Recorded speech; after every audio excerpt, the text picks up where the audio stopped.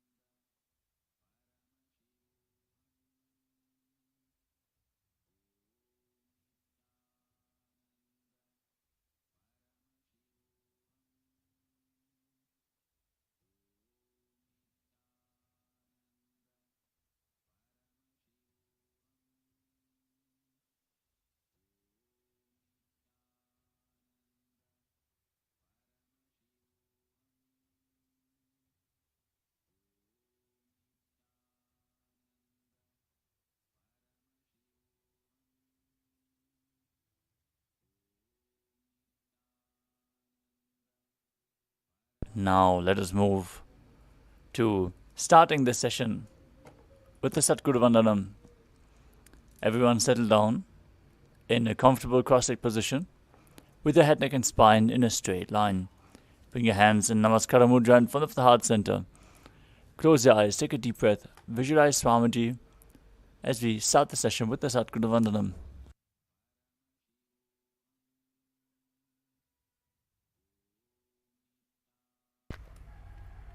Nithyanandam Paramasukhadam Kevalam Jnanamurtim Dvandvatitam Gaganasadrisham Tattvamasyaadilaksham Ekam Nityam Vimalamachalam Sarvadhi Sakshi Bhutam Bhavatitam Trigunarahitam Sadgurum Tam Namami.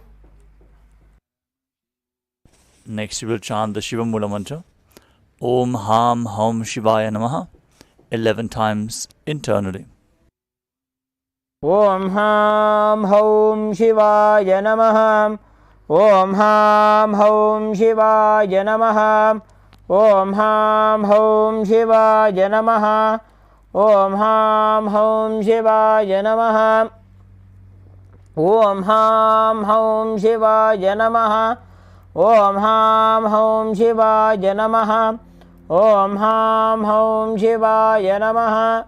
Om Ham Hum Shivaya Namaha. Om Ham Hum Shivaya Namaha. Om Ham Hum Shivaya Namaha. Next up is the Tattvachamanam, the ritualistic cleansing. Now, keep your right hand in the Gokarna Mudra in the shape of a cow's ear. Take an udani of water from the Panchapatram and pour it into your right palm. Each time the word Swadha is chanted, sip the water from the bottom of your palm. We are going to repeat this process thrice. Om Atmatattvam Shodhayami Swadha. Om Vidyatattvam Shodhayami Swadha. Om Shivatattvam Shodhayami Swadha. Now wash your right hand with the water from the Panchapatram and wipe your lips twice with the bottom of your right thumb as we chant Om Ham Hridayaya Namaha. Wash your hand again. Now, with the index, middle and ring finger joined together, touch above the upper lip and below the lower lip. Wash your hand again. Now, with the index finger and thumb joined together, touch the right nostril and the left nostril. With the ring finger and thumb joined together, touch your right eye, your left eye, your right ear and your left ear. Wash your hand again. With the little finger and thumb joined together, touch your navel, your right chest and your left chest. And with all the fingertips joined together, touch the crown of your head, the right shoulder, the left shoulder, and your heart center. Wash your hand again and place it over top of the left as you place both hands on the right thigh. Set the sankalpa, your conscious resolution, what you want to manifest in today's Nithyananda Yoga session, as we are getting ready to chant the Sankalpa mantra. Om Mamopata Samasta Duridakshayadvara Bhagavat Shri Nithyananda Paramashiva Prityartham Shri Nithyanandeshwari Paramashiva Shakti Sameta Shri Nithyanandeshwara Paramashiva Prityartham Cha Adya Purvokta Evam Guna Visheshena Visishtajam Asyam Shubhatithau Purana Arogya Yukta Dridagatra Yogya Sharira Siddhyartham Paramashiva Shakti Abhishkaranartham Nithyananda Yoga Abhyasam Karishye. Wash your hand one final time as you chant. Om Apaupasprisya. Now keep your Panchapatram and Dudani aside, and let us briefly cover the 12 components of Kailasa Nithyananda Yoga. Yoga is the ritual of having the divine entering into man, experiencing the cosmic union of the ocean entering into the drop. To hold the intense amount of energy of Paramashiva, we have to prepare ourselves. That is why Kailasa's Nithyananda Yoga has 12 components to do exactly that. Performing the asanas, the physical postures, aligning your body to the cosmic geometry and aligning your body to Paramashiva himself. The pranayama, the breathing techniques, aligning your breathing to Paramashiva, cleaning your nadis, your energy channels, and infusing intense prana into your system. The mudras, the energy circuits performed by your hands, limbs, and other parts of the body, seal the prana into the system and align your intra-organs to Paramashiva, such as your chakras. The bandhas, the energy locks, pump the prana up within your system along the spine and prevent it from flowing down again, leading to intense Kundalini awakening.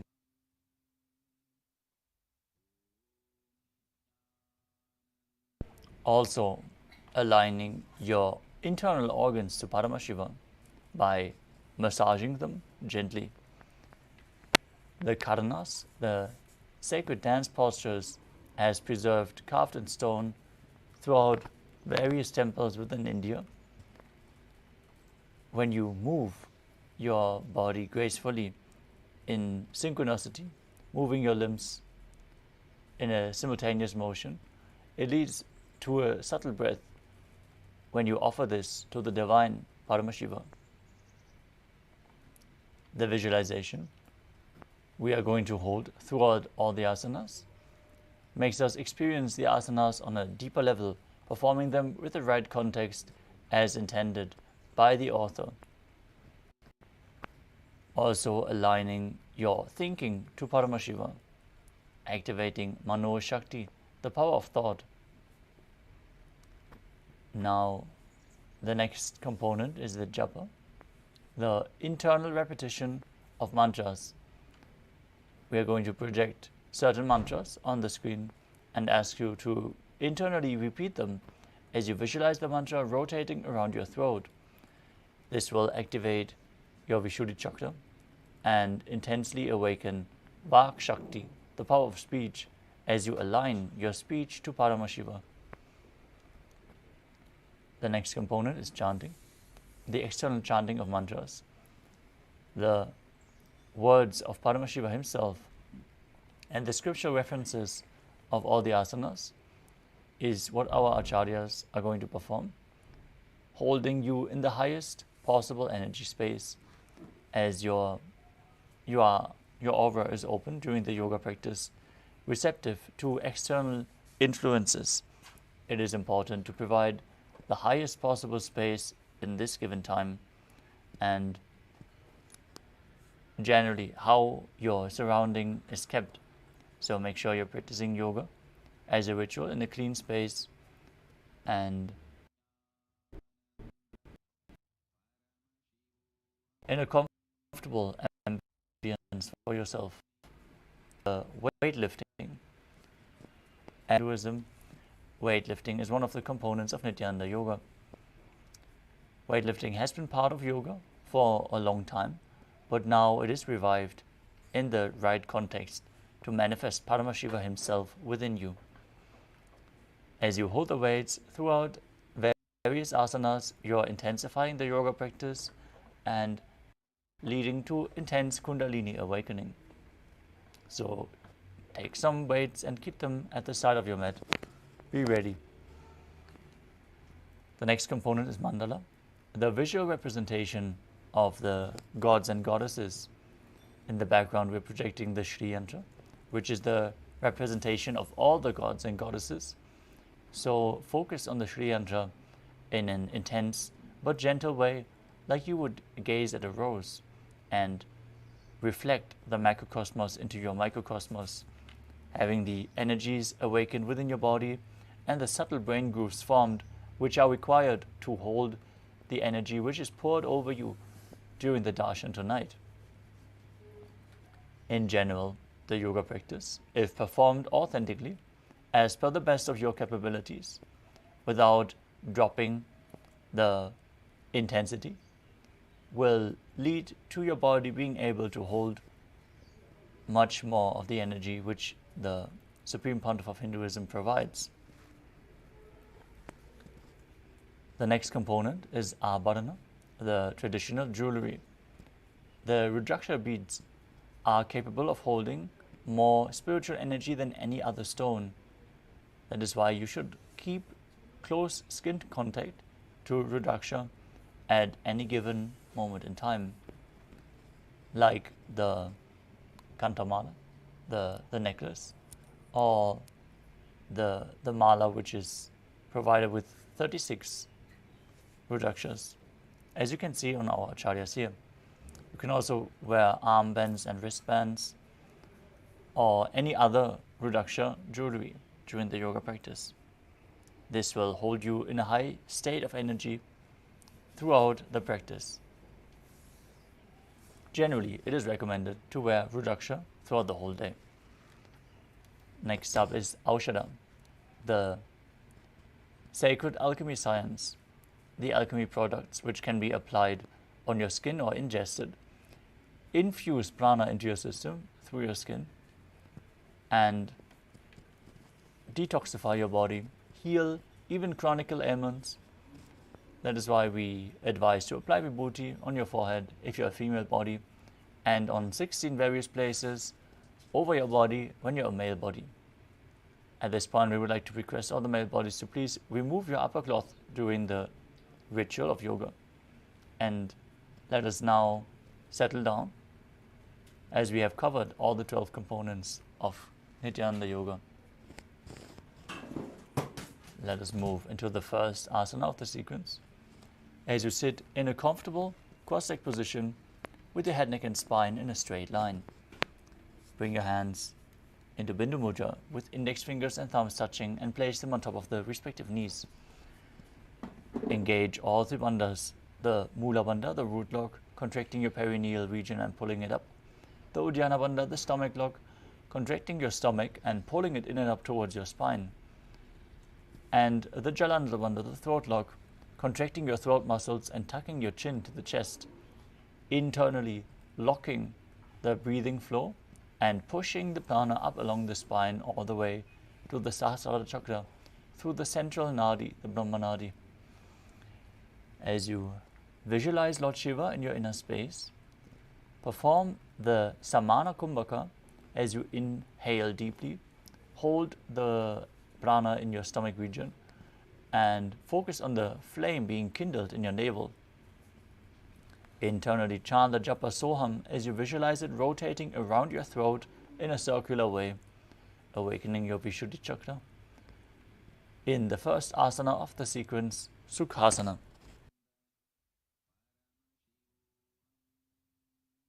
तत्सुखासनमित्युक्तमशक्तस्तत्समाचरेत्. Next up is Parvatasana. Now bring your legs into Padmasana by placing the feet on opposite thighs. Join your hands together in Anjali Mudra and raise them up above your head with the elbows straight as you engage all three bandhas, Mahamudra Bandha, and visualize yourself as Mount Kailash. अथ पक्षे Mahadev पर्वतासनमङ्गलम्. Next up is Halipavasana. Now bring the soles of the feet together in front. Hold the left hand by the right behind your back and place your forehead on the ground behind your heels. Gaze to your nose as you engage all three bandhas and visualize Swamiji in your inner space. पूर्व विधियाहु में जानो उभय पगदली संबुड ठानो. Next up is Nagi Pavasana. As you keep the soles of the feet together, extended in front, stretch your arms out, cup your palms and place them down as you place your forehead on the ground behind the heels. Engage all three bandhas as you gaze to your nose and visualize yourself as a snake.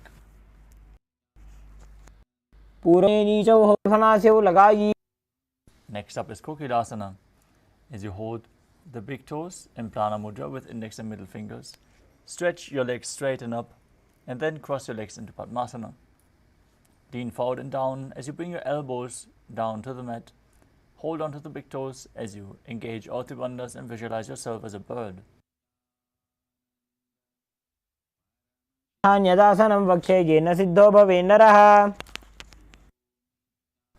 Next up is Nithyananda. Now stack your ankles and knees as you hold on to opposite elbows and start rotating your arms in a circle. Gaze to your nose, perform all three bandhas as you visualize Swamiji in your inner space. After some time, change the direction of the movement. घोड़ा बावा पादगी आशमाहिली सोज दक्ष चरण को वारलो तापरिकुल्भ समोज. The next asana is Gajasana. Now place your hands on the ground, shoulder width apart, and raise your hips up high. Then scoop your head and chest down again and again as you visualize yourself as an elephant and perform Uddiyana Bandha and Mula Bandha. निब्जं पादाग्रे भूमौ कृत्वा दम्बी भूया मस्तकाग्रे निधाय. The next asana is Rikshasana. From Gajasana, raise one heel up and push the other heel to the ground alternatingly. As you visualize yourself as a bear, perform Uddiyana Bandha and Mula Bandha.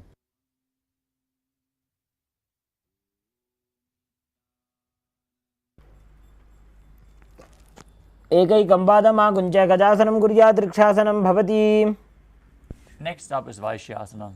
Now raise your body up onto the tips of your big toes as you bring your hands to the heart center in Hridaya Mudra with index, middle and ring fingers together. Visualize Swamiji in your inner space as you perform Uddiyana Bandha and Mula Bandha. केशेन पादयुगलं बद्ध्वा तिष्ठेत दोमुखः. Next up is the Urdhva Janukarana. Now stand with your heels touching, toes pointing outwards and the knees bent in Arimandi posture. Now bring your hands to the chest and then raise one knee up towards the center of the body in a circular motion, following along with the respective hand as you repeat the movement on both sides.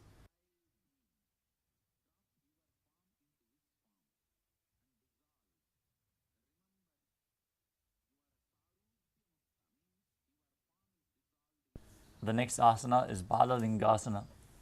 As you interlace your fingers from the outside in Sarvashankari Mudra, hold on to one knee and pull it up towards your chest. Visualize yourself holding a baby as you engage all three bandhas. एकं जानूरसियालिङ्ग्य स्थातव्यं बाललिङ्गनं भवति. Next up is Padapitanasana. Now pull the raised foot behind towards your buttocks and hold it with both hands.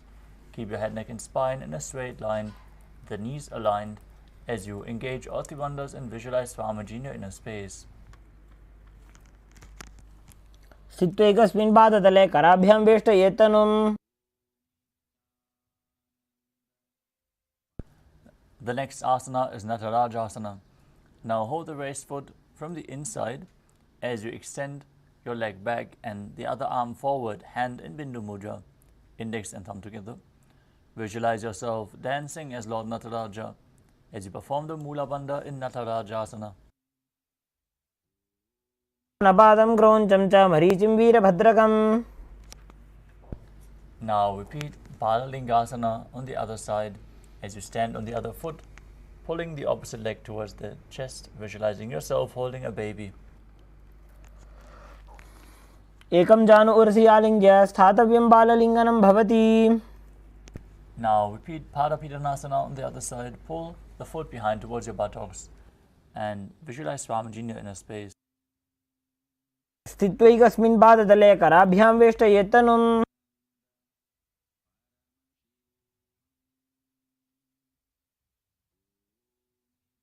Now repeat Natarajasana on the other side. Hold the foot, lean forward, visualize yourself dancing as Lord Nataraja. Natarajam trikonam cha suptangushta prasarane. Next up is Ardha Rechita Karana. From Arimandi position with the heels together, toes pointing outwards and the knees bent. Bring the right foot behind the left with the heel up, toes on the ground. Bring the left hand to the chest and swing the right arm back and forth in a pendulum motion. As you keep the right hand over top of the nose, uncross your ankles, bring the other foot behind and repeat the movement on the other side.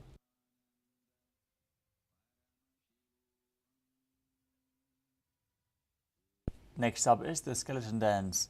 Visualize your skeleton as you shake your body intensely. Hold the visualization of being mere bones and dance wildly, bolting integrity into your very bone marrow.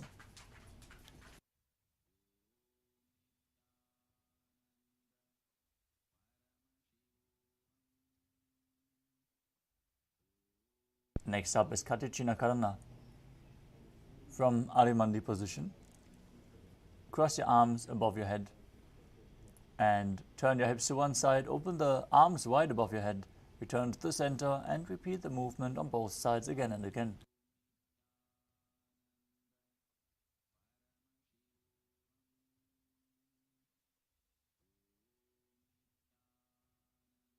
Next up is Tadasana. As you stand tall on the tips of your toes, raise your hands up above your head parallel. Visualize yourself as a palm tree as you engage all three bandhas and internally chant the new japa, Shivoham. Mahamudra kono tadasana vibhedakan.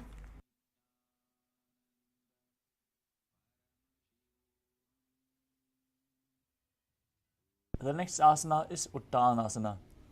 From a standing position, lean forward and down, bringing your hands flat to the ground. Engage all three bandhas as you bring your forehead towards the knees and visualize Swamiji in your inner space.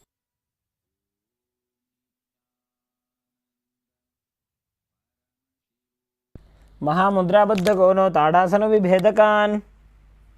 The next asana is Tarakshvasana. Place your hands flat on the ground, shoulder width apart, and step your feet back into a tall plank position. Now, engage Mula Bandha, the root lock, and Jalandhara Bandha, the throat lock. As you tuck your chin to the chest, rotate your head from side to side, visualizing Swamiji in your inner space.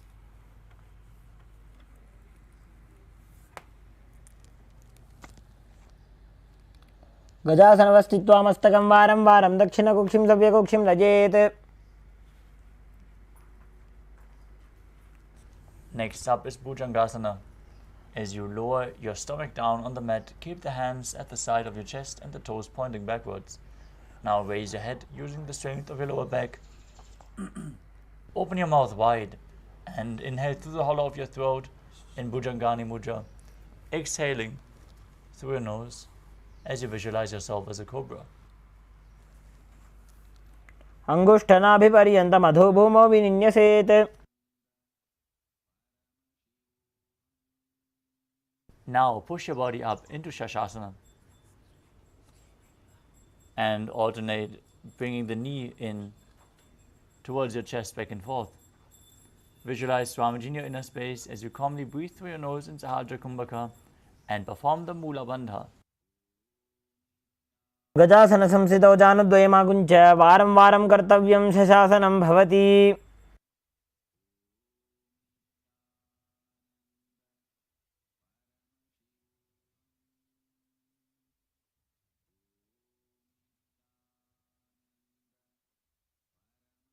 The next asana is Rathasana. From the plank position, step one foot in between the two hands. Now jump the front foot back and bring the other one in between the hands. Repeat this again and again as you visualize yourself as a chariot. गजासनसंस्थितौ एकैकं पादं पुरोमार्गेण भ्रामयित्वा कर्तव्यं रथासनं भवति. The next asana is Viravatrasana. As you keep the front toes pointing forwards and the back toes facing sideways, keep the front knee at a 90-degree angle. Lower your hip down as you raise your arms up above your head, parallel. Gaze through your third eye. Visualize yourself as Lord Virabhadra as you perform Uddiyana Bandha and Mula Bandha in Virabhadrasana. वासिष्ठमदकौण्डिन्यमूर्धकुक्कुटमेव च.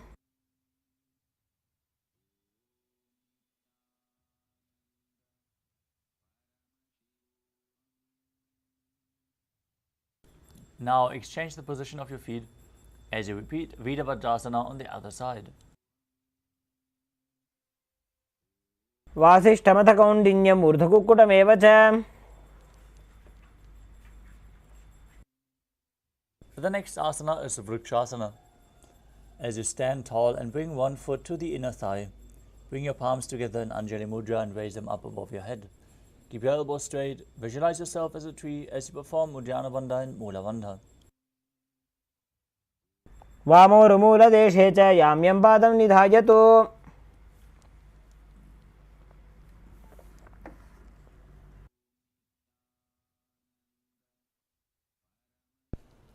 Next up is Garudasana. Now bring the raised foot on top of the opposite hip. As you join your hands in Namaskara Mudra in front of your heart center, visualize yourself as Lord Garuda with big wings on your back, performing the Mula Bandha. गरुडासनमावक्षे येन ध्यानं स्थिरं भवेत्.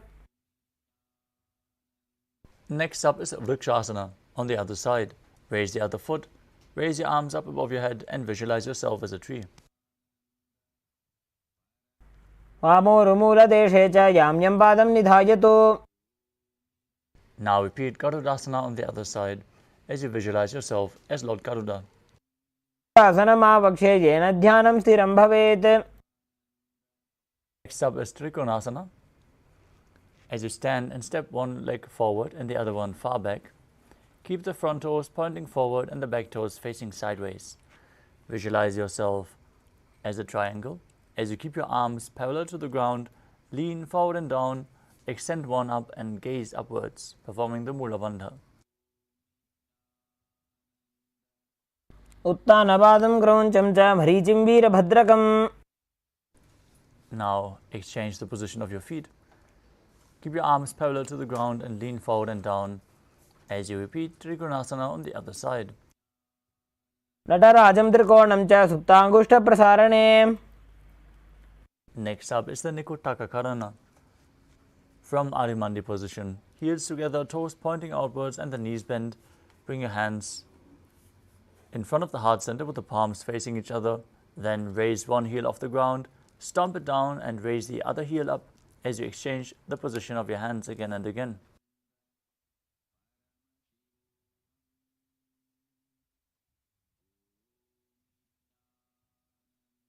The next asana is Angushtasana.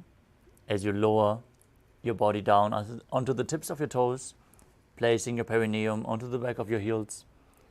Keep your knees off the ground, join together as you place your hands together in Namaskara Mudra in front of your heart center. Visualize Swamiji in your inner space as you buzz like a bee on the inhalation and exhalation in Brahmari Kumbhaka. Perform the Mula Bandha and internally chant the new japa Sadashivoham. कबन्धासनमित्याहुः गोरक्षासनमेव च. Next up is Saurasana. From Angushtasana, extend one leg forward with the heel down, toes pointing up, hands at the side of your body, palms facing forward, fingers just touching the ground in Vara Mudra. Visualize Swamiji in your inner space. Keep buzzing like a bee and perform the Mula Bandha. प्रसार्य एकं पादतलं संस्थाप्य त्वेकपादकम्. Next up is Vidhunanasana. As you lean forward and down, hold onto the big toe in Prana Mudra with index and middle fingers. As you hold onto the back heel, with the other hand, balance in this position and visualize Swamiji in your inner space.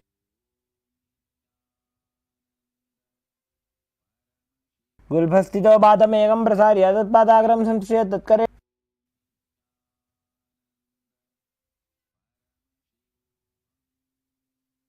The next asana is Saurasana on the other side. Exchange the position of your feet. Extend the other leg forward. Keep the palms facing forward as you visualize Swamiji in your inner space.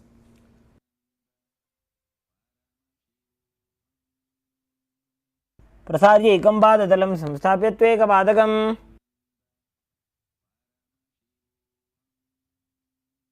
Next up is Vidhunanasana on the other side. Lean forward and down. Hold onto the big toe in Prana Mudra and the back heel with the other hand. गुल्फस्थितो पादमेकं प्रसार्य तत्पादाग्रं संश्रिय तत्करेण.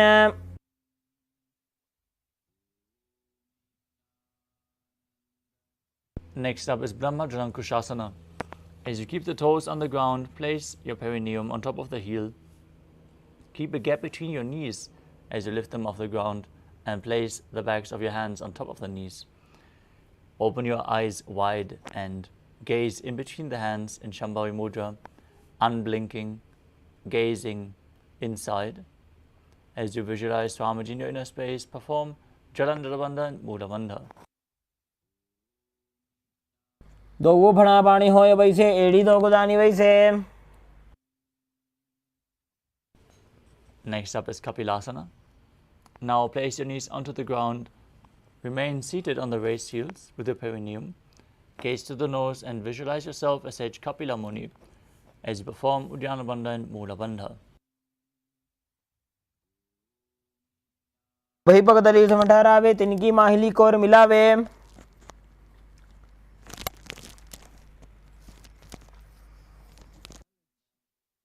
Next up is Bhadra Gurakasana. Now maintain the same posture, but shift your gaze to the third eye, your visualization to Swamiji and the Bandha to the Mula Bandha.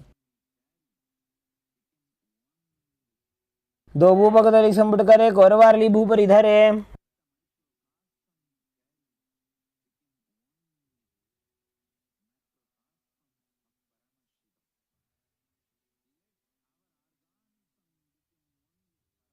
The next asana is Suryasana. As you sit with the toes tucked, perineum placed on top of the raised heels, keep your knees off the ground and bring the thumbs and little fingers together in Padma Mudra, opening up the palms resembling a lotus flower. Raise your arms up above your head, gaze in between the gap of the palms as you visualize Lord Surya in your inner space. Perform Uddiyana Bandha. एड़ी दो गुदा तरियाने फना पानी बैठक वो निठाने.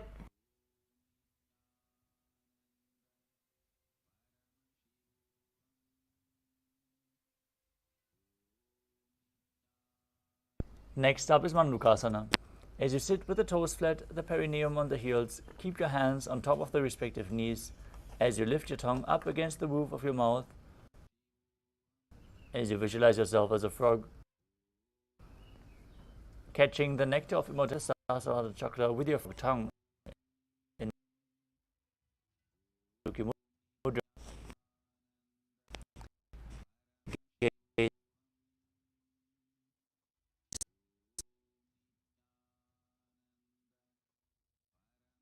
Your third eye, breathe calmly through your nose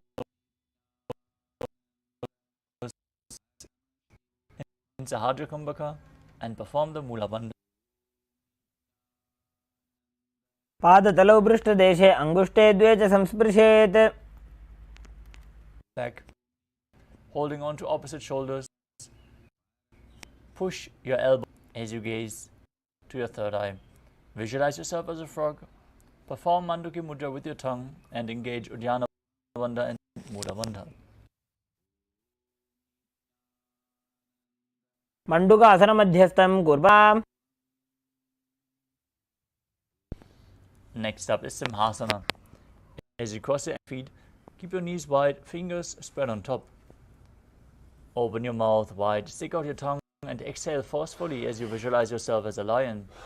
Gaze to your nose. Inhale through the nose in Sahadra Kumbhaka as you perform the Mula Bandha. दक्षिणं सव्यगुल्फेन दक्षिणेन तदेतरम्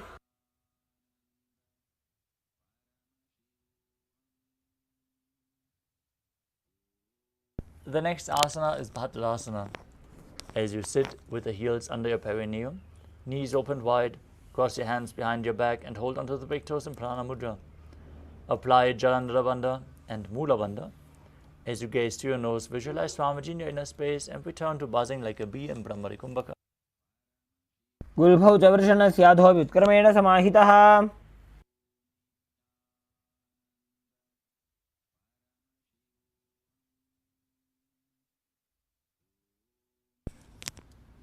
Next up is Kakabushanti Asana.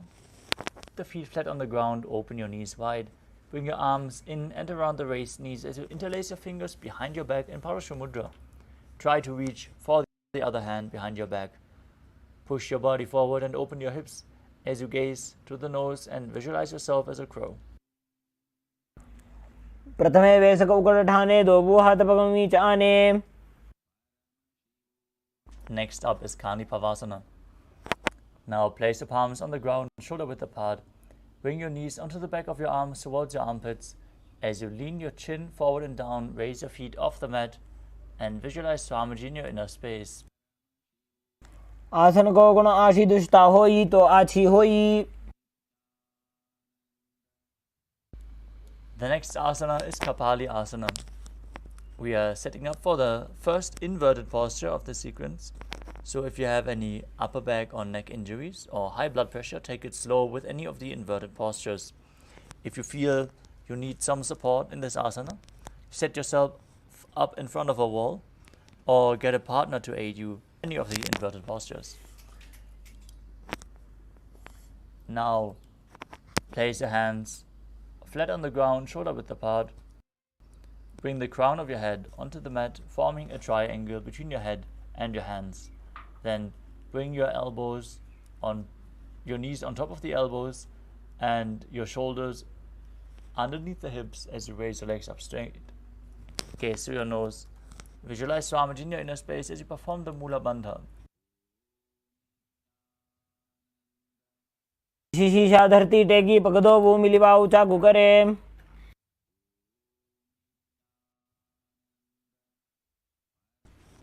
The next asana is Parshvamayurasana.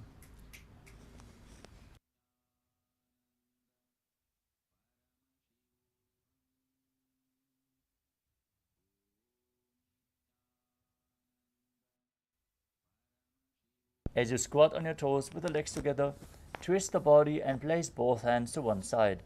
Align your elbows with the knee and the hip as you lean onto your arms and balance, extending your legs out to the side. मयूरं दण्डवत् कुर्यान् माजूरं दण्डनामकम्.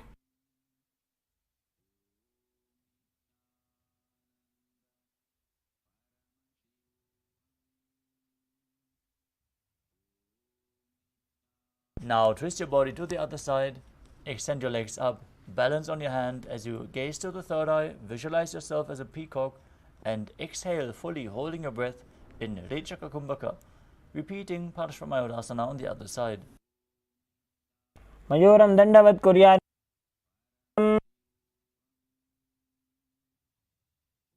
The next asana is Bhairaganathasana. As you place both hands on the ground, shoulder width apart, back straight into Talakshvasana, and then bring one foot outside the respective shoulder in between the two hands. Push your hips down as you gaze to your third eye. Visualize yourself as Lord Kala Bhairava, the Lord of Time, in Bhairaganathasana. आसन को गुण PT जाई. Now exchange the position of your feet. Bring the other foot outside the shoulder in between the hands. As you gaze to your third eye and visualize yourself as Lord Kala Bhairava. आसन को गुण PT जाई. The next asana is Unmukha Pitasana. From Tadashavasana, place your elbows and hands flat on the mat. As you gaze to your third eye, visualize Swamiji in your inner space and perform the Mula Bandha. भून्यस्तौ जानुनी हस्तौ चतुष्पदम वाङ्मुखम्.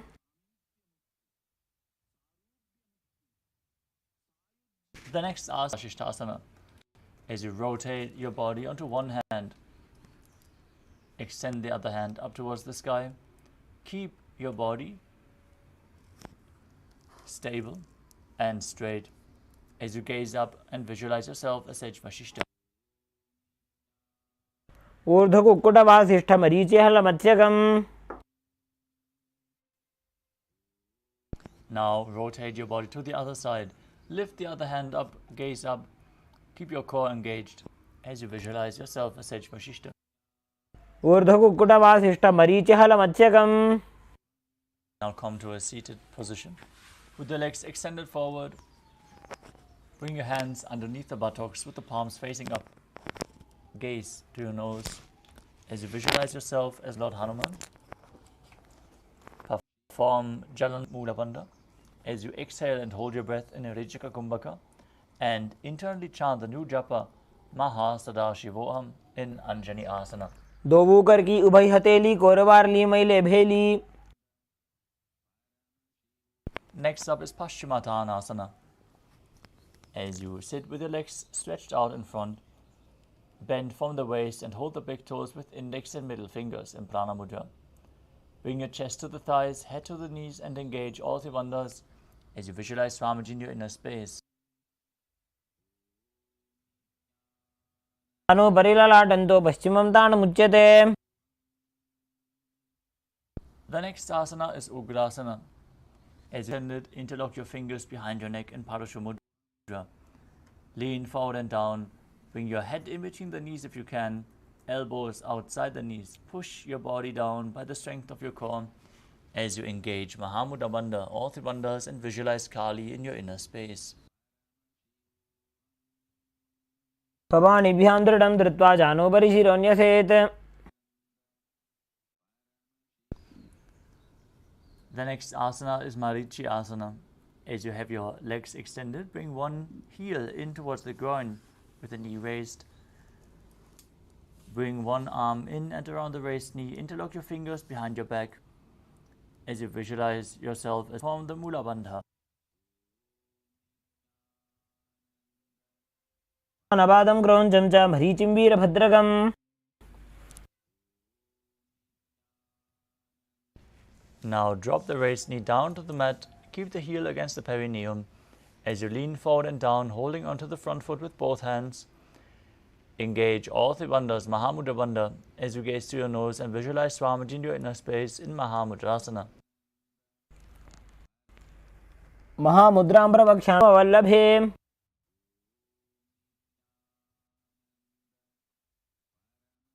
Now exchange the position of your feet. Stretch your legs out. Bring the other one with the knee raised as you lift the knee up and interlock your fingers behind your back, repeating Marichi Asana on the other side.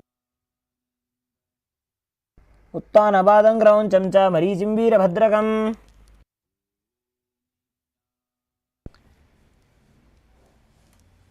Now drop the knee down, lean forward, hold onto the front foot, engage Mahamudra Bandha in Mahamudrasana on the other side. महामुद्राबद्ध कोणो tadasana विभेदकान्. Next up is Padasana 2. Now sit and bring the soles of the feet together in front with the heels close to the perineum. Keep your knees wide and hold your feet firmly with both hands as you maintain a straight spine. Gaze to your third eye and visualize Swamiji in your inner space. गुल्फौ तु वृषणस्यादः सीवन्त्याः पार्श्वयोः क्षिपेत्. Next up is Kvali Pavasana. From Bhadrasana, extend your feet away from the body. Place your hands on the knees. Gaze to your nose. Engage Jalandhara Bandha and Mula Bandha as you visualize Swamiji in your inner space. पूरव चरपट चौक कख्यो सोजी वाही विद्योगी जैसोजी.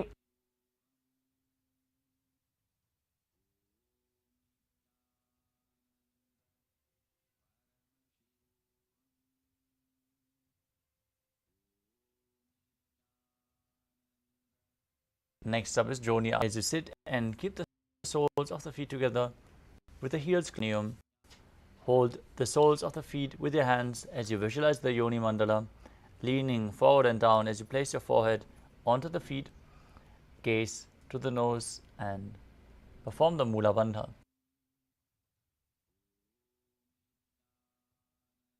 दोवों पगदली संपुट करे AD made के ढिंग धरे. Next up is Midaki Pavasana. As you sit and keep the heels together, toes apart, feet extended away from the body, extend your arms out to the side and lean forward and down, bringing your forehead onto the ground, the hands flat on the ground as well. Gaze to your nose, visualize Swamiji as you perform the Mula Bandha.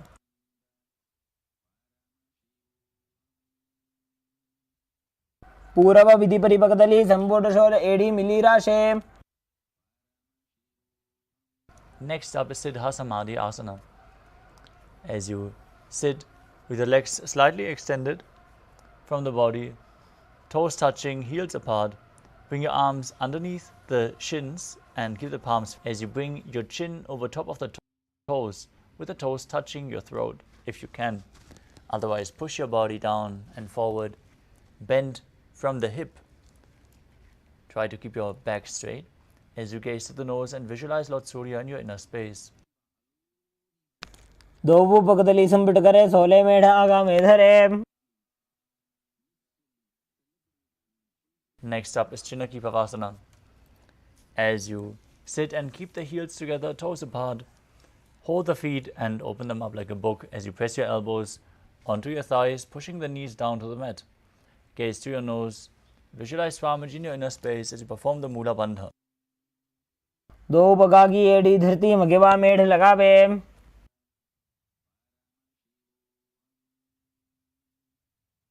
Next up is Chalapada Chukasana. As you sit and bring the soles of the feet together, heels close to your perineum, keep your knees on the ground and gently push them down with your hands placed on top. Gaze to your third eye, visualize Swamiji in your inner space and engage Uddiyana Bandha and Mula Bandha. दोवों पगदली संपुट धारे आगा नेकर जारे पसारे.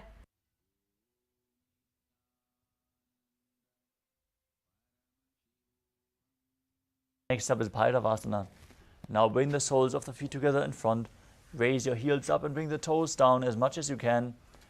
Use the support of your hands if needed. Pull the heels up off the ground as you then place your hands on top of the respective knees in Bindu Mudra, pushing the knees to the ground. Gaze to your third eye. Visualize yourself as Lord Kala Bhairava, the fierce manifestation of the Lord of Time, as you perform Uddiyana Bandha and Mula Bandha. गुल्भौ संपीड्य जान्योन्यं व्युत्क्रमेणोत्थितं शनैः. Next up is Samanasana. Now sit with one heel against your perineum as you lift and hold the other foot, pulling the sole of the foot towards your chest. Gaze to your third eye, visualize Swamiji in your inner space and perform the Mula Bandha. समानासनमावक्षे सिद्धमन्त्रादि साधनात्. Next up is Apanasana. Now bring one leg over top of the respective shoulder as you place both hands on the mat and extend the opposite leg straight. Gaze to your third eye and visualize Swamiji in your inner space. केवलं पादमेकं च स्कन्धे चारोप्य यत्नतः.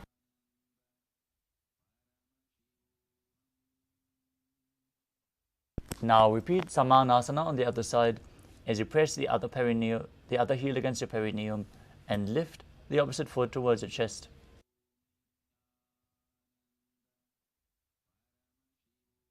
समानासनमावक्षे सिद्धमन्त्रादि साधनात्.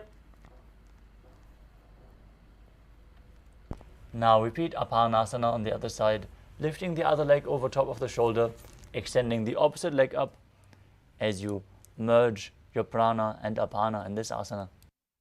केवलं पादमेकं च स्कन्धे चारोप्य यत्नतः. Next up is Gomukhasana. As you sit and cross one leg over the other, aligning the knees at the center of your body.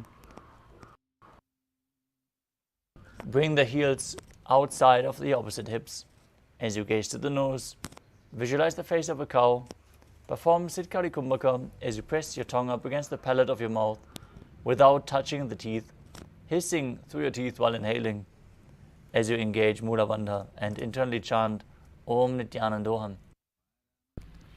सव्ये दक्षिणगुल्फं तु पृष्ठपार्श्वे नियोजयेत्. Next up is Anasuriyasana. From Gomukhasana position, hold onto the big toes in Prana Mudra. Gaze to the nose, engage your Dhyana Bandha and Mula Bandha as you visualize yourself as Rishika Anasuya. दक्षिण गोड़ नीचे उठाने, बावों के ऊपर आने. Next up is Anasuyasana 2. As you interlock your fingers behind your back in Parashva Mudra, lean forward and down, chin over the knee, nose to the ground as you gaze to your nose and visualize yourself as Rishika Anasuya. गोदा की संधि, उपरेड़ा वागोड़ा की संधि. Next up is Garudasana 2.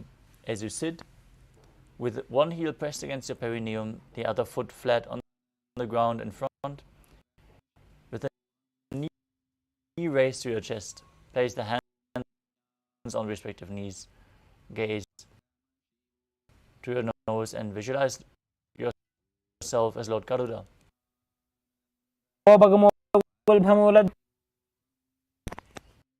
Next up is Narada. You sit and place your perineum on top of the heel. Put the heel of the other foot on top of the foot, which is interlock your fingers behind and twist the raised knee. Gaze to your third eye. Visualize yourself as Sage Narada in Naradasana.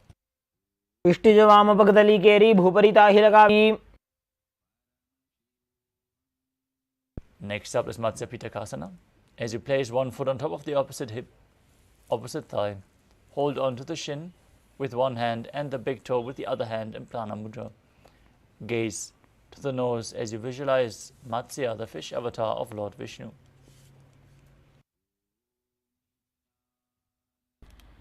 Women वामांगुष्ठन्तो गृहीतं मत्स्यपीठकम्. Next up is Gomukhasana on the other side. Now slide your knees over top, bring the heels outside the hip, join your hands on top of the knees as you visualize the face of a cow. Still breathe. सव्ये दक्षिणगुल्फं तु पृष्ठपार्श्वे नियोजयेत्. Next up is Anasuriyasana on the other side. As you hold onto the big toes of the feet, visualize yourself as Rishika Anasuya. दक्षिण गोड़ नीचे उठाने, बावों के ऊपर आने. Interlock your fingers behind your back, lean forward and down. Bring your nose to the ground as you repeat Anasuyasana 2. जीमणा गोदा की संधि, उपरिड़ा वागोड़ा की संधि. Now sit on the ground with the other heel against your perineum, opposite leg, opposite foot down, knee raised. In Garudasana 2, visualize yourself as Lord Garuda as you internally chant Om Nithyanandoham. डावो बगमोड़ी एड़ी माहिलो गुल्भमूलद्वारिणी चैदे. Now raise your perineum onto the heel and twist your elbows outside of the raised knee with interlocked fingers behind your neck as you visualize yourself as Sage Narada and Naradasana on the other side. पिष्टिज वाम पगदली केरी भूपरिता हिलगा वेफेरी. Now repeat Matsya Pitakasana on the other side as you place one foot on top of the opposite thigh, hold onto the shin and the big toe, gaze to your nose and visualize Matsya, the fish avatar of Lord Vishnu. वामेन वामांगुष्ठन्तो गृहीतं मत्स्यपीठकम्. Next up is Matsyendrasana. As you place one foot on top of the opposite thigh, place the other foot flat on the ground. Bring it over top of the knee if you can. And then twist one elbow outside of the raised knee with a hand by the neck, the other hand on the ground behind you. Gaze back and up towards your third eye and visualize Sage Matsyendranath, the master of Hatha Yoga. उदरं पश्चिमाभासं कृत्वा तिष्ठति यत्नतः.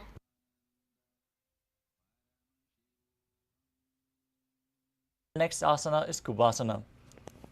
From Matsyendrasana, twist and bring your elbow outside the knee, extend the arm down to the foot, hold Dana Mudra.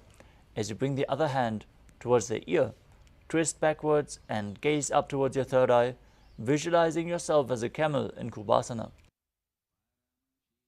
आसन को गुण झोलो जाए. Now keep the arm extended forward. As you place the other hand on the ground behind you, twist your body even further, gaze to your third eye, and visualize Sage Matsyendranath in Matsyendrasana too. मत्स्येन्द्रपीडं जठर प्रदीप्तिं Prachanda रुक्मण्डलखण्डनास्त्रम्.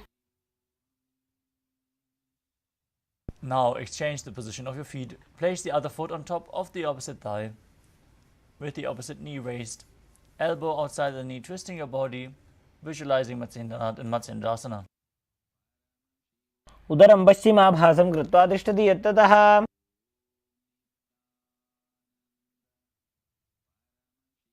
Now extend your front arm down to the foot, the other hand on the ear. Visualize yourself as a camel in Kubasana. आसन को गुण झोलो जाए.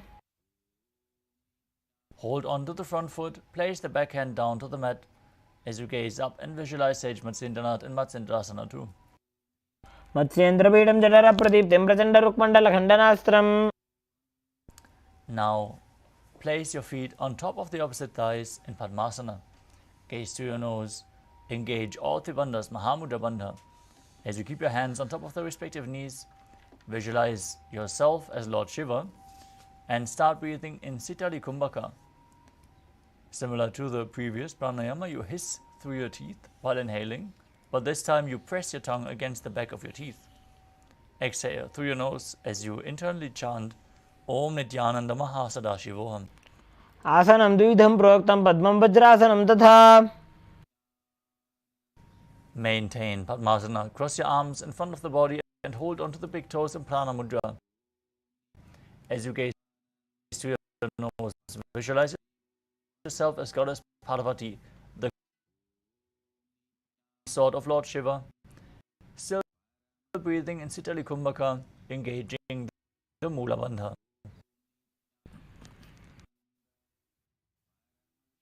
The next asana is Kukutasana.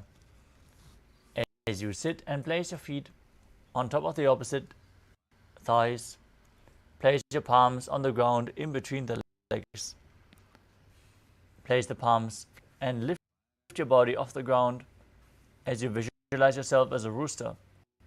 Perform the Mula. पद्मासनं सुसंस्थाप्य नान्वोरोरन्तरे करौ.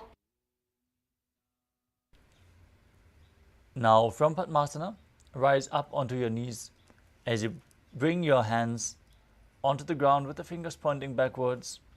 Lean onto your elbows as you lift your knees off the mat and balance. Visualize Swamiji in your inner space and breathe calmly through your nose in Sahadra Kumbhaka in Bandha Keki Asana.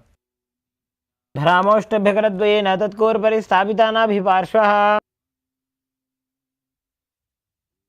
Next up is Mayurasana. While on your knees, place your palms on the ground, fingers pointing towards your body. Then lean forward, bring your elbows to the navel. As you find balance, lift your legs off the mat and visualize yourself as a peacock in Mayurasana.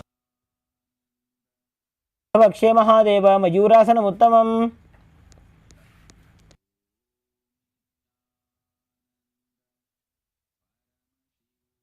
Now lower your body down the mat with the toes pointing outwards.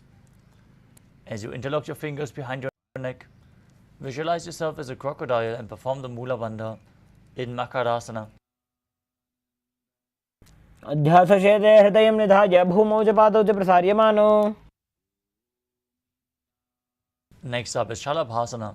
Laying on your stomach, place your hands next to your chest and raise your legs up off the mat, visualizing yourself as a locust. ध्यासशेते करयुग्मवक्षौ भूमिमौष्टभ्यकरयोस्तलाभ्याम्. The next asana is Ushtrasana. As you lay on your stomach, hold onto your feet and pull the feet outside the hip down towards the ground. Visualize yourself as a camel as you perform the Mula Bandha.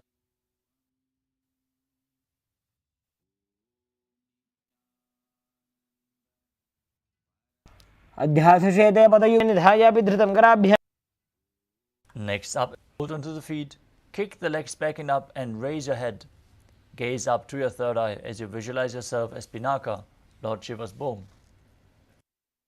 प्रसार्य पादौ भुजदण्डरूपौ करौ च पृष्ठे धृतपादयुग्मम्. Now raise up into a kneeling position. As you sit in between the heels with the toes touching behind your body, place your hands on top of the thighs, gaze to your third eye, visualize Swamiji in your inner space and internally chant the new japa Om Nithyananda Paramashivoham in Bhagasana. उल्टा मोड़ी पाव दो वैसे बहुरो जुगति करे एक ऐसे. We are setting up for another inverted posture. So align yourself with a wall or get a partner to aid you. As you sit on the knees, place your elbows on the ground shoulder width apart. Then interlock your fingers, place the crown of your head onto the mat as you hold it with your hands. Walk your feet forward, raise your hips, align your hips with the shoulders and then raise your legs off the ground. Pull your knees in towards your chest as close to the chin as possible. Try to touch your chin with the knees. As you gaze to your nose, visualize Swamiji in your inner space and perform the Mula Bandha in Gohi Asana. दो हाथ की कहुनी जोजी पुण्य कलाई जाने दोई.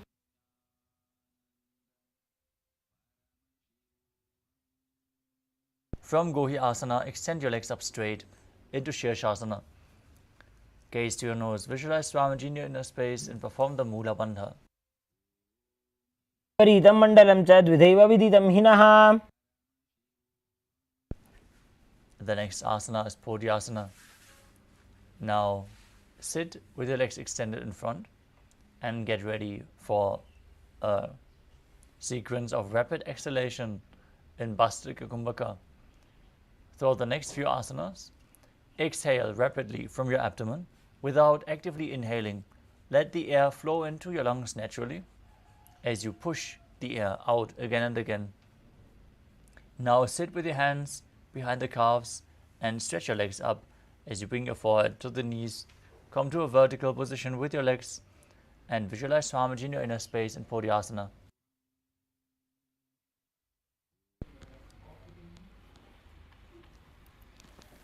दो हाथ पग बाहर आने घोड़ा तरे काग सीठाने. Next up is Palakhasana. With your legs extended forward and up at a 45-degree angle, bring your hands behind your back, hold on to opposite shoulders as you gaze to your third eye and visualize yourself as a mace. Breathe in Bhastrika Kumbhaka. उत्तानशयनं कृत्वा पादौ मिलित्वा प्रसार्य. Next up is Naukasana.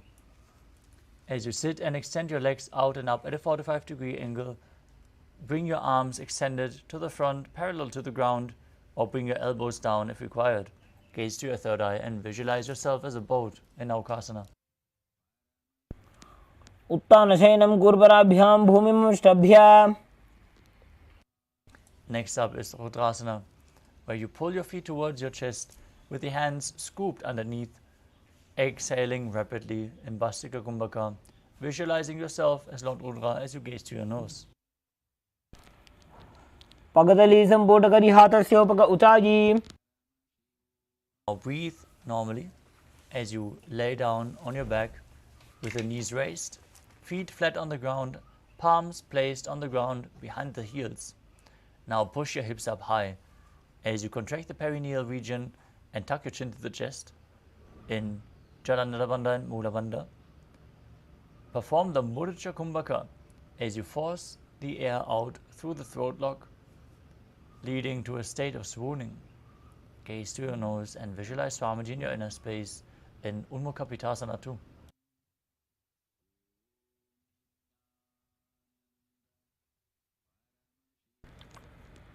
ऊर्ध्वे च जानूनि कृत्वा शावित्वोर्ध्वमुखं तथा. Now lay flat on your back with the palms facing up at the side of your hip in Shavasana. Perform Shakti Chalan Mudra. Pull the Kundalini Shakti up forcefully along your spine, all the way up to the Brahmarandra. As you visualize your body as dead, and Swamiji, the Supreme Pontiff of Hinduism, is liberating you. Internally chant Om Nithyananda Paramashivoham.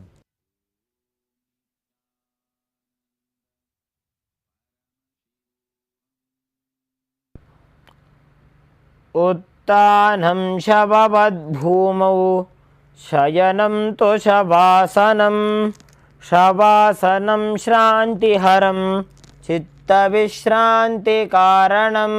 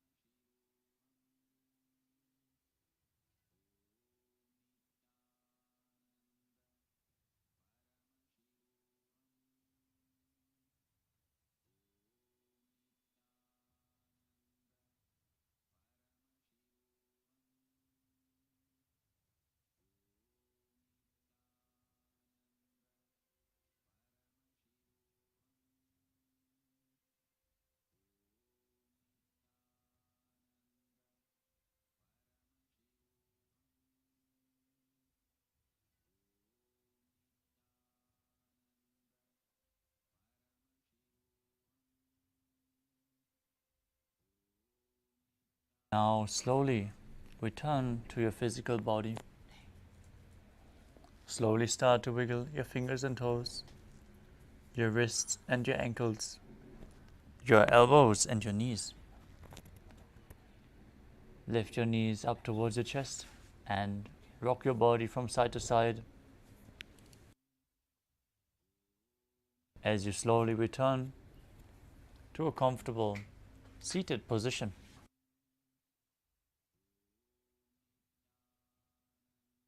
Congratulations for completing the first 108 asanas of the sequence, the Pratama Vinyasa Krama. Let us now move on to the next asanas of this sequence. But first, we would like to request all the participants to please switch on your camera, make sure your room is properly lit, and you are visible on camera. This is a security measure, so please follow along with the guidelines. And we would also like to thank all the participants who are sincerely joining us and participating authentically, you are getting yourself ready to hold the maximum amount of energy from tonight's darshan, bringing the superconscious mutation to yourself, preparing yourself to hold the state, space, powers, being, and superconsciousness of Paramashiva. Now, let us move on to the next asana of the sequence, which is Yathasana Nishthasana. Now, sit in a posture that brings ease to your physical and mental space. Any comfortable posture for you is great. Just place your hands on top of the knees in Bindu Mudra. Visualize Swamiji in your inner space. Breathe in Samana Kumbhaka. Inhale deeply and hold your breath in the navel region, kindling the digestive fire. As you perform the Mula Bandha and internally chant the Mahavakya Om Nithyananda Paramashivoham in Yathasana Nishthasana. कं तत्समाख्यातं यथासंस्थं यथा स्थितिः. Next up is Samasana. As you sit in a cross-legged position, place your hands on the knees in Bindu Mudra and then inhale deeply, hold your breath. Exhale deeply and inhale deeply again and again. Visualize Swamiji in your inner space as you perform the Mula Bandha. इदानीं गर्भिणीनां योगाभ्यासो यथा लघु. Next up is Muktasana. As you place the left foot against the perineal, the genital region, place the right foot over top of the left. With the hands facing downwards on top of your knees, gaze to your nose and visualize yourself as a sage liberated by the Supreme Pontiff of Hinduism. निपीड्य सीविनीं सूक्ष्मां दक्षिणेतरगुल्फतः.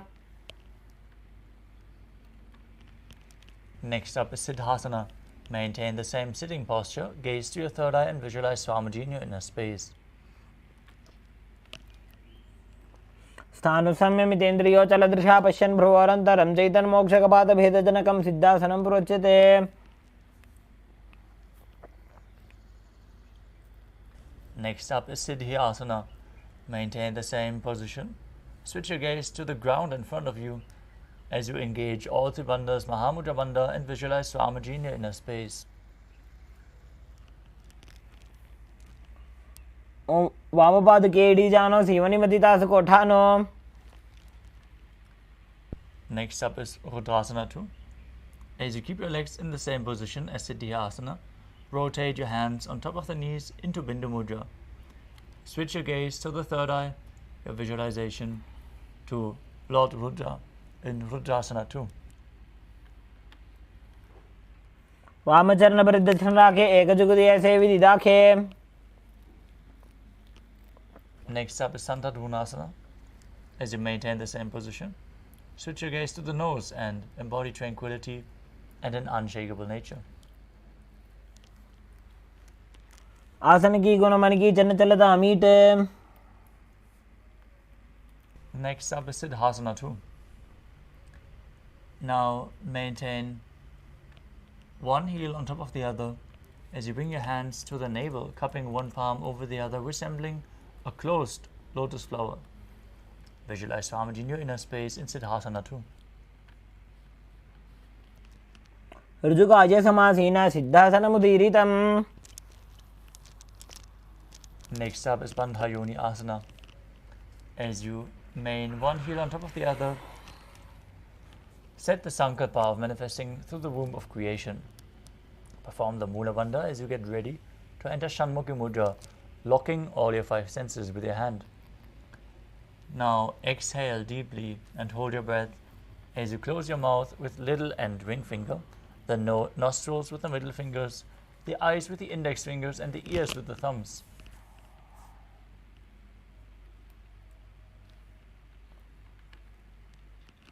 यत्र मध्ये महादेव बन्धयोन्यासने शृणु.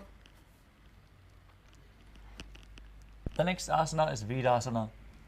As you place one foot on top of the opposite thigh and the other foot below the opposite thigh, keep your hands in Bindu Mudra and place them on top of the respective knees. embody the state and space of bravery as you perform the Mula Bandha.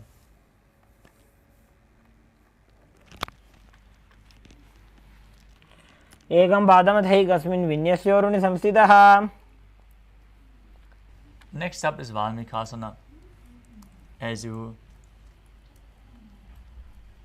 keep the left heel on the right side of the regenerative organ with the toes underneath the thigh, place the right foot on the left leg with the toes by the knee. Place your hands in Bindu Mudra on top of the knees, gaze to your third eye and visualize Sage Valmiki, the great poet and author of Ramayana, in Valmikasana. डावा पग की पगतली पुनियेड़ी है जोज.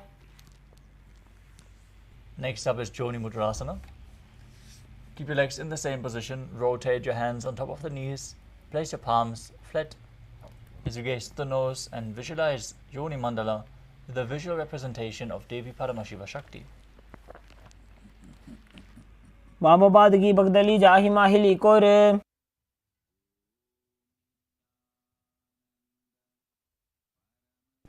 Next up is Yoni Asana. Maintain your body in the same position as you shift your gaze to the third eye, still visualizing Yoni Mandala.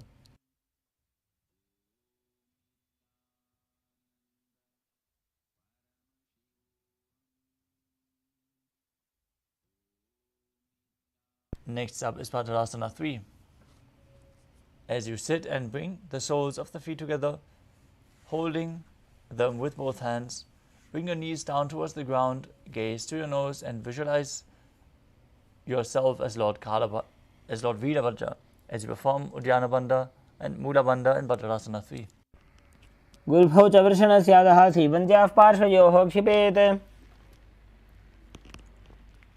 Next up is Aghorasana. As you keep the soles of the feet together in front of your body with the heels at your perineum, press your tongue up against the roof of your mouth or even higher into your nasal tract in Kechari Mudra. Then cover your mouth with the right hand.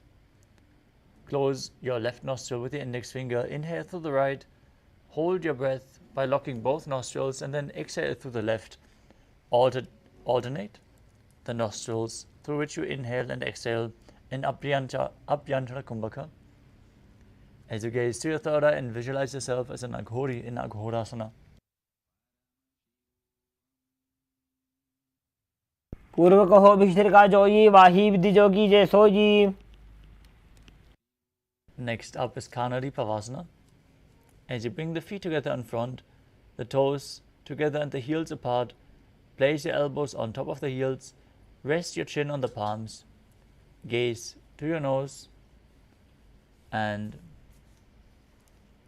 perform Uddiyana Bandha and Mula Bandha. As you exhale fully and hold your breath in Rijaka Kumbhaka, visualize yourself as a female elephant drinking water.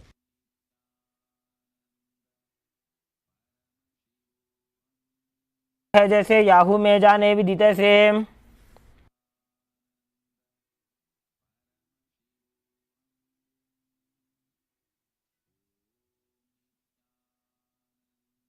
Next up is Padasana.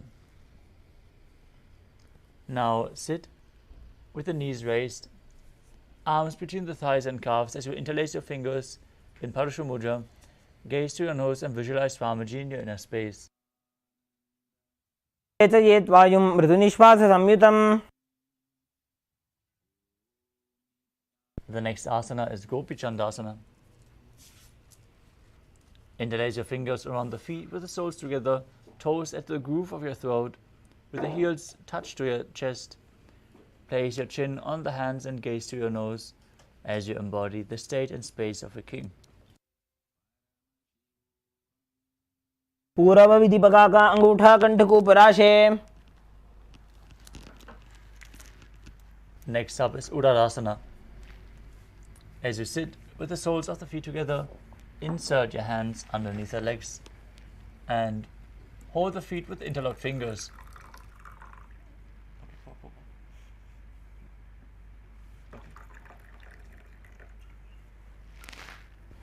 Now bring the feet up towards your chest.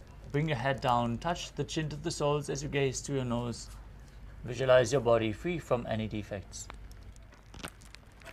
द्वौ भगदली सम्पुटटाने उभयहस्तकरयोर्दहिताने. From the same position, lift your feet even higher. Bring them in front of your face. With the interlocked fingers above your forehead, visualize yourself excelling in everything in Vishishtasana. द्वौ भगदली जोड़ी संपुट करे.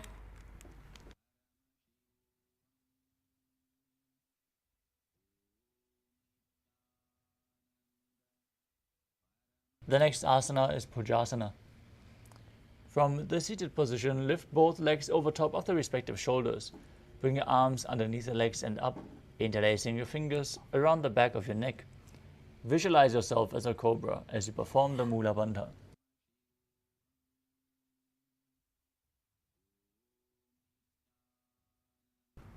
शिरासनं तु विज्ञेयं कक्षासनमतः परम्. The next asana is Kalyanasana. As you maintain a seated posture, raise your legs up, bring your elbows under the knees and wrap your arms around your back with the palms clasped. Gaze to your nose, visualize yourself as a beautiful, auspicious goddess as you perform the Mula Bandha. दो हाथ पगों बीच आने, तिनको गोड़ा नीचे ठाने. Next up is Sankatasana. As you sit with the left foot flat on top of the left heel, stack the other knee over top with the right heel against the left hip. Place your hands on top of opposite knees as you visualize yourself as an elegant swan, breathing in Ujjayi Pranayama, making an ocean-like sound with your mouth, performing the Mula Bandha. वामपादं चितेर्मूलं सन्न्यस्य धरणीतले. Gaze forward without focusing on any external objects. As you slide the left heel outside the hip, sit down on the ground, bring your hands on the top knee, visualize a cow in your inner space and perform Uddiyana Bandha and Mula Bandha in Dhenukasana. अनुषागी Nagar पंचडं वृषीलिंद कल्यम्नी.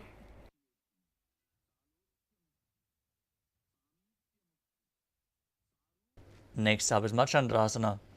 Now place the right foot on the left thigh and the left foot on the right knee. Bring the left hand behind your body and twist your body as you place your hands on opposite thighs. Gaze to your third eye, visualize Swamiji in your inner space and perform the Mula Bandha in Machandrasana. वामजंग प्रदक्षिणाने वामहस्तविष्टि दिशाने. Untwist your body, maintain the feet in the same position as you hold onto the feet and lean forward and down, bringing the forehead onto the ground. Visualize Swamiji, engage all three bandhas in Machandrasana too. प्रथम जीवन चरण Joji वामजंग परिराखे sooji. Now raise back up, maintain your feet in the same position as you interlock your fingers and place them on the top knee. Engage Mahamudra Bandha as you visualize Swamiji, your Guru, in your inner space in Guru Asana. पूर्वमूले इतरपादस्य कनिष्ठिका प्रदेशगुल्भं संस्थाप्य.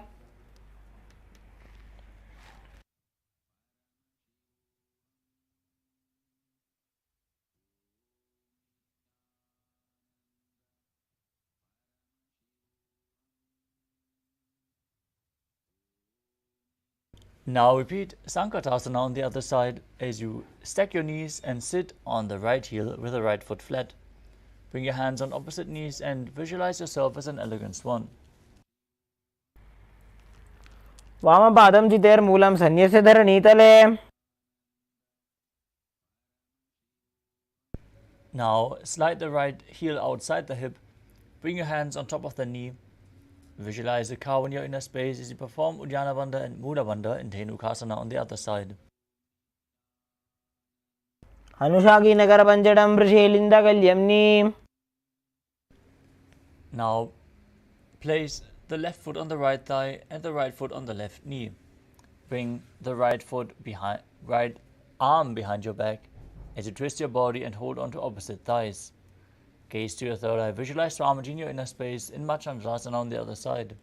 वामजंग प्रदक्षिणटाने वामहस्तविष्टि दिशाने. Untwist your body, hold onto the feet and lean forward and down in Machandasana too. प्रथम जीमन चरण जुजोयी वामजंग परिराखे सोयी. Now interlock your fingers and place them on the top knee as you engage all three bandhas and visualize Swamiji in your inner space in Guru Asana. ऊरुमूले इतरपादस्य कनिष्ठिका प्रदेशगुल्भं संस्थाप्य. Next up is Parshasana. As you sit with the feet flat on the ground, knees against your chest as you hold them with opposite hands. Gaze to your third eye, keep your tongue up in Kechari Mudra, visualizing Swamiji in your inner space. पादतले भूमो निधाय जानु निवृत्ति निधाय. Now hold on to opposite wrists, place your chin down on the knees, gaze to your nose and visualize being in an abode of bliss in Bodhashokasana.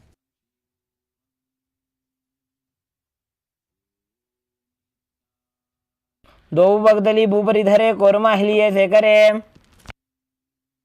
Next up is Kudakatasana. As you bring your arms underneath the knees, hold on to opposite elbows. Gaze to your nose, visualize Swamiji in your inner space and perform the Mula Bandha. दो हाथ bug बाहर लियावे गोड़ा नीचे ले टहरावे. Keep holding on to the elbows as you cross your ankles in front, right foot over top with the toes pointing upwards, gazing at the nose as you visualize the great sage and Maharishi Sumati in Sumati Asana. मूलद्वारी धरती परिठाने डाबा पग परिदश पद आने. Next up is Dandasana. As you extend your feet away from the body, straight out in front, interlock your fingers and raise your arms up above your head with the wrists pointing outwards. Gaze to the nose, visualize Swamiji in your inner space and engage all three bandhas, Mahamudra Bandha. इदानीं गर्भिणीनां योगाभ्यासो यथा लघु. The next asana is Arambhasana. As you sit with your legs straight, hold the big toes in Prana Mudra. As you lean your chest forward and down, bring your head to the knees. Inhale through the left nostril and exhale through the right in Nadi Shodhana. Change the sides. Control the flow of your breath as you visualize Swamiji in your inner space. दो वो पग मिलीवा पसारी पगा का अंगूठा पकड़ी लीलाट गोड़ा लगावे. Next up is Pidokasana. As you sit with your legs straight, extend your knees slightly upwards. Keep one hand distance between your heels as you bring your shoulders down. Wrap your hands in and around the legs and hold on to the soles of the feet from the outside. Gaze to your third eye, visualize Swamiji in your inner space and perform the Mula Bandha in Pidokasana.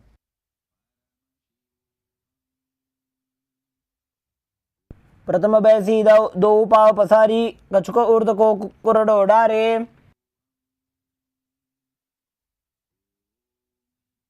Next up is Jalandhari Pavasana. As you extend both legs out with the heels together, place your chin on top of the heels. Insert your hands below the legs. Keep the elbows down with the palms facing upwards. Gaze to your nose. Visualize Swamiji in your inner space as you perform the Mula Bandha. दो एड़ी मेली के दीजिए हाथ पसारी. Next up is Urdhva Paschimottanasana.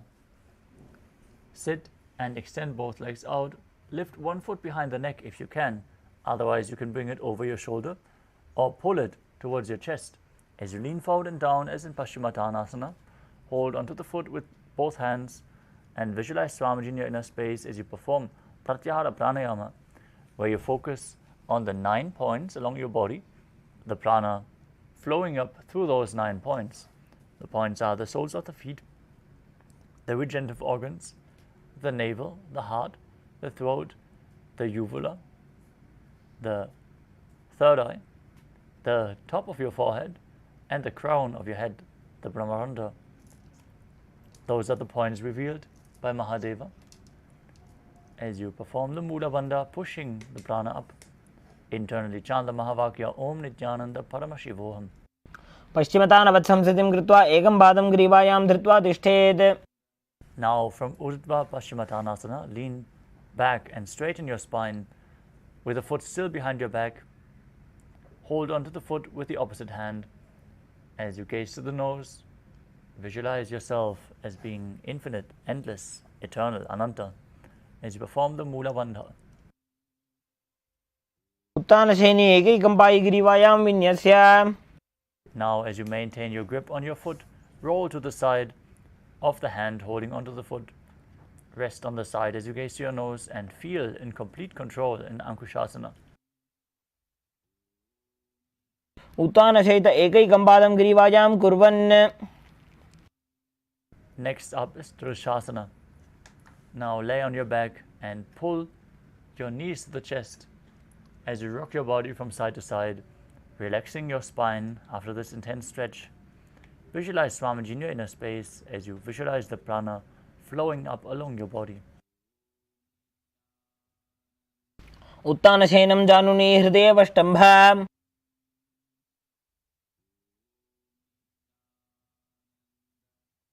Now sit up and repeat Urdhva Paschimottanasana on the other side.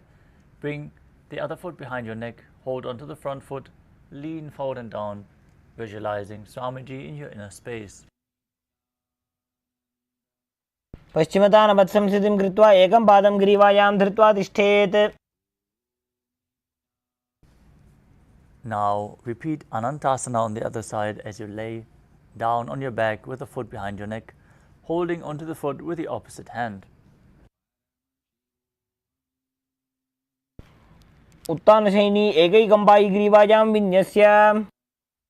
Now roll to the side as you repeat Ankushasana on the other side.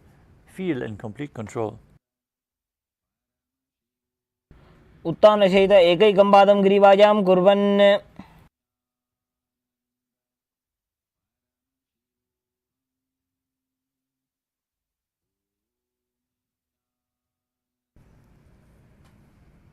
The next asana is Yoga Nidrasana. As you lay on your back, lift your legs one by one up behind your head. Hold your hands behind your back as you gaze to your nose and visualize Swamiji in your inner space performing the Mula Bandha. पादाभ्यां वेष्टयेत् कण्ठं हस्ताभ्यां पृष्ठबन्धनम्. Next up is Atma Ramasana. While laying on your back, raise your legs towards your head, wrap your hands around your legs and interlace your fingers behind your neck. Gaze to your nose as you visualize Lord Vishnu blessing you from within. आत्मा राम आसन प्रथम सूधो सोवे.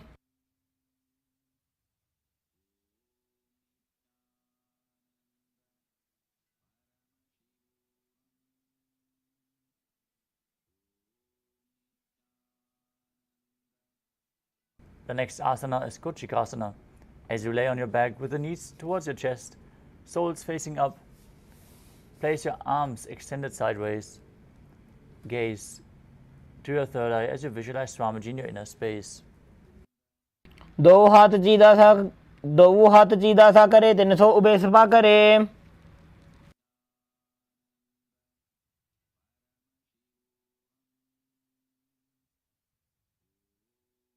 The next asana is Jathala Parivritti. This asana consists of 3 steps. We are going to perform all 3 steps and then repeat them on the other side as well. First, hold the visualization of Swamiji in your inner space. Perform the Pratyahara Kumbhaka as you engage the Mula Bandha and enter a neutral position. Pulling the knees up towards your chest with the arms extended at the sides. This is where we're going to return to after we perform all 3 steps. Now place one knee down to the mat and extend the opposite leg down. This is the first step. Then bring both knees bent to the side. Second step. Then extend both legs to the side, holding onto the feet and gazing away from the feet. Third step.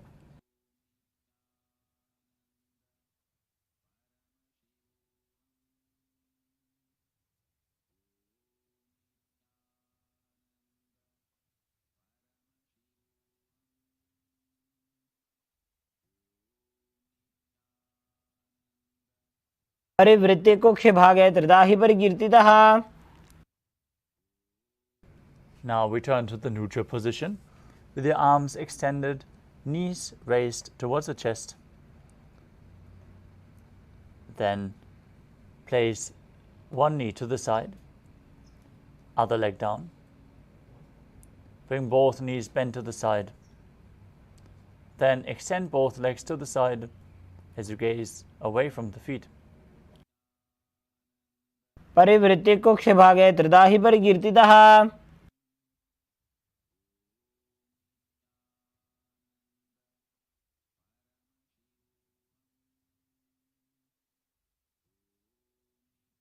Next up is the Dvipadapitam. As you lay on your back with the feet flat, hold on to the ankles with your hands and push your hips up. Gaze to the nose. Visualize yourself as sturdy as a bridge as you engage Jalandhara Bandha and Mula Bandha, breathing in Mudra Kumbhaka. प्रतिक्रियायुतं द्वन्द्वपीठे सर्वबलप्रदम्. Next up is Paryankasana. As you lay on your back, place your feet flat on the mat and bring your arms over your head as you place your hands flat on the mat as well. With the fingers pointing towards your feet, lift your entire body up off the ground, visualizing yourself as sturdy as stone furniture.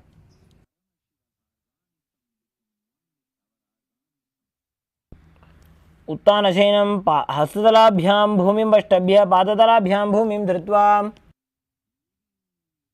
Next up is Shvotanasana. As you lay on your back, bring your knees to the chest and place your hands on the shoulders as you move your hips in a circular motion. Visualize yourself as a dog, playfully rolling around on its back.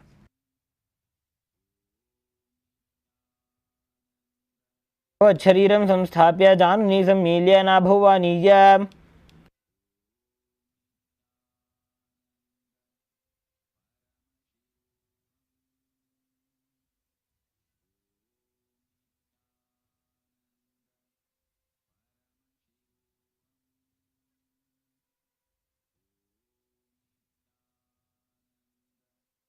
Next up is the Viparita Karani. As you lay supine with your hips and legs raised straight, keep your hands flat on the mat. Balance in this position as you start rotating your hips in a circular motion. Move your feet above your body. As you visualize Swamiji in your inner space, perform Jalandhara Bandha and Mula Bandha. भूतले सशिरो दत्त्वा घेनये चरणद्वयम्. Now stop the movement of your legs as you perform Viparita Karani too. Karni विपरीताख्या सर्वाधिव्याधिनाशिनी. Now lower your legs down. As you lay on your back, lift your hips and take your feet over your head with the toes on the ground. Hands stretched on the ground behind your back with the palms clasped. Rest on your neck and shoulders as you visualize yourself as a plow in Langalasana. नरकासने स्थित्वा नासिकाप्रदेशे भूमौ पादपृष्ठे स्थाप्य. Next up is Shaita Paschimottanasana. From the same position, hold on to your feet. Keep your arms and legs straight. This is one of the 84 asanas revealed directly by Lord Paramashiva himself. शयित्वात् कुर्वीत शयितपश्चिमतानकम्. Next up is Supta Konasana. From the same position, bring your hips over top of the shoulders and spread your legs wide. Visualize Swamiji in your inner space as you perform Jalandhara Bandha and Mula Bandha. परिवृत्ते कुक्षिभागे त्रिधा हि परिकीर्तितः. Next up is Chakrasana. Now visualize yourself as a chakra, a wheel, as you hold on to the ankles of your feet and roll onto your back. Keep your arms and legs straight. शवासनस्तद्वौ पादौ कुर्यान्मस्तकतः परौ.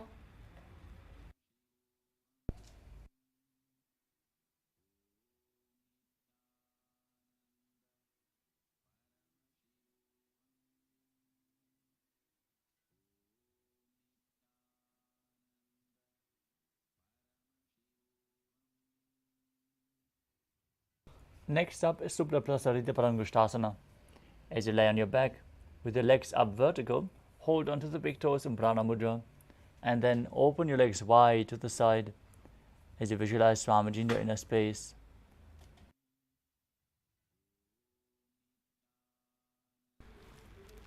उत्तानपादं क्रौञ्चं च भरीचिं वीरभद्रकम्.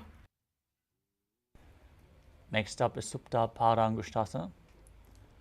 Holding onto the big toes, keep your legs vertical above your body, arms straight. Visualize Swamiji in your inner space and perform the Mula Bandha. उत्तानपादं क्रौञ्चं च भरीचिं वीरभद्रकम्. Next up is Matsyasana. From Supta Parangushtasana, move your legs into Padmasana. Lay on your back, hold onto the opposite elbows over the top of your head. Gaze to your nose and visualize Matsya, the fish avatar of Lord Vishnu. मुक्तपद्मासनं कृत्वा उत्तानशयनं चरेत्. Next up is Parasharamasana. As you lay on your back with your legs in Padmasana, place the backside of the right hand onto the left palm. Gaze to your nose and visualize Lord Rama in your inner space. प्रथमकरे पद्मासन आचे सूधो सोवे भूपरिपाचे. Next up is Sarvangasana. While laying on your back with your legs in Padmasana, lift your hips and legs up.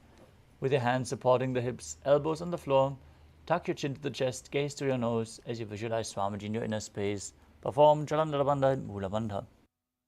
अथवा क्षेत्र संक्षेपात् सर्वांगासनम् उत्तमम्. Next up is Vrishchikasana.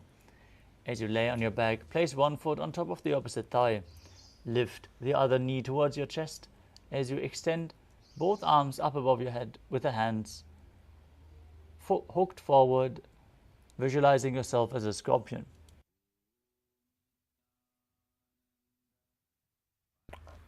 प्रथमशयन सूधो शीर्षकेशिकी संधि सुदाखे. Now exchange the position of your feet as you repeat Vrishchikasana on the other side. प्रथमशयन सूधो शीर्षकेशिकी संधि सुदाखे. The next asana is Vrishapada Kshipasana. As you lay on your back, interlace your fingers around your neck, lift both feet off the ground, extending one leg one by one, pulling the other knee towards the chest. Visualize Swamiji in your inner space, breathe calmly through your nose in Sahadra Kumbhaka as you keep the Mula Bandha engaged.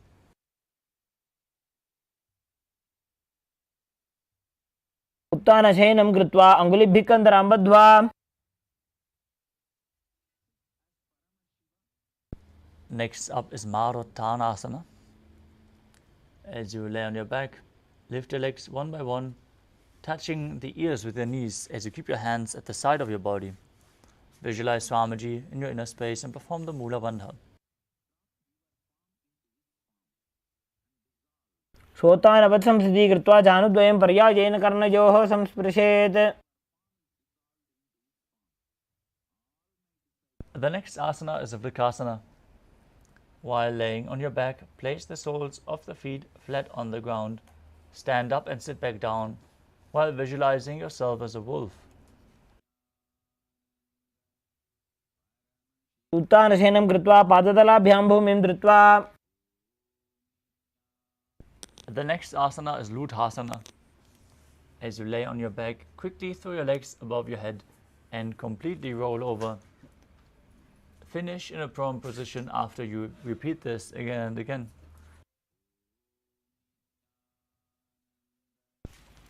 उत्तानशयनं पादौ शिरौ उल्लङ्घ्य. Now lay down flat on your stomach as you keep the hands flat by your shoulders. Contract your lips and make the sound of a flute whistling while inhaling. Visualize yourself as a chariot, carrying warriors into a battle for Dharma on your chariot back in Sarathasana. नुब्जशयनं कृत्वा नाभिं भूमौ निधाय. Next up is Dehalyulanganasana. As you place your palms on the mat in a plank position, jump your legs forward and back between your arms. Visualize yourself transcend body and mind as you perform the Mula Bandha. हस्तद्वयं बद्ध्वा तन्मध्यचरणद्वयम् उड्डानैव बहिरानीय. Next up is Chatyasana. From a standing position, bend forward and place your hands on the mat.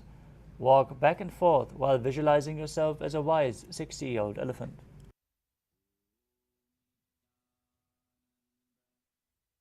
जात्यासनं वक्ष्ये येन जातिस्मरो भवेत्.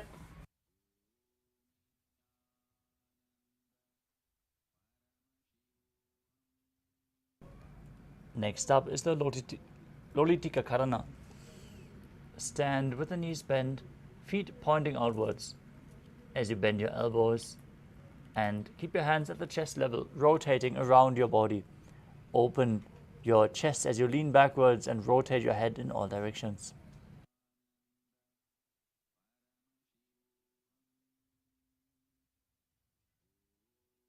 The next asana is Sadapasana. As you stand straight on the mat, tie your feet and keep your arms at the side of your body. Visualize your Kundalini Devi rising and curling upwards around your body. As the Kundalini Shakti is awakened in this posture, many siddhas and yogis stand in this posture the whole night to have their Kundalini awakened. All it takes for us is the glimpse of the avatar, Paramavatara of Paramashiva, our Guru, Swamiji. Get ready for the Kundalini awakening during tonight's darshan. But first, let us perform Sadapasana.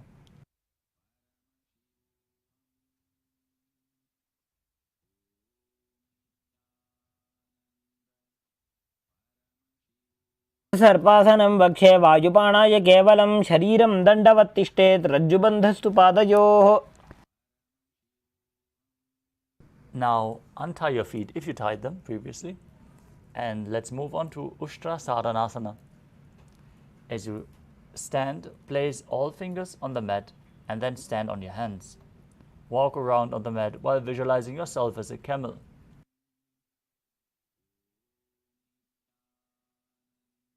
प्रदेशेन भूमौ निधाय उपरिपादतले संस्थाप्य. Next up is Ashvasana. From the same position, hold onto the feet from the outside and walk around while visualizing yourself as a horse. मुष्टिकनिष्ठिका प्रदेशेन भूमौ निधाय उपरिपादतले संस्थाप्य. Next up is Kapota Nitakasana. As you stand straight with the feet together, interlace your hands behind your back in Parusha Mudra and pull them down towards your calves. Open up your chest wide as you visualize yourself as a soaring bird diving headfirst. पादतले भूमौ निधाय पृष्ठभागेन हस्तौ जङ्घापर्यन्तं नीत्वा. Next up is the Tala Pushpaputam Karana. Now stand tall with the palms together in Namaskara Mudra. Gently bend your knees and keep the toes pointing outwards. As you bend, bow down to the sides. Open up your palms, raise the heel of the respective foot, visualizing that you're holding a bouquet of flowers and offering it to Paramashiva.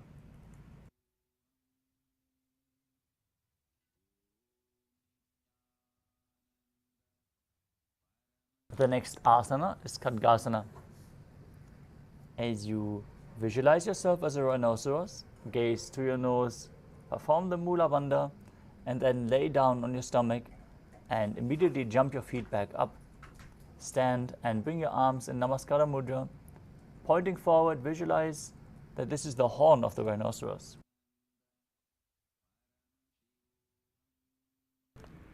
नुजसरतमासनं कृत्वा पादतलाभ्यां भूमिं धृत्वा.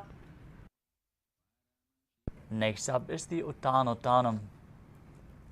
Sit down all the way or as low as you can towards the ground. As you stand back up again and again, gaze to your nose, visualize Swamiji in your inner space, breathe calmly through your nose in Sahaja Kumbhaka, and perform the Mula Bandha. You can hold weights if you want to intensify this asana. पुनः पुनः उत्थातव्यमसितव्यम् इति उत्थानोत्थानं भवति. Next up is Musalasana. As you stand up straight, raise your arms over your head and jump repeatedly, visualizing yourself as a mace. सरलं स्थित्वा ऊर्ध्वं बाहु नजेत्. Next up is Uchir Shakasana. From a standing position, pull the sole of one foot towards your belly. With the other leg, sit down and stand back up, alternating on both sides as you gaze to your nose and visualize Swamiji in your inner space. हस्त एकैकं पादतलं कुक्षं निधाय तिष्ठेत् उच्छीर्षकं भवति. Next up is the Parshvajanukarana. Now stand, keep one leg slightly bent with the toes pointing outwards. Pull the other knee towards your chest, hold it with a hand in a fist as you place the other hand on the hip with the fingers pointing inwards towards your body.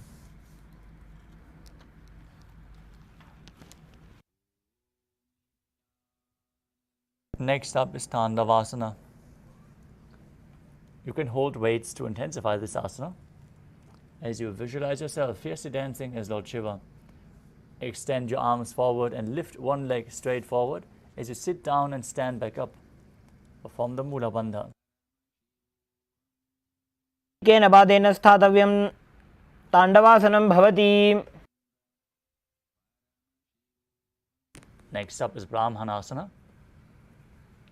As you bring one foot to the opposite hip, to the opposite thigh, keep your hands hanging down, relaxed by your body. Visualize Lord Brahma blessing you from within. ब्राह्मणासनमावक्ष्ये यत्कृत्वा ब्राह्मणो भवेत्. Next up is Garudasana 3. As you stand tall and wrap the left leg over the right knee, bring the toes underneath the leg, outside of the other side. Bring the left arm below the right and place your hands in Namaskara Mudra as you visualize yourself as Lord Garuda in Garudasana 3. अनगूर्मपीठं च संहस्गारुडमेव च. Next up is Ekapadasana. As you stand straight on the right leg, lift the left foot on top of the opposite thigh. Keep your hands relaxed by the knees as you visualize Swamiji in your inner space.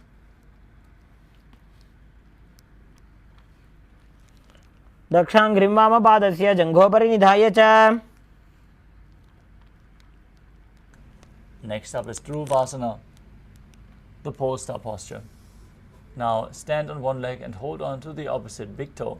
As you extend the leg out to the side, rotate your body on the standing leg, visualizing yourself as the North Pole Star. एकेन हस्तेन दण्डरूपस्य एकस्य पादस्य अग्रं धृत्वा. Next up is Trivikramasana. Standing on one leg, lift the other leg behind your neck and stand tall.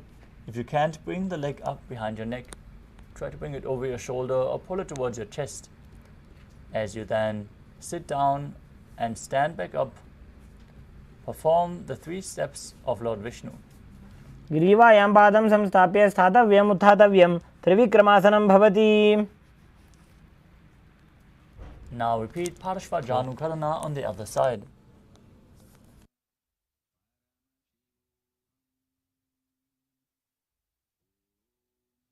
Now repeat Tandavasana on the other side. Hold weights if you want to intensify the asana as you visualize yourself fiercely dancing as Lord Shiva. एकेन पादेन स्थातव्यं ताण्डवासनं भवति. Now repeat Brahmanasana on the other side as you visualize Lord Brahma blessing you from within. आसनमावक्ष्ये यत्कृत्वा ब्राह्मणो भवेत्. Now repeat Garudasana 3 on the other side as you intertwine arms and legs, hands in Namaskara Mudra, visualizing yourself as Lord Garuda. तानगूर्मपीठं च संहस्गारुडमेव च.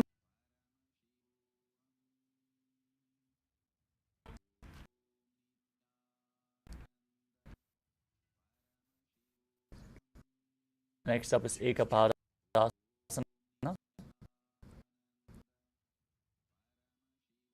As you bring one foot on top of the opposite hip, visualize Swamiji in your inner space, hands hanging down by the knees. दक्षाङ्घ्रिं एकेन हस्तेन दण्डरूपस्य एकस्य पादस्य अग्रं धृत्वा Now lift your other foot behind your neck as you stand tall, sit down, stand back up, visualizing Lord Vishnu blessing you from within into the Vikramasana.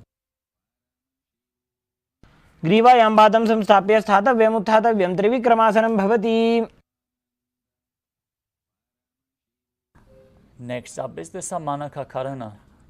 Now stand with your heels together, toes pointing outwards, arms outside of your body, fingers extended one by one in a natural posture.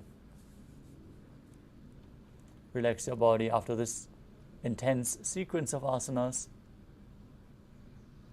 as we enter the final 100 asanas of this sequence. Starting with Gorak Anjali Asana. From a standing position, bend forward and bring both hands underneath the knees. Make a finger lock with your hands and sit in. As you let the finger lock touch your navel, visualize the great sage Goraknath, founder of the Natha Yoga Hindu Sampradaya. As you inhale deeply, hold your breath and push the prana up and down and through your limbs within your system forcefully in Jiva Chara Kumbhaka. प्रथमे बो होए बाहुरी नीच पुनि होवे. Next up is Kanchi Asana. Insert your hands between the thighs and calves and wrap them around behind your butt. Squat down, hold your hands behind in Parashva As you keep your chest upright, visualize Swamiji in your inner space, perform the Jiva Chala Kumbhaka, engage Mula Bandha and internally chant Om Nithyananda Paramashivoham. ऊर्मध्यात् हस्तौ निवेश्य नितम्बं धृत्वा पादतलाभ्यां भूमिं वष्टभ्य तिष्ठेत् काञ्च्यासनं भवति. Next up is Bhairava Asana. As you bring your feet together, sit in a squatting posture with the heels touching your perineum. Hold your hands at the back in Parusha Mudra. Sit upright, gaze to the navel as you visualize Bhagavan Kala Bhairava, the Lord of Time. दो पग की थलिया की माहिली core मिला जी फना पानी उकड़ मोड़ वैसे. The next asana is Varahasana.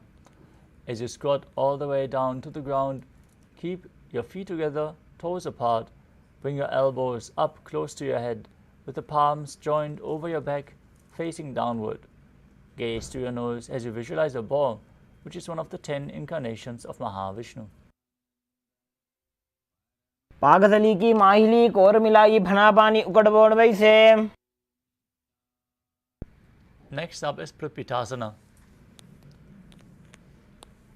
Now, with your heels touching, hold onto the big toes and bring your hips to the same level as your knees. Visualize Swamiji in your inner space as you perform the Mula Bandha. पार्श्वद्वय सम्मील्य स्थित्वा नितम्बं जानुप्रदेश आनीय. Next up is Bakasana. As you place your hands on the mat, fingers wide, place your knees onto the back of your arms and lift your feet off the ground. As you visualize yourself as a crow, perform the Jiva Chala Kumbhaka.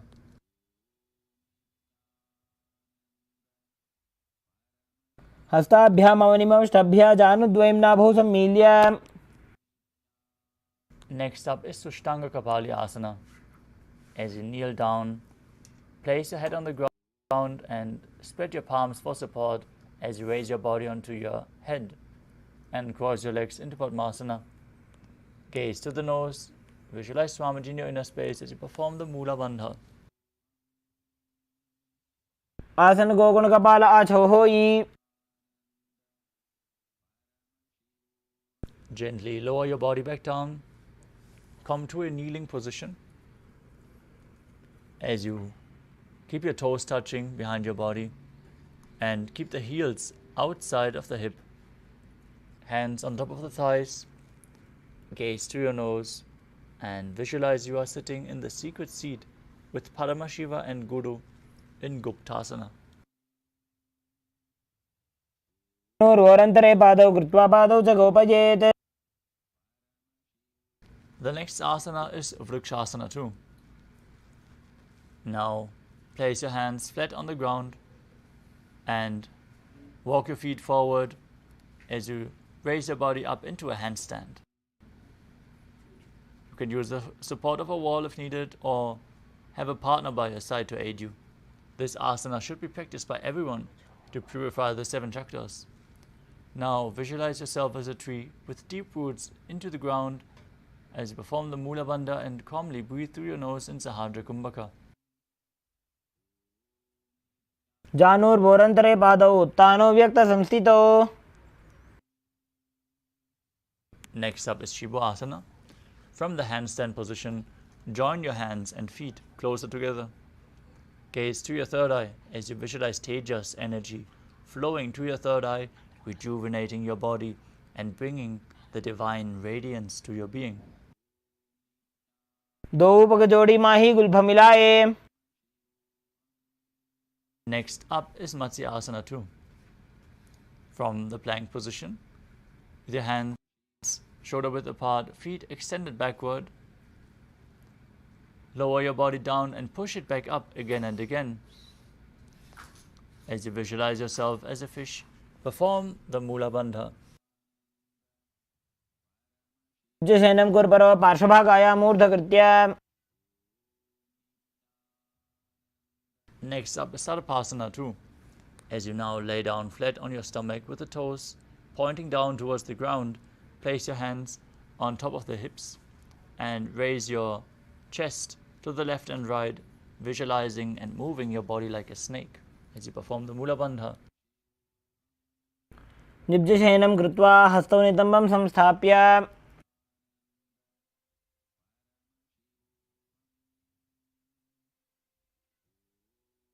Next up is Niralambanasana. As you lay on your belly with the toes pointing backwards, place your elbows on the ground and keep your hands in Padma Mudra, the lotus posture. Place your chin on your hands. Feel self-supported and completely independent. नाभ्यां पङ्कजं कृत्वा तिष्ठेत् कुर्परया सुधीः. Next up is, as you lie on your stomach, place your hands flat on the ground and extend your arms, lifting your chest up as you bend the knees and bring the feet up towards your upper back. Lift your chin, gaze up as you visualize yourself as an umbrella, protecting your Guru from the sun rays. स्थित्वा हस्ततलाभ्यां भूमिं वष्टभ्य.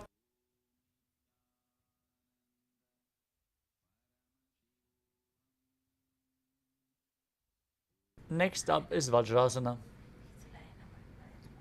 As you sit in a kneeling posture with the perineum on the heels, stretch your arms out in front and bring your forehead to the ground. Gaze to your nose and visualize yourself as Vajra, the weapon of Indra, symbolizing your indestructibility. As you perform the Mula Bandha and internally chant Om Nithyananda Paramashivoham. इदानीं गर्भिणीनां योगाभो.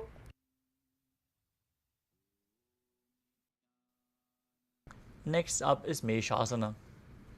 Now place your hands flat on the ground, shoulder width apart, and raise your hips up high. Alternate striking the ground with the one hand as you visualize yourself as powerful as a ram. गजासन संस्थितौ एकैकं बाहुं भूमौ ताडयेत्. From Meshasana, jump your legs up and slowly bring your face towards the ground in Ajasana. Visualize yourself as unborn, existing for all eternity. गजासन संस्थितौ पादद्वयमन्तराळे कृत्य. Next up is Dhanantarasana. As you sit with the legs together, interlace your fingers around the toes. As you pull the feet towards your perineum and then place your hands on the respective knees. Gaze straight and forward to your nose. Visualize Swamiji in your inner space as you perform the Mula Bandha. पूर्व विधि हाताकी काकसीस्यो फणाशरा मोड़ी. Now make an ocean-like sound with your mouth as you perform the Angamottanam. Interlace your fingers in front and then behind you, moving the hands up and down, left and right, giving massage to various different joints and muscles of your body. Visualize Swamiji in your inner space, perform the Mula Bandha.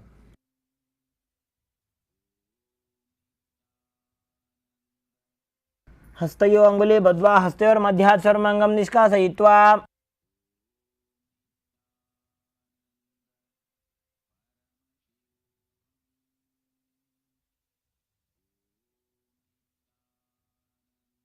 The next asana is Garudasana form.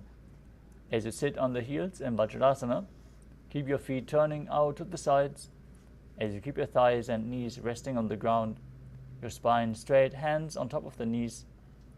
Visualize yourself as Lord Garuda, flying Lord Vishnu and Lakshmi on his back from the Mula Bandha. जंगोरुभ्यां धरां पीड्य स्थिरकायो द्विजानुना जानु परिकरद्वन्द्व गरुडासनमुच्यते. Next up is Ananda Mandirasana.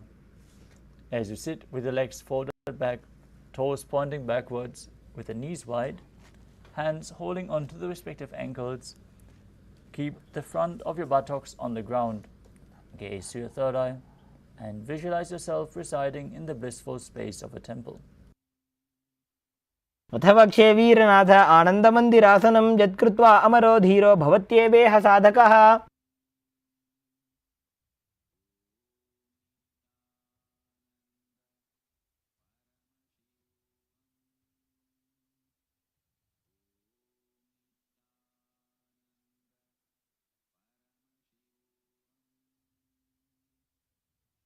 Next up is Mandukasana 2. As you sit with your knees wide, feet overlapping on your ankles, place your hands under the knees and nose. Place your tongue up against the palate of your mouth in Manduki Mudra. As you visualize yourself as a frog, perform Uddiyana Bandha and Mula Bandha in Mandukasana 2. पृष्ठं सम्पीड्य गुल्फाभ्यां जान्वङ्गे सवलयाकृतिः हस्तौ पादतले क्षिप्तो मण्डूकं पाददोषहृत्. Next up is Narasimhasana. As you keep your toes on the mat, heels up and together, place your perineum on the heels. Place your palms on the ground, spread your fingers wide, keep your thumbs touching the base of your hand, touching the toes. Gaze to your nose, stick out your tongue and exhale forcefully as you visualize Narasimha, the lion man avatar. दोवु भणा पाणी होय वैसे AD Mailer गुदा निवैसे. Next up is as you remain seated in the same position, make a hollow of your palms and place it over your mouth. Keep your thumbs under the teeth. As you close your lips, inhale through the right nostril and exhale through your mouth. Gaze to the nose and visualize yourself as Devi, victorious over any and all minuscule fears you might have. दोवु पगागी एडी जोइदी गोडा फनो बान पुनि होई. Next up is Makadasana.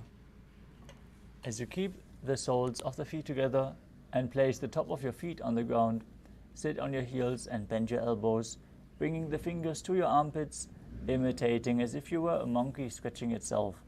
Now visualize yourself as a playful monkey as you gaze towards your third eye. दोवु पगतली Samput आनेमि परिठाने.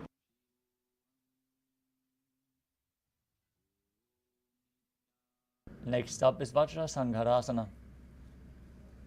As you stand on your toes with the soles of the feet together, knees lifted off the ground, hold your elbows behind your back and gaze to your nose. Embody diamond-like strength for you and your Sangha, your spiritual community. प्रथम पणा पाणी होय वैसे दोवु AD गुदा निवैसे. Next up is Kanjanasana. As you keep the toes down, ankles crossed behind, and sit on your heels, place your palms on the mat at the sides, gaze to your nose, visualize perfect health beyond any and all physical or mental ailments, as you perform Uddiyana Bandha and Mula Bandha.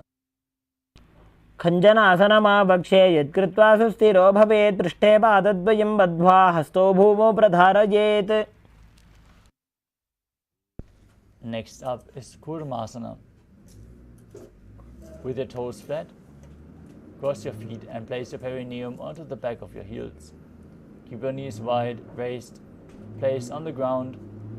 Rest your hands on the knees, gaze to your nose, and visualize yourself as a turtle with a stable body and mind to live for centuries.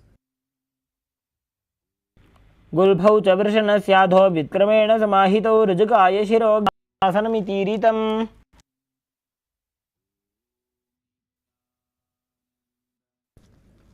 Next up is Yogasana.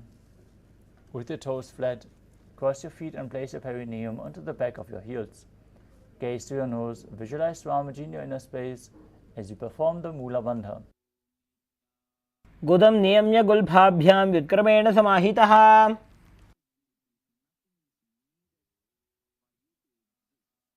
The next asana is Vijyogasana.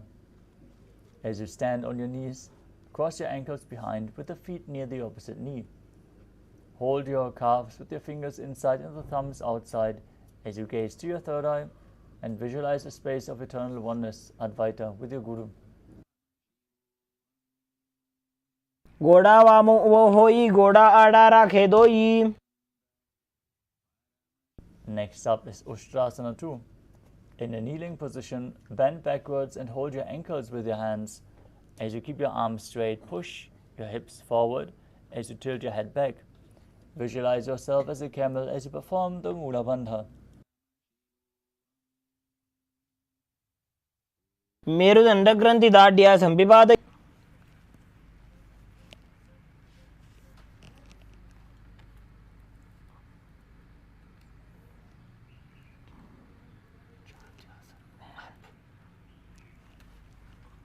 The next asana is Jati Asana. With your heels together, hands on the soles of the feet, slowly lean back. Bring your elbows down to the mat, followed by the back of your head.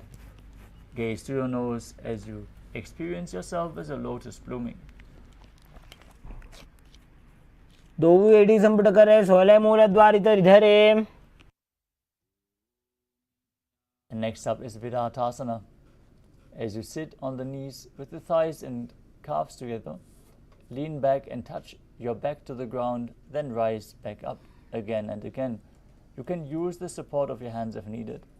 As you gaze to the nose and visualize the healing and liberation of all causal subtle forms of your body. जंगा पृष्ठभूमौ निधाय जंगोदरयोः ऊर्णी संस्थाप्य. The next asana is Kapotasana. From Virattasana, raise your hips up higher. Place your forearms on the mat and hold the back of your heels. As you bring your head in between the feet, visualize yourself as a beautiful dove. मेरुदण्डग्रन्थि दाढ्या संविपादयिषु पुमान्. Next up is Vara.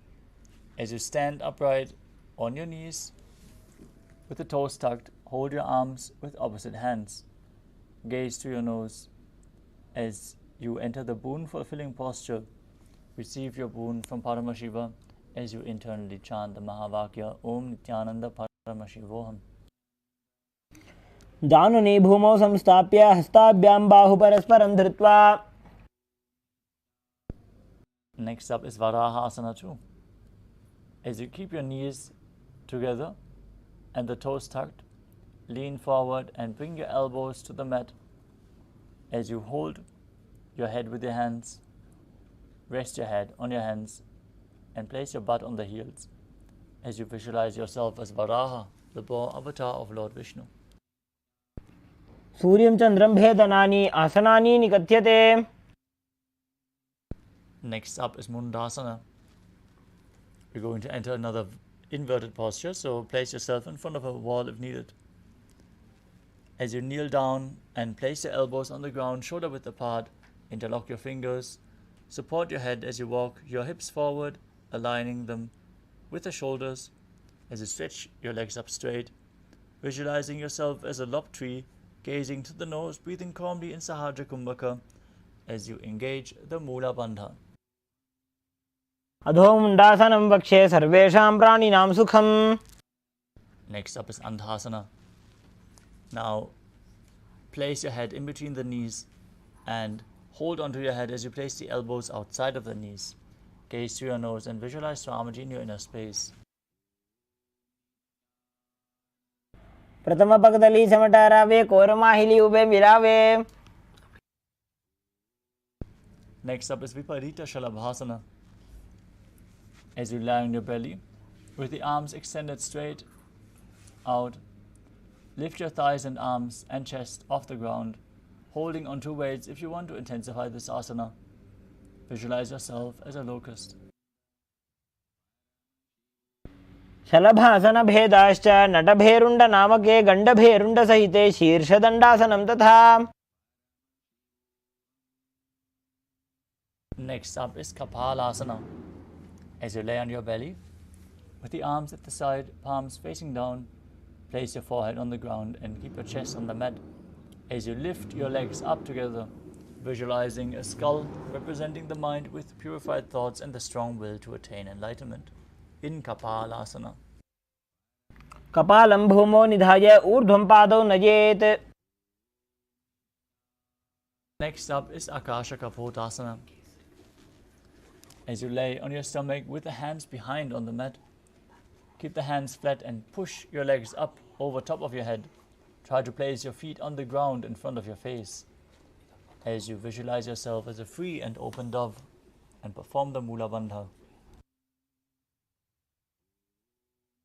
उष्ट्रासने स्थित्वा चरणौ भूमेरुत्थाप्य. Next up is Chatakasana. As you sit on the knees, bring your chest down so your navel touches the knees. Hands flat on the mat in front, forearms on the ground. Be sturdy as you visualize yourself as a sparrow.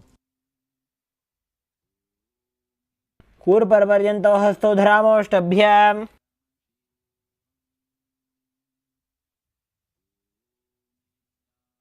Next up is Vrishikasana too. As you kneel down with your hands and elbows on the mat, raise your legs, bend your back to touch your feet to your head. Lift your chin and hold as you visualize yourself as a scorpion in Vrishikasana too. इच्छेव पुच्छप्रतिमाङ्घ्रिपार्श्वे धृत्वा स्वशीर्षे जीवकं विधार्यकौ. Next up is Vrishasana. As you sit with your perineum on one heel, keep the other foot pointing outwards outside of the hip. Visualize yourself as a bull as you keep your hands in front and breathe in Antarangaka Kumbhaka. Inhale forcefully. Hold your breath and then slowly exhale through your nose as you perform the Mula Bandha. गुल्फे पादमूले वामभागे पदेतरम्. Next up is Lolasana. With your palms spread in front of the body, lift your knees off the ground, cross the left toes over top of the right as you balance, visualizing Swamiji in your inner space. लोलासनं सदा कुर्यात् वायुलोलापघातनात्. From Lolasana, place your perineum straight on the opposite heel as you repeat Vrishasana on the other side, visualizing yourself as a bull. याम्य गुल्फे पादमूले वामभागे पदेतरम्.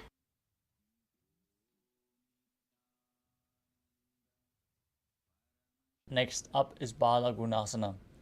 Now place the toes of the left foot to the ground as you sit down on the left heel.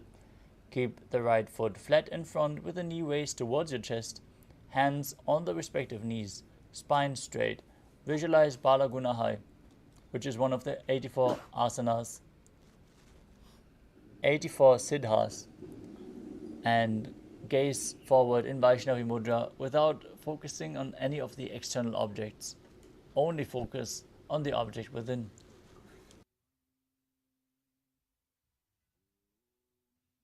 आसन कौगुन जल विकार जाई.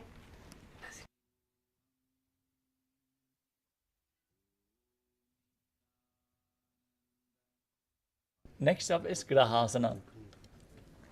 As you squat with the feet flat on the mat, the elbows underneath the thighs as you wrap your hands around the shins from the outside. Hold onto your ankles from the outside, visualizing yourself as the entire planet. Bhuma Devi.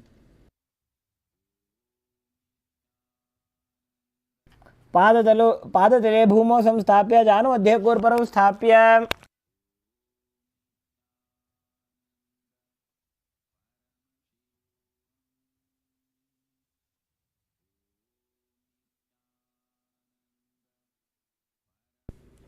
Next, repeat Balagunasana on the other side. As you place the right toes down, sit down on the right heel. Keep the left foot flat with the knee raised towards your chest, hands on the knees, visualizing Balagunahai in your inner space. आसन को गुण जल विकार जाई. The next asana is Utkatasana. You can hold on to weights if you want to intensify this asana. As you sit, as you squat on your toes with the heels up, knees off the mat, perineum on the heels, hands on the respective knees. Keep your spine straight. Visualize Swamiji in your inner space as you perform the Mula Bandha. युजास्पिजोस्ति यत ऊर्वजानो यत्रासने पादतलद्वयोपरि. Next up is Vajra Sangharasana 2. As you sit on the toes with the perineum on the heels, the soles together, keep your knees wide and lift them off the ground. Hold onto the opposite elbows behind your bed as you visualize Swamiji in your inner space. प्रथम प्रणापाणी होए जैसे दो एड़ी गुदानी वैसे.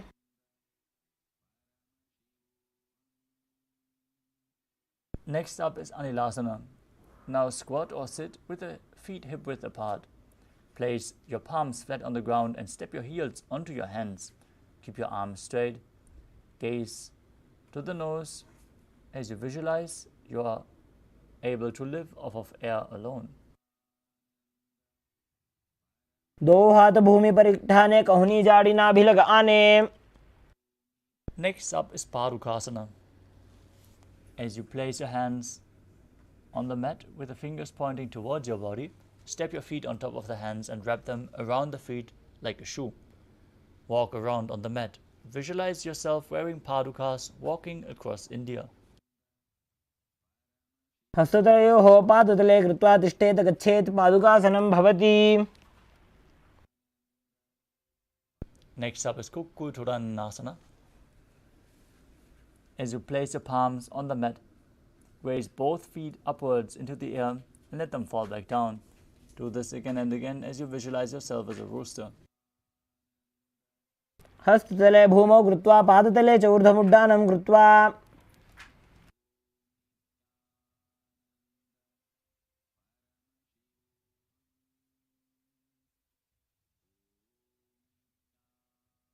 Next up is Viparita Nrityasana.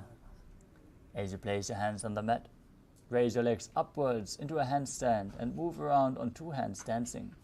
As you feel yourself become free of all inhibitions, breathe calmly through your nose in Sahadra Kumbhaka. हस्ततलाभ्यां भूमिं वष्टभ्य ऊर्ध्वपादाग्रे कुर्वन्. Next up is Kunjarasana. Now separate your feet and place one palm down on the mat with your arms straight. Bring the opposite hand to your head. Be stable as you visualize Swamiji in your inner space. अथ वक्षे महादेव कुञ्जरासनमुत्तमं करेण इङ्केन पादाभ्यां भूमौ तिष्ठेत् शिरःकरः. Now place the other hand down. Repeat Kunjarasana on the other side. अथ वक्षे Mahadev कुञ्जरासनमुत्तमम्.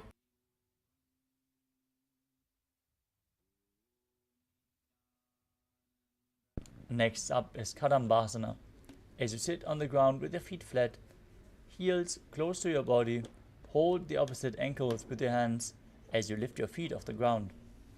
Visualize yourself as a Kadamba tree, a pious tree that promotes a long life. पार्श्विभ्यां भूमिं वष्टभ्य हस्तद्वयेन गुल्फौ धृत्वा.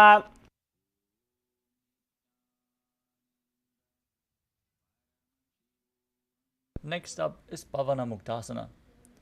As you sit with your heels at the perineum, hold your knees with opposite hands and pull them close to your chest. Visualize any excess vata being released from your body or balanced within your system. द्वयोस्तु पादयोः पाणिं लात्वा स्वस्वनितम्बके. Next up is Chakrasana. As you sit and lift one leg behind your head, you can bring it over your shoulder if you can't reach your neck with your foot. Place your hands flat on the mat beside you and lift your body up as you extend the opposite leg forward. Gaze to your third eye and visualize yourself as a powerful source of energy. पूर्वदानं चतुष्पादपीठं वज्रासनं तथा. Next up is Dhanurasana 2. As you sit on the ground with one leg extended forward, hold onto the big toes in Prana Mudra as you pull the other foot towards your ear. Visualize yourself as a bow as you perform the Mula Bandha. पादाङ्गुष्ठौ तु पाणिभ्यां गृहीत्वा श्रवणावधि. Next up is Ashtavakrasana. Now bring one foot over top of the wrist as you hook the other and extend both legs to the side, balancing mid-air with the legs extended as you visualize yourself as a flying crane. वासिष्ठमथ कौण्डिन्यम् ऊर्ध्वकुक्कुटमेव च. The next asana is Pranasana. Now place one foot on top of the opposite thigh. As you keep the opposite foot flat on the ground, knee raised, bring the respective shoulder underneath the raised knee with a hand on the ground as you push the other knee down towards the mat. Gaze to your third eye and visualize you are immortal and able to exist solely from prana.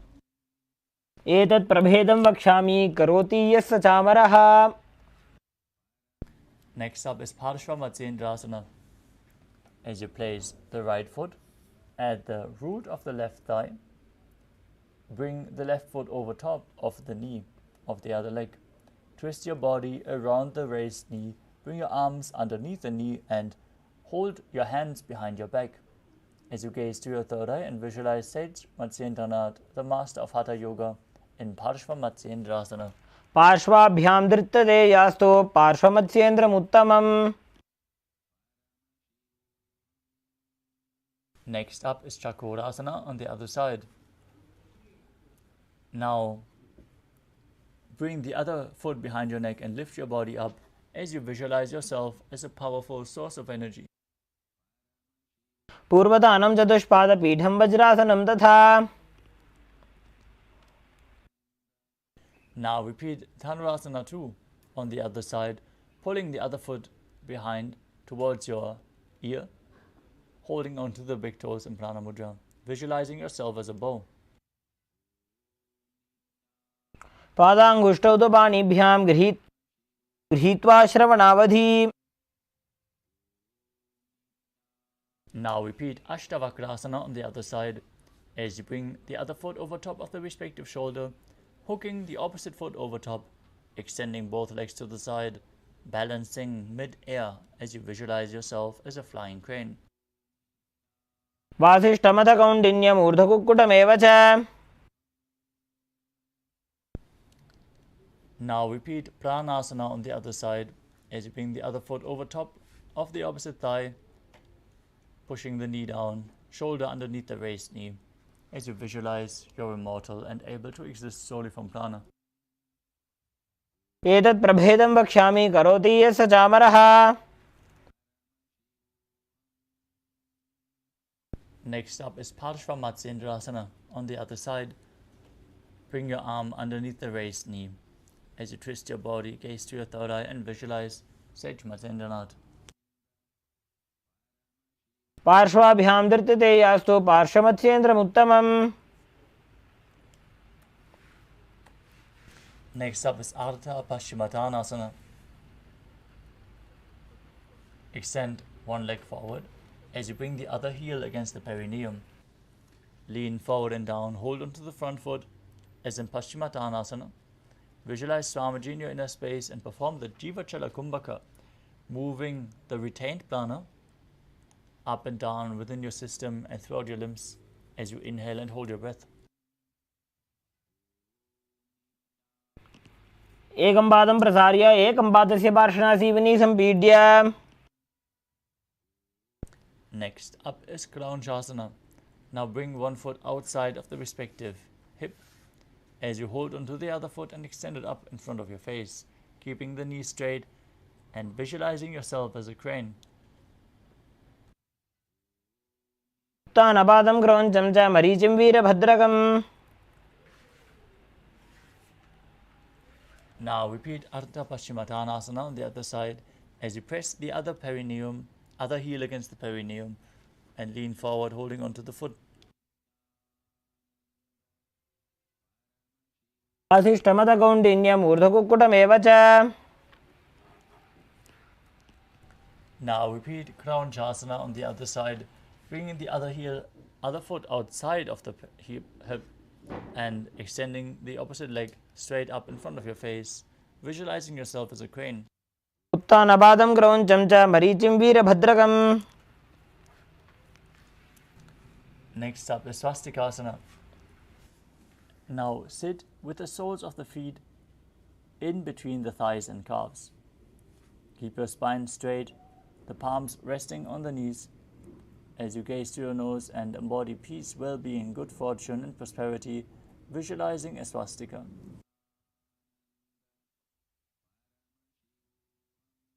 जानुर्भोरन्तरे सम्यक् कृत्वा पादतले उभे. Next up is Gorakshasana. Maintain the same posture, but cover your heels with your hands as you gaze to the nose and visualize the great sage Goraknath, founder of the Natha Yoga Hindu Sampradaya, as you perform Jalandhara Bandha and Mula Bandha. जानुर्भोरन्तरे पादौ उत्तानो व्यक्तसंस्थितौ.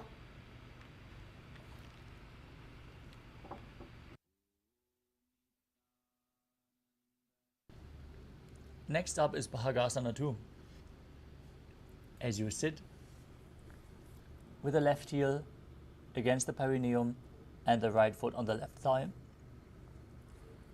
visualize Swamiji, gaze to your third eye and perform the Mula Bandha as you meditate on Arihanta, the enlightened one, preparing yourself to enter Shanmukhi Mudra.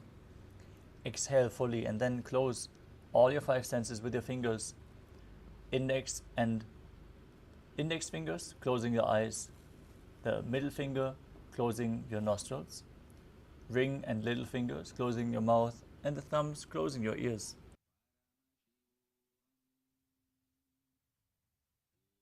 वामपार्श्वमुखं संस्थाप्य दक्षाङ्घ्रिवामजघने.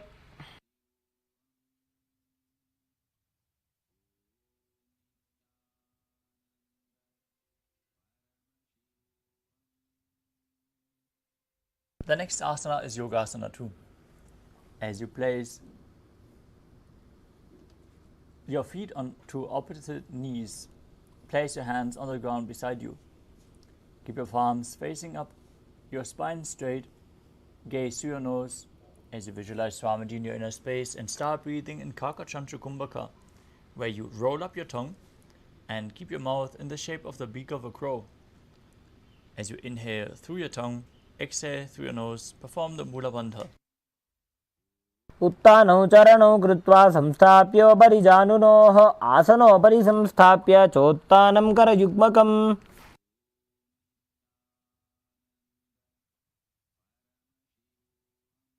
Next up is Urdhva Kukutasana. From Padmasana, place your palms flat on the mat and push your body up, balance above the mat as you visualize yourself as a rooster, engaging the Mula Bandha. वासिष्ठमथकौण्डिन्यम् ऊर्ध्वकुक्कुटमेव च. Next up is Siddha Haratali Asana. From Padmasana, bring your hands in between the thighs and calves and place your palms flat on the mat. Don't lift your body up. Stay seated on the mat. As you gaze to your nose, visualize Swamiji in your inner space and perform the Mula Bandha.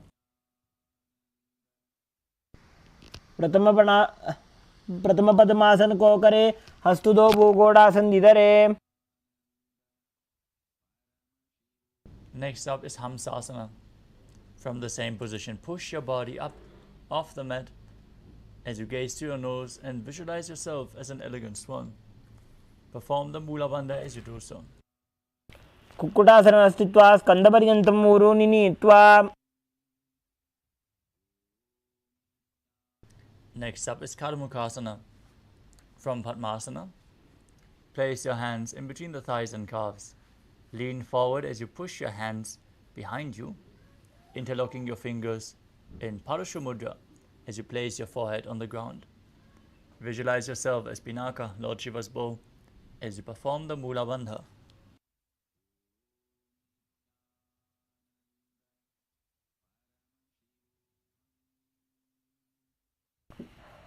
प्रथम पद्मासन को करे, घोड़ासन दिमाही कर इधरे.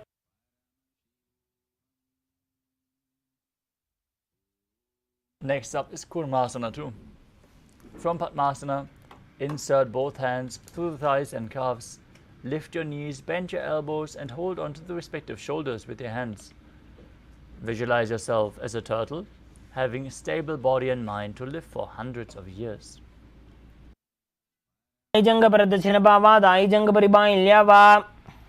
Maintain the same posture, tuck your chin to the chest, gaze to the nose, and rejoice knowing you're sitting in Shiva's secret knot posture, Granthi Bhedasana. Neelkanth ग्रन्थिभेदासनं Shubham.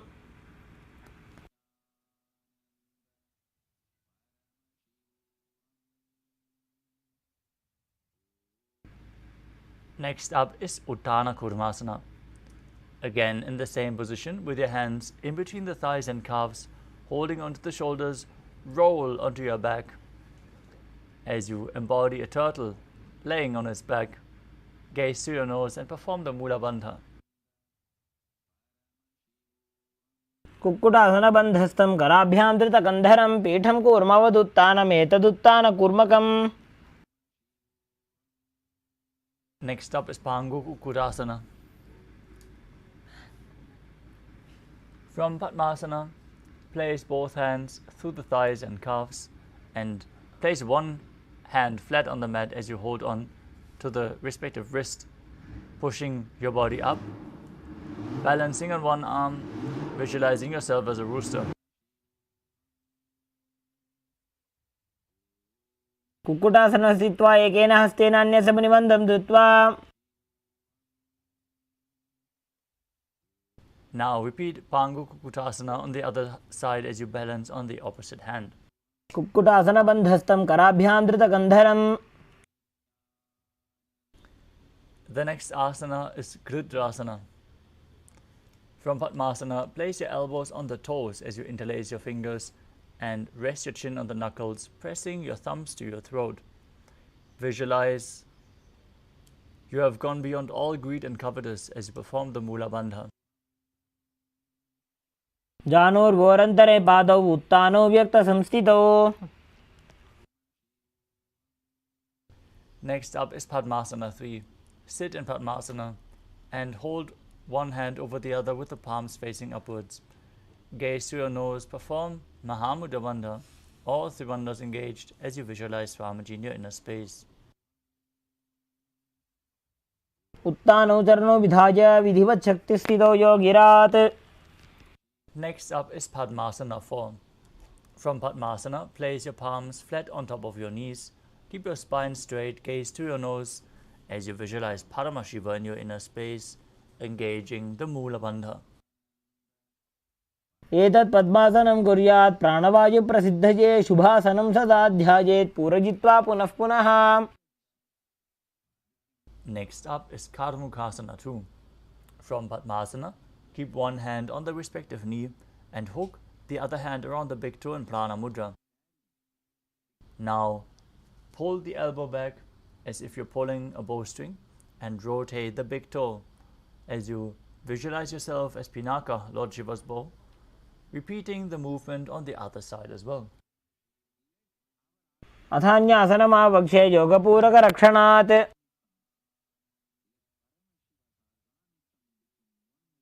Next up is Karmukhasana 3. From Padmasana, cross your arms behind your back and hold on to the respective big toes in Prana Mudra. Gaze to your nose. Visualize yourself as Lord Shiva's bow. As you engage all three bandhas, keep breathing in Kakachanchu Kumbhaka. कार्मुकासनमाक्षित्य उदरे पूरयेत् सुखम्.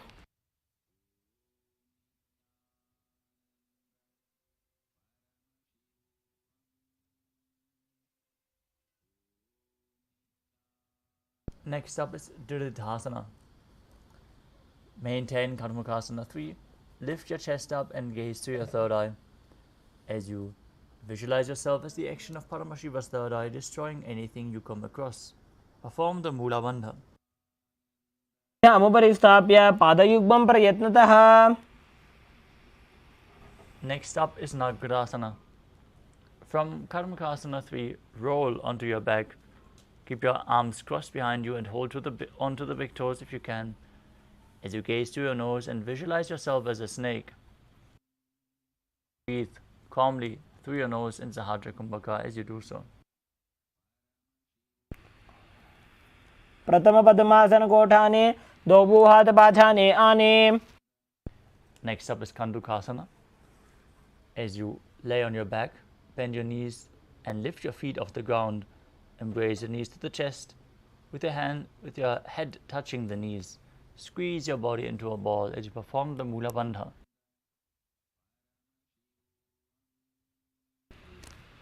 वेत्रासने स्थित्वा हस्तपादान् निष्कुष्य ऊर्ध्वं नयेत्. Next up is Urdhva Pavanasana. As you lay on your back, keep the feet flat, knees raised, hands interlocked underneath your neck. Gaze to your nose as you visualize Swamiji in your inner space.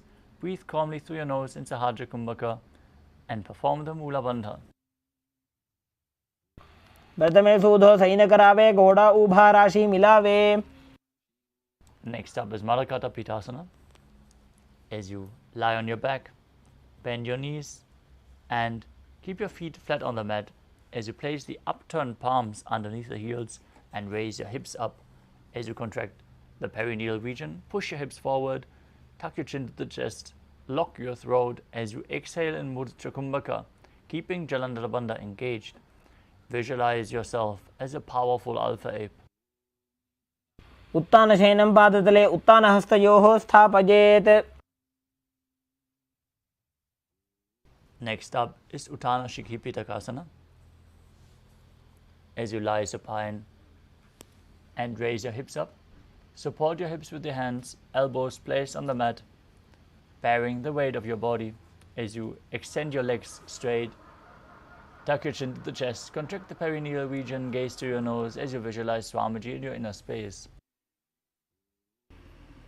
जङ्घोरुबलहीनश्चेत् उत्तानशिखिपीठकम्. Next up is Narakasana. As you lie on your back, raise your hips and legs up and keep the toes pointing up straight. As you keep your hands flat on the mat, visualize yourself blissfully traversing through Naraka Loka unscathed. ग्रीवाकण्ठेन भूमिं विष्टम्भ पादाग्रद्वयमूर्धमुत्रजेत्. Next up is Tiryan Naukasana.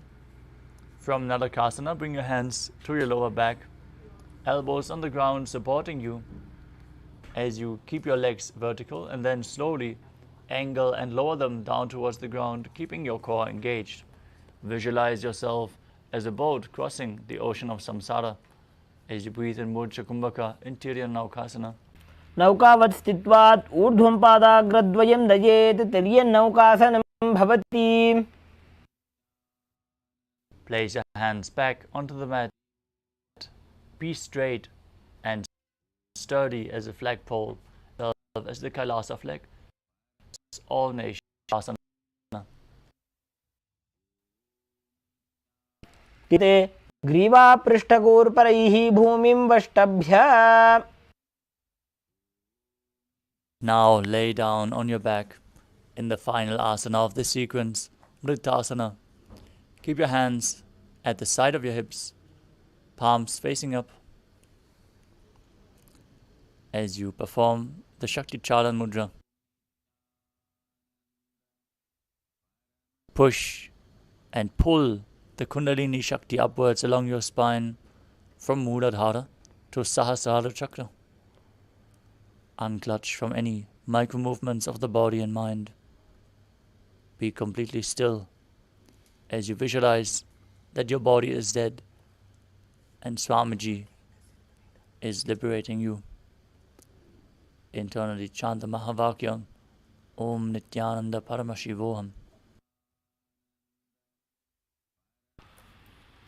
उत्तानं शववद्भूमौ शयनं तोषवासनं शवासनं श्रमहरं चित्तविश्रान्तिकारणम्.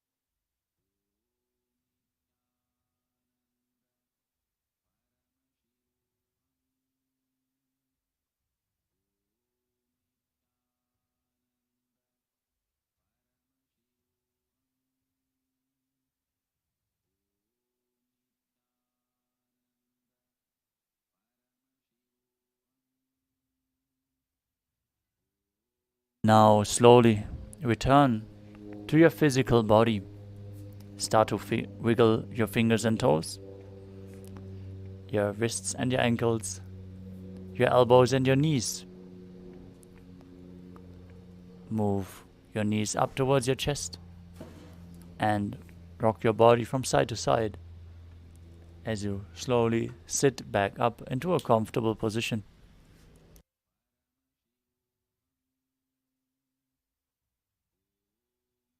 Congratulations, you completed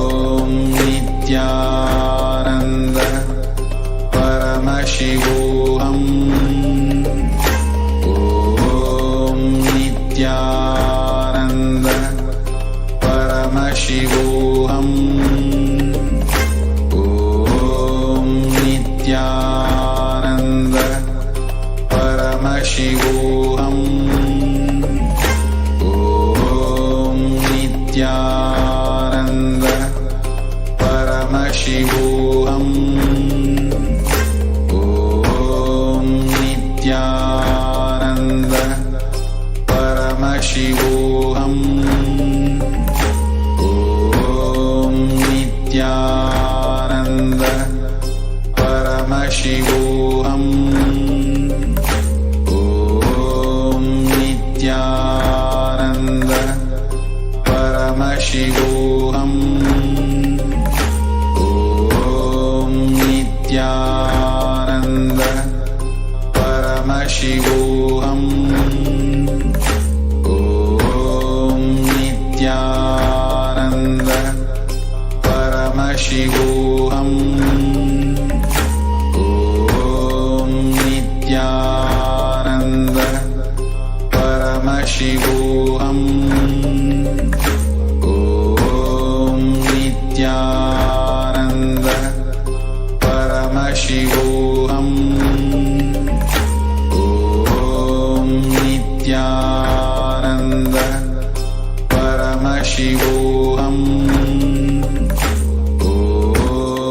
Nithyananda Paramashivoham. Om Nithyananda Paramashivoham. Om Nithyananda Paramashivoham.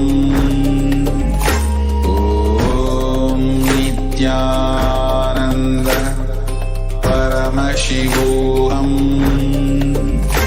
Om Nithyananda Paramashivoham. Om Nithyananda Paramashivoham. Om Nithyananda Paramashivoham. Om Nithyananda Paramashivoham. Om Nithyananda Paramashivoham. Om Nithyananda Paramashivoham. Om Nithyananda Paramashivoham. नित्यानन्दं परमसुखदं केवलं ज्ञानमूर्तिं द्वन्द्वातीतं घनसदृशं तत्त्वमस्याधिलक्ष्यम् एकं नित्यं विमलमचलं सर्वदी साक्षिभूतं भावातीतं त्रिगुणरहितं सद्गुरुं तं Namami.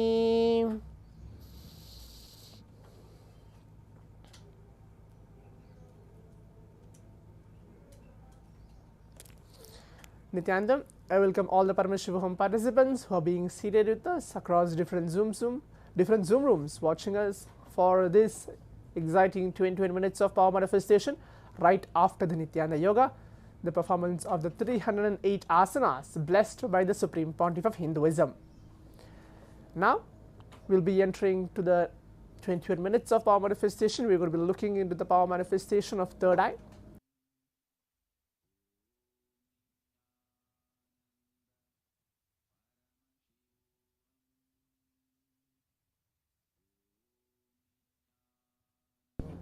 Get ready, be seated.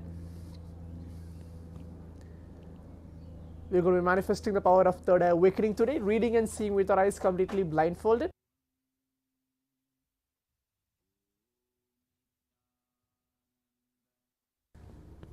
So let us all be seated. We're going to receive Paramashiva onto our inner space. Let's give a few seconds for that.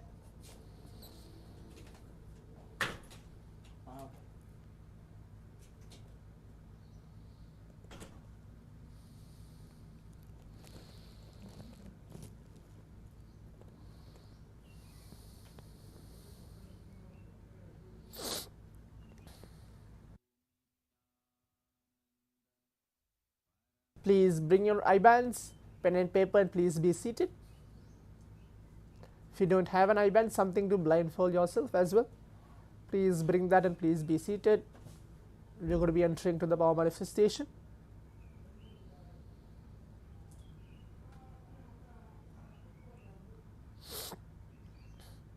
Today again we're going to be manifesting 3 different rounds for this power manifestation. Please keep your eye bands ready.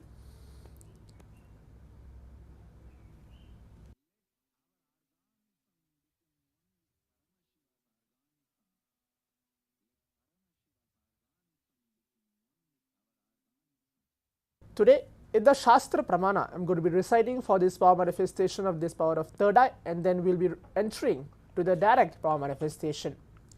The Shastra Pramana is from the Vijnana Bhairava Tantra, Dharana 34, Sutra 11. I'm going to be reciting this verse and the translation for it.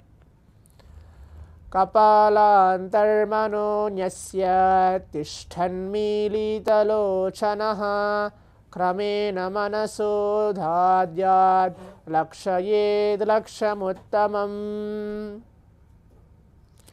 The translation goes, by fixing the mind on inner space within the crown center and sitting stably without any movement, having your eyes closed in succession, by that stability of the mind and inner space, through the power of the third eye, one directly sees the ultimate goal, Lakshyam, by having vision beyond the sight that reveals any object or place, attaining the space of oneness with the source, Paramashiva himself.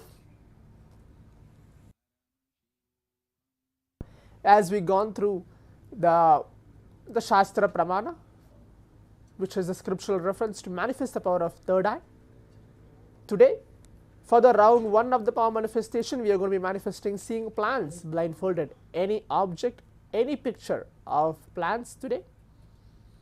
So let us all get ready for that. Requesting all the participants to please turn on your cameras and please be seated.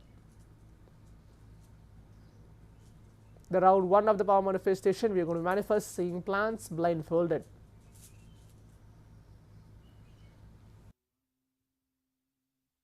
Now please put on your eye bands. Visualize Paramashiva. Please wear your eye bands. Visualize Paramashiva onto your inner space or any form of Swamiji for a few seconds. Please close your eyes. We're going to be starting the round 1 of the power manifestation.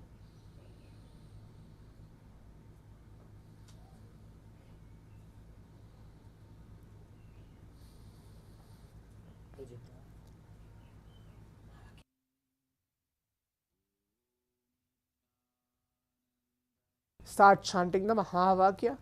Om Nithyananda Paramashivoham. Om Nithyananda Paramashivoham. Om Nithyananda Paramashivoham. Keep your eyes closed. As now we are beginning the round 1 of the power manifestation, seeing plants blindfolded. Keep your eyes closed. We have 3 minutes for this round of power manifestation.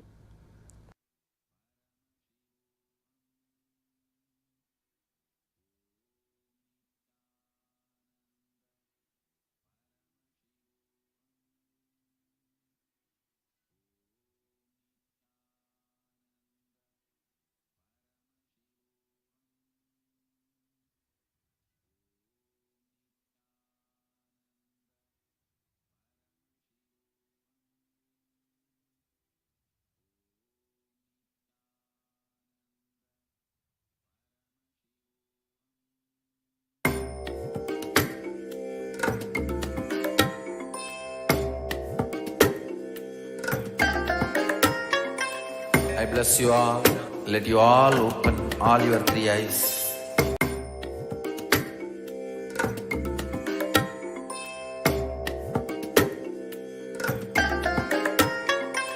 I bless you all.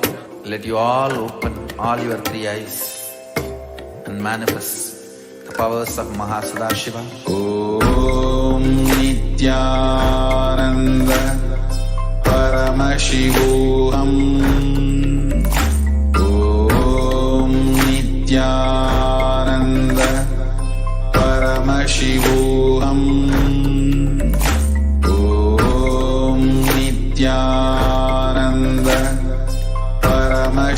Paramashivoham. Om Nithyananda Paramashivoham. Om Nithyananda Paramashivoham. Om Nithyananda Paramashivoham. Om Nithyananda Paramashivoham. Om Nithyananda Paramashivoham. Om Nithyananda Paramashivoham. Om Nithyananda Paramashivoham. Om Nithyananda. Yes. Now requesting all the participants, we can relax and take off your eyebands. Please open your eyes. Please open your eyes. Now let's take few minutes of our time going ahead and typing out our answers on the Zoom chat, telling what was revealed to you through your third eye. Please type out your answers as well. I can see many participants here. Daniel Bhatyar, Pawan K, and everybody else. Please type out your answers. What was revealed to you through your third eye for this round 1 of the power manifestation?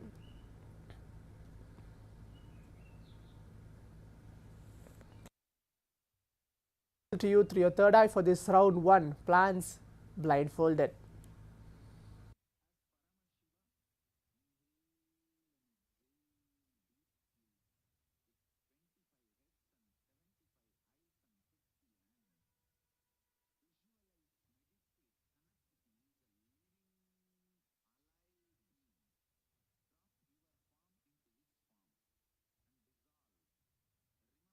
Please type out your answers on the Zoom chat, telling what was revealed to you through your third eye for this round 1.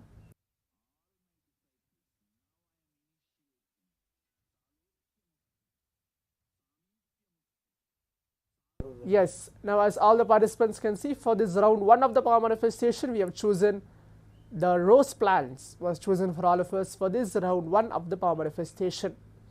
So the round 1 as the plant was chosen was the rose plant was chosen for this round 1.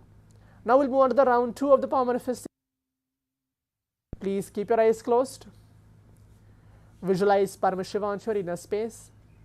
Please close your eyes.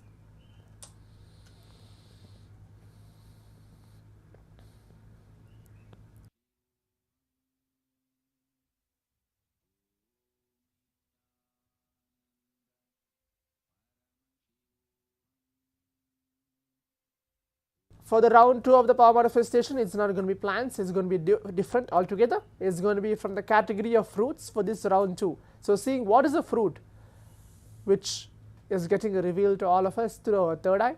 The round 2 of the power manifestation will be that. Please keep your eyes closed. Start chanting the Mahavakya.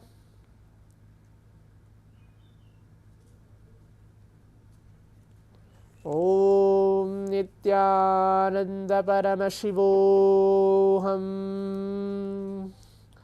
Om Nithyananda Paramashivoham.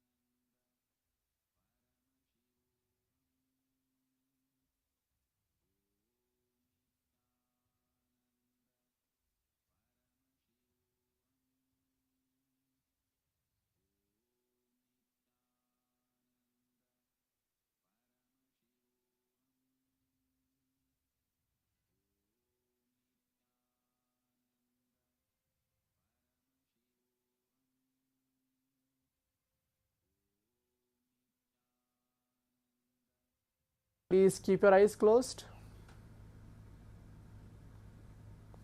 as we are seeing fruits blindfolded.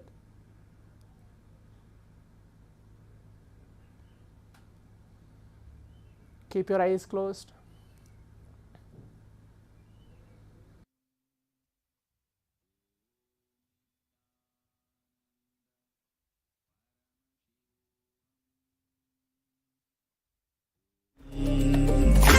Om Nithyananda Paramashivoham. Om Nithyananda Paramashivoham. Om Nithyananda Paramashivoham. Om Nithyananda Paramashivoham.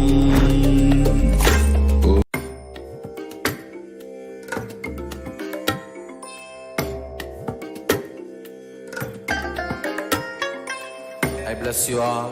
Let you all open all your three eyes and manifest the powers of Mahasadashiva. Om Nithyananda Paramashivoham. Om Nithyananda Paramashivoham. Continue chanting the mantra. Om Nithyananda Paramashivoham. Om Nithyananda Paramashivoham. Om Nithyananda Paramashivoham. Om Nithyananda Paramashivoham. Om Nithyananda. Paramashivoham. Om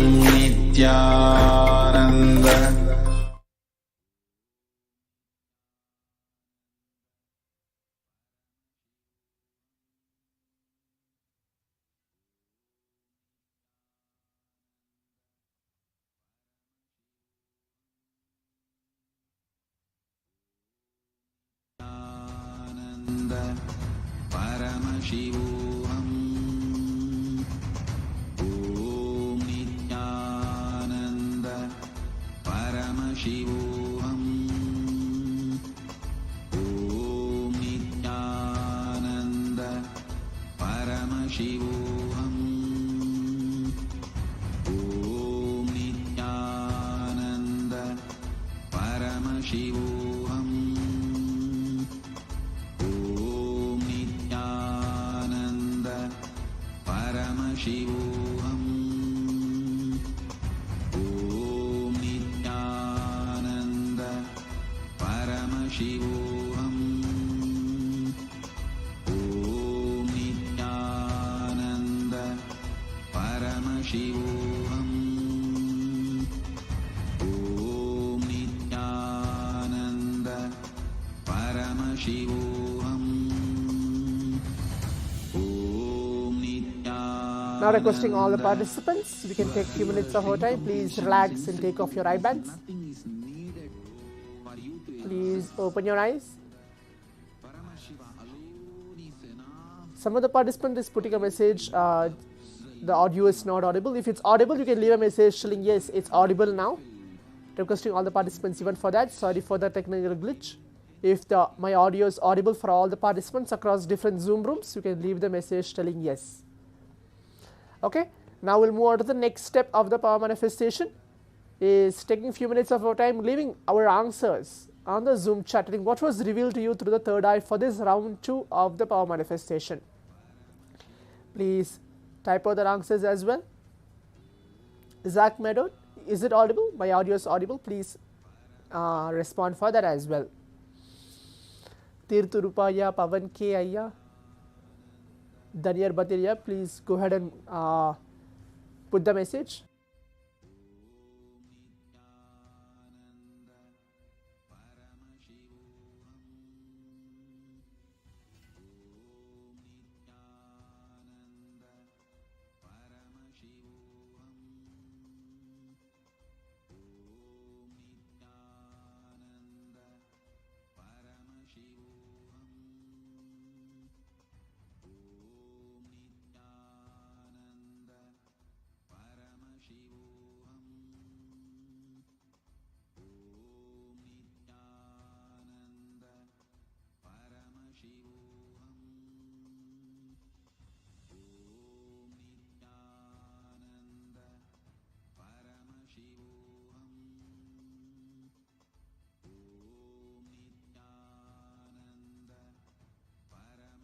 Yes, let's take few minutes of our time.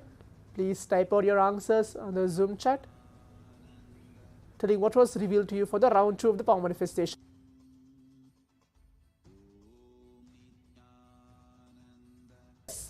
Now all the participants can see.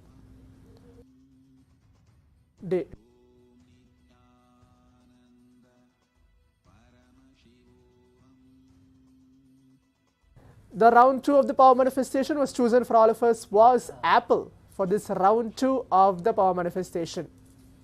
Yes, all of us can see for this round 2 of the power manifestation is apple chosen for all of us.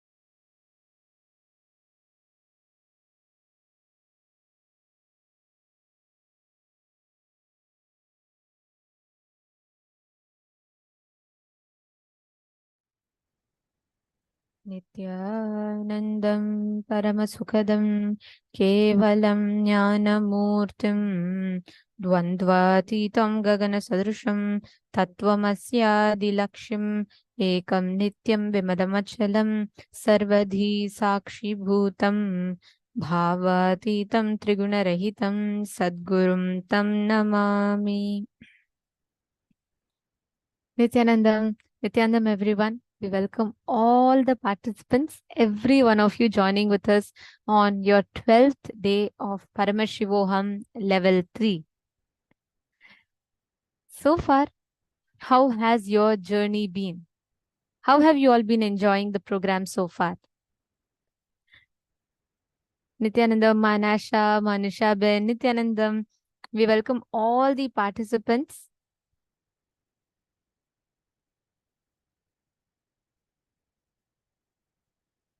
Nityanandam, Ma Hedi Shlak, Ma Geeta Devi, Ma Irene Lemos, Nityanandam. We welcome each and every one of you for the program today. Today is very, very special. I think today is one of the most requested initiations ever because today's initiation is the Shukra Darshan. Get ready to receive the most powerful Shukra Darshan, which means without any prerequisites, without any special qualifications, you are given whatever you are asked. You are showered for it. Today is one of the most favorite days, the most loved days, because it is today that we learn about Guru. We learn who Guru is. What does Guru represent? What does he stand for?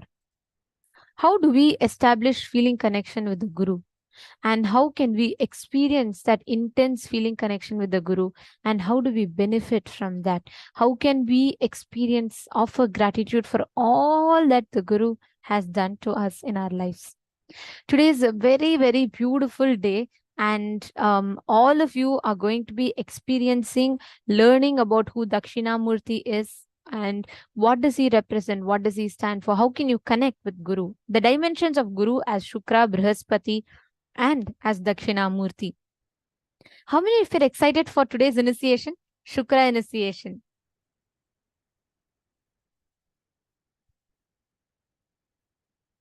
How many of you are excited about receiving the Shukra initiation? Yes, yes, yes. I see so many yeses coming up. Okay. See, understand, every one of you that are sitting here today, Shukra initiation, you know what the speciality is? It is in this initiation that without any preconditions, means Shukra is that dimension of Paramashiva where he does not expect anything from you. He does not expect, he does not say, oh, okay, because only if you are doing this, I will give you this. There is no preconditions.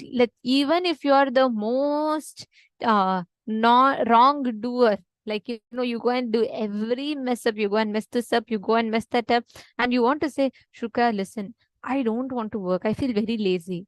But still, I want to get an increment in my job. Please manifest it for me. He will say, all right, I will give you that. So every one of us, Shukra is like that, you know, getting a Shukra quota is literally like you can get anything you want from Shukra. He will give you anything that you want. He will bless you with anything that you want. That is the power of Shukra's initiation and Shukra Darshan. Okay, Ma Virupaksha is saying you're not able to see yourself on the screen. Did you try to log in through another device, Ma? It could be a problem with the device. And if you are trying to see yourself from another device, you're logged in through device A and you're trying to see yourself through device B, it will not be possible because it's in focus mode. So it should be either of these problems. You can try eliminating it. Or even if that's not working, Ma, uninstall and reinstall the Zoom app and log in back. Okay, that should work. Let me know if it's fixed. Okay, so today what are we going to be learning about? Today, Bhagavan Dakshinamurti is that complete manifestation of Paramashiva as a Guru. And in today's program, through today's day, we are going to be learning about who is Guru, the Guru Tattva, the Tyaga of the Guru. We're going to be learning about the God particle, We're going to be learning about who Dakshinamurti is. We're going to be learning about Janaloka. We're going to be learning about Sarvajñatva, Guru Tattva. We're going to be learning about all of these extraordinary aspects. So now, first thing, let us understand about what is Janaloka, the parallel universe of Janaloka.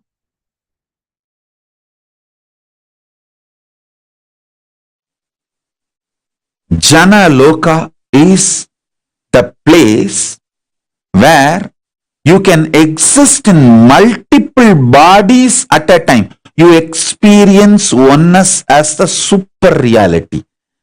Anyone who experiences Jana Loka loses all forms of violence and fear, because you know you exist in everyone.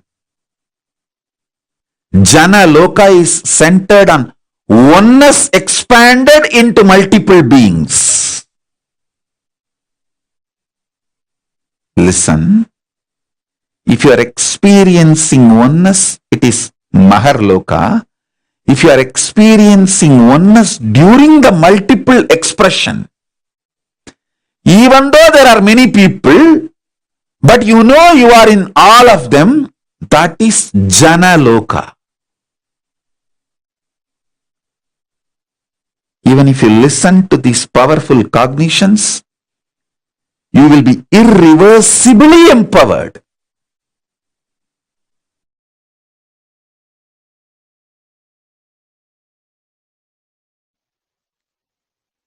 Oneness, decision to live in oneness leads you to heaven called Janoloka, or you can call it Janaloka. Listen.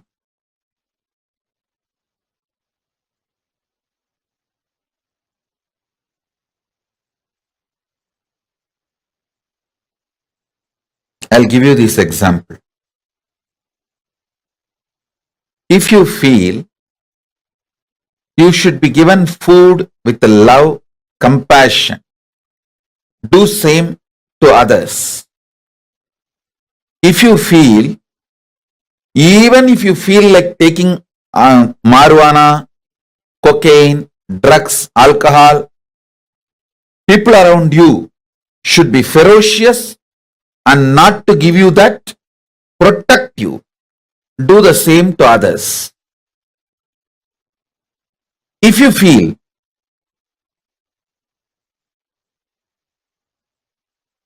the right thing should be done to you with love, do the same way to others. If you feel you should be protected from the wrong things, do the same to others. Listen carefully. There is nothing called right or wrong in Janaloka.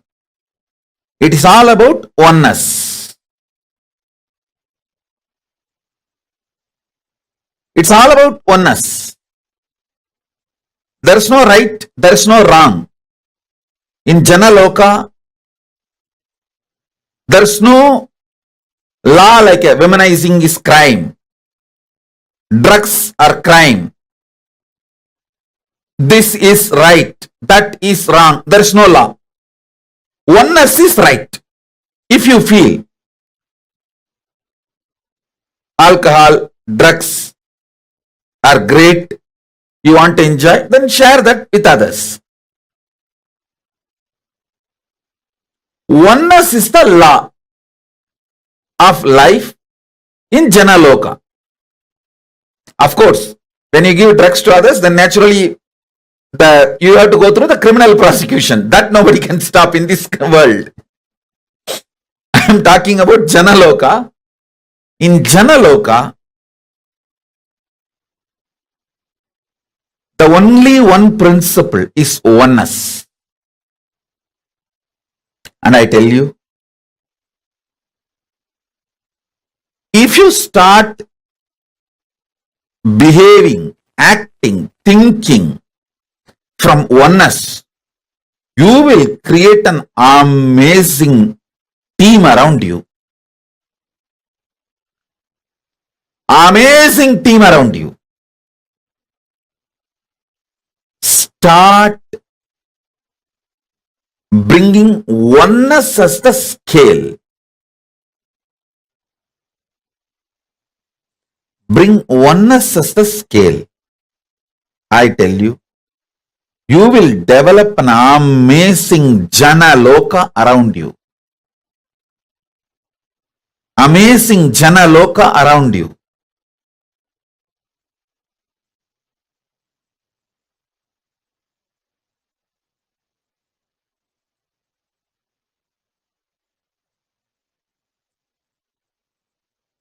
Understanding oneness,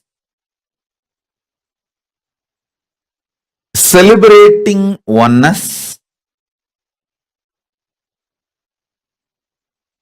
wherever you can't implement oneness due to the law of the land, making it clear to people around you, hey, this is what is oneness as far as I understand. That's what I do to my body, myself. But the law of the land requires this. I wanted to tell you clearly upfront. Even if you start making things clear, you will develop an amazing team around you.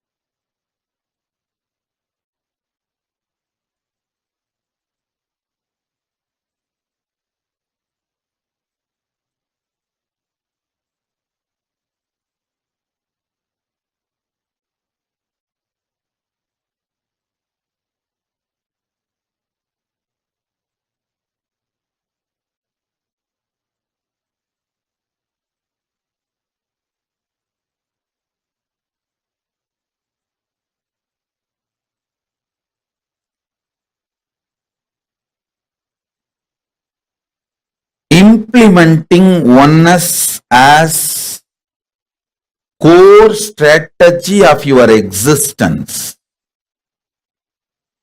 makes you to go to Janaloka and makes the Janaloka manifest around you.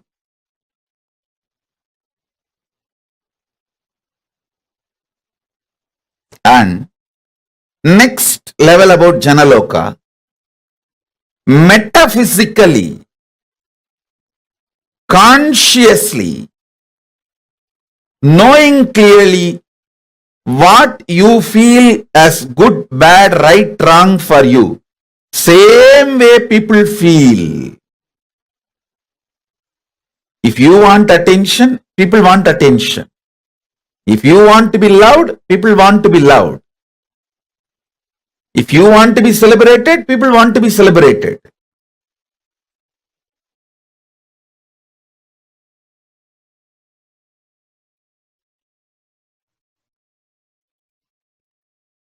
Janaloka means where billions of beings exist in complete sync.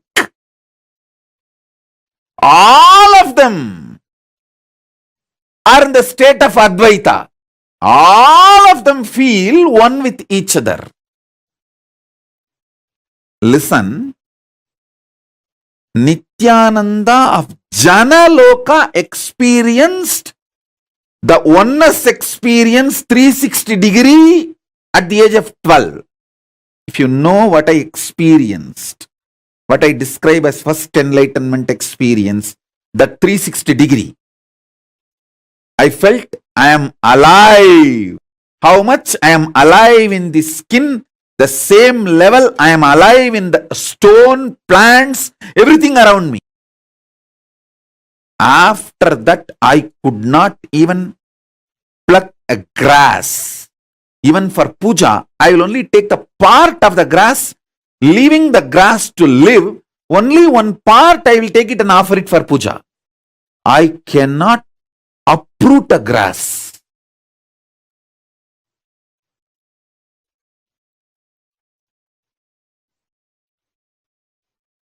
Because I know I exist.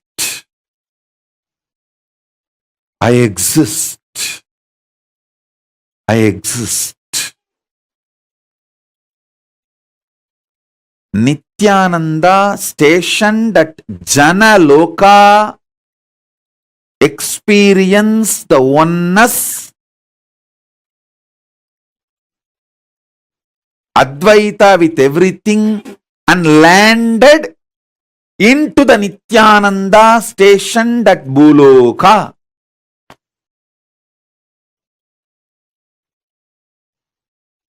Arunachala hill is connected to the whole, all 14 lokas. He is 14 loka. Embodiment of 14 loka, Paramashiva.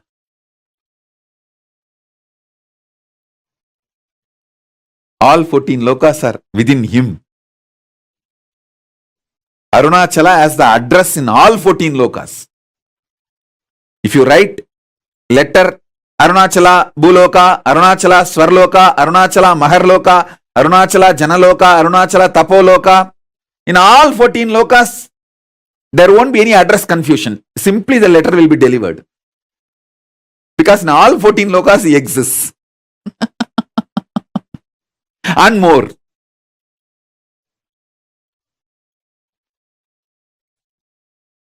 Because he is the linga. He is the linga. Not just sangha. Listen. Kailasa is sangha. I am not disrespecting Kailasa. I am giving you the understanding. Kailasa is sangha. Arunachala is linga. Paramashiva himself, deity,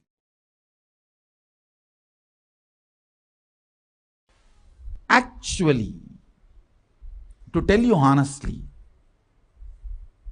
the system, if the body is allowed to function, even if it breaks the bone, there will not be pain. Pain is why me, that's all is pain.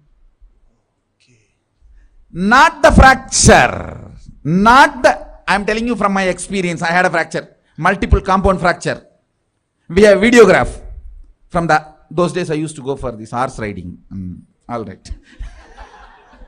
I was lean and thin those days. So I was going on the horse and we were coming near the Vaidya. Some of my brahmacharis saw me and they got excited and played that Karpuswami song. Karpuswami song is that Kalabhairava's invoking Kalabhairava's song that like a Swagatam means, oh Kalabhairava, please land, come. We usually use that song for invoking Kalabhairava. And suddenly I saw that Kalabhairava is opening up in my body and the body has become triple time heavy. Usually when he lands, it becomes very heavy. And that horse got frightened. It was not actually poor horse's mistake. That fellow, he was... Suddenly, if you see, 3 persons are sitting on you without... See, horses, if they see somebody is claiming on him, he will be psychologically prepared. And that poor fellow is not seeing anybody claiming on him, but the weight has become suddenly 3 times more. He got shaken. He started running, so I fell and I had a fracture. I just got up and said, I think there is a fracture, let's give a medical attention. Morning 7:30 the fracture happened, we have a video. And then I described how in our naval center we have our emergency 911 ambulance. So please understand, all our bodies are equipped to handle all our emergencies. Every medicine needed is in our naval center. Manipatmeham. That Manipatma in the navel is nectar. It has everything to repair our body. So I was seeing very clearly from there all the emergency supply going to that place to repair, and I was describing the whole scene, and only evening they did whatever need to be done, the surgery and everything. I insisted that do it without anesthesia, but they said, no, you are a VIP, we can't take the risk. And all right, anyhow, that story is different. I tell you from my experience, fracture doesn't give pain if you think why me gives pain. At least I have 5 incidents of my kids falling and having fracture. No question of even pain. No, not even the idea of pain.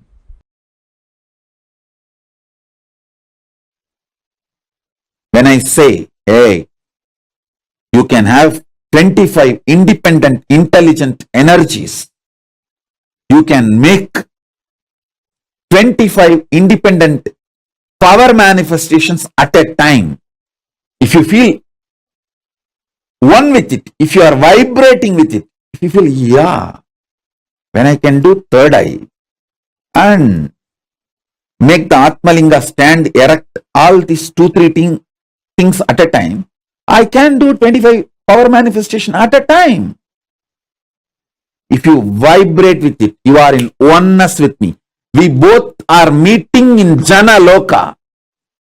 The teleportation of Jana Loka is happening into Bhu Loka in you.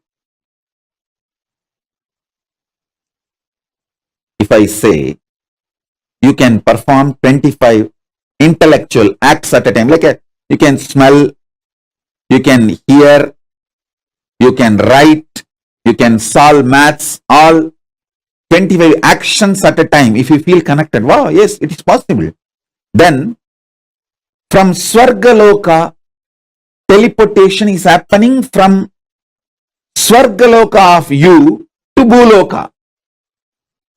If you understand, 25 powers can be manifested simultaneously at a time. Then from the Janaloka, the teleportation of you from the Janaloka is happening into the you in Bhuloka.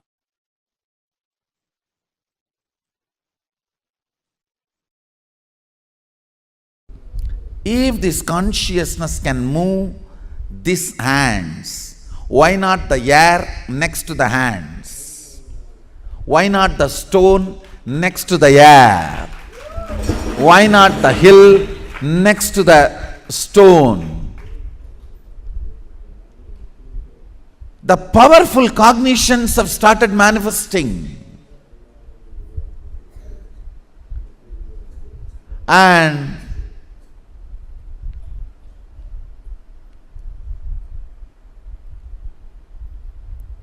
the powerful cognitions have brought understanding, knowledge, powers, all rooted, centered on this one click.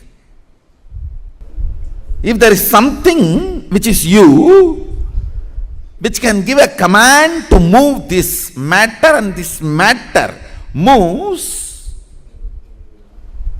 the ultimate is in you. It can tell, command, order any matter to move.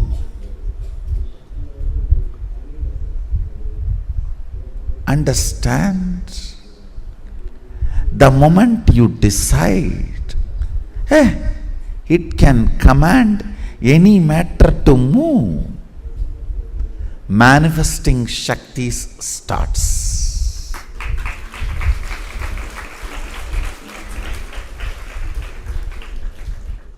I am telling it is not moving is inauthenticity, powerless cognitions, the conclusions before even you try.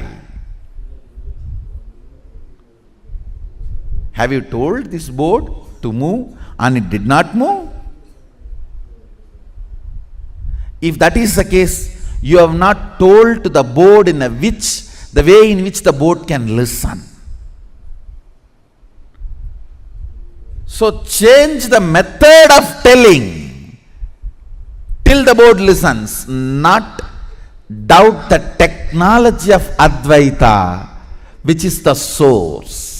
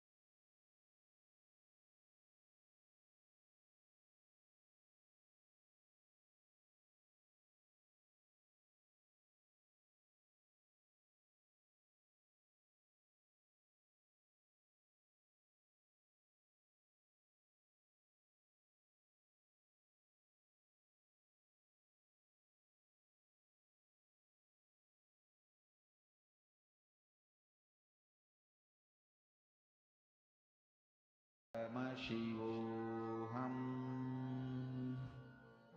Om Nithyananda Paramashivoham. Om Nithyananda Paramashivoham.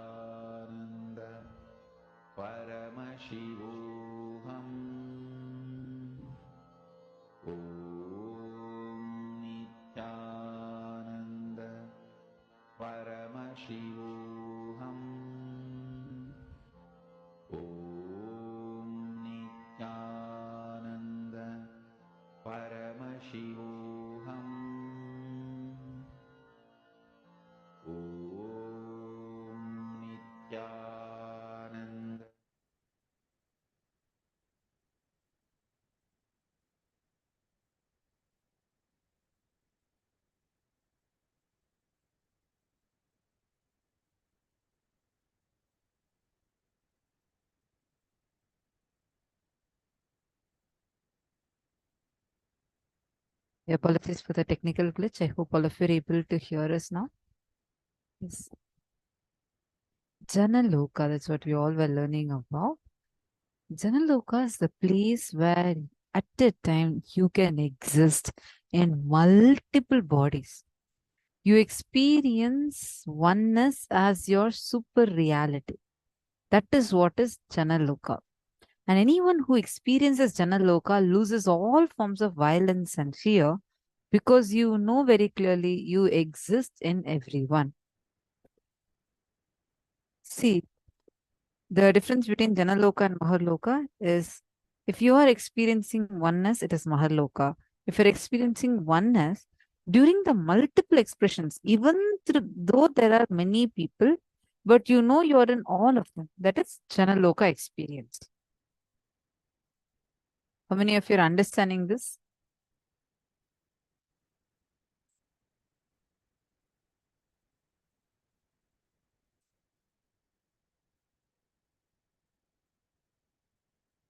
Janaloka is a space where absolutely no conflict, no protest, no fight. A conscious decision, a conscious existence without any patterns, a conflict-free system. Understand? There is no traffic rules, but no accidents. Understand, in human society, in Buloka, we all have so many traffic police, traffic rules, and whatnot. But in Janaloka, there is no traffic police. In Buloka, even though we have so many traffic police, what's happening? Accidents happen. But in Janaloka, absolutely no conflicts, no accidents. There is no patterns, and most importantly, no habits.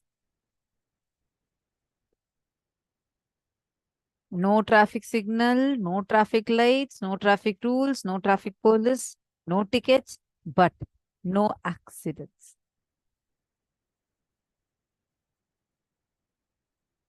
Can you imagine a workplace, a teamly, a family, such consciousness-centric lifestyle? That is literally Janaloka lifestyle. Maharloka is the abode of Marichi and such other eminent sages. It is above the Swargaloka and raising about the height of 2 crores of yojanas. And above this Maharloka is this Janaloka, where the Pitrus and sages such as Jano and other beings are living. And it is in the height of 8 crores of yojanas. The Tapoloka that we learned about yesterday is above this Janaloka. Now, what are the tips? Like, what can you do for you to experience this space of Janaloka? There are few recommendations. One meal a day lifestyle and bring oneness as a scale for everything. Oneness as your core strategy, knowing clearly what you feel as good, bad, right, same way people all feel. If you want attention, people too want attention. If you want to be loved, people also want to be loved. If you want to be celebrated, people also want to be celebrated. The kind of a vibe you attract your tribes around you in multiple levels as per your personal understanding, as a strategy to relate with others, as a strategy to relate with God, as a strategy to relate with ultimate. Use oneness. Use oneness as a strategy. I just wanted to check how many of you are understanding this so far. Actually, now what Swamiji is explaining was is a really a powerful explanation and understanding that Swamiji is giving us, because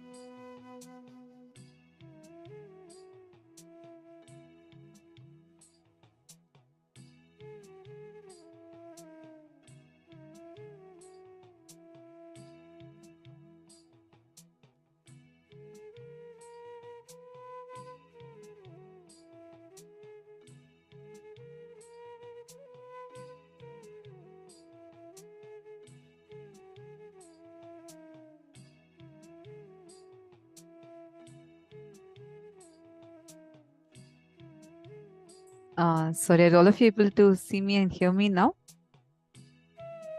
If you're able to see me and hear me now, please let me know. Okay, wonderful. Thank you. See, really beautiful session this was. One of the most important things is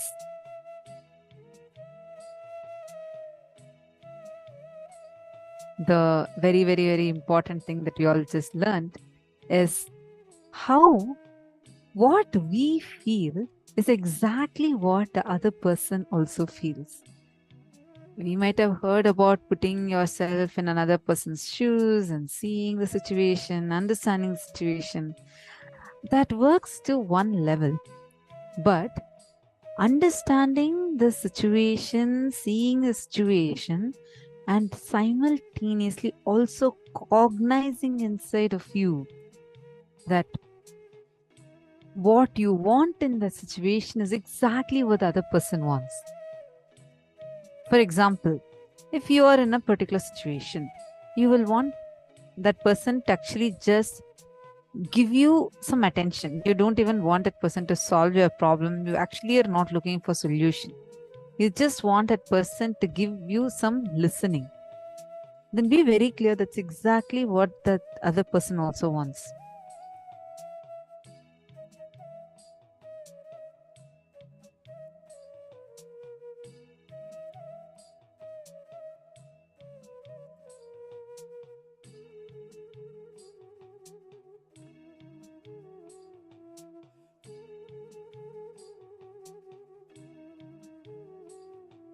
In a funny way, Somji will say, whenever your wife has a problem, don't even go and give her some solution. Don't risk your life by trying to give her a solution because she is not looking for one.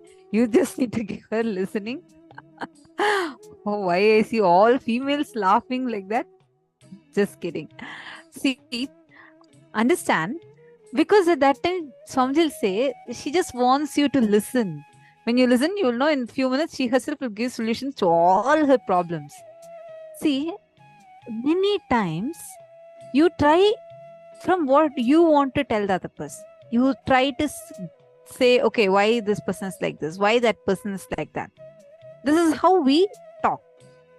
But Swamiji is giving us a phenomenal tip over here, like a powerful click, tip, cognition, suggestion, whatever we want to call it as. Swamiji is saying that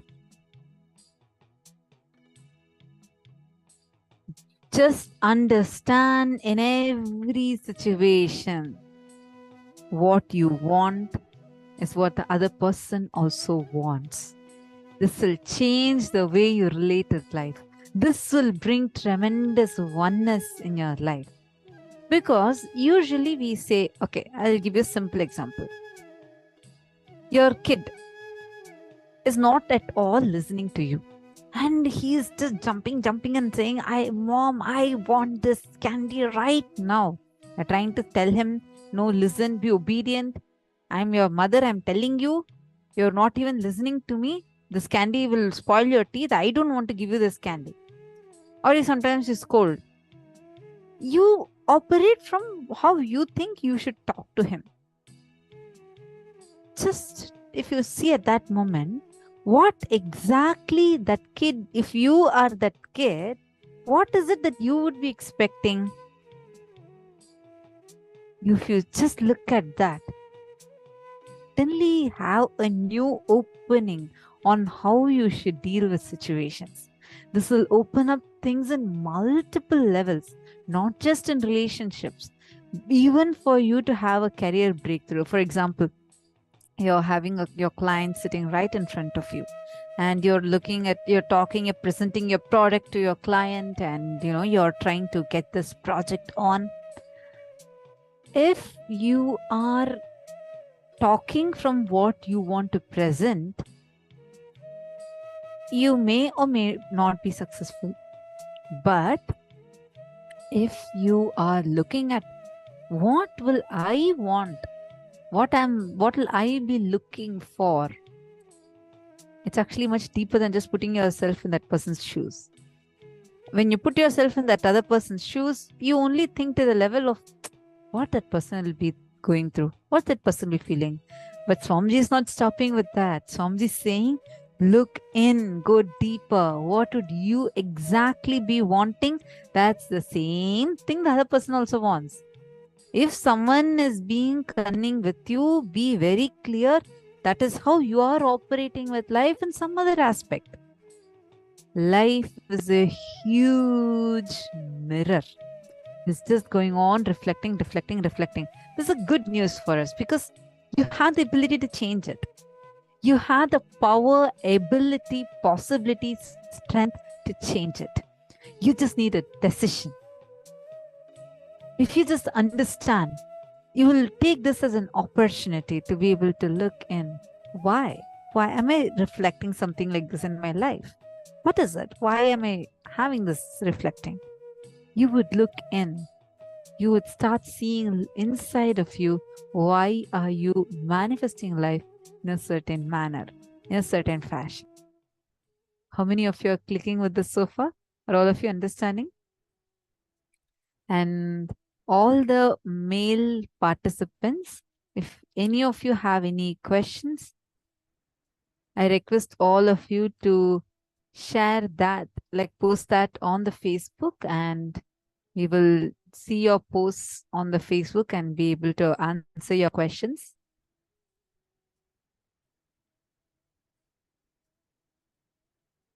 You can go to the Paramashivoham Facebook group and post it there.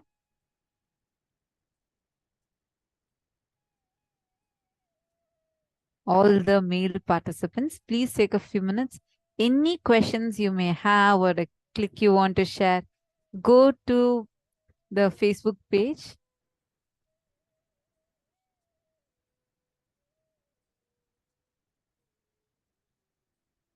The Paramashivoham Facebook group that is there, and you can post it there. I'm just seeing, waiting for all of you to post your questions. The male participants, if any of you have any questions, you can go here and post it.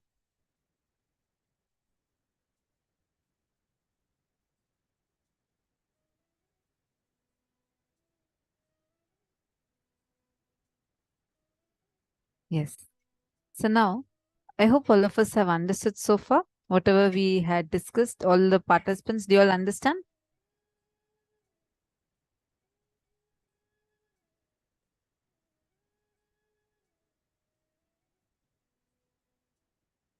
Ma Geeta Devi is saying, just now I was thinking to share this exact problem with you, Ma, and you're giving that as example. Ma Geeta Devi, that is also oneness. See, you communicated it to me with oneness. See, in every situation, everywhere, we are, if we just look at it from this one perspective, look just from this one cognition, you'll have tremendous powerfulness in you. And after that, no one will be able to put you down. No one will be able to break you and say nothing. All right. Now, let's. Okay, Madonna is asking, does one meal mean eating solid food once, but I can still drink juice or other liquid throughout the day? Yes. Madonna, that is right.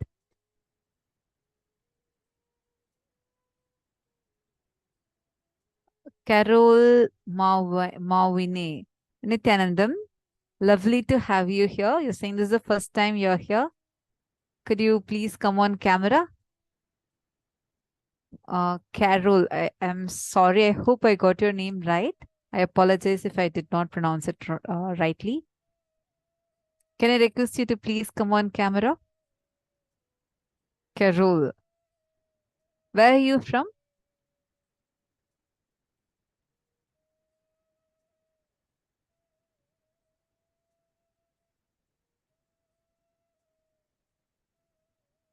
I'm just trying to see where you are. Okay, lovely to have you here. Nice to see you. Where are you from? Where are you logging in from? You can type it. I don't think you'll be able to unmute and talk. You can type it in the chat and post it, no? This is the first time you're coming. Welcome.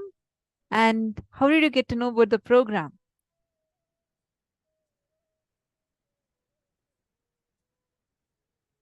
Pennsylvania, USA. Great. Lovely to have you here. And from now, you just start listening. If you have any questions, feel free to ask. Now we just finished our first session before this yoga got over, and we just finished our very first session of the day. Going forward, whatever sessions are there, you could sit and listen to that. And once done tonight, you will be receiving an email. Someone from Simon from Facebook sent me messages and sent me to the group. That's lovely and really lovely to have you here. You would have a wonderful, great day ahead. And my name is Ma Tattvapriya. And I'm also one of the acharyas who would be conducting in the program. And we are going to be having the videos of Swamiji that will be playing, where we are going to touch every single subject. Actually, today is a very exciting day. So lovely to have you here. We are going to be having a very special darshan, where Swamiji is going to be gracing us as Bhagavan Shukra, where whatever boons you want, you can ask and receive things for it. And today we are learning a very beautiful subject about Guru, needed, and it's a very powerful day. So I'm to have you here. Feel free to ask your questions in the chat itself, and any doubts you have, you could just let into it. Okay.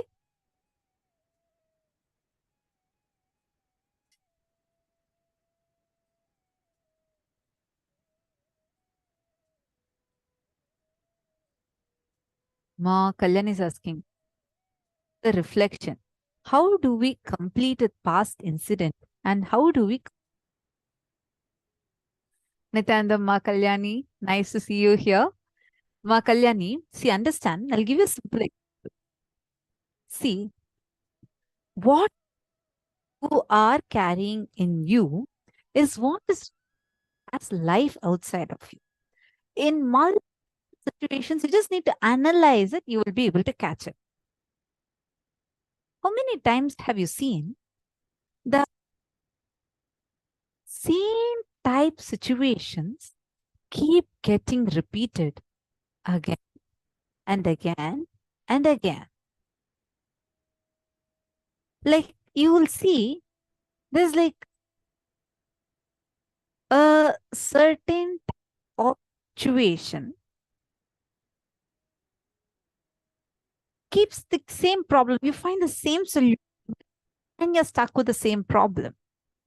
How many times are you able to relate with what I'm saying? Have you seen this happening? Like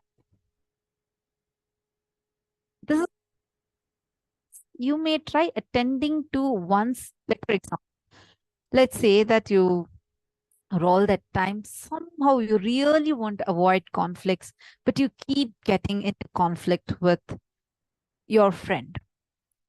And then you said, okay, come on, I'm good. Now it was in your college, and then you moved on to your, you got married, and then you thought, okay, now I'm no more with that friend. Probably I won't get into conflict. But then you're seeing the same your husband, and you feel the insight. What might be different, but it's the same. And you wonder, hey, why is it repeating again and again?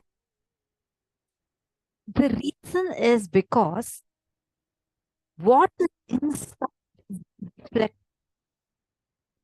if I have a wound on my, and if my forehead is bleeding, I of the mirror.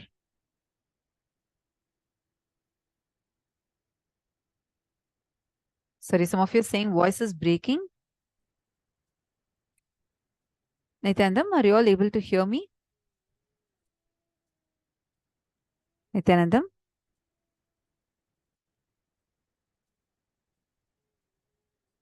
Sir, is this better?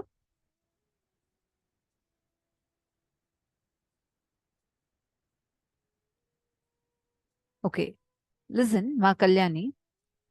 If I have a wound here, let's say I have hurt my forehead, it is bleeding. I go and stand in front of the mirror. What will I see in the mirror? What exactly will I be seeing in the mirror? Same, I'll see a reflection of me with the forehead bleeding, correct? Now, can I say that, okay, I see that my forehead is bleeding in the mirror, so I'm going to go and put Band-Aid on top of the mirror. Do you think that is going to fix my bleeding?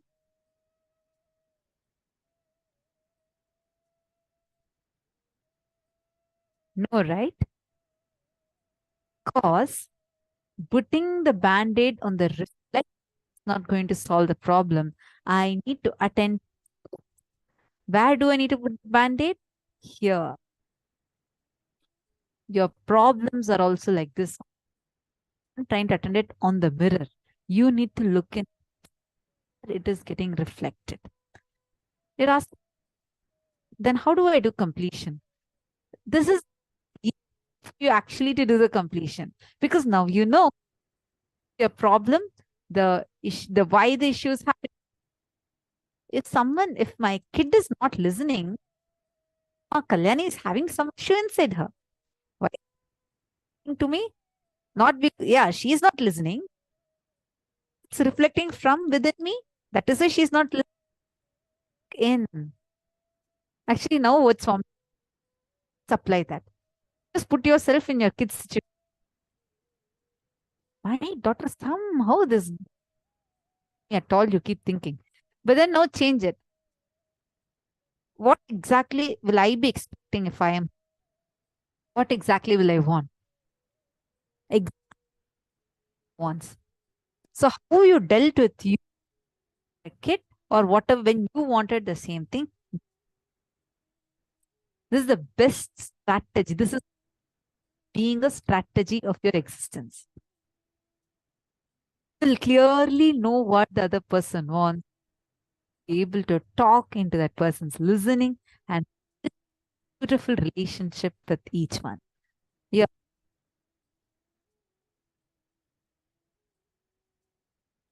So now,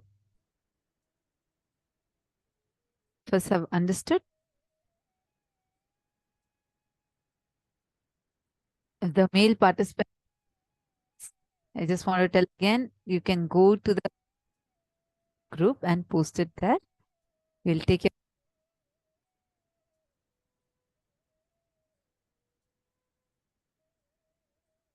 as a gift.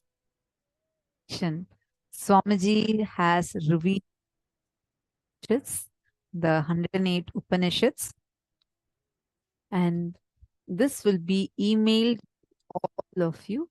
This book very on how to live this Advaita. The expression in this book is called as Living Advaita series. It is not an interpretation. It is an inception of conversation of rishis as they happen and presented to all of us by the Avatar, the Supreme Pontiff of Hinduism. So make sure to check out on your gifts today and definitely have a look at this book. It's just so wonderful. And Swamiji is gifting this to us.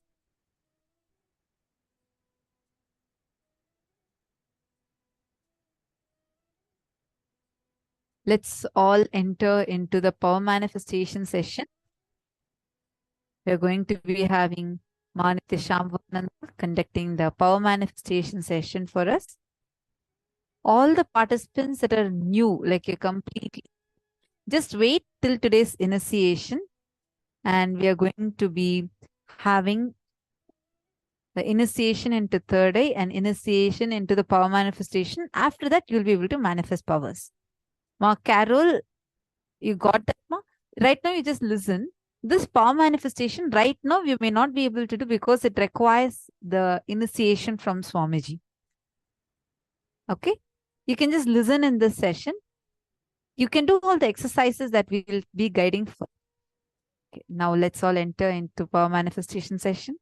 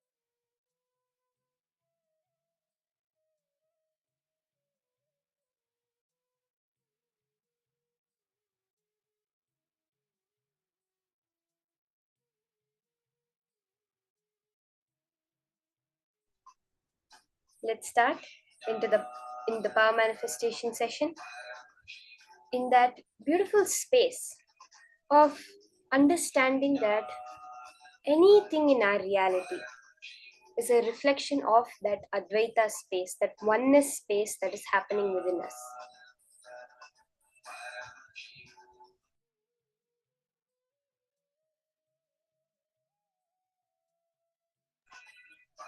What this exactly means is Swamiji says Advaita, oneness is a Satya, it's a truth. It's not dependent on your cognition or anything. Even when you're in the most lowest space of existence, you are living that oneness, that Advaita. How? What are the practical implications of this that Swamiji gives? When you are holding a certain inner space, a certain identity about yourself, a certain perception of life, then you attract those kinds of people and those kinds of situations in your life.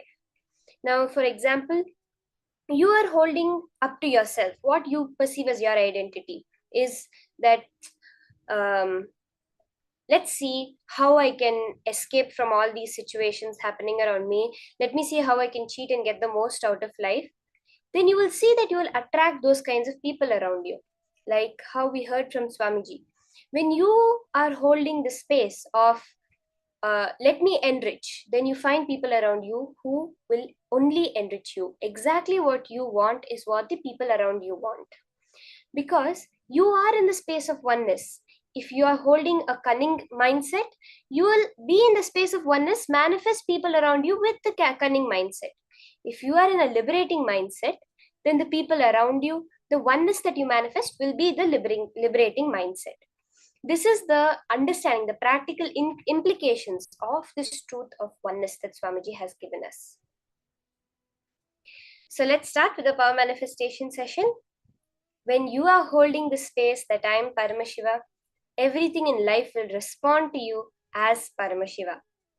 That way, when you just keep in your inner space that I am Paramashiva, I am Swamiji, there's nothing else existing in this universe. How? When we take all our sensory perception, see whatever we are experiencing as life, we're experiencing it right now only through the 5 senses and the 6th sense of the mind. So we have our brain. How does it happen? Let's take the example of sight, through which is one of the most main senses. You have the light which enters the eyes. It passes through the optic nerve to the back of the brain and creates an image. Electrical signals are given to that part of the brain, which you are able to perceive it as an image. Same as with touch, with smell, with hearing, with every sense of your body. It is the same thing. It is only electrical signals in your brain. So you have no direct contact with the real world. There is no way that you are actually being able to relate with the world. There is only your brain's interpretation of certain electrical signals that you can see as your world. But then, what is experiencing? Is the brain experiencing? But then if you see it that way, even the brain is matter. If you take your brain and keep it in front of you, you're only going to be seeing your brain or touching your brain, or else perceiving the brain through the mind. So it still remains as not real. But what is it that's experiencing? The only thing that's real, that is the existential reality, existential experience, is your Atma, your soul, the Paramashivatva within you. That who is it that is seeing? That is the most fundamental question. When you look at that, then you're able to very clearly understand why is it that this world is not real. There is you who is putting some certain understanding, some certain images. You are posting it, you're projecting it on the space dimension of the cosmos, on that Paramashiva, who is the base material for the entire cosmos. You're just projecting it. It's like a light projection. The screen is the screen, but just light projection on the screen makes you see different scenes. The same way, all that you're perceiving in life, whether it's good, whether it's bad, even Swamiji, that is why we are so powerful, because even what we are perceiving as Swamiji is right now our creation. When Swamiji comes in your dream, what is happening? How you've created a dream, you're able to create that space of Swamiji who is within you. Now, when we understand that who we are seeing, more of us, which we are seeing outside, then we understand that we are all powerful, that whatever we attribute to God, to Swamiji, the omniscience, omnipresence, omnipotence is actually us. So today's power is exactly that, omniscience. We're going to experience the power of sarvajñatva, the power of knowing, being able to know anything in this cosmos. How is it possible? Because you have projected the cosmos out there. Let's start, where we'll start with the Shastra Pramana, the various pramanas. There's references from the Hindu scriptures, from the lives of the various rishis, munis, and from Swamiji's own life for this power of sarvajñatva.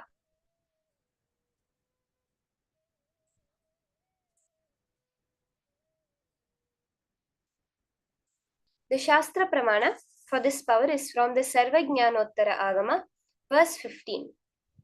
It says, Evamekatma bhavena samsthitasya tu yoginah sarvajñatvam pravarteta vikalparahitasya tu. Bhagavan Paramashivam says, within such a yogi who establishes himself in absolute non-dual oneness with Lord Shiva and who keeps himself free from all sorts of differentiating notions, the exalted superpower of all-knowing, sarvajñatva, gets unfolded in all its fullness. When you keep yourself in that non-dual oneness, in that space of Janaloka from which all power manifestation happens, understanding the whole world is your creation. Because there is no world out there. If you actually dig, even assuming in the beginning that physical matter exists, when you dig to the source of it, to the depth of it, there cannot be such a thing as a physical matter that you're perceiving. It is a pure projection of pure creation of your own self. The Apta Pramana for this power is from the life of Chaitanya Mahaprabhu, who was born in 1472. From an early age, he was a very intelligent boy, and everyone would just melt for his words. With no formal training, he would just chant any mantra, whether on Sri Krishna, Shiva, Muruga, he would just know it all. At the age of 16, he started a Gurukulam to teach people and children. After his father's death, when he took the ashes to Gaya, there he met his guru Ishwarapuri. He learns the many sciences of Hinduism, and when he goes back to his place, all the people start following him. He gets sannyas from Keshava Bharati, traveling around India spreading the science of achieving Krishna consciousness. Finally, in 1524, he attains Mahasamadhi. There's a very beautiful incident from the life of Chaitanya Mahaprabhu, where when he was very young, a Pandit named Keshava from Kashmir came to have a debate with the people of the place where Chaitanya Mahaprabhu was living at that time, which was known as a very deep learning center for the logical school of thought, the Nyaya school of thought. So when he comes there, he wants to debate with the people over there. All the people, all the Pandits, all the scholars of that area say that let's make Nimai debate with him. Nimai was Chaitanya Mahaprabhu's Purvashram name, before sannyas, the name that he had. So they say, let's make Nimai debate with him. The Nimai is, that time Nimai, Chaitanya Mahaprabhu was the most youngest person in that whole area who was into this, into the youngest scholar in that area. So they say he's more than enough for this Keshava. But what happens is the date of the debate is set, and the day before the debate was supposed to happen, Chaitanya Mahaprabhu happens to meet Keshava on the banks of Ganga. So when Keshava heard that this is the Nimai who he's supposed to debate, such a young guy, to prove himself, to scare him off, he chants spontaneously 100 verses on Mother Ganga. But when just by listening to it once, Chaitanya Mahaprabhu was able to repeat the whole thing and point out grammatical, experiential, and various mistakes in the understanding that Keshava had and in the verses that Keshava chanted. When Chaitanya Mahaprabhu was asked him to explain the 64th verse, Keshava was not able to counter Chaitanya Mahaprabhu's experiential arguments. So when realizing this, Keshava fell at Chaitanya Mahaprabhu's feet, and that night Saraswati herself comes to Keshava's dream and tells him to ask for forgiveness from Chaitanya, as he is Krishna himself in the human form. It's a beautiful Apta Pramana for the power of Sarvajñatva.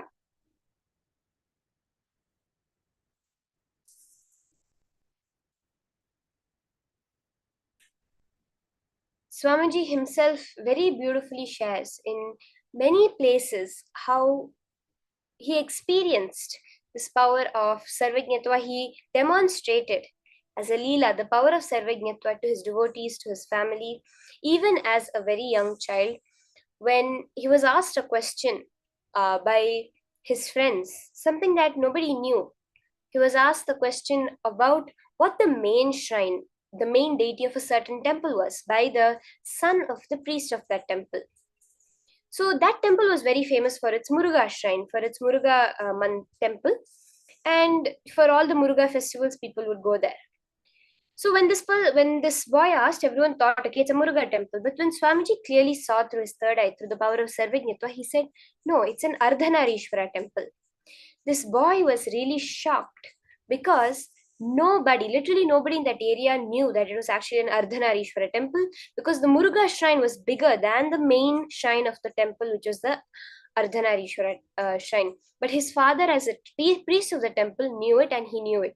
So this was how even Swamiji experienced and expressed this power of Sarvajñatva as a young boy. Let's now enter into the power manifestation.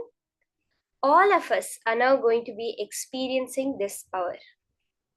Any information that exists is because you already know it. There can be nothing in the universe that does not already exist. There can be nothing coming under your perception that you don't already know. This is a basic science of life. Scientific studies have very clearly proven that your brain knows what is going to happen 5 to 7 seconds before it actually happens. They have done very precise experiments on people, very precise studies, which very clearly prove that your brain knows what is going to happen 5 to 7 seconds in advance. Understanding that? So when if a question has come in front of you to which you don't know the answer, which you think you don't know the answer, that is not possible. You know the answer, and therefore you have projected the answer to the question outside you. So let's do this power manifestation.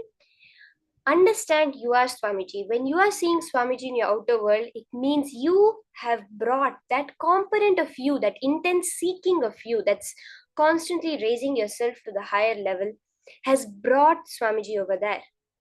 There was a very great master, Nisargadatta, who within just a few months from being a common beedi seller on the streets became an enlightened master. He says, when his disciples ask, if the whole thing is Maya, if you don't have a mind, how are you here in front of us? He says, who said I am here? You have put me here, you have projected me here because you want to hear something. You are putting the words in my mouth, you are putting the form of me over here and making it come out so that you can hear it. When you are seeing Swamiji, you have that seeking of you to realize you has brought that part of you as Swamiji outside to make you realize the him within you. That's all it is. So let's start the power manifestation. Sit with your head, neck and spine in a straight line. We're going to be scanning in this first round some details of artifacts, some kind of artifact. You'll be scanning the details of that artifact. It can be right now the picture that's on your screen that you're all seeing. Scan what this is, where it's from, what it's made out of, from what age it is, when it was made, any details that are appearing in your third eye. Just scan it and reveal now. through the power of Sarvajñatva. Now, if this picture is in front of you, if this object has come under your perception, it is exactly that you have projected it there. You have created this object and now seeing it in front of you. That's all. So let's start. We're going to have very quick rounds this time, just 2 minutes. So sit with your head, neck, and spine in a straight line. Chant the Mahavakya. This will just create a breakthrough. Swamiji says that you don't need more than, it's just one thought for which the transformation happens. Power manifestation is just one thought. That's all. So we can have very quick rounds to catch that 5 to 7 second gap before our mind catches up, where your brain already knows the answer before it is projected. So let's start the manifestation. Sit with your head, neck, and spine in a straight line. Chant the Mahavakya and go on posting whatever you're seeing through your third eye.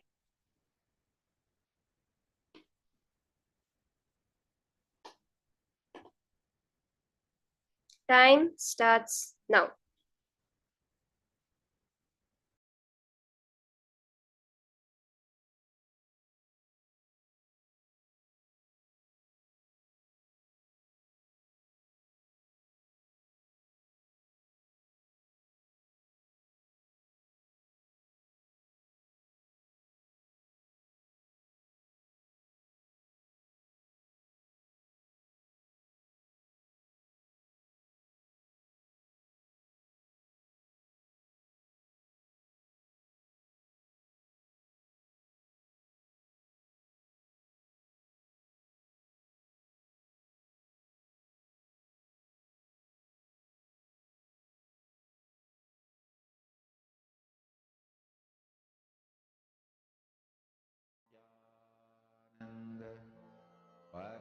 Paramashivoham. Om Nithyananda Paramashivoham. Om Nithyananda Paramashivoham. Om Nithyananda Paramashivoham. Om Nithyananda Paramashivoham.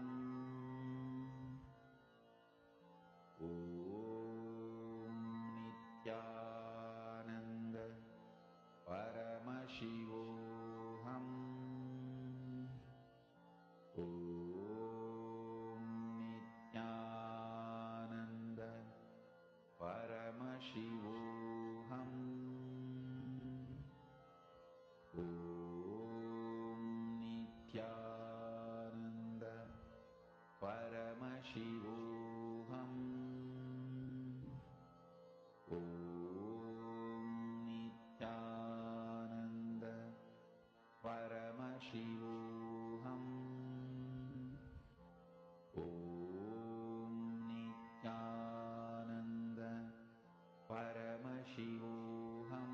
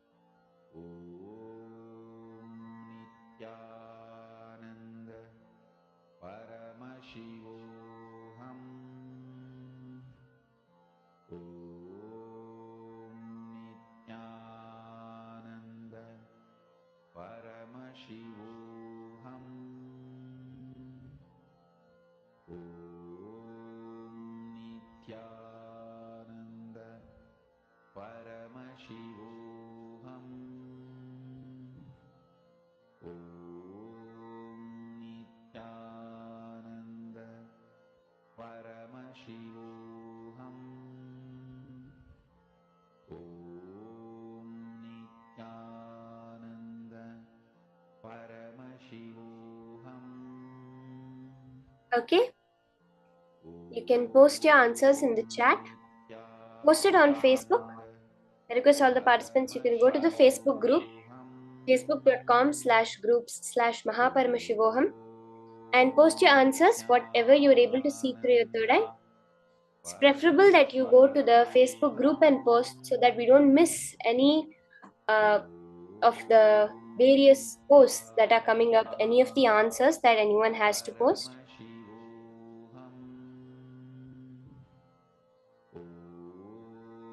Let's quickly finish this round posting all our whatever we are able to see through our third eye, whatever our third eye showed us, for the details, the place, the make, whatever you're able to see, what this object was used for, where it's from, how big it is, everything. Please go to the Facebook group, facebook.com/group/Mahaparamashivaham, and post your answers.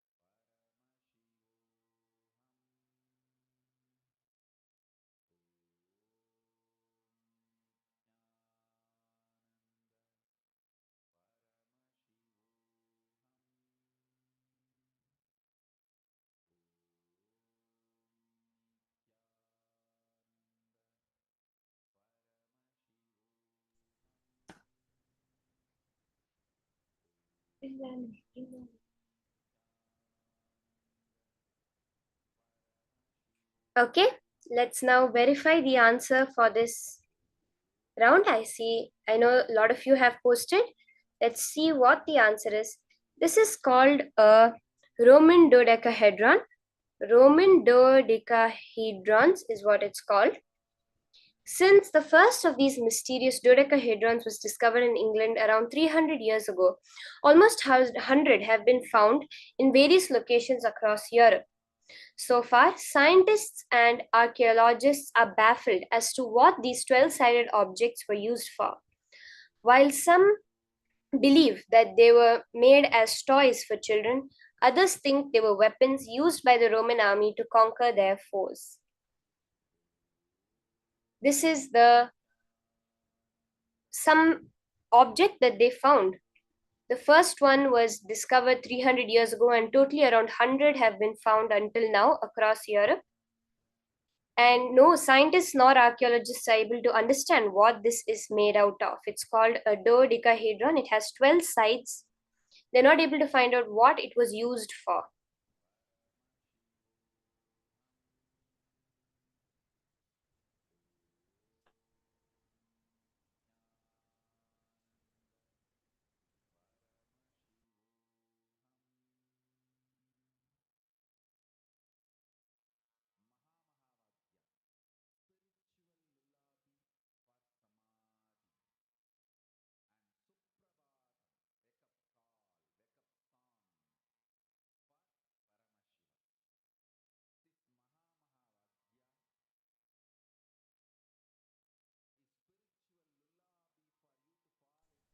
So this is the next object that we are scanning. Let's do a much quicker round this time, just 2 minutes. Scan through your third eye, and now you can post chant the Mahavakya and post whatever you're able to see about this object in your third eye. In Samadhi, this is spiritual lullaby for Samadhi and Suprabhatam, wake up song for Paramashiva in me, for Paramashiva to manifest. With this one spiritual powerful cognition, chant this Mahavagya.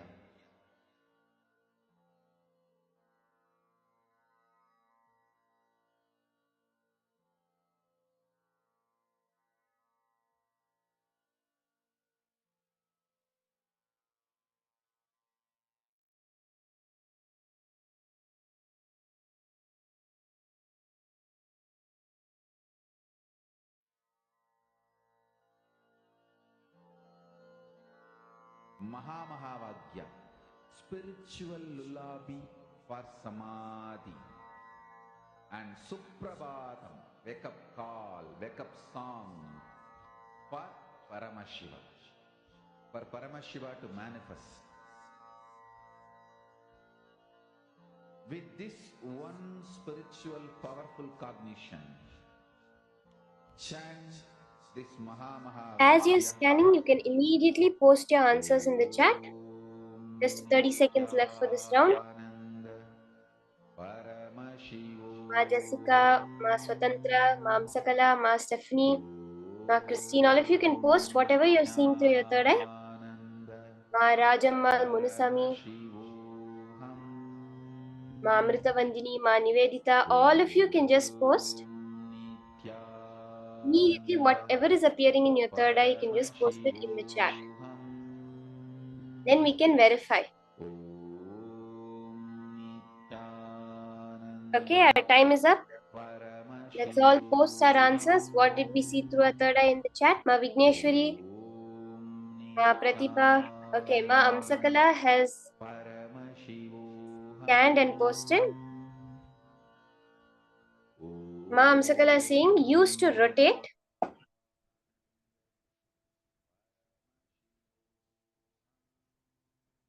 And moving some object. It has iron content in it. Okay. And Ma Geeta Devi saying some metal that found in water. Okay, we have 2 answers. Anyone else that scanned, please post it in the chat.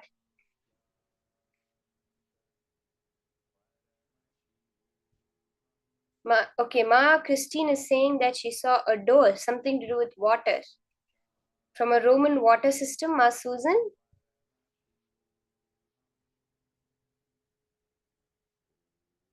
Ma Sonia, Ma Jaya Mohan, all of you also can post.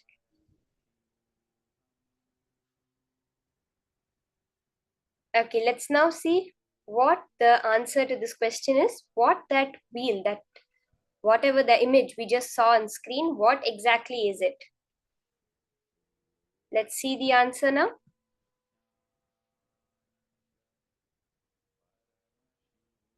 If there's anyone else who is still scanning, you can quickly post your answers in the chat.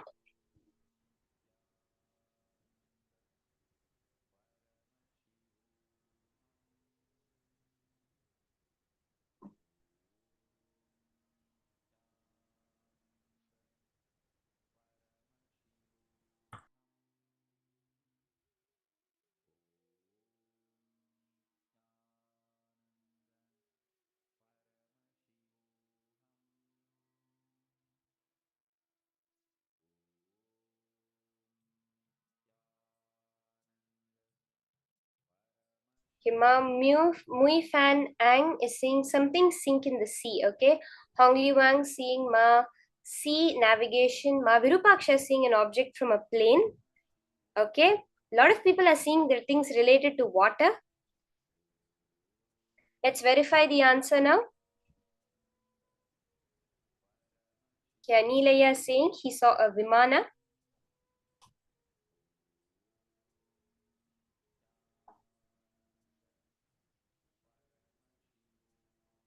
You can see the answer. What was this object that was just now projected?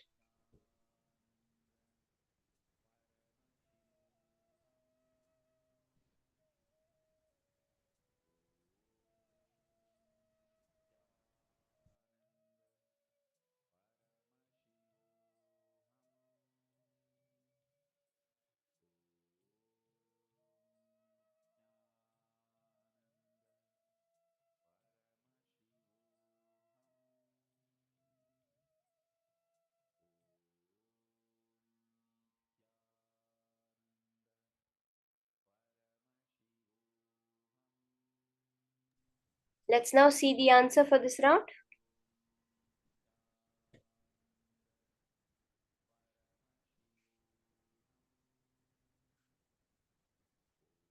So this is a Antikythera mechanism in the Archaeological Museum of Athens. It's an ancient analog computer.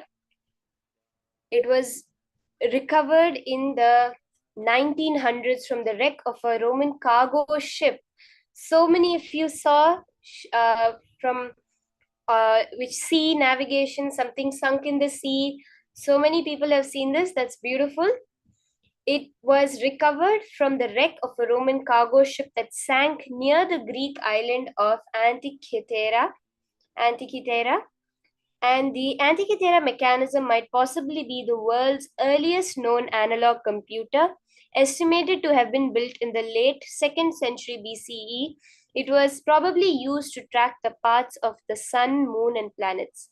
However, because some key parts are missing, we may never know what its exact function was. This is what they think to be as the oldest analog computer in the world.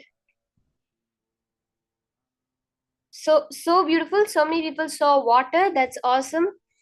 Ma Mui Fan Ang, you saw something sunk in the sea. That's exactly what it is. It is an ancient analog computer that was found sunk in the sea. Ma Geeta Devi, something found in water.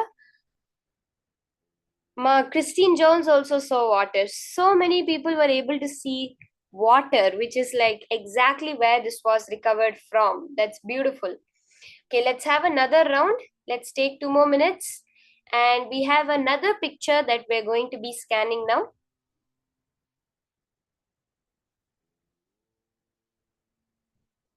See, the minute that this has come under your attention, the minute you have seen this picture, that means you already know it and you have projected it out there.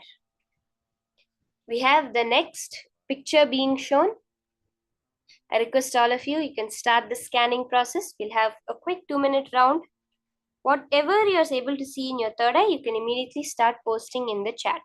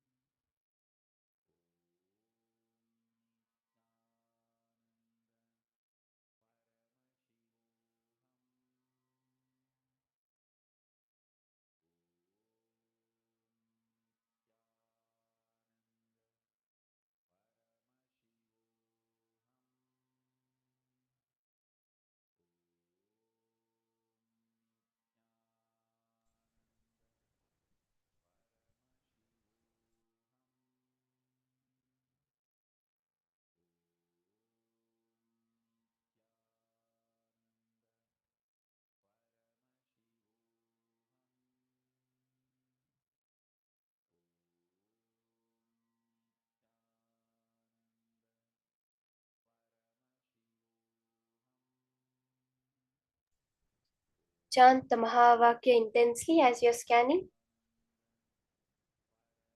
Few more seconds. You can continuously post your answers. Mahedi has already posted. She saw a German castle. That's beautiful.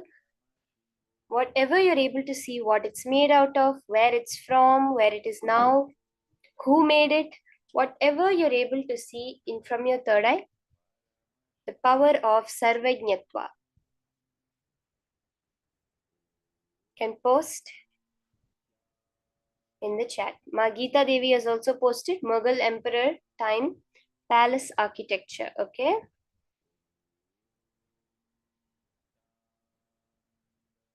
Okay.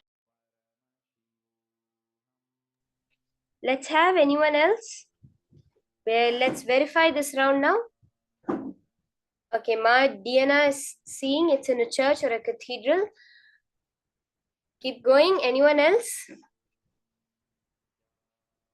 Palace Versailles. Okay. Ma Susan. Ma Christine is posting decoration from old building, wall decoration. Okay.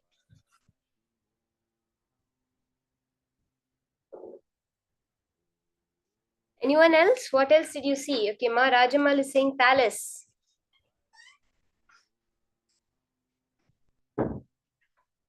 Ma Amsakala, placed in a palace, wooden architecture covered in a shining material.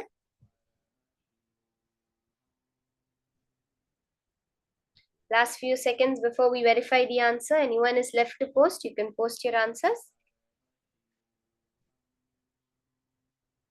Palace in a kingdom, Ma Ananda Sagara.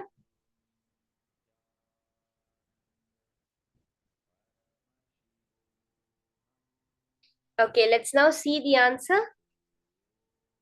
What is this particular image that's being shown? This is, okay, Anilaya has posted architecture in Egypt. The amber room's splendor is the stuff of legends created by the Prussian King Friedrich I in the early 1700s. It remained part of the Berlin City Palace. Okay, Germany. I think someone had posted Germany. Exactly, Mark. In the Berlin City Palace until 1716, when it was given as a gift by the new king Friedrich Wilhelm I to his ally Tsar Peter the Great of Russia. Amber Room was so mesmerizingly beautiful that at its time it was considered the eighth wonder of the world.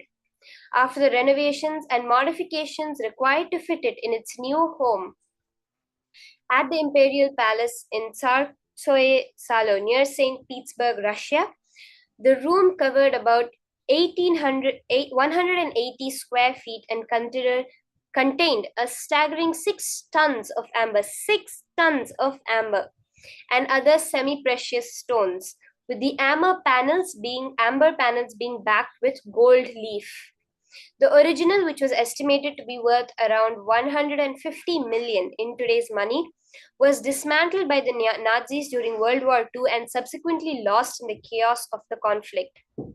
A reconstruction started in 1979 and completed in 2003, which cost only 11 million, can be currently seen at the Tsarkoye Selo.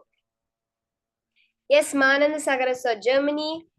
So beautiful. Many people were able to see some people saw it was in a palace, which is exactly, it was part of the Berlin City Palace where it was first created.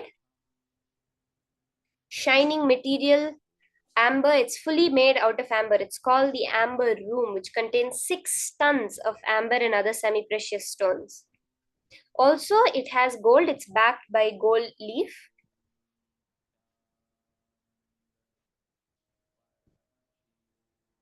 So beautiful. So many people have manifested the power manifestation today. And further going, you will see how that space, that group space that we're all holding for the manifestation to happen, will make the manifestation just exponentially increase in all of us. So are we ready for this? The grace of the Guru, Dakshinamurti, which is showering on all of us today. That is why we have Swamiji in our life. And that, who is this Dakshinamurti? What does he represent? And how blessed are we really to have the Guru in our life? Let's now learn about Bhagavan Dakshinamurti from Swamiji himself.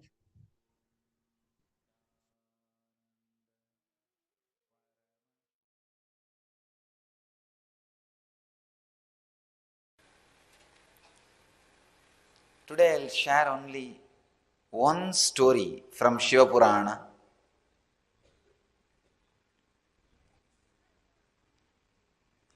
Story of Dakshinamurti.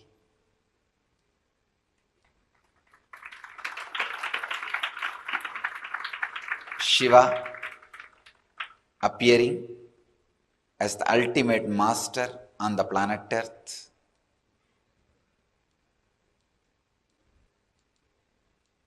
Long, long ago, once upon a time, when humanity was soaked in ignorance, as it is still now,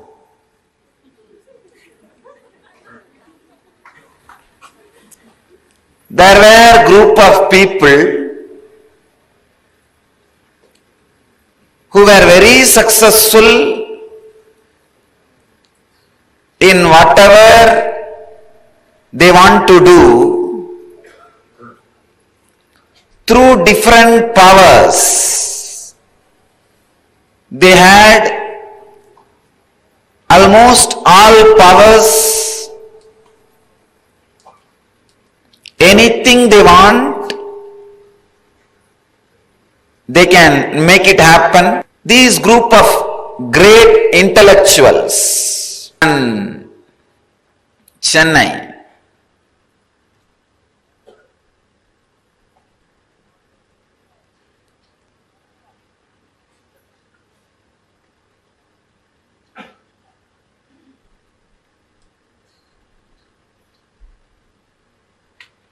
the place Tarukavana, huge forest filled with so many intellectuals. They are called Tarukavana Rishis. Amazing intellectuals, and know the techniques and technology to do whatever they want to do in the outer world. Powerful beings. They had a lot of mental powers. They can create anything they want just through the power of mind, and just by doing some rituals, certain rituals, yajnas, karmas. One of the biggest problem happens when you get these extraordinary powers. When things go smoothly in your life, you start thinking you are everything, or there is nothing higher than you. These Targavana rishis, some of the great intellectuals, because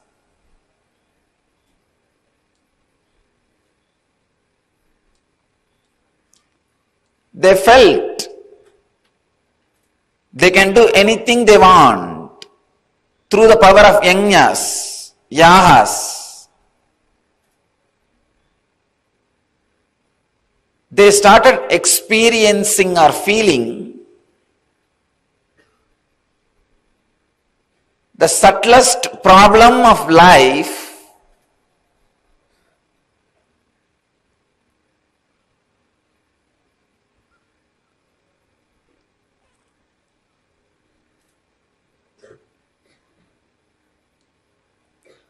pseudo-ego asserting itself as ultimate.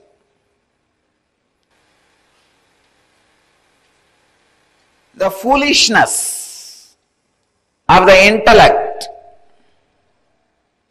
or arrogance of this atheism has gone to the extreme, and they started becoming arrogant and a threat to the society. Usually, when atheism settles in you, when you are not ready to respect anything higher than you, your intellect, you are a threat to society.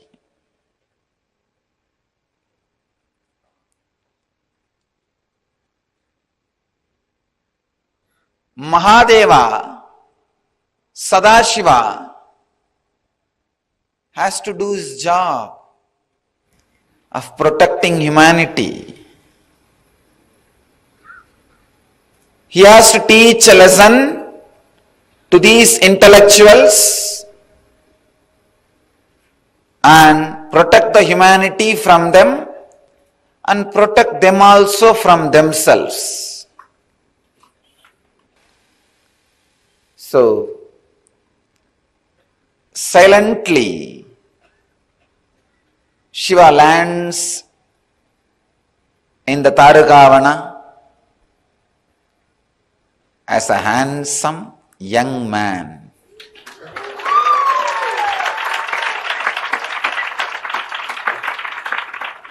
And the extraordinary glow and the energy which is beyond skin, the extraordinary radiance, tejas, beyond the skin color, extraordinary attraction beyond the size of the body, he manifested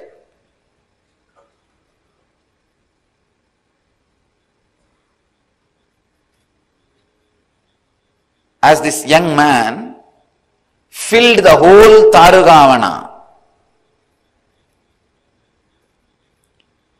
And he went round the Tarugavana in the name of begging to collect food. His Parivrajaka Yatra.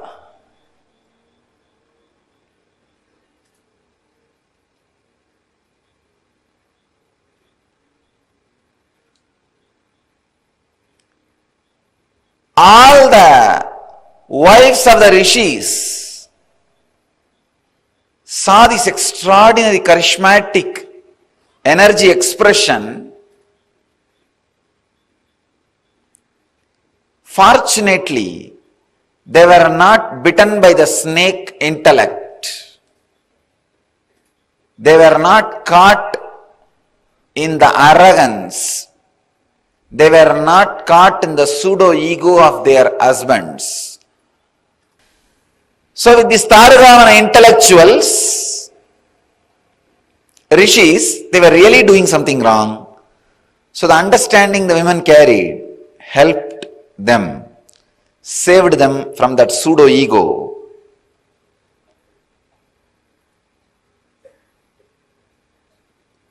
They saw this young man, ascetic, a sadhu, walking in the streets, asking for alms. Not only they gave food, they just lost themselves in his presence and glory.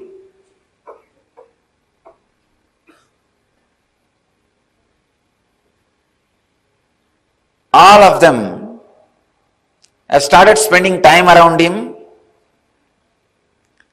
started listening to his teachings.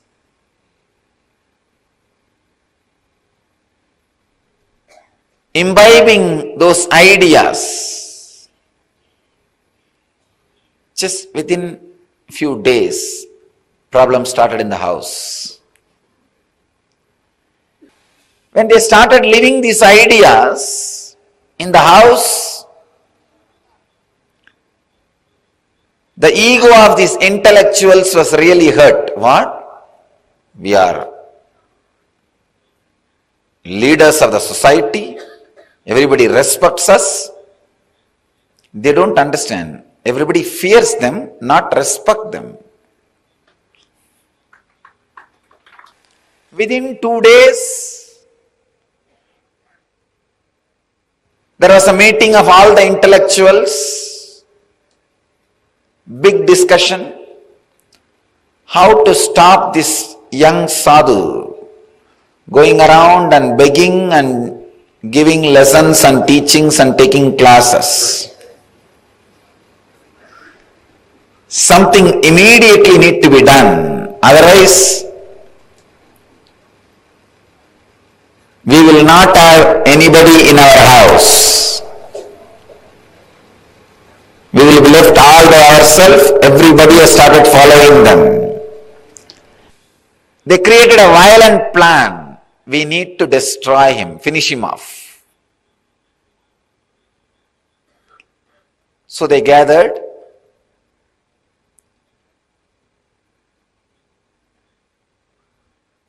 Started spreading waves. Those days, yajna. Those days, yajna means what? Creating certain kind of waves and sending all over the world. They organized a huge yajna and started chanting different mantras, started creating negativity and sending it towards him. The young boy, after going around and taking classes, was just relaxing in samadhi under a banyan tree.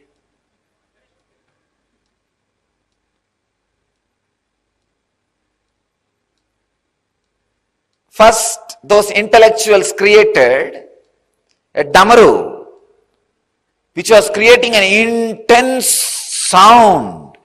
Just through sound, it was destroying anything which comes in its presence. Those intellectuals commanded the damaru, go and kill that man and come, kill that sadhu. Damaru came with all its speed. The young sadhu was sitting under the banyan tree.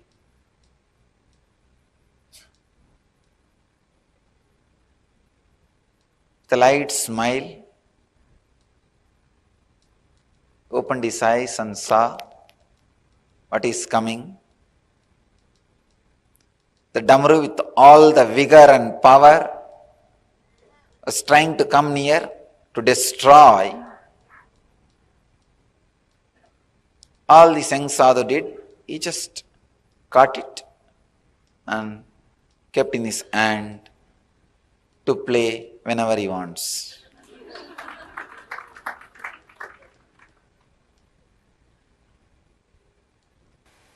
Then they thought we should do something more. They created a deer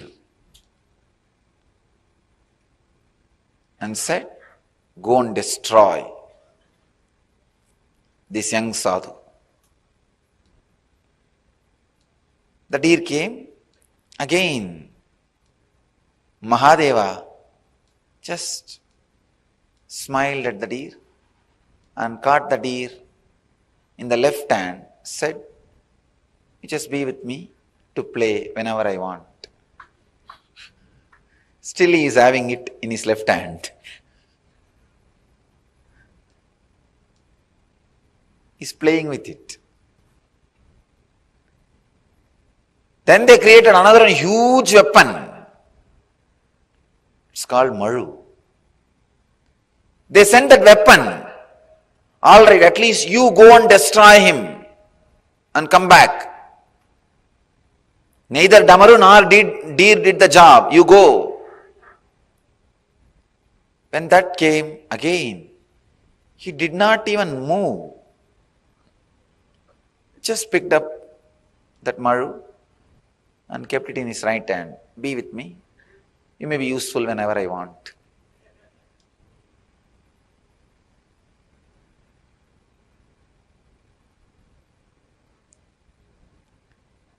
It's too much.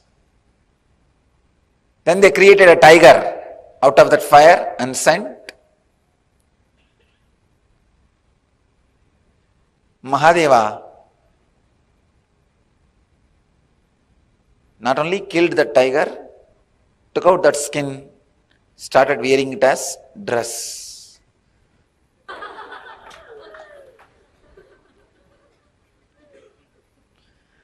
So he started wearing it as dress.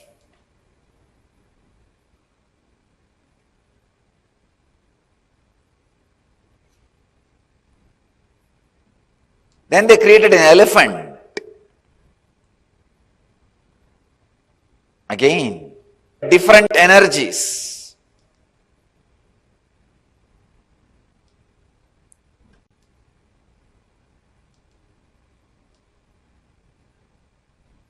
Finally created a asura, dark,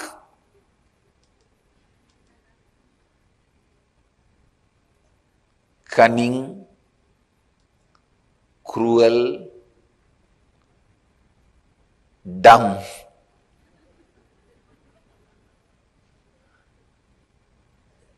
Muyalaka. They said, you go and do some conspiracy, create some problem, destroy this young sadhu. Shiva did not even bother. He just picked him up and put him at the feet. He was dead. But these asuras are dangerous. Even if they are dead, you have to always keep 1 foot on them so that they don't come back. He puts his feet.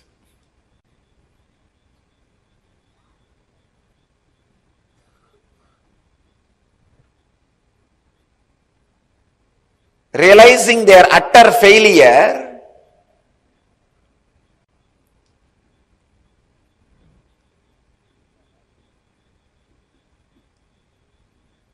they tried to do all possible things.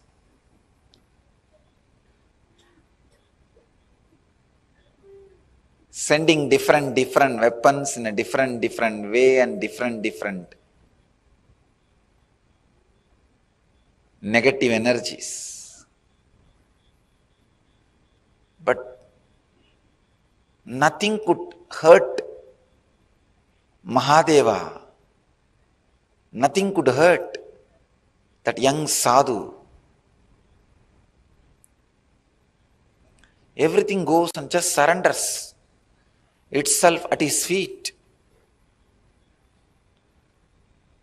They were shocked, surprised, unable to understand what is going on, confused. completely disturbed, Mahadeva feels the deep compassion, it is time to teach lesson to these fellows. All he does is sits in his intense silence.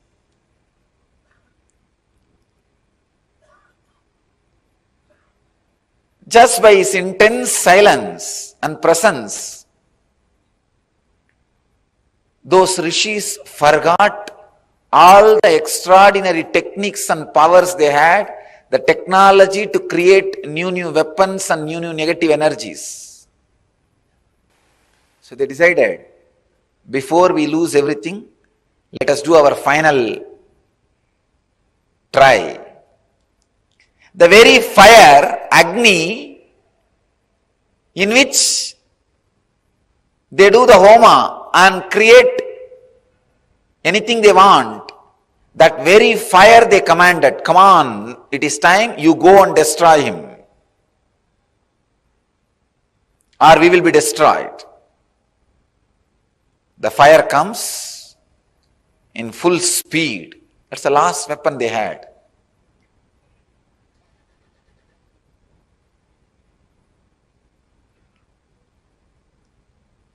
Shiva did not even move his body, just opened his eyes, picked up that fire in the left hand, still he is holding in the left hand. You can see as Dakshinamurti, he will be holding it in the left hand. That is the fire. Now, these rishis lost practically everything, nothing is left.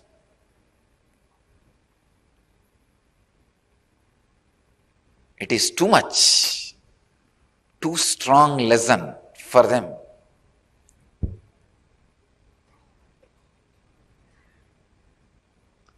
But even though they were thinking about this young sadhu to destroy him, but continuous thinking about him has brought some good things to them.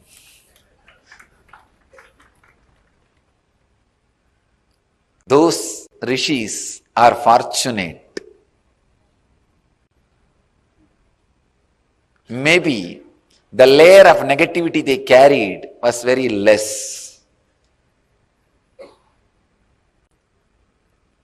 Just because they were constantly thinking about him, they finally decided, if there is somebody who can stand all the negative things we can do and still be calm, composed and continue what he wants to do, then he must be extraordinary power.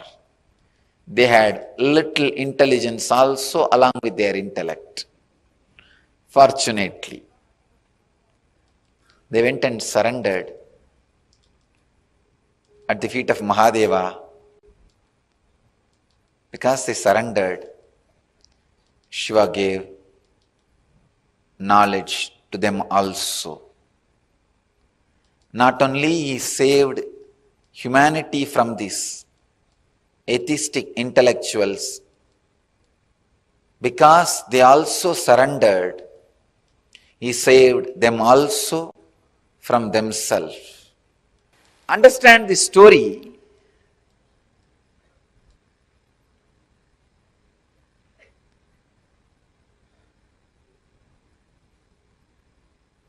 When Guru assumes the human body,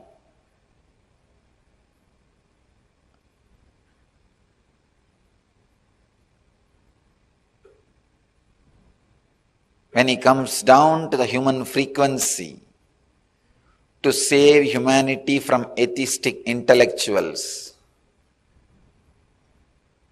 and save themselves from themselves, save them also from themselves. The extraordinary silence he radiates itself is power.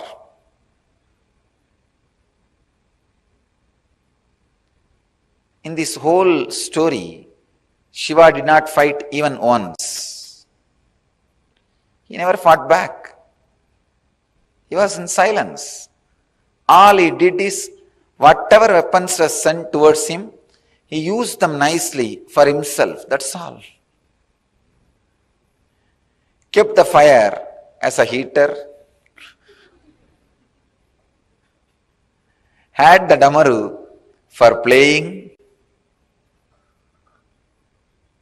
Had the tiger skin as a dress. Had the elephant skin as the blanket. Whatever negative energy was sent towards him, he beautifully used.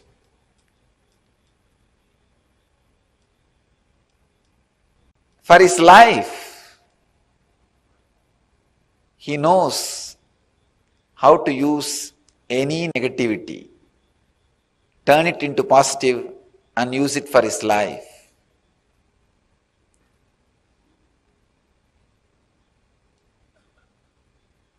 Because of his extraordinary energy and silence and the spiritual presence, any negativity comes, just dies down and starts supporting him in positive way.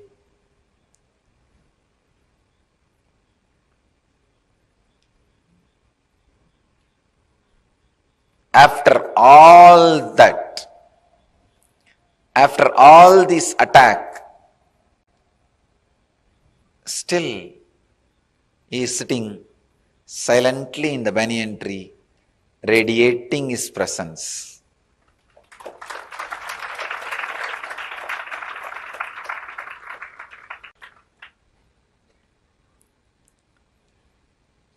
The inner space continues to radiate the extraordinary silence. An intense presence goes on inspiring everybody to transform themselves. First, he destroys all the negativity thrown towards him and turns them into positive energy. Then he transforms the very people who are trying to throw negativity towards him.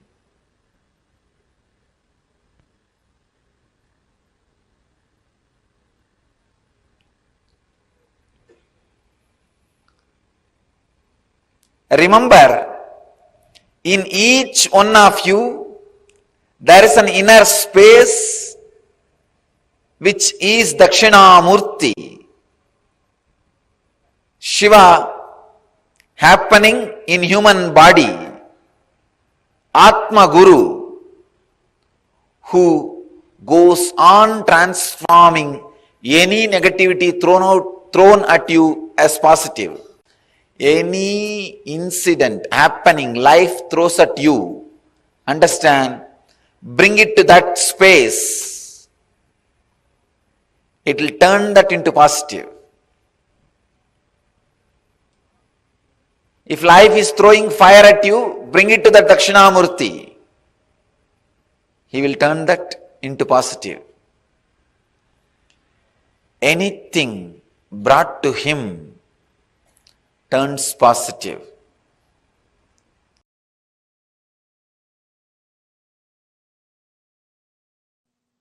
See, Paramashiva manifested as Dakshinamurti to teach Veda and Agamas to Targamana rishis. It's not that it was a past.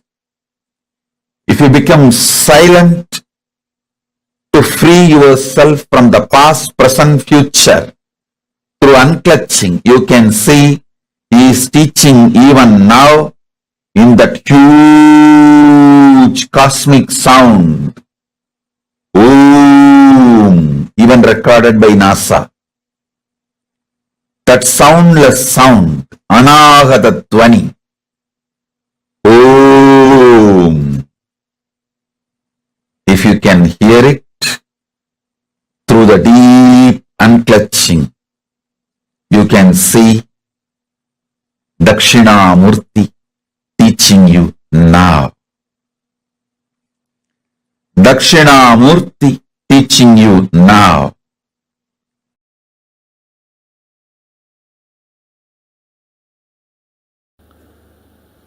Then Mahadeva withdraws Adi Shakti into himself.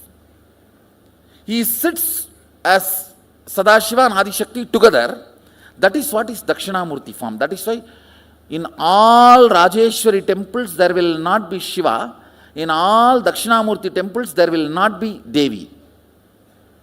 Because in Dakshinamurti form he is both. In Rajeshwari form he is both. When the male component is sucked into the female component, he is Rajeshwari. When the female component is sucked into the male component, he is Dakshinamurti. In no Dakshinamurti temple, there will be Devi.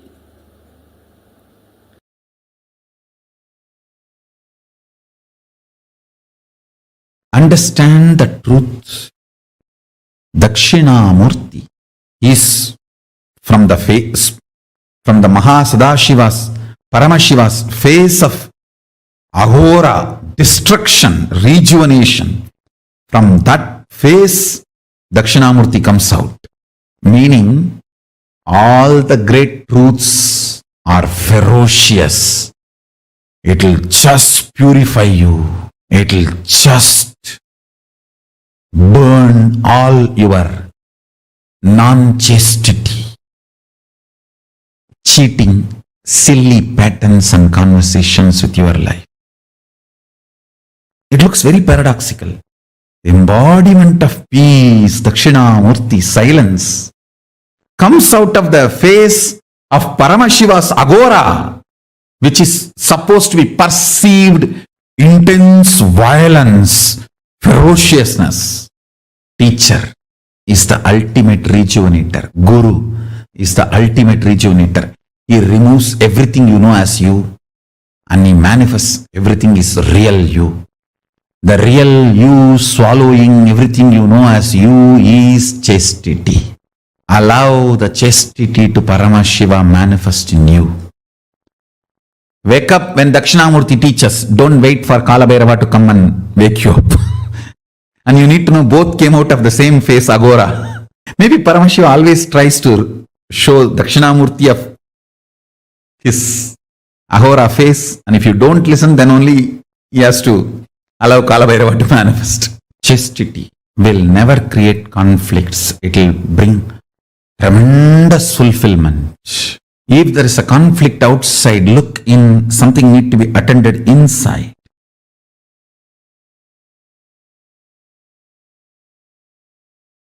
Ferociousness is a straight, intimate, raw, integrated way Guru deals you, handles you. If he has to strategize and present himself very sweetly to you, understand you do not have an integrated relationship with him. You have a strategic relationship. He will also be having a strategic relationship.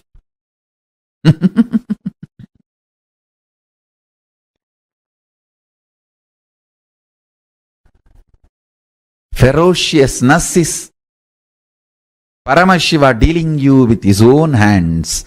With his empty hands, bare hands, he will never kill you. He will only hug you.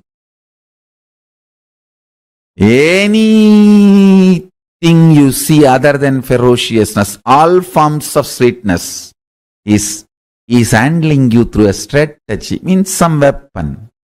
The weapon may be looking very comfortable.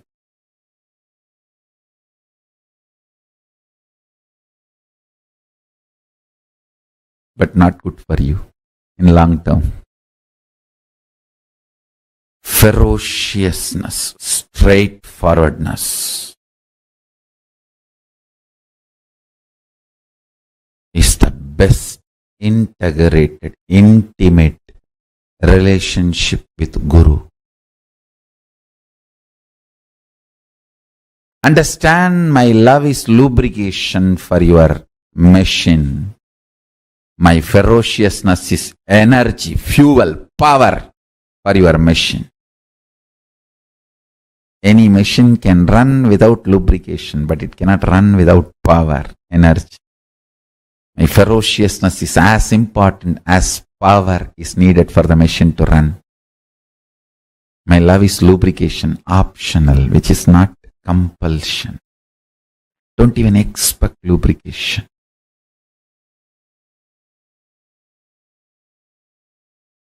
Listen to this clearly. Sound of Dakshinamurti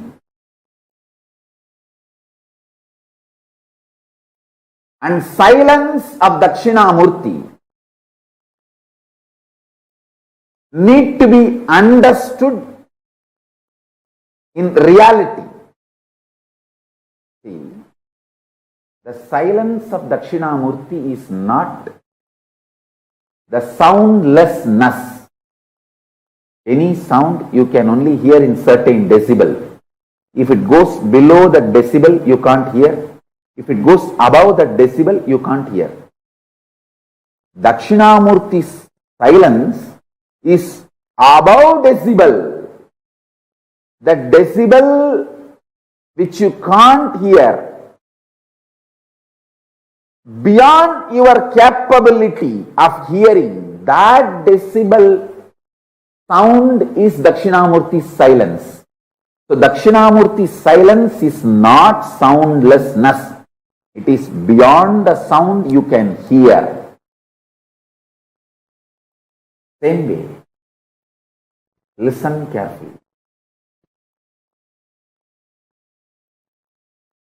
Dakshinamurti's silence is not soundlessness. It is beyond the sound which you can grasp, perceive, hear. The human ear has a dynamic range of the threshold of 120 to 130 decibel. You can neither hear below 120 decibel nor you can hear above 120 decibel. Sorry, 0 to 120 to 130. I can say 0 to 130 decibel. Listen carefully. Human ear has a dynamic range of 0 decibel to 130 decibel. If something is below the 0 decibel, you can't hear. Something is above the 130 decibel, you can't hear. Dakshinamurti's silence is above the 130 decibel. It is not soundlessness.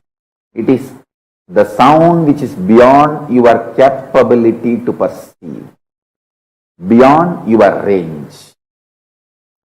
Same way, Dakshinamurti's visual silence. See, Dakshinamurti's verbal silence is the sound which is beyond your perception.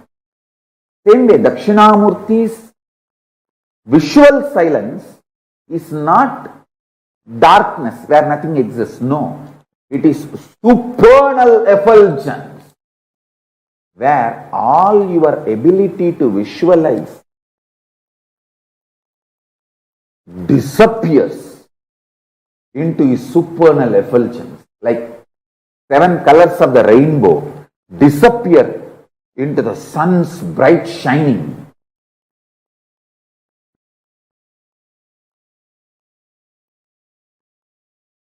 Your ability to visualize dissolves, disappears into the supernal effulgence of Dakshinamurti. Understand? The supernal effulgence of Dakshinamurti and supernal silence of Dakshinamurti. Then you will understand the right knowledge, right clue about the existence of Paramashivatva. If you understand this one truth, today you can manifest powers. The common frequency the human ear can hear is like a 20 to 2000 hertz, 0 decibel to 130 decibel maximum. 20 to 20,000, sorry, 20 to 20,000 hertz or 0 to 130 decibel. That's it. If it is below 20 hertz, you can't hear. If it is above 20,000 hertz, you can't hear. Dakshinamurti's silence is above 20,000 hertz.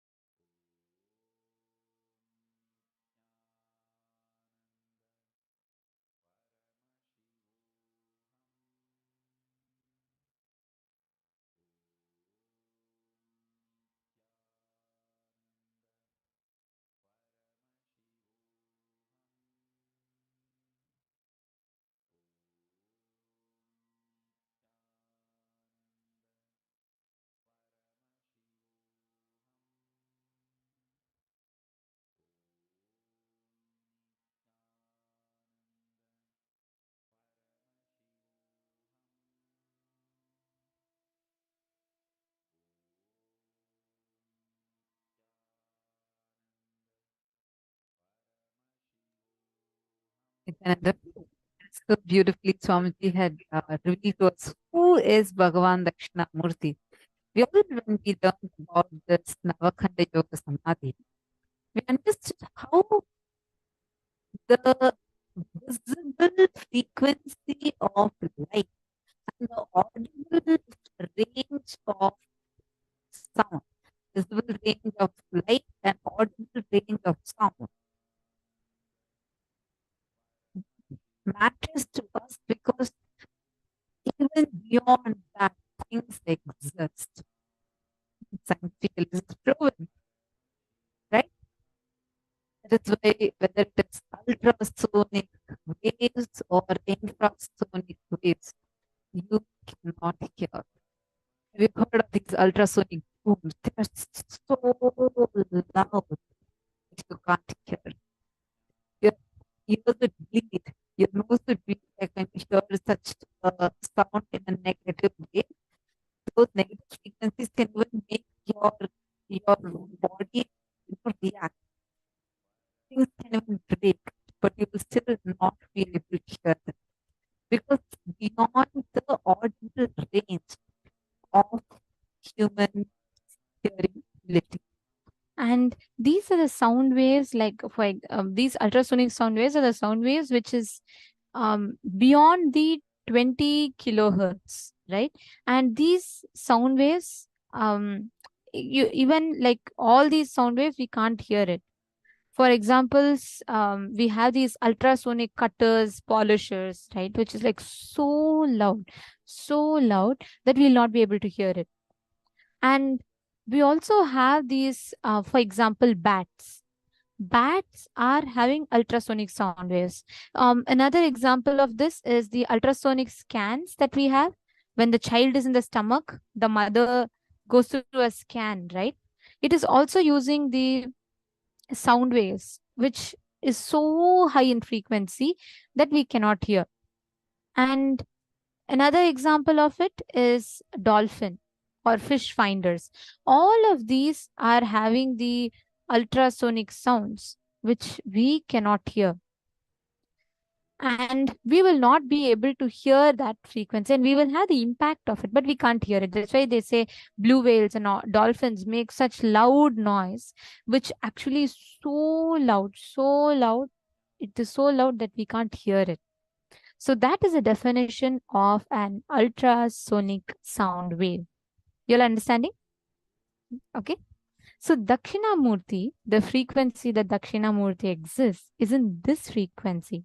He is in silence, but his silence is so deep that human beings cannot hear that silence. You can only experience it. That is the power of Dakshinamurti. He sits. When he sits, right, it will just be that, like, he's just completely quiet. There's no sound. But in that silence, he transmits petabytes and petabytes of information to us. Now, how many of you want to experience what does it mean to hear those ultrasonic sounds? What does it mean to hear those sounds? See, there are some ultrasonic sounds which are good in nature. Like, for example, the sounds of certain frequencies that is in the temple, that vibrates in the temple. These sounds are so good for us because the patterns of these sounds creates the right effect in our inner space. The sounds have an impact in the matter. Now, Dakshinamurti can be experienced just by meditating on words, meditating on silence, taking your sounds from sound to silence. That is what all of us will be experiencing right now. We all will be experiencing this exact aspect, moving from sounds to silence.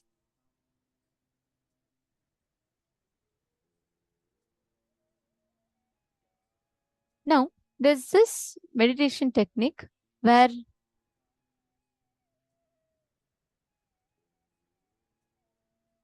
this meditation is where you will visualize a word like love, joy, bliss.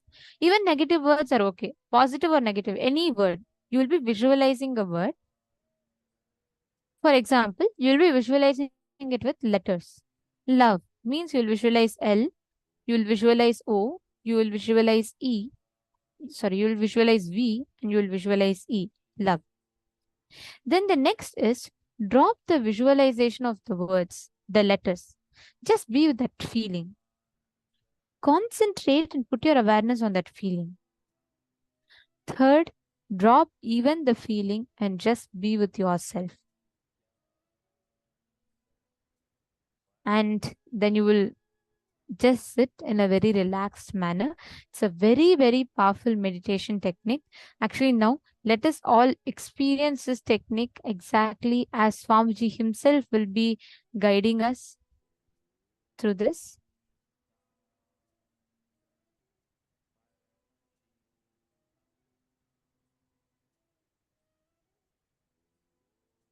I request everyone to please sit straight. Sit with your head, neck, and spine in a straight line.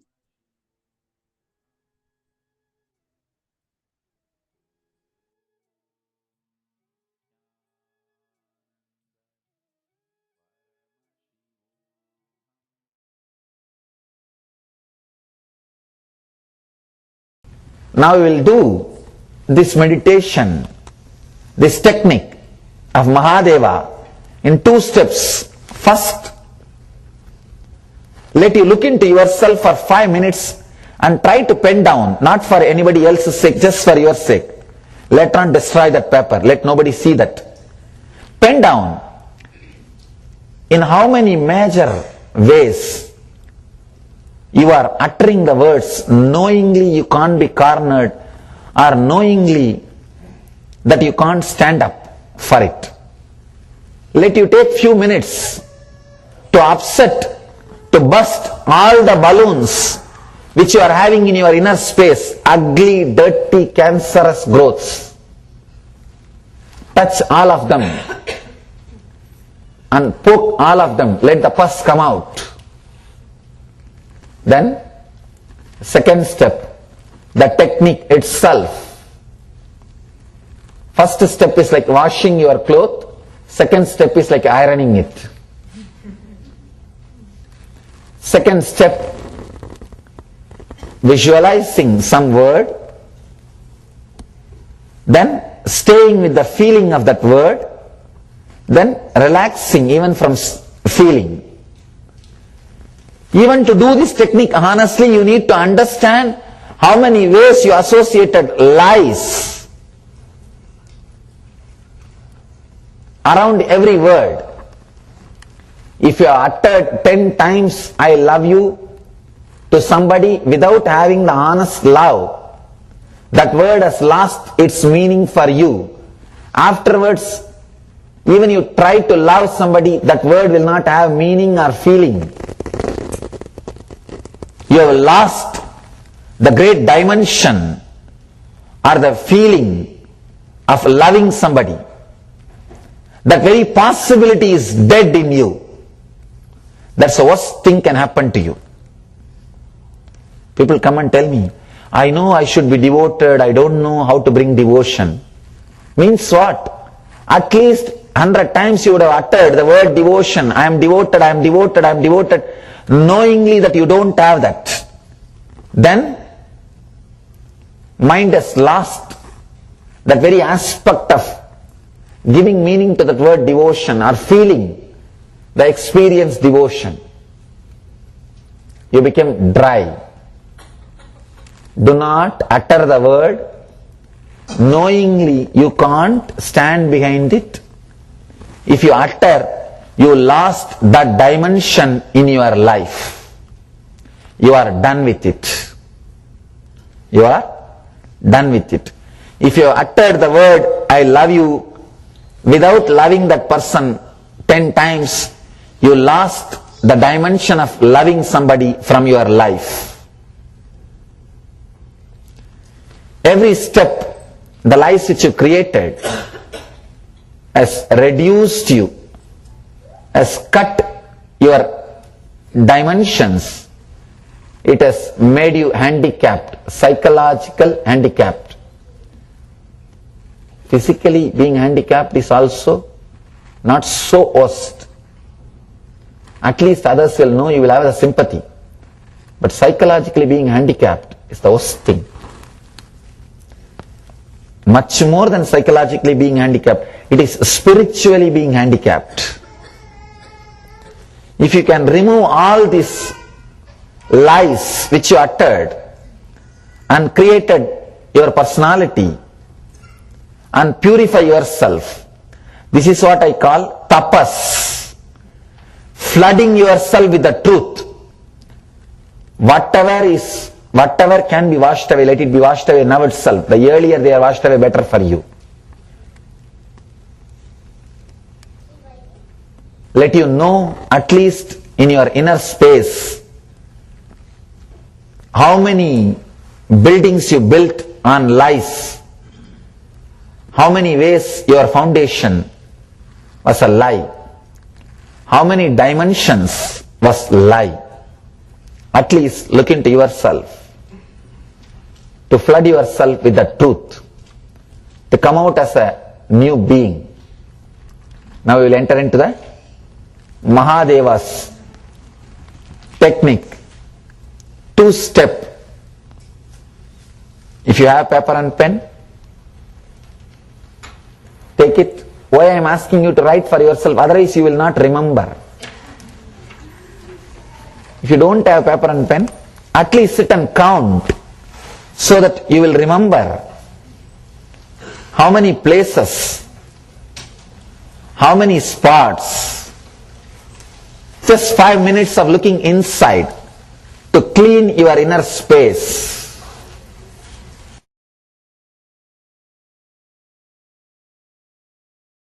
Then we will enter into the meditation. You can sit with closed eyes and look into yourself.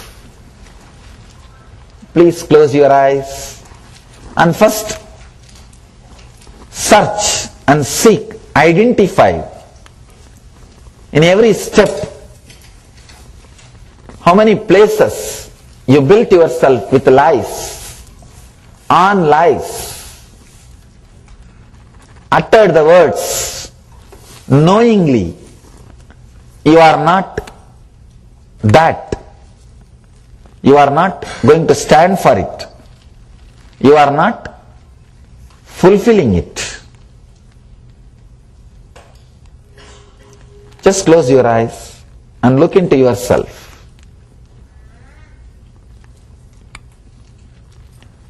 How many places you use the word knowing you don't mean it?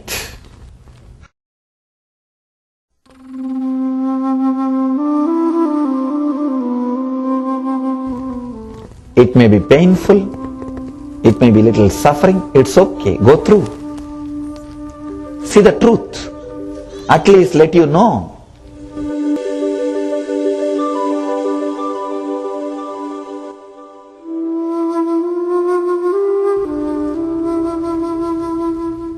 After all, no need for anybody else to know. Let you know at least.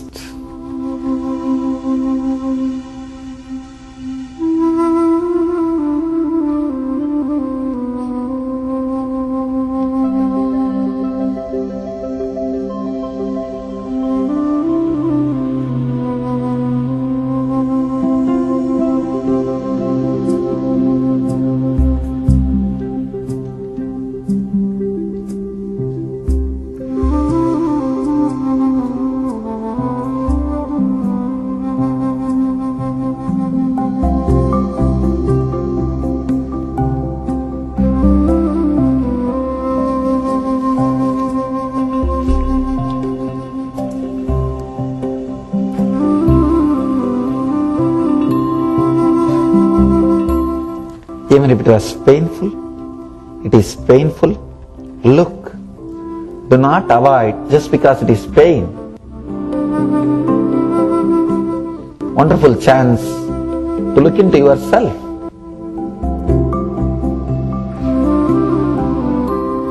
At least know in how many places you built your life, your identity based on lies.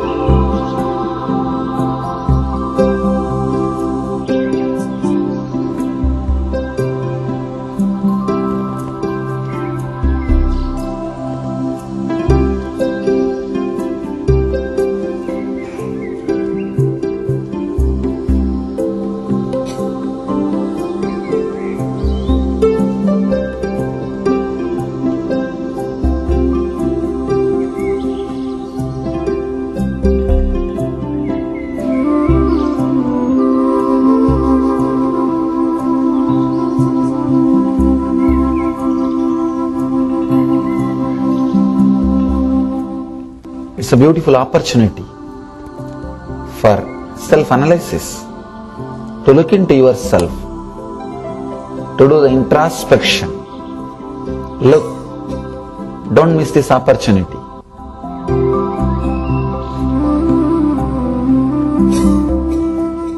Where all you use the words without knowing the meaning, without meaning it.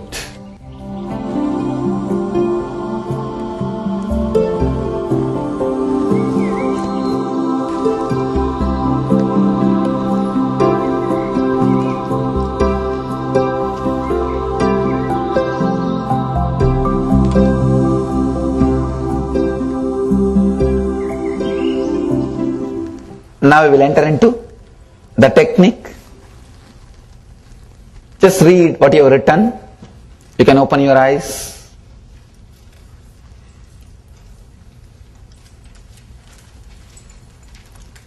Just wanted to give you a few minutes to look into yourself. Try for next 21 days not to use any word which you do not mean. Do not use any word knowingly that you can't stand for it. Knowingly, just because nobody can pin you down, nobody can corner you. Never use the words. Then this technique will work on you. Now we will do this technique just to learn. But this technique won't work on you now unless you clear your inner space. Learn so that you can start doing it after 21 days. Let me teach you the exact technique. Visualize a word like love, or joy, or bliss. Even the negative words are okay, whether positive or negative, any word. Visualize a word. First visualize it with a letter. Love means L-O-V-E. Then next, drop the visualization of the words, letters. Just be with that feeling. Concentrate, put your awareness on feeling. Third, drop even the feeling and just be with yourself. Step by step, if you do, you can do it beautifully. I'll guide you. We can start. Please close your eyes and sit. Lights off.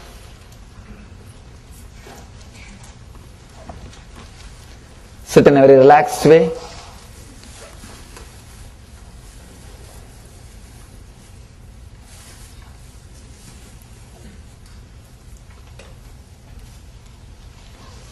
Remember any word, love or bliss, whatever word you may want, you can choose. Whatever word you want, you can choose. Visualize that word as letters. Be with that visualization of letters.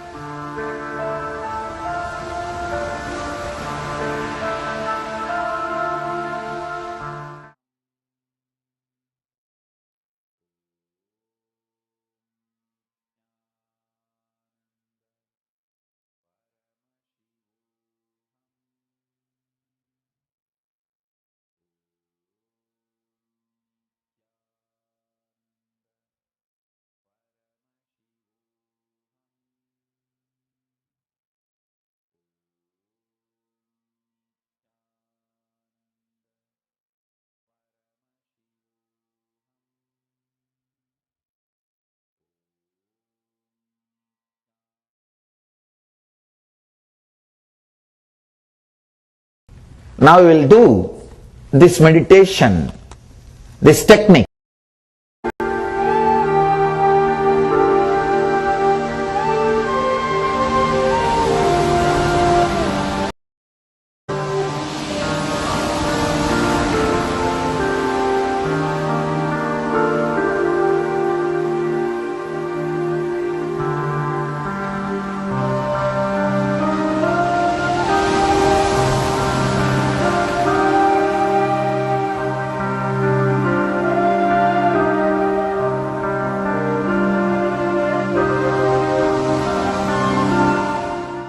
Now,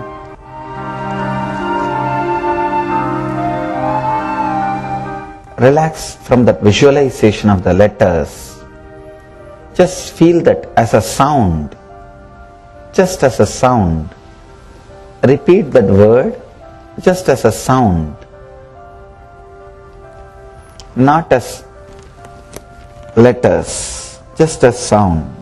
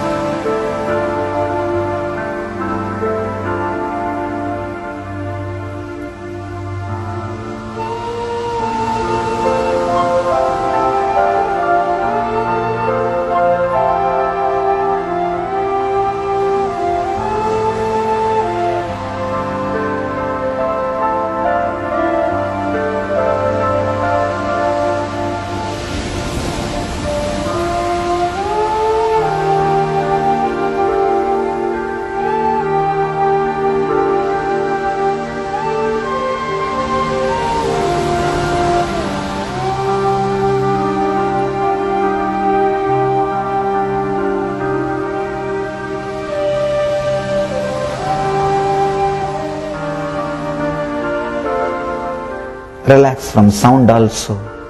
Just be with that feeling, what that word means. Just remember only the feeling, neither the letters nor the sound, just the feeling.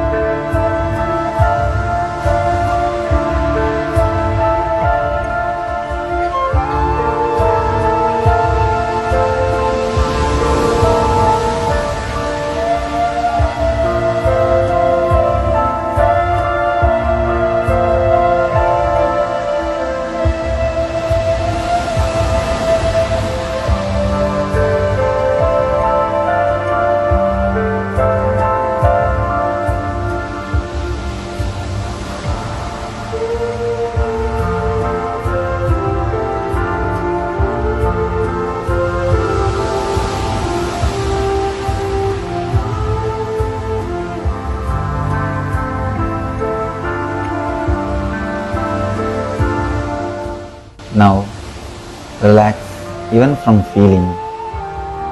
Just be silent. Do not create a thought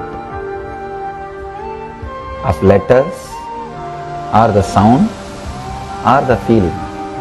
Just be.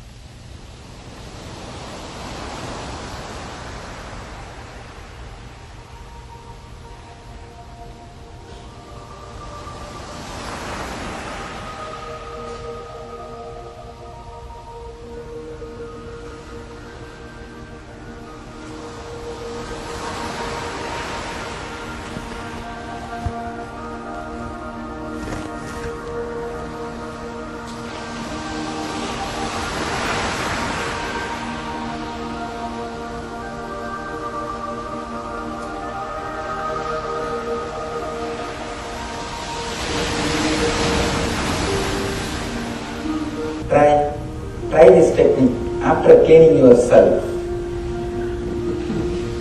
At least for 21 days, live with the clothes, and after you clean yourself, try this technique. Such a powerful technique, it can straight away transform you and put you in silence and bliss. As Shiva says, be free. Be liberated. When you are liberated, life is celebration. Let your life become liberation and celebration.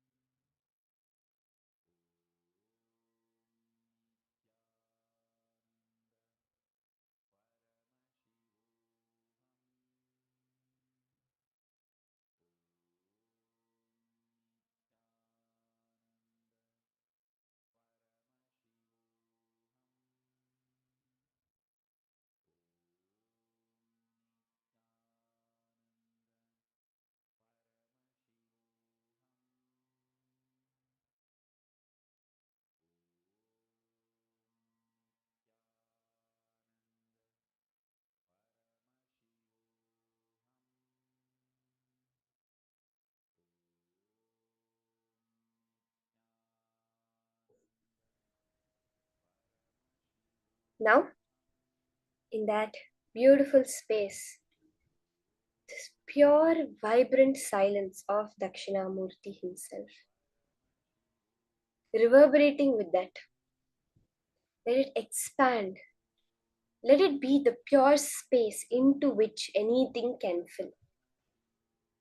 And let's enter into the power manifestation. That space of Dakshinamurti, of pure, vibrant silence. Let's now receive that prasadam as power manifestation. We'll continue as we were doing the previous round. How beautifully many people were manifesting, getting certain details about different objects.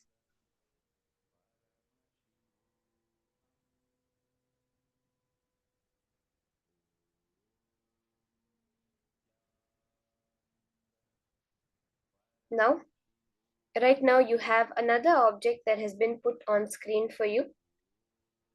You can start scanning through your third eye. We'll have very quick rounds. Just let your pure silence, that pure soundlessness be your inner space. Because then you are in the space dimension. You are in your original form as Swamiji. And from that space, there can be no information of the world that is hidden from you. Start chanting the Mahavakya, and very beautifully, you will see the shift now in your power manifestation. How beautifully all the information about this object will get clearly revealed to you.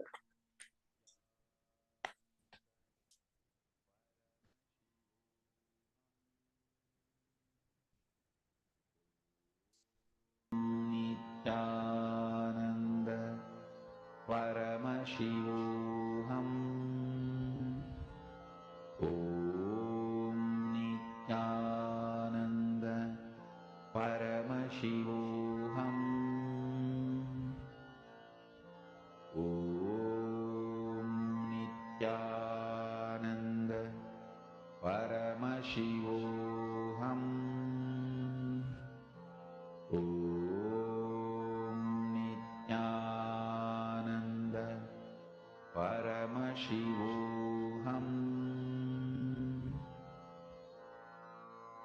Mahavagya, spiritual lullaby for samadhi, and Suprabhatam, wake up call, wake up song for Paramashiva. This Mahavagya is spiritual lullaby for you to fall into samadhi. Suprabhatam, wake up song for Paramashiva to wake up in you. Just remember this one powerful cognition. This Mahavagya puts me in samadhi. This is spiritual lullaby for samadhi, and Suprabhatam, wake up song for Paramashiva in me. For Paramashiva to manifest. With this one spiritual powerful cognition, chant this Mahavagya.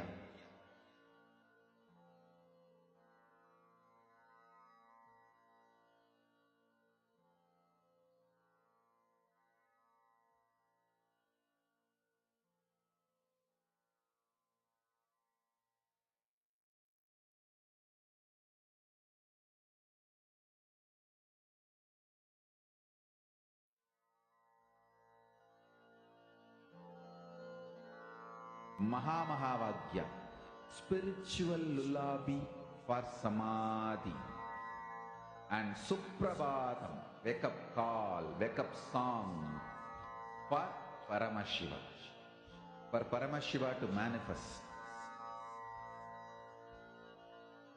With this one spiritual powerful cognition, chant this Mahavagya. Om Nithyananda Paramashivoham.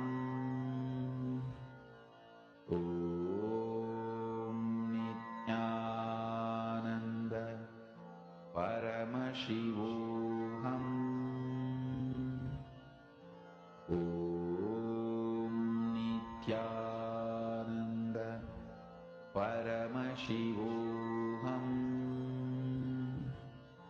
Om Nithyananda Paramashivoham. Om Nithyananda Paramashivoham. Relax. You can now post your answers, whatever appeared in your third eye to you, in the chat. I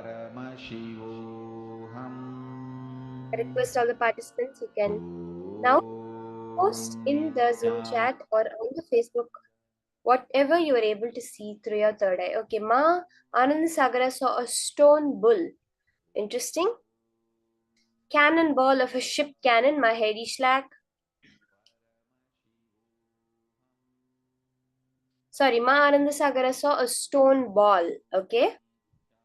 Ma Susan Sanders saw Neptune. See, when you do the thing, whatever comes in your third eye, you put it. Don't let your logic interfere in any way that, oh, it looks like this, it looks like that, it may be this. It's the texture and the color is like stone. No. See, if the same answer comes in your third eye, that's perfectly all right. But let the answer come from your third eye. Be very clear that if the mind tells me anything, I'm not going to listen. Not just during power manifestation. During everything in life, everything which you're doing, whenever a question comes up, don't go for your mind's answer. Immediately look through your third eye and go only for that answer. Okay? Okay, Ma Anasha saw a relic. Ma Diana Spilov saw a moon. Details of a known construction, Ma Sonia. Okay. Stone ball in a fountain, Ma Nisha. Let's have anyone else who's yet to post quickly post their answers, and then we'll move to verifying the answer.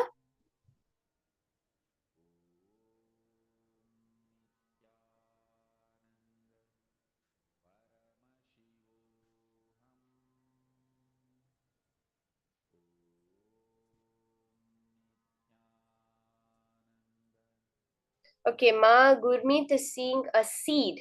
Interesting. So now we have the answer on screen. It's called decrease spheres in the National Museum of San Jose. These beautiful but mysterious objects were uncovered in Costa Rica when the United Fruit Company began clearing the land. Thought to date back between 700 CE and 15,030 CE, experts have no idea what these perfect stone spheres were for or why they were made. Many people saw stone. In the further rounds, remember to put the dates, the timing of the place, the what dating of the object is, and where it was found. Okay, so beautiful. Many people manifested. You saw stone balls, spheres. They don't know why it is. So, Ma Sonia, you may be seeing something. Ma Nisha, you also could be seeing something that is not yet known to the people, that it was used in the ancient time in a fountain, in some ancient construction. But right now, modern day experts are not able to figure out what this object was used for. Okay, let's move on to the next round. We'll have another quick round of 2 minutes. Your object is being seen on screen by you now. Just scan. Remember, don't just put what the object is. Put some details of the place that you're able to see. You can always ask your third eye. See, when you get one answer, you can ask your third eye. Give me what the place that this object was found is. What's the timing of this object? Why is it special? What do scientists say about it? So you can always ask your third eye all these questions and it will reveal the answer to you. Let's start. 2 minutes starts now. The next round of the power of Sarvajñatva.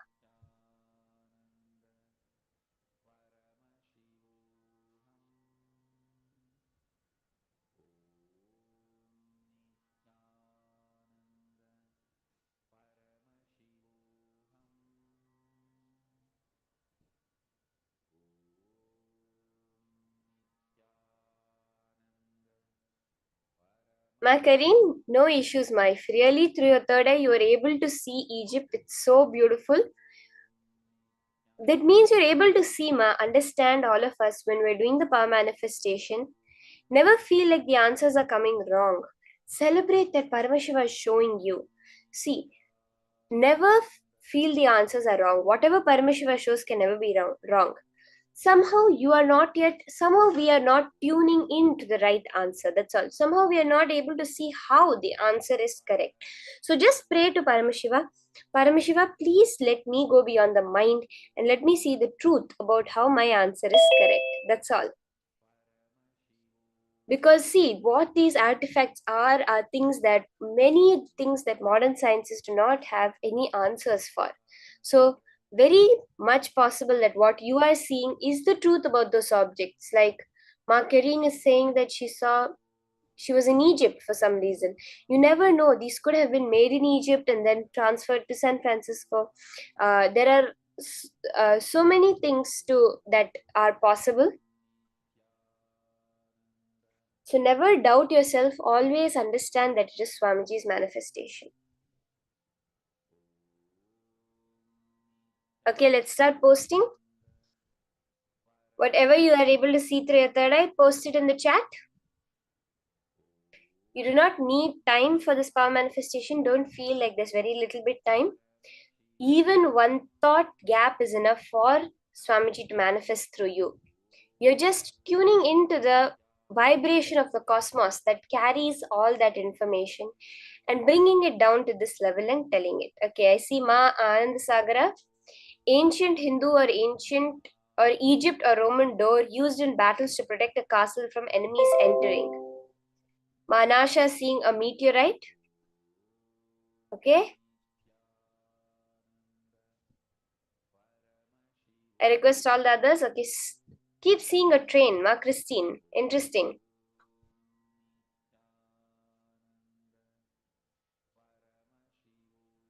Okay, Ma Anandasagar saying 16/17th year. Yes, I request all the people post the date, where it was. You can post the country, the area, or the civilization from where this object is. Ma Amsakala, Ma Geeta Devi, all of you can also post. Ma Heidi, Ma Susan. Few more seconds. Let's quickly have everyone post your answers.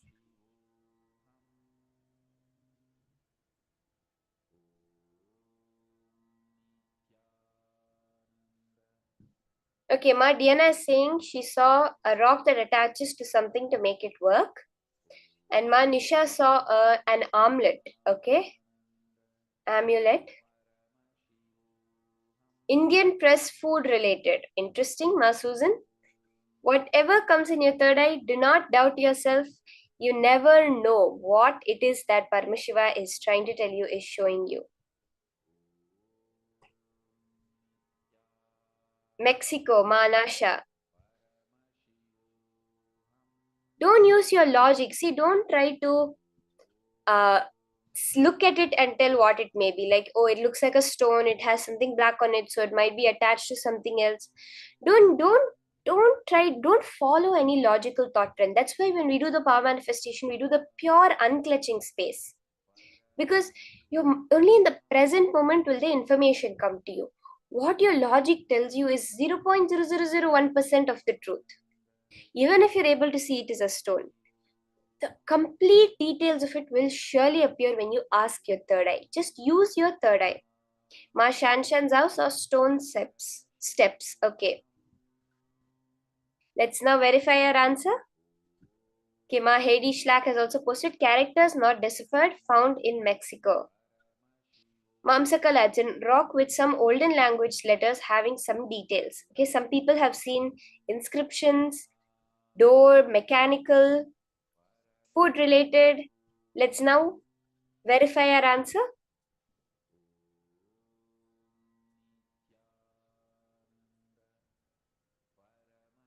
Okay, so now we have the answer on screen.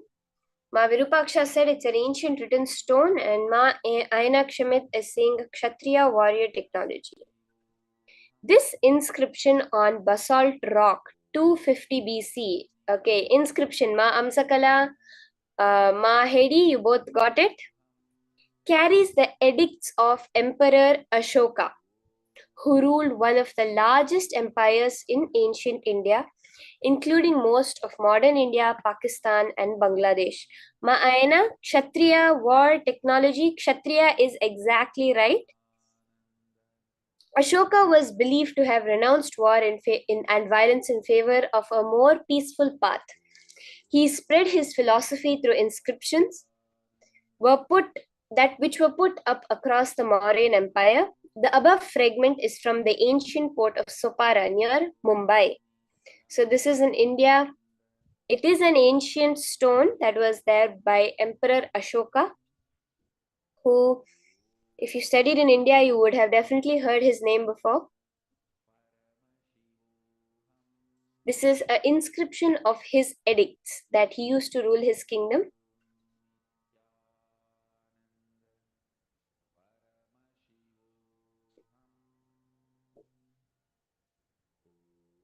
So beautiful.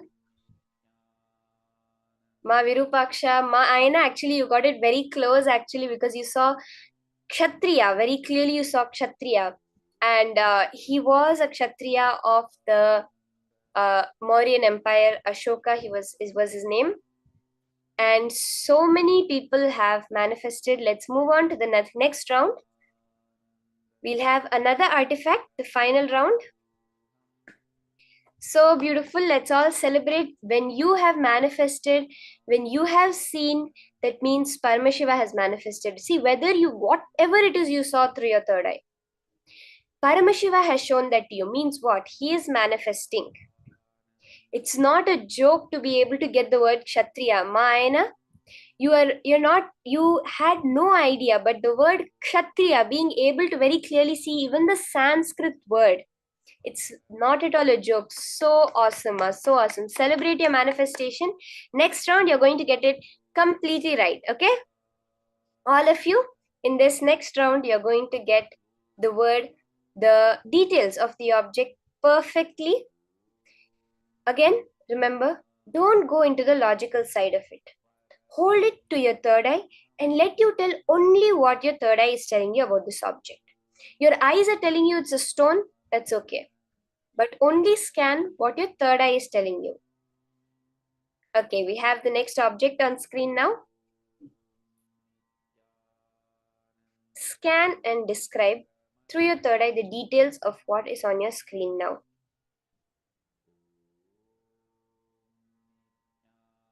Scan the history of this object. What's the story behind this object?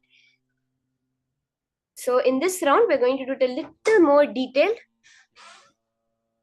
So we can all see, we know it's some kind of jewelry, it has a gemstone. Don't put these things, which your mind can also tell you. Whatever you're able to see through your third eye, what's the history behind it?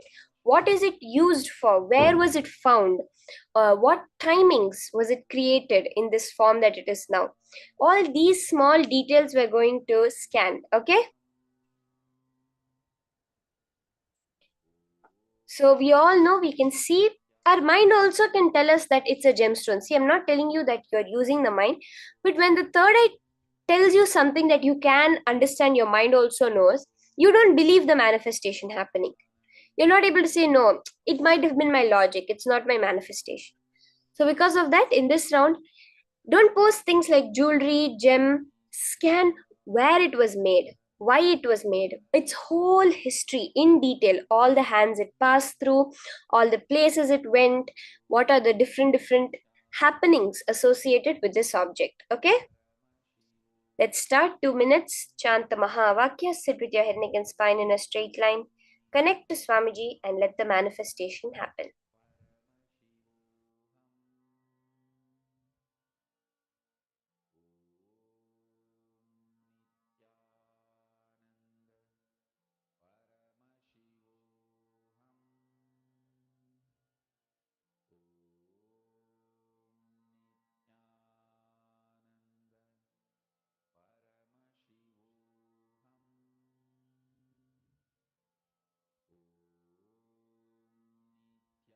Ananda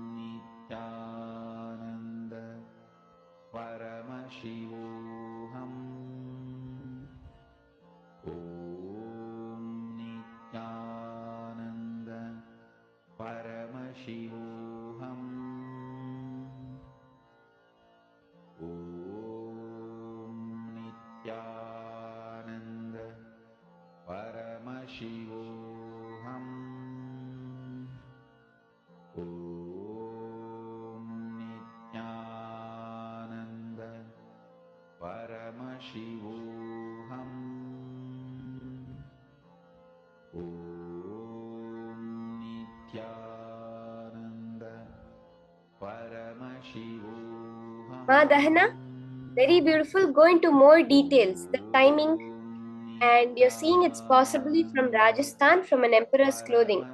And Ma Anandasagara, amulet of a king, relic of a ruler ruling over a kingdom. Seashore Britishers, uniform horses. Go into more detail.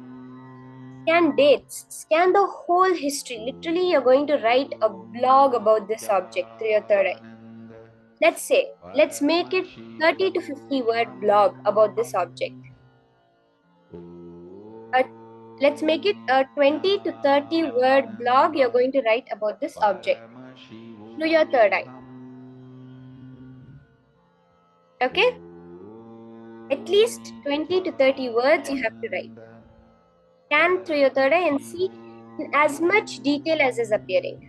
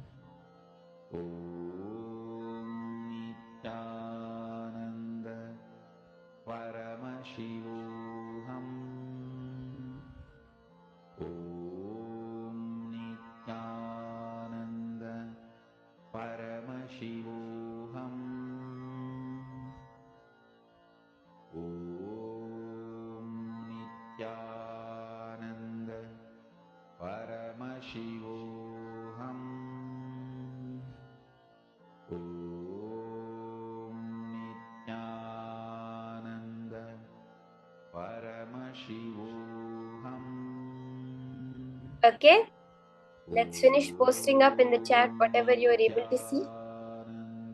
Anandasagara saw Roman. Madahana saw worn on official occasions and now kept in a museum near Rajasthan. Mahedi Shlak saw Shah 1957. Shah from Persia for his first wife hair clip. Madhyana Spilov saw it belonged to a king or a guru, wore it on the headpiece of some sort. It has been handed down through the generations. Okay. Knights Crusaders Nisha Bahadur has seen this. Bahadur. Quickly, anyone else who's left to post the details that are appearing in your third eye. Make it as detailed as possible. See, the third eye will show you so many colors, so many images. It will not just be black, Look into your third eye and whatever is appearing, those colors, even if it's just colors, if it's flashes, some scene is appearing, numbers, you just type all of it down and post.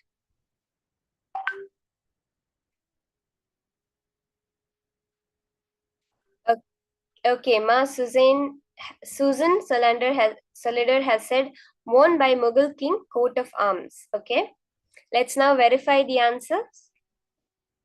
Many people saw various things across a range of things Let's see. Okay, Ma Aina Singh, England Queen, medals for special military officers for victory. Ma Amsakala, Roman Empire king used this. Most of the king fight with them to achieve this. Ma Gurmeet Panesar is saying precious object got lost in water and was found again. Let's verify the answers now.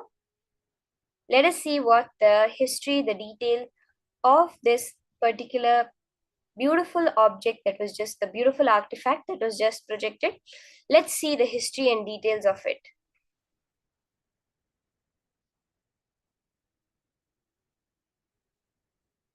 Okay, Ma Virupaksha Singh, object of the Eastern world being used as an assertive information.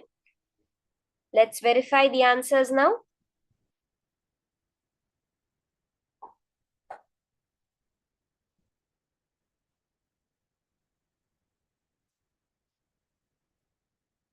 Okay. In January 1944, I saw one of the Mas had posted 1900s. That's beautiful. A beautiful but spooky amethyst mounted on a ring in the form of a snake was donated to the Natural History Museum of London by the daughter of a man named Edward Heron Allen. With it was a letter explaining the strange and alarming tale of the gem. It was looted from an Indian temple in 1855 and subsequently brought to England, where it was given to Edward Heron Allen. And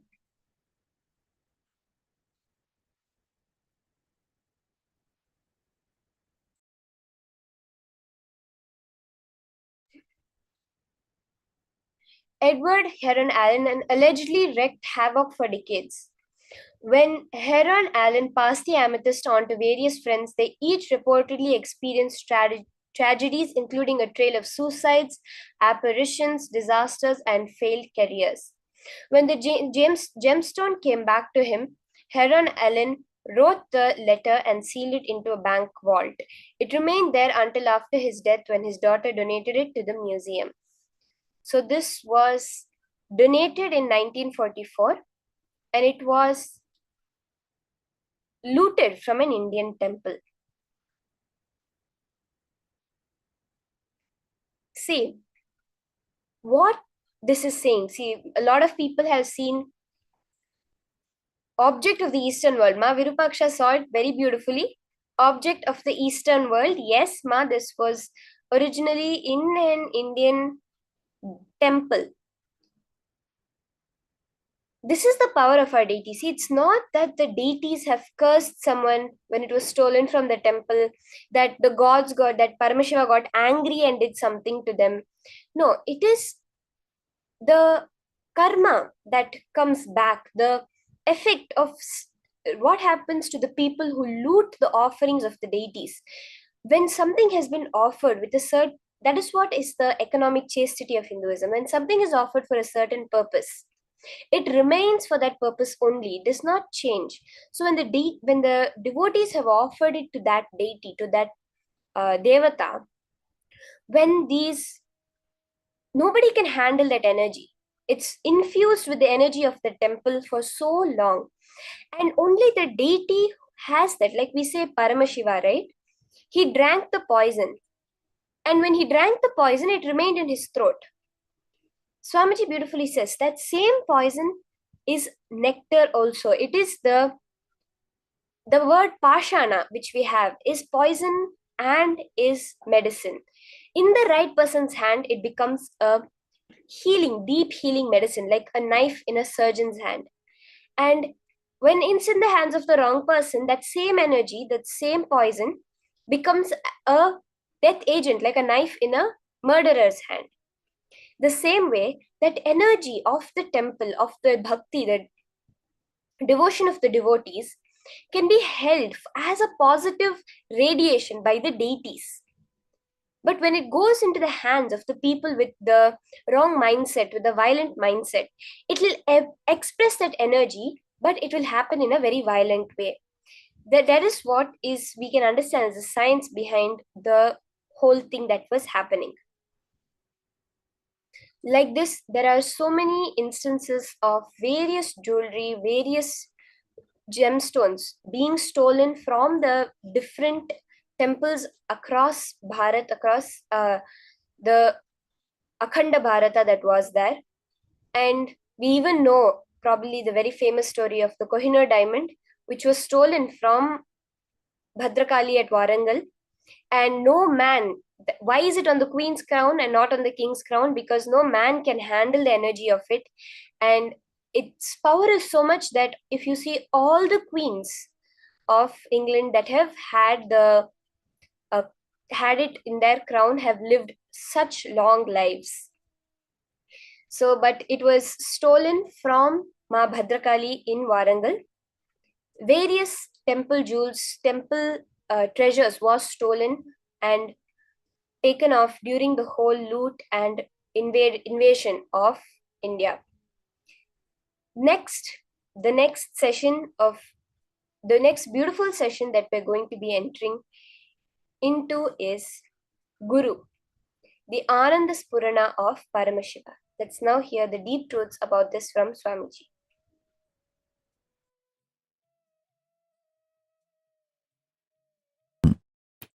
Sukra does not morally judge you. Sukra actually never.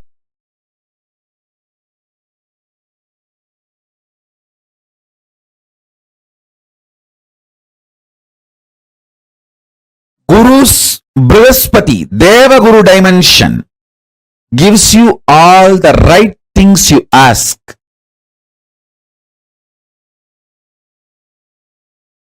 Guru's Brihaspati, Asura Guru dimension, Sukracharya dimension gives all the left things you ask. Listen, right or left, good or bad, socially accepted or not accepted. Whatever you ask,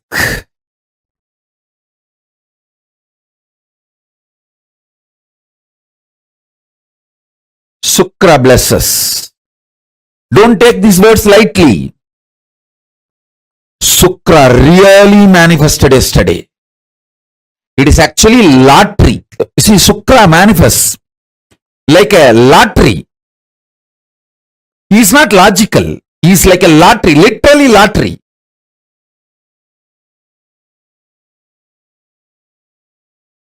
Many times people ask me, oh Swamiji, I am so sincere. I follow everything you say, but I don't get blessed for money. This fellow is a drug addict and he does all the wrong things, bad things, but he is showered with wealth by you. He gets a Shukra's grace. What can be done? Shukra is like a lottery. He doesn't bother about good, bad, right, wrong. You are integrated, you are showered, over. Everything you asked yesterday is done. Because Sukra does not judge. Sukra does not see good, bad. Sukra does not see right, wrong. Sukra does not morally judge you. Sukra actually never judges you. Sukra is non-judgmental giver.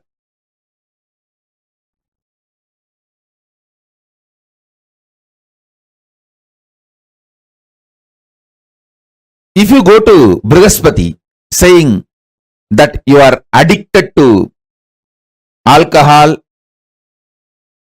and that is causing a lot of problem, Brihaspati will give you guidance how to get out of the addiction, how to clean up that addiction pattern, to become healthy, all that. If you go to the Sukra with the same problem, hey, I'll give you Somapanam. Drink, you will enjoy, but your health will never be disturbed. Even if you die, you will be revived again because the Somapanam has that Sanjeevani DNA. Even if you are dead, simply you will come back to life. The Sanjeevani DNA does not let your body without life more than 3 seconds, you will be back. So the way Shukra deals things are totally different. Even if you die due to overdosage, in 3 seconds you will be back to life. Shukra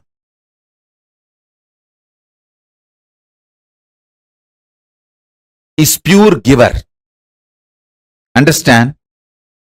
Paramashiva manifests as all three: Brihaspati, Shukra, and Dakshinamurti. Brihaspati is right hand, Shukra is left hand, Dakshinamurti is very core, himself. His Gurutva, his Guru Tattva is Dakshinamurti. Listen.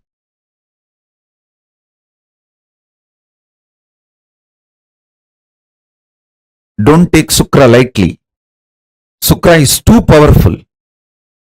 Good, bad, right, wrong. He doesn't look at anything. He doesn't judge. Go to Shukra with any problem, he will have a unique solutions.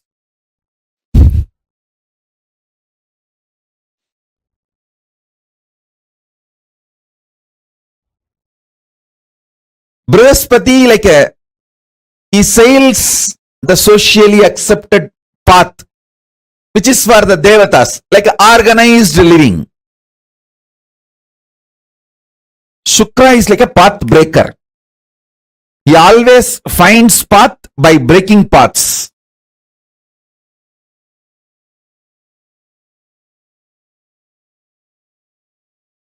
The deep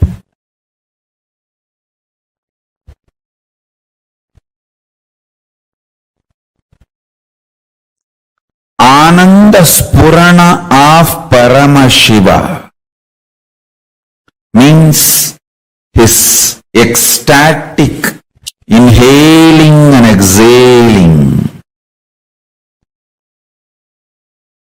reaching to planet Earth is Guru, his own extension, his own amsa, his own manifestation, his own incarnation. Understand? Ananda Spurana of Paramashiva is inhaling and exhaling his prana pana vyanodana samana movements.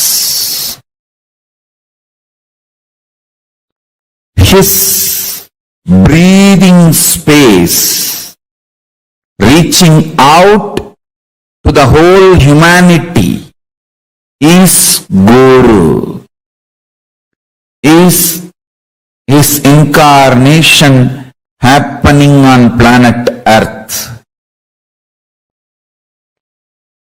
His very space manifesting here on the planet Earth is Sri Kailasa.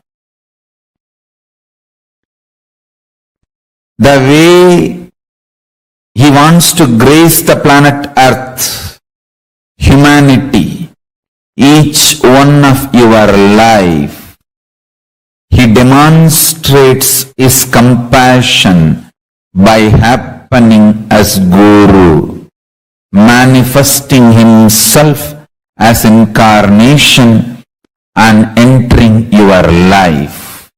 Understand? Recognizing Paramashiva himself is entering in your life as Guru is the most blessed thing you can achieve, the greatest achievement on planet Earth. Understand? award, reward, anything, he himself manifesting, entering in your life as Guru is the most blessed, beautiful, greatest happening and greatest achievement for you in your life. Any other reward, award, achievement, wealth, position, power, career, social power or political power or economical power, resources, relationships, everything else is second priority. He himself entering in your life as Guru and you recognizing that he himself has happened as Guru. Understand?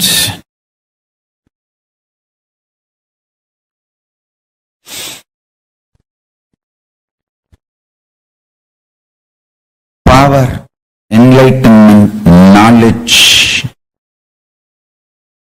extreme strength, power, enlightenment, knowledge, extreme strength.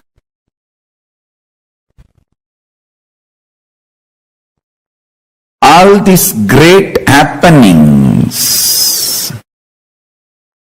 all these ultimate happenings, all these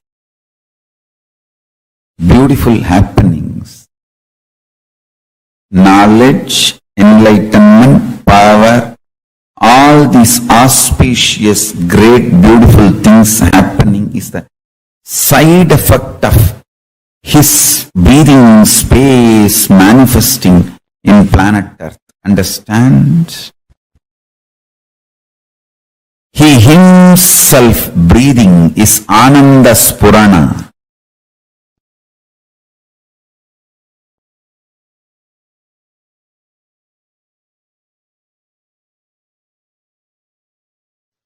Paramashiva's two dimension.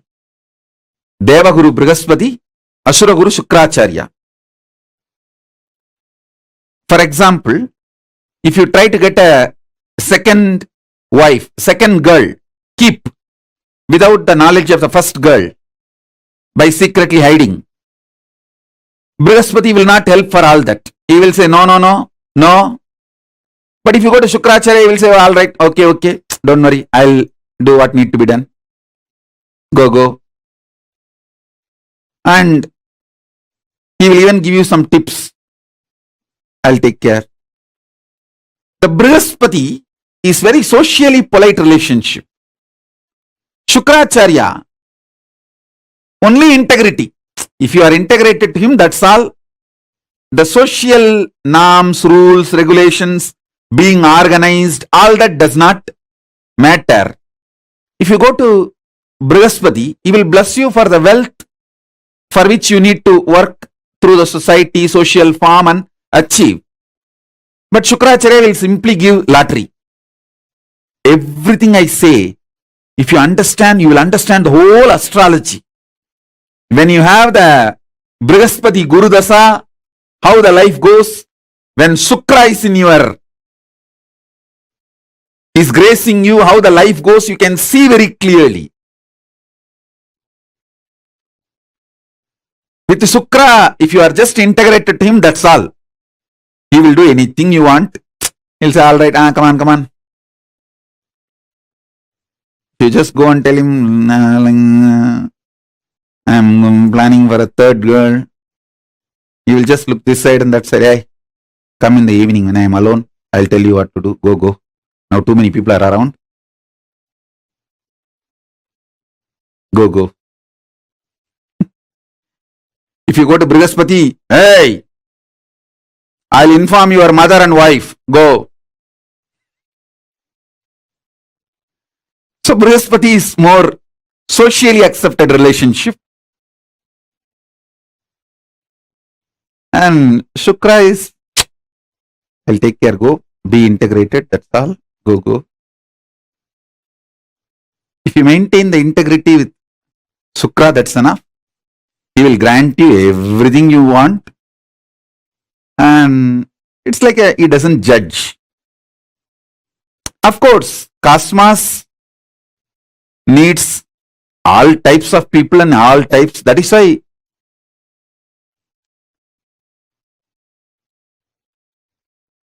Paramashiva himself manifests as Brihaspati and Shukra both. Both are Paramashiva's own manifestation.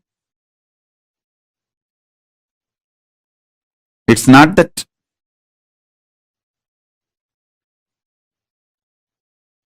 Shukra is less Paramashiva or Brihaspati is more Paramashiva. No.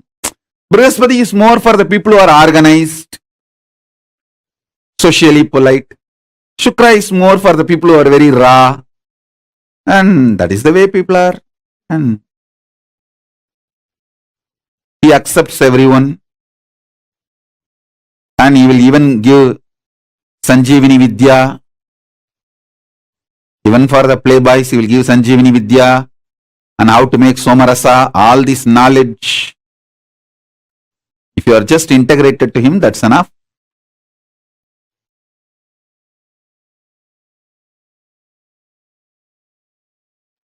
Deva Guru, Asura Guru. Both are centered on Parama Guru, Paramashiva, Dakshinamurti. I'll infuse, listen. The Deva Guru is absolute power of trust. Asura Guru is the absolute power of love. The trust Brihaspati, love Shukra, both are from Dakshinamurti. I'll infuse Dakshinamurti in you with Brihaspati and Shukra. Brihaspati is trusting you. You will become Paramashiva. Shukra is, it's okay, even if you do something once in a while, it's okay, I am here. I'll hug you and just, I'll give my quota. I have my quota. Means, even stupid fellows, I can push it in the crowd. Hey, all right. Hello. Like honorary doctorate. Any university, if 1,000 people write thesis and get doctorate, the university has a freedom to give a honorary doctorate to one guy, even if they don't write the thesis. Like that, I have my quota. Granting in my quota, okay, that is Shukra. That's why he is Asura Guru. Even for demons, he allows, okay, all right, pass it.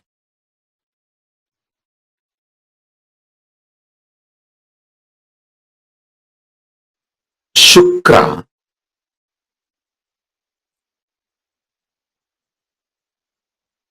When he was young, he does intense tapas to Paramashiva to become one with Paramashiva. His tapas was so intense. Paramashiva appeared and asked him, what do you want?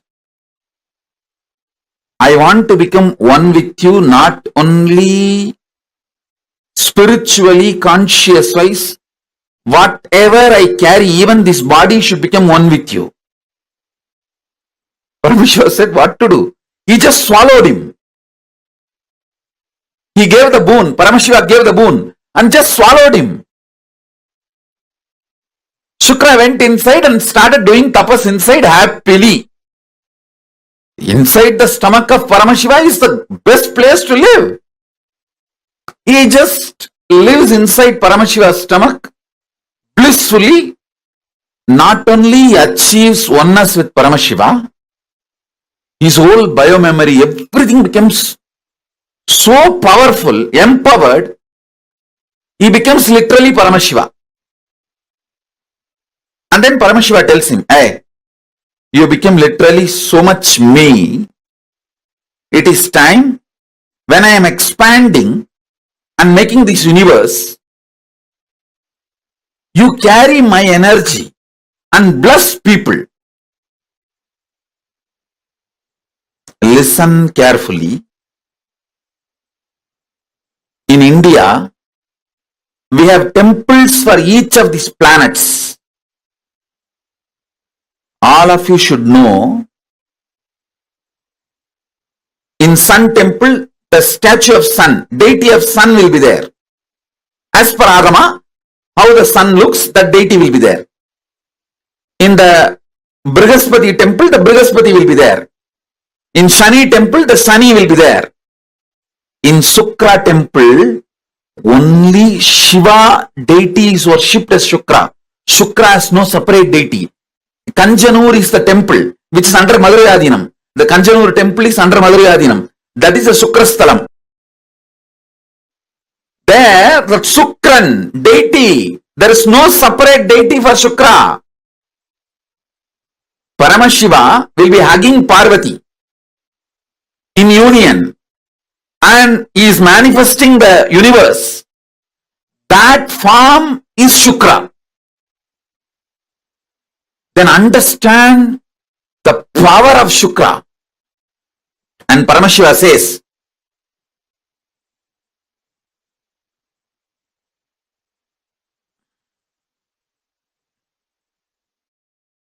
listen carefully. Paramashiva says very clearly,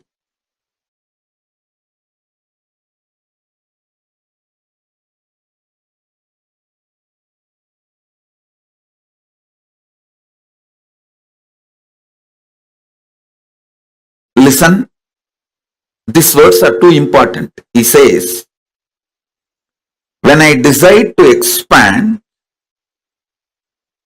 my passion to give, when you are in high peak, how you give. Paramashiva, if he is in high, that's the time he manifests this universe. So he doesn't see logic, he just gives. This is the Shukra. You can see very clearly, it is Shiva and Parvati. Shiva and Parvati, Shiva actually keeps his hand on the hip of the Parvati. This form is called Anaittandanadar. This is the Shukra deity.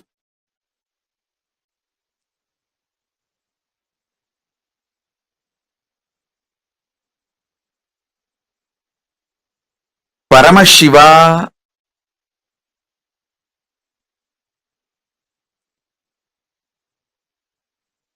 when he just gives without asking, without seeing the qualification, without judging,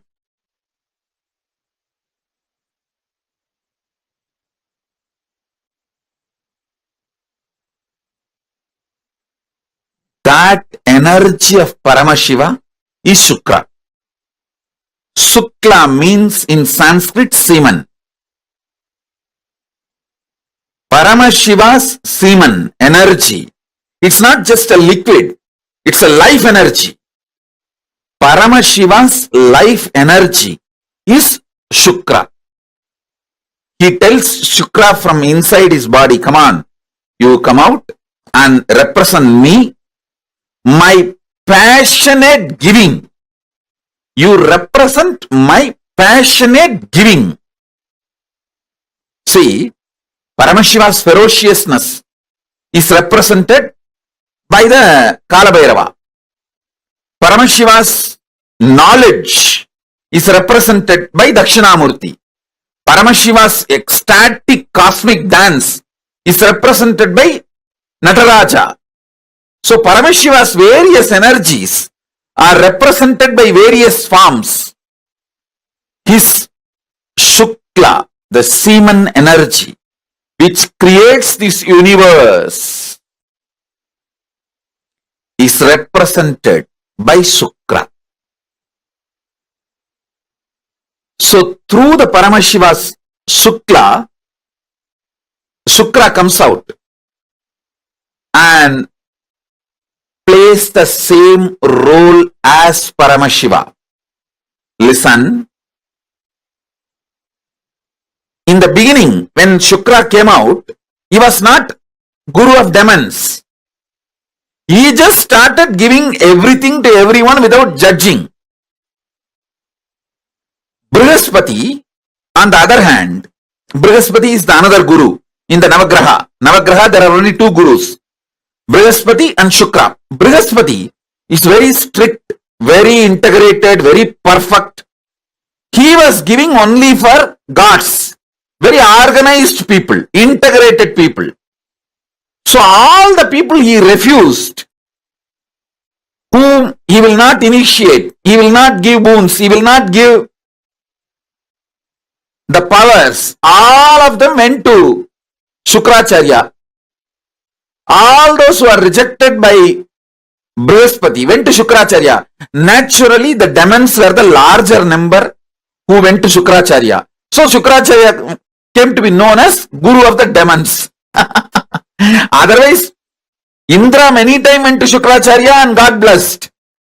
It's not that Shukracharya does not bless Indra or gods. Actually, many gods went to Shukracharya and got many benefits.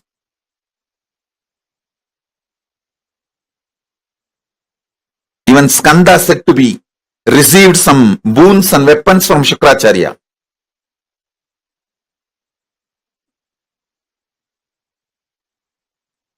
So listen, Shukracharya is a unique energy.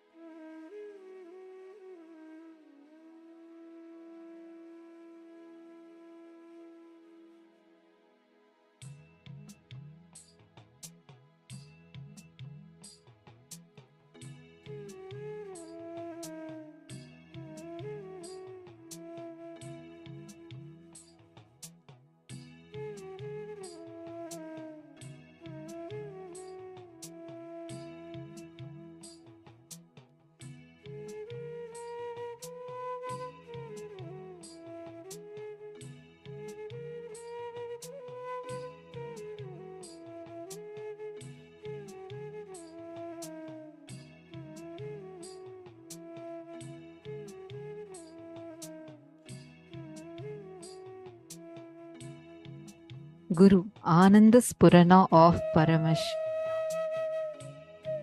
Wow, what a powerful cognition Swamiji had given to us. And this is the gift that all of us are going to be receiving today.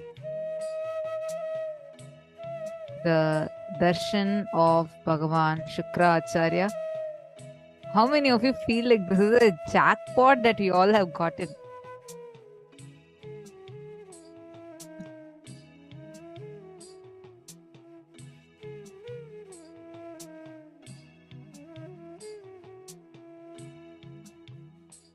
Paramashiva, Parameshwara does 5 actions: creation, sustenance, rejuvenation, putting in delusion, and liberation.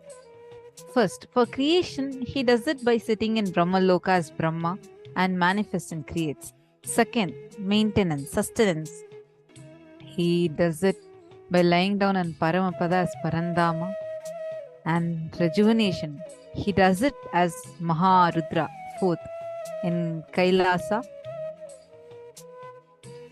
putting in delusion. He always comes down to the planet Earth. He assumes the human form. The form he assumes for liberation is Guru. Keeping liberation as a predominant activity, the form he assumes is Guru. You realizing the oneness with Sadashivatva, you realizing the ultimate, that is the success of Guru-disciple relationship. That is the purpose. The fundamental primary secret, Raja Vidya Raja Guhyam, the royal knowledge and royal secret is to make Guru-disciple relationship successful is realizing by his state he is compassionate, all-encompassing, all-committed and non-demanding. No one can raise your consciousness other than your integrity to Guru, your integrity to Paramashivam. When the Shukra is in high energy in your life, if you gamble, buy lottery, you will actually win everything. You will get socially accepted or unaccepted, right, wrong, anything you try, you'll be showered. He doesn't call something as good, something as bad. He doesn't tell, oh, this is good, something is right, something is wrong, nothing. This is like a jackpot that we all have gotten in this session.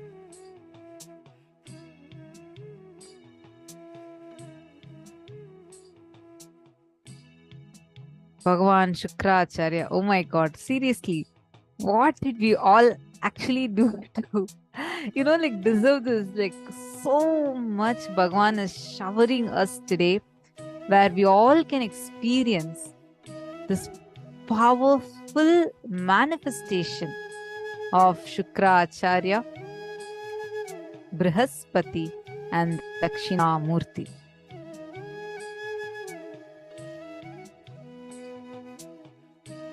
The participants, take a few minutes, write your understanding from this session, and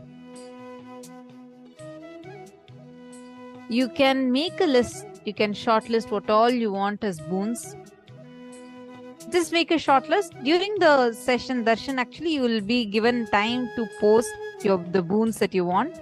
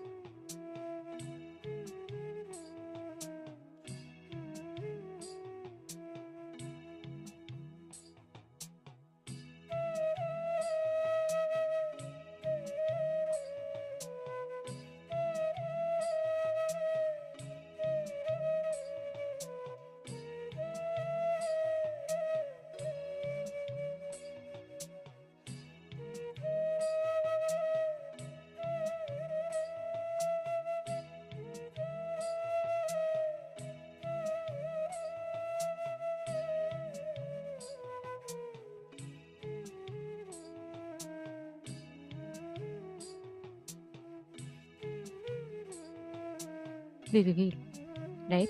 About how that causeless auspiciousness, Guru, the nature of Guru by itself is that causeless auspiciousness. One of my most favorite lines, Swamiji says beautifully, when Paramashiva as Brahma creates the universes, Paramashiva as Vishnu sustains the universe, Paramashiva as Rudra, as Shiva, destroys the universes, rejuvenates the universes. Paramashiva, as in his Maya, he puts people into delusion in his form as Paramashiva. But to liberate, Paramashiva has to come down in the embodied form as Guru. Only, even for Paramashiva, he has to assume a physical form to liberate. That is Guru. And that is the ultimate happening. The most compassionate action of Paramashiva is Guru.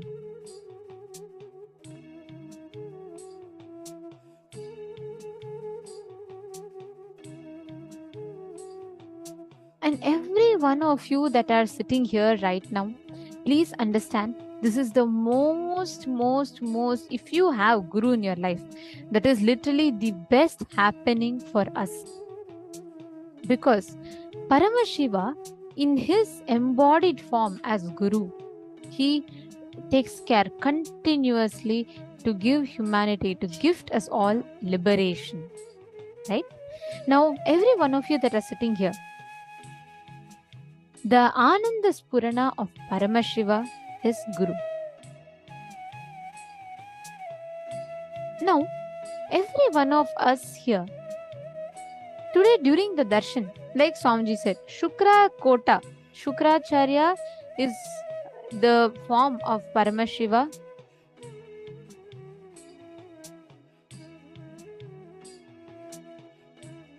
You will see how anything without any wants, knots, needs, everything, Paramashiva just showers us. Take a few minutes and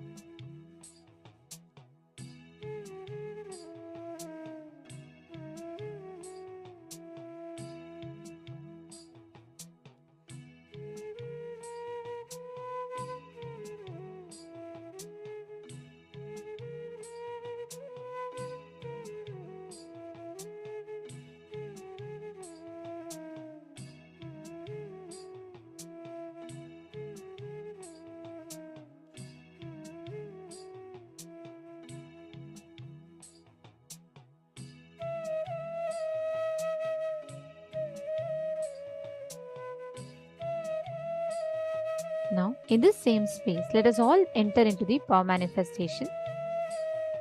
We've all been manifesting the power of Sarvanyatva, right? Where each of us are scanning and identifying about different things. See, Sarvanyatva means what? You literally have the ability to access any information, any this thing that you want to know, you can scan and access it. So now what we're going to be doing is, in this round of power manifestation, the power of Sarvanyatva, we're going to be manifesting the power to scan and identify the speciality of any place. Just by looking at the picture of a place, we're going to be able to scan and identify what place that is and what it is, why is it special. Shall we all start? Are we all ready? Okay, let's all do one thing. Okay, now I request all the participants, every one of you, as you see this place that I'm going to project to you all now, I request each of you to share with me what exactly are you seeing as the place, the details of that place. Okay, shall we all get started? All right. So I request all the participants, every one of you, to get ready. And I'm going to be projecting the question to all of you. You're all going to be scanning the question and sharing with me what exactly you see as the answer. Connect to Swamiji, chant the Mahavakya and identify what is special about this place. Nithyananda Paramashivoham.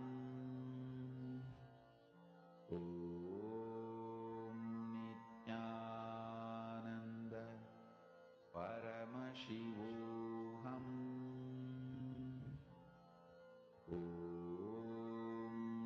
Nithyananda Paramashivoham.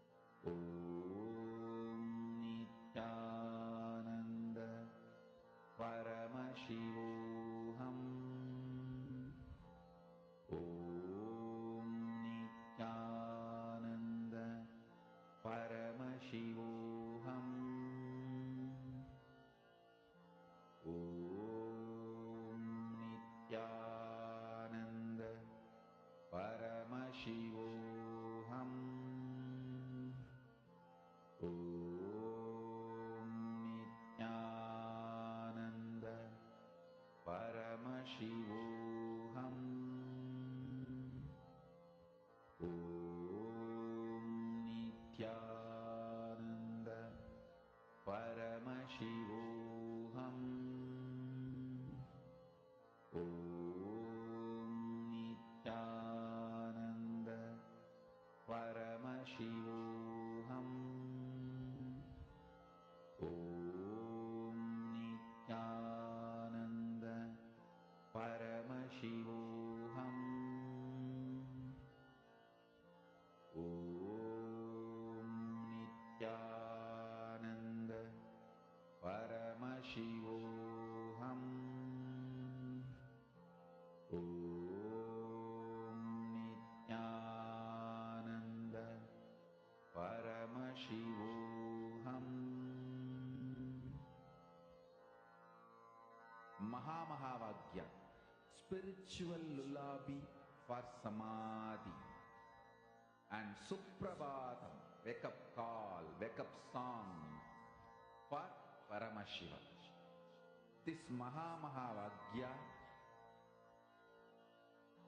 is spiritual lullaby for you to fall into samadhi. Suprabhatam, wake up song for Paramashiva to wake up in you. Just remember this one powerful cognition. This Mahamahavagya puts me in samadhi.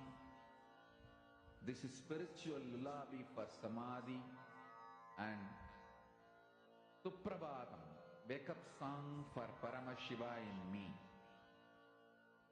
For Paramashiva to manifest. With this one spiritual powerful cognition, chant this Mahamahavagya.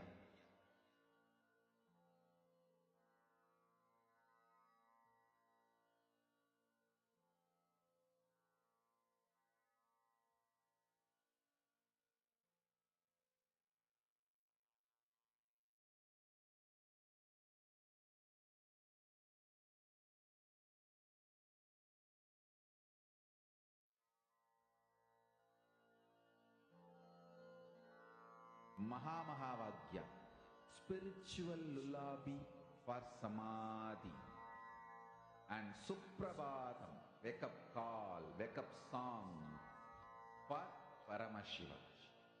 For Paramashiva to manifest.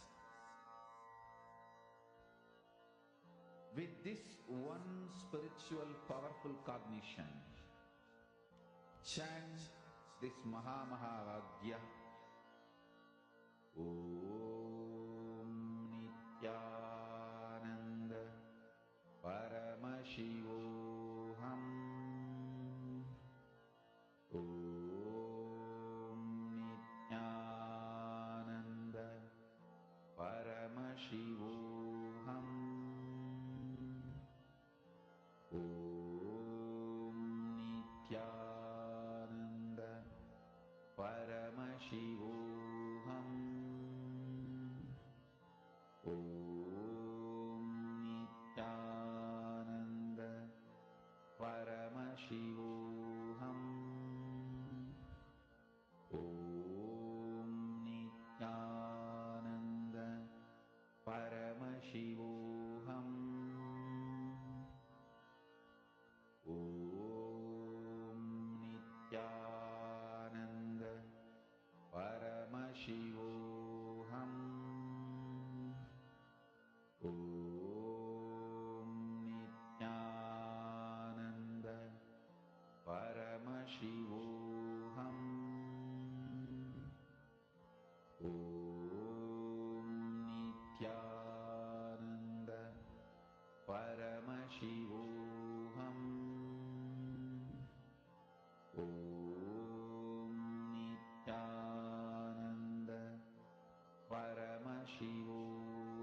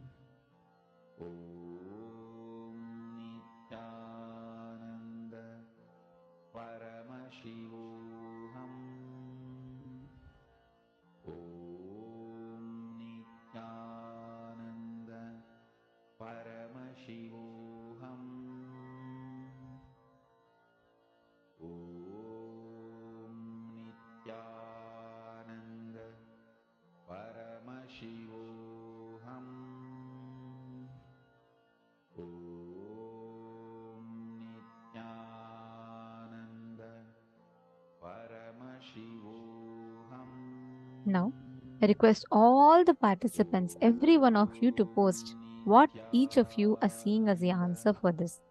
See, post anything, whether you are seeing it as just a picture, or sometimes you're seeing is particular numbers. Whatever you're seeing, just go ahead and post it.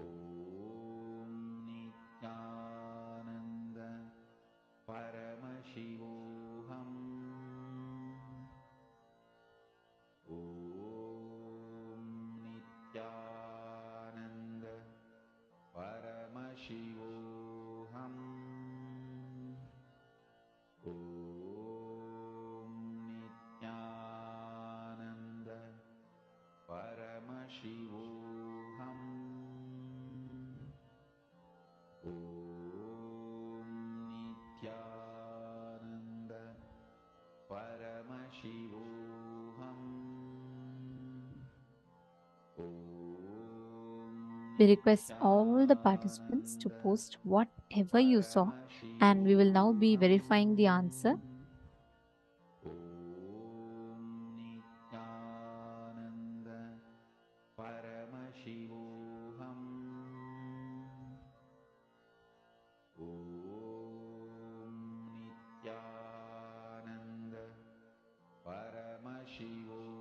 So the answer for this place is Greenwich. This is a Greenwich village, which is in the southeast of London in England, and within the ceremonial country of Greater London.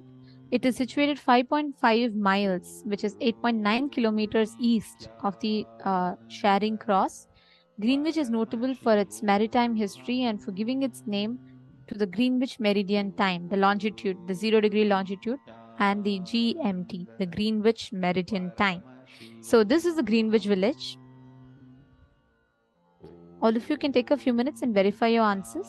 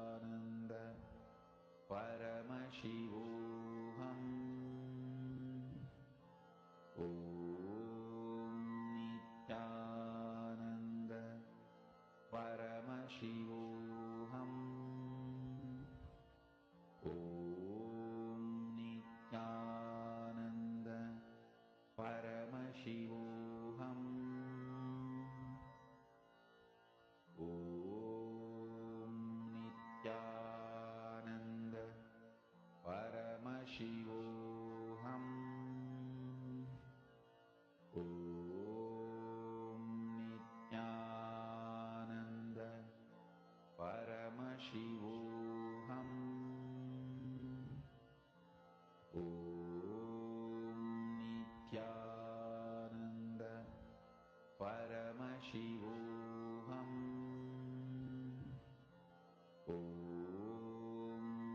Nithyananda Paramashivoham. Nithyananda Paramashivoham.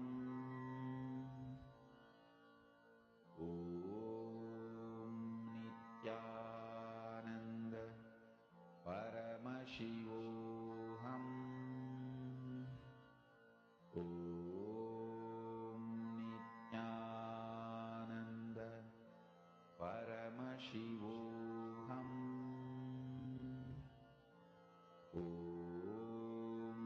Nithyananda Paramashivoham.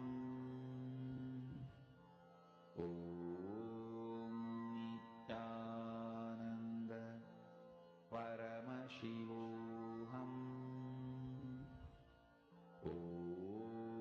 Nithyananda Paramashivoham.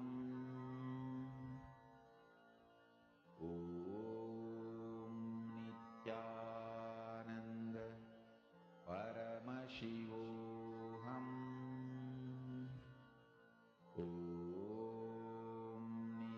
Nithyananda Paramashivoham.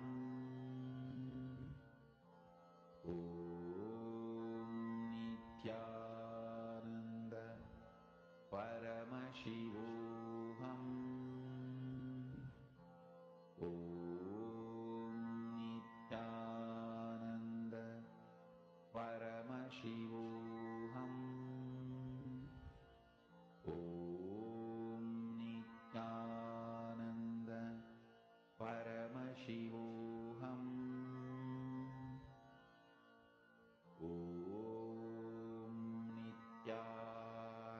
Nithyananda Paramashivoham.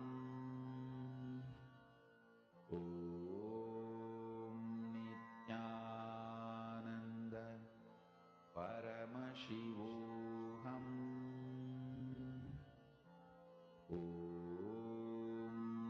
Nithyananda Paramashivoham.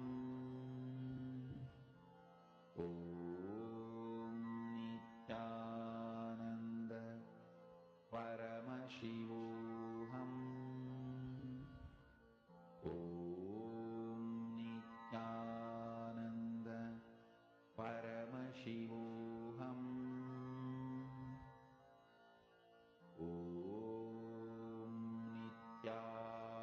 Now, in this same space, let us all enter into the next session where we will be understanding about Shakti, the God power. Listen, working on your muscle memory awakens your possibilities, not powers. Please understand. There is a difference between circus and magic. In the young age, you may not know the difference because both are shows. In circus, the possibilities of the human muscles and human body is awakened. They will bend, roll in an unimaginable way, which you literally can't imagine. Where the possibilities are awakened. That's one example.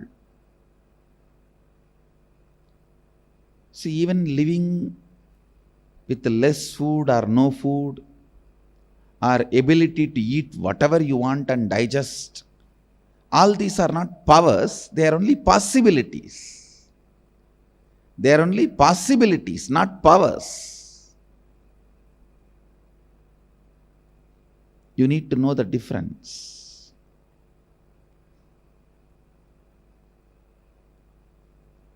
Physical possibilities, physiological possibilities. If you are able to sleep as long as you want, are able to be without sleep as long as you want, are able to sleep whenever you want and be without sleep whenever you don't want. All these are possibilities. All the memories recorded in your muscles, like your day-to-day activity, from brushing the teeth, taking bath. I have seen yogis who never brushed the teeth or took bath for years. You won't find not even one small smell around them. I literally lived around them. No 1, 2, 3. I have seen yogis. But even all this is only possibility, not power.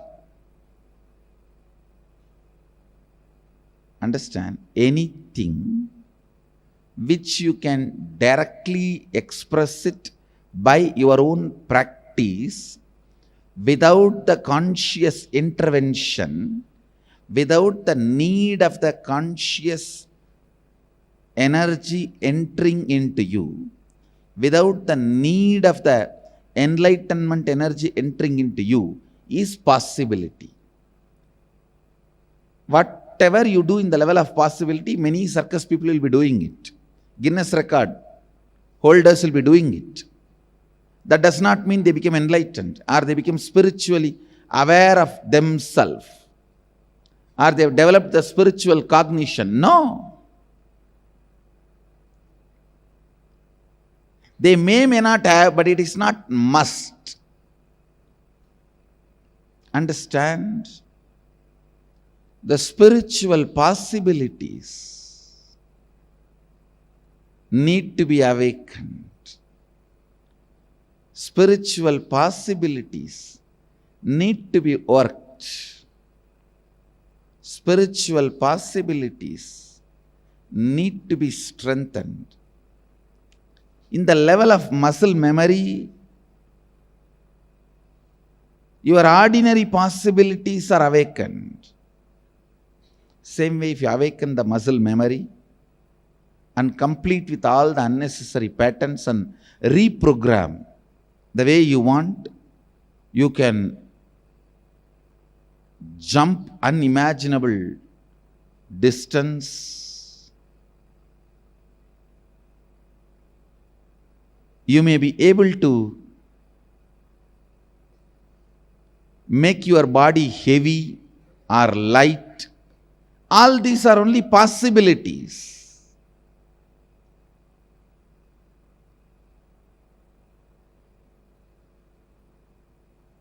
You can be without tiredness and boredom about life. All these are possibilities. But that does not require a spiritual energy. Understand? Awakening your muscle memory and completing with whatever patterns you don't need, and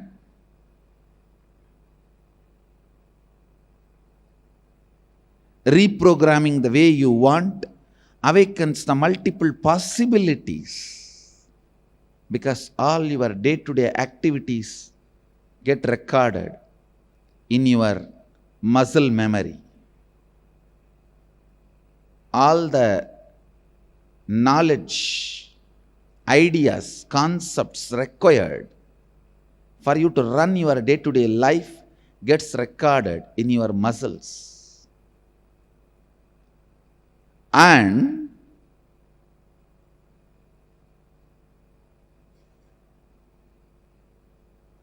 all your cognitions, cognition means based on which you make decision. Cognition means based on which you make decisions. The cognition about yourself, cognition about the people around you, cognition about life, cognition about God, cognition about world, cognition about money, cognition, the basic cognitions, the root cognitions you carry is recorded in your biomemory. Understand? If you carry the root cognition, whole world is out there to cheat, everyone will look like a cheat. And you can always perceive anybody as a cheat. Even if Krishna comes down, you can call him as chore. Of course, he waits, just like he waited for Shishubala. That does not mean what you said is right. Understand? He waits, counts, just like how he waited and counted for Shishubala. See, 101st abusal only, Shishubala received the punishment. That does not mean all the other 100 are accepted, are right. He waited for his own reasons.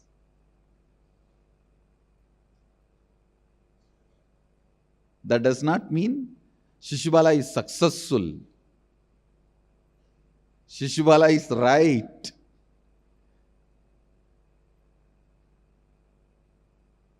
Anyhow, listen, when you think everyone is out there to cheat, you can perceive anybody as cheat. When you think everybody out there only to support, you can perceive anybody as a great support.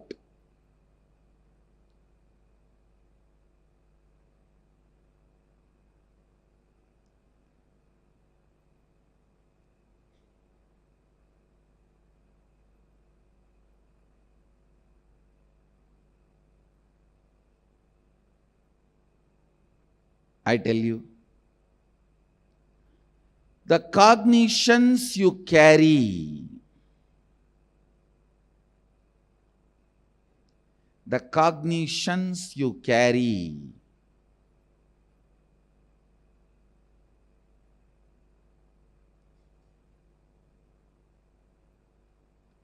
about yourself, about world, about others, about life, about God, about nature, about world. When those cognitions are completed, the limiting cognitions, which are called incompletions, when they are completed and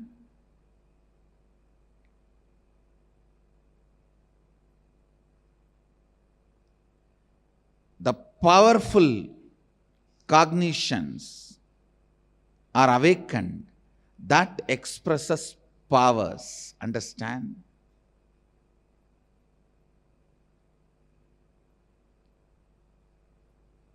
In the muscle memory, if your incompletions are completed, your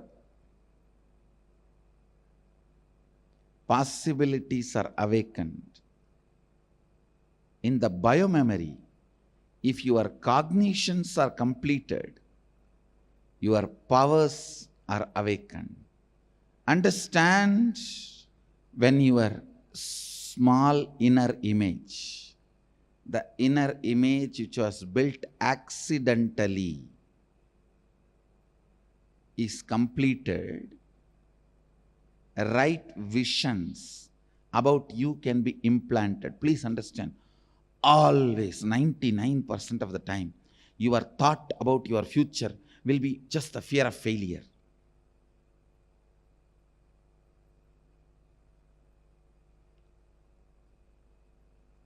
Your plan, your vision about the future should be celebrating what you want as reality. That is only going to infuse energy, intensity for you to run. I'm going to be doing this. I'm going to be doing that. Understand? Possibilities.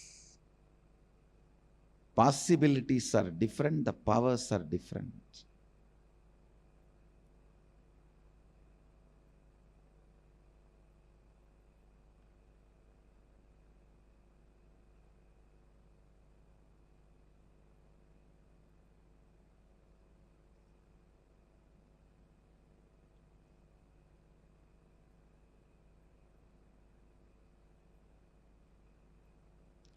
Your low self inner image will always make you think about your future only as failure.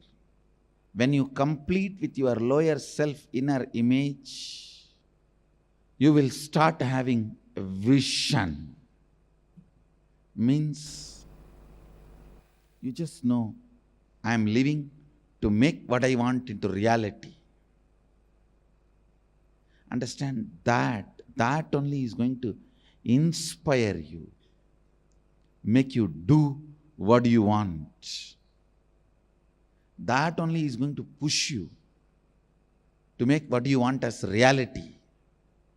The moment you complete with your lower self, lower inner image, suddenly you will see not just so many possibilities alone, but powers will start expressing, because in the biomemory level, any completion is done, consciousness is directly opened up. For example, in the muscle memory level, if you stop eating, that does not mean your consciousness will be awakened. Of course, in the Nirahara Samyama, I use awakening your consciousness for your Nirahara. That is different. Don't compare Nirahara Samyama. Any man ordinarily, there are many people in the platforms, because of poverty, they master the art, the body automatically masters. Only once a day they eat, but they survive. And whatever they get in the roadside, they eat, but they digest. That does not mean they are spiritually awakened. The possibility in muscle memory is awakened. And I have seen people sleeping in the platforms, railway platforms, and the city area platforms. It's not that they are spiritually awakened, but their possibility of muscle memory is awakened. Listen, when your biomemory is completed, naturally, directly, it works on consciousness. Multiple powers are expressed. Actually, you just need to complete with the cognition given to you in the young age accidentally that you can't read through third eye. Just you need to complete with that cognition. You will simply open your third eye and start reading. You will simply start doing it. So many powers will start expressing the moment your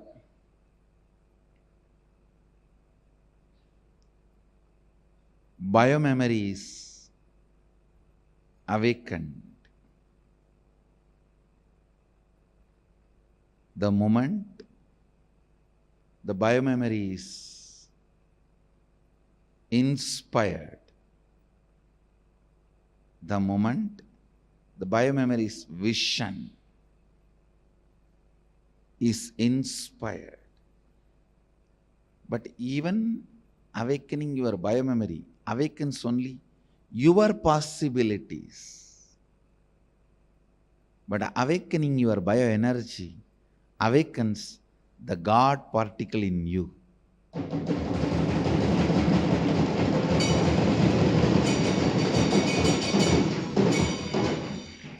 Nithyanandoham is all about the God particle in you. The way you wake up to you. The way the God particle wakes up to itself.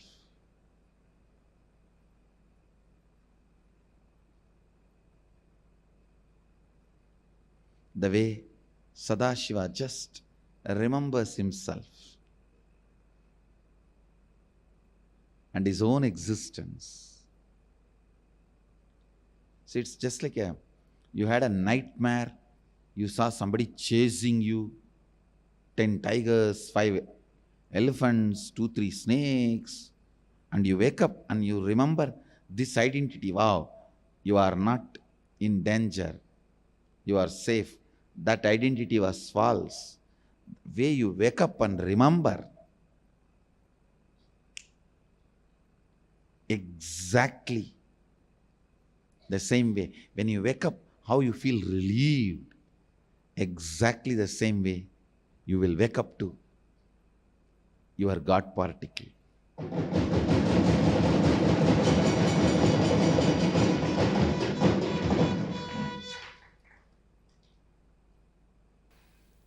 Understand, when you wake up to the God particle, you won't tolerate even your own shortcomings. You won't tolerate even your own inefficiency. You won't tolerate even your own incompletions. That is life.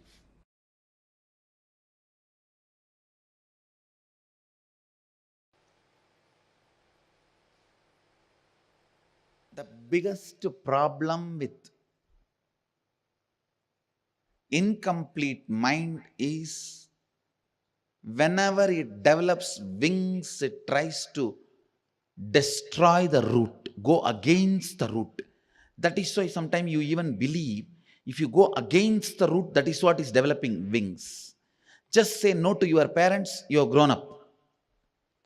Many of the kids just to establish, hey, now I am a big boy, let me say no to father, whatever he says.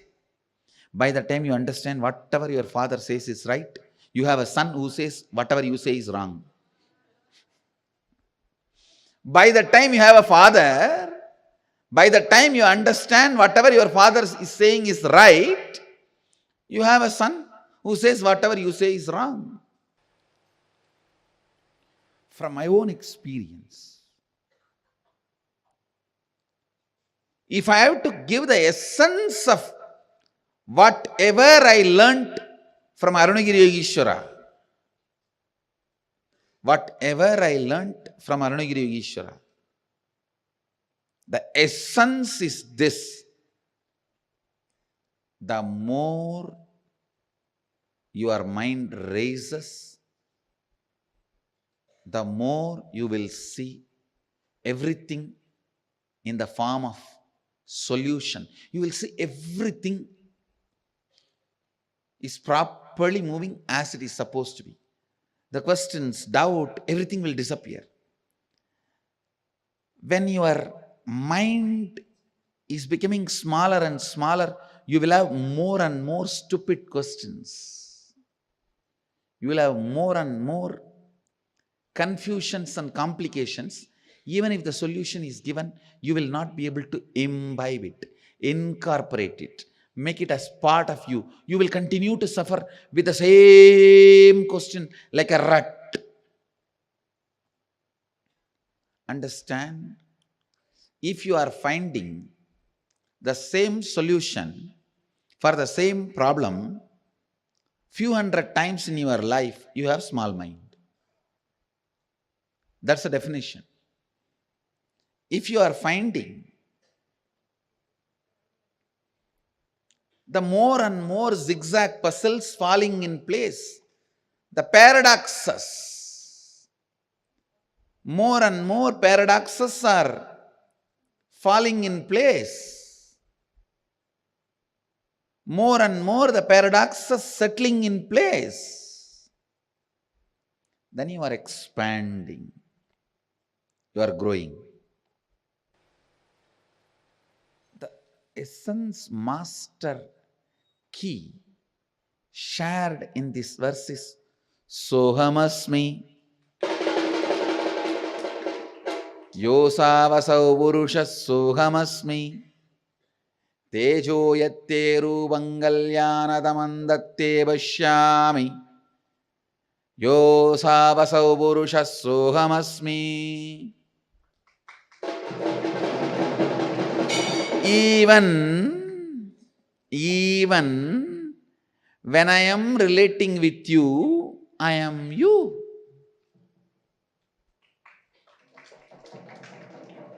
I may be having love towards you. I may be praying to you. Sometimes I may have even incompletion with you. I may even be fighting with you. I may even be negotiating with you. I may even be bargaining with you. I may even be getting trained by you. Whatever may be, I just know I am you.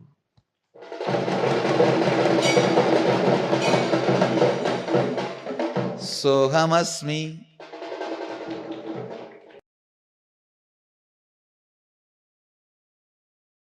Actually, once your bioenergy is awakened, God particle in you is awakened, doing completion will be so easy.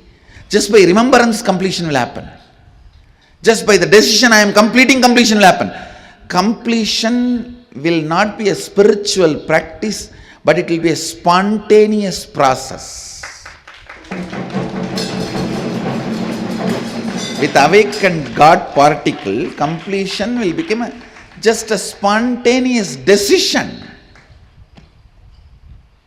I am done, that's all.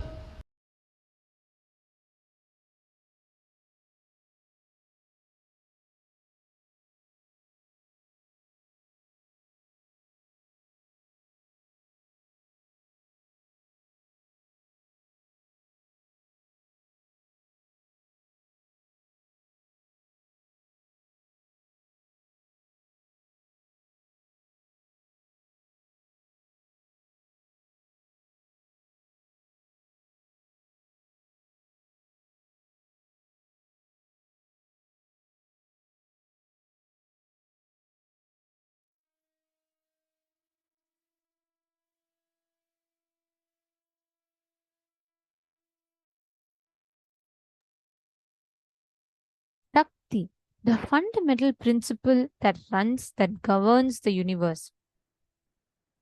Swamiji so beautifully revealed about how the cognition of what governs the universe, even though it is particle, but it is God. The God particle in us, something that is there, the Paramanu, that is more subtler than the most subtlest of atoms, and that's most powerful.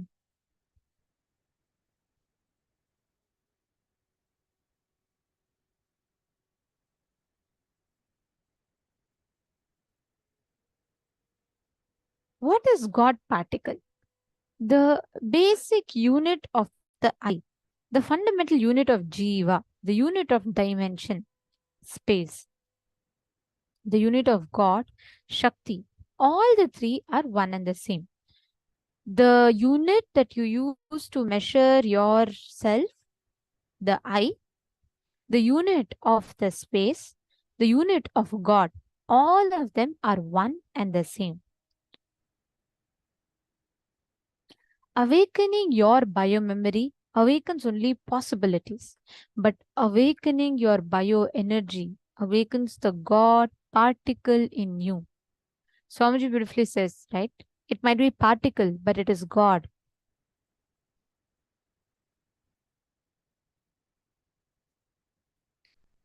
Awakening the God particle means reminding the God particle that it is God. Reminding the God particle that it is God. Maybe particle, but it is God. See, actually, every one of us carry this. How many of you understood about God particle?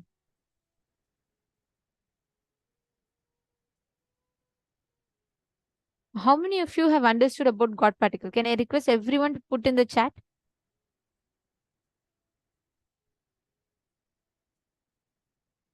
Okay, Malusi has some questions. Malusi, I'll answer your question. Just give in a few minutes, right after this exercise.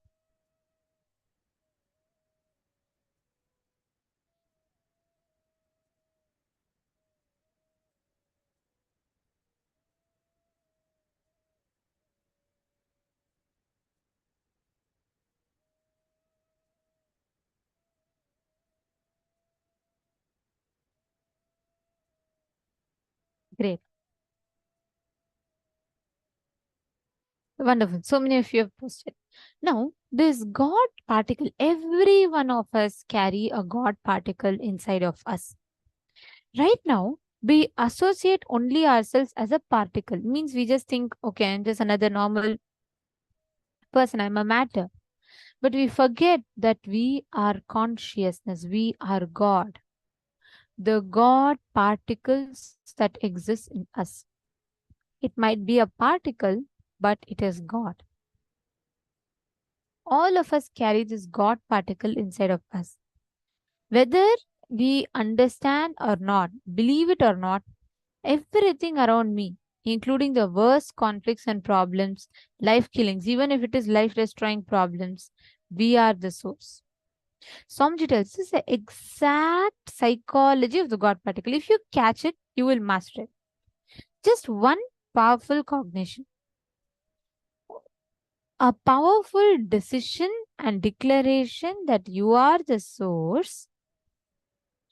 Second, every action and thought should be aligned to that one truth, functioning and thinking out and acting out that one truth.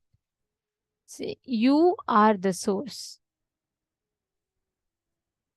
If you just understand all the physiological, psychological, neurological ups and downs are just to remind you your original state, the Sadashivoham. You will see continuously how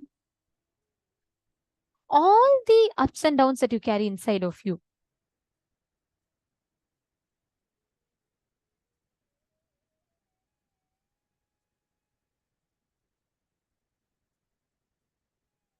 it might be physical, physiological, psychological, neurological ups and downs that you carry inside of you. All of them only happen in you to remind you that you are Paramashiva. Swamiji tells very beautifully, it's one of my most favorite lines of Swamiji. Swamiji says, you are your intention to be. All the physiological, psychological, neurological ups and downs are not you. But just take a few minutes and pen down. Why are they being perceived by you?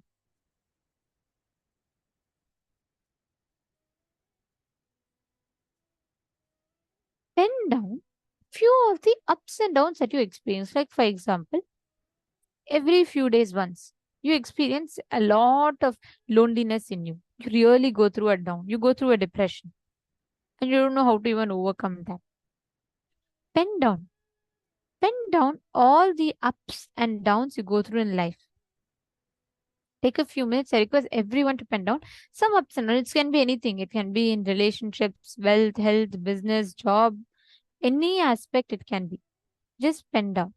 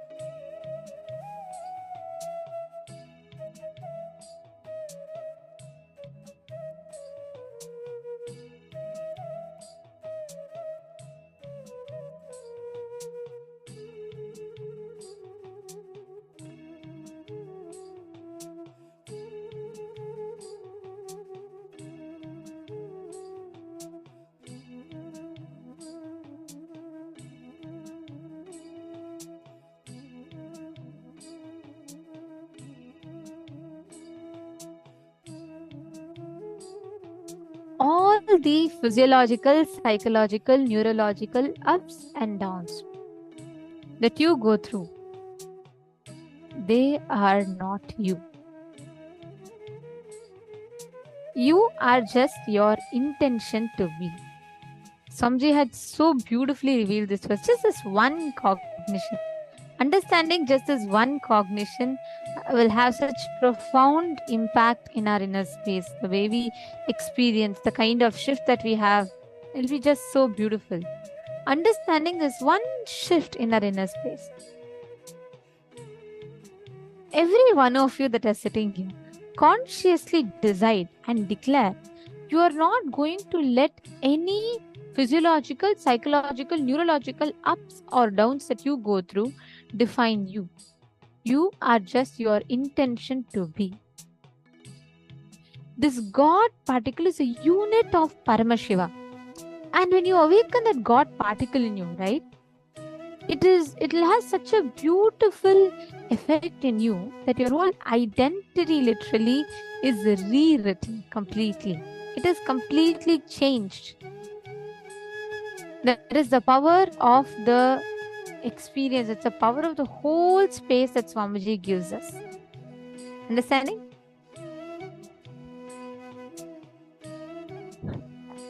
All right. Now, I request all the participants, every one of you, please take a few minutes and consciously declare inside you, inside your inner space, to not let any of the ups and downs affect you. You're constantly going to bring yourself to the highest principle where you're not going to let any ups and downs from the outside affect you, what you are, what you're doing. Now, there's a very beautiful experience or the power that you manifest with this. When you are in that space, right, you manifest a space of sarvajñatva, all-knowingness. Listen very carefully, the space of all-knowingness, which means you will just be able to access any information that you want. Understand? You may have a particle in you, but that is God, the God particle. Whenever your bioenergy is awakened, you manifest powers. So whenever you're manifesting powers, you're working directly from your bioenergy level. Now, we're going to be manifesting a very beautiful power where I'm going to be projecting to you all different words from different languages. And you're going to be scanning and identifying the meaning of those languages.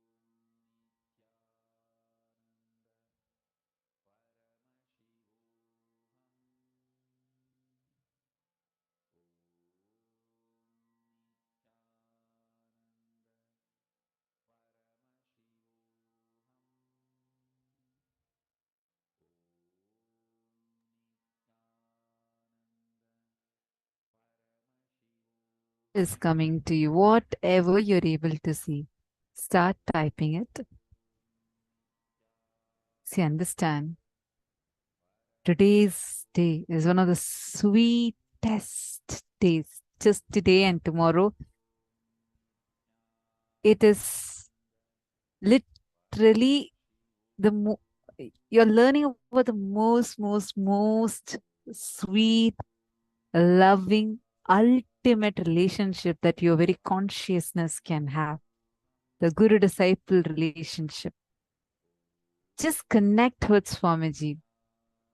You will see so beautifully how he manifests for you.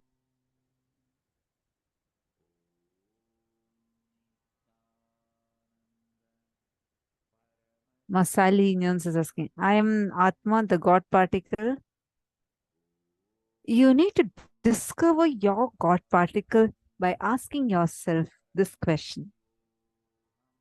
That is why in Kenopanishad, just like the second Upanishad in Hinduism, it says, Kene shetam patati preshetam manaha. It asks a question, not that who am I, but by whom am I? What is the source of me? Or see, even when you say, who am I? You're already coming to a conclusion that you exist. But in Kenopanishad, it's such a powerful Upanishad that asks the question, by whom am I? Kena prana pranava praiti yuktaha kene shetam vachamimam vadanti. It asks the question, by whom is this speech even being enabled? How come the thinking is even starting? Who is it thinking?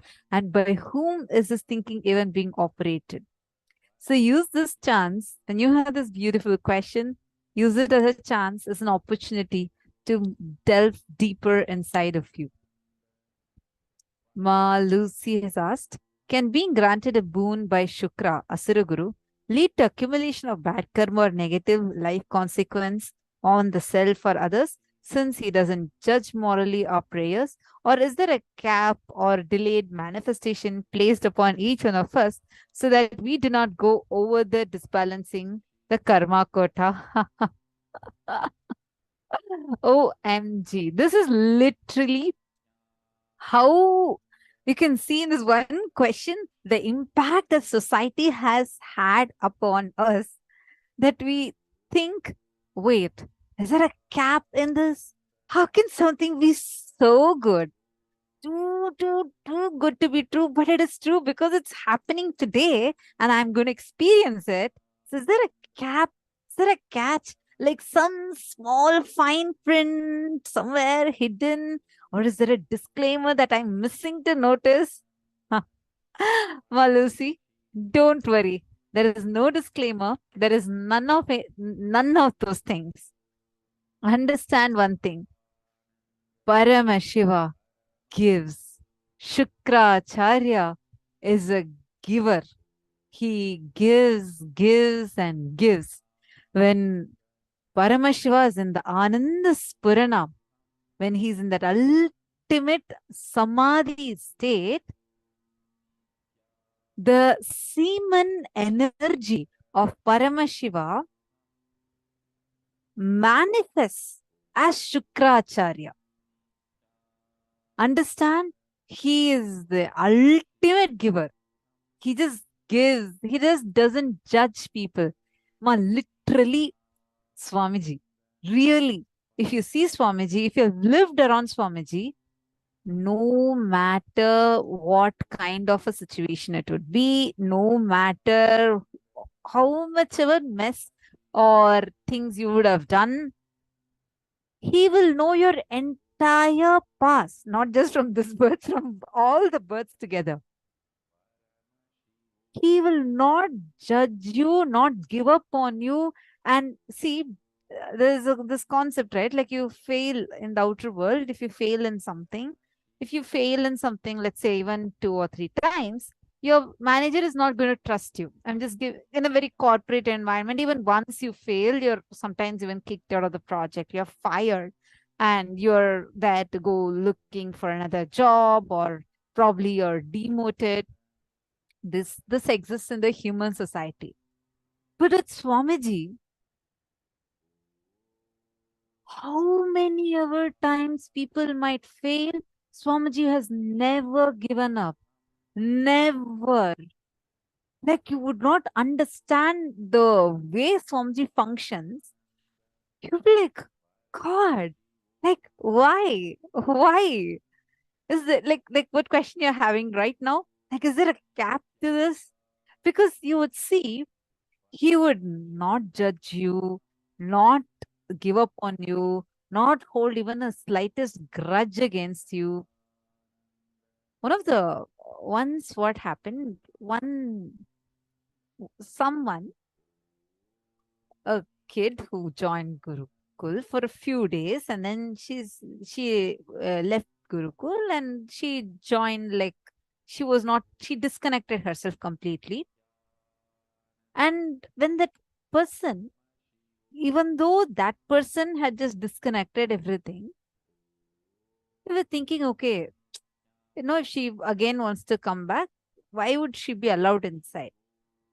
Swamiji is saying, no, you guys don't know. Even if that person has given up on me or disconnected from me, I have not given up on her. I will never give up on anyone. Once they have come to my breathing space, no matter who it is, I have never ever given up on anyone, and I will never give up on anyone.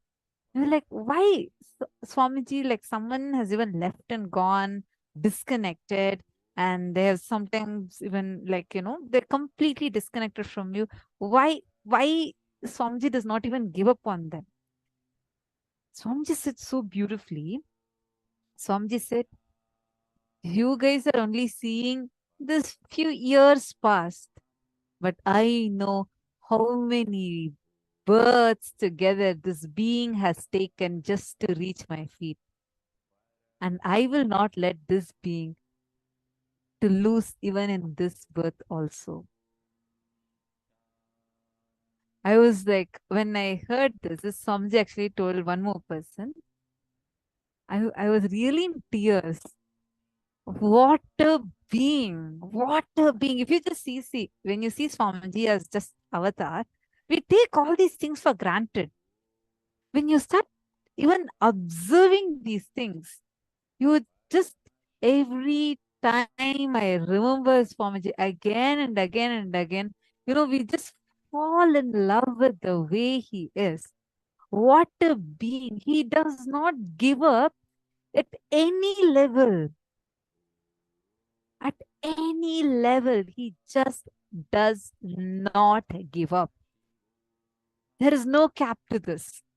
There's no disclaimer, footnote, hidden somewhere that you need to see the label 2-3 times to find that fine print put somewhere. No, there's no fine print. There's no footnote. There's no disclaimer. There's no cap, nothing. Understand, that is living with Paramashiva. Like, it's something beyond your logic. It's just magical. No matter what, he will do the tyaga for you. He will do the tyaga. And on top of doing the tyaga, he'll sacrifice so much for you. And whatever comes good out of it, he'll give that goodness also to you. You will get all the punya. On top of that, he'll even give the credit also to you. You'll be like, Swamiji, I clearly know you did this whole thing. And now you're gifting even the credit also to me, not just the result. Understand, if you live around Swamiji, you would very clearly know Shukracharya. We are thinking this one day in one darshan, you're getting the Shukra initiation. Living around Swamiji, you will experience it 24/7. in a much, much, much deeper level. Imagine and see, he doesn't even judge you. How can someone be like that? Like, not hold a grudge against you. Even you would have given up on yourself. You will be like, no, Swamiji, I think I've like utterly failed in this. I don't think I can even do this. This is like impossible for me. Swamiji will say, hey, you are Paramashiva. It's just a decision. Till now, even 100 times you have failed does not matter. If you give up now is the thing you're doing, you're declaring yourself as a failure. Stand up, do it. You can do it. Like, even see, really, logically, if you analyze, last almost 23 years, 27 years, whatever number of years, in this last 27 years, if Swamiji had spent this time, energy, everything into the media agency, advertising agencies, or like all the professionals doing it with the marketing companies, all of this. Why no? Every media would have like literally glorified Swamiji. They all would have been like glorifying it, glorifying Swamiji, and that's how it would have been. Even not even needed like all the 27 years of his energy.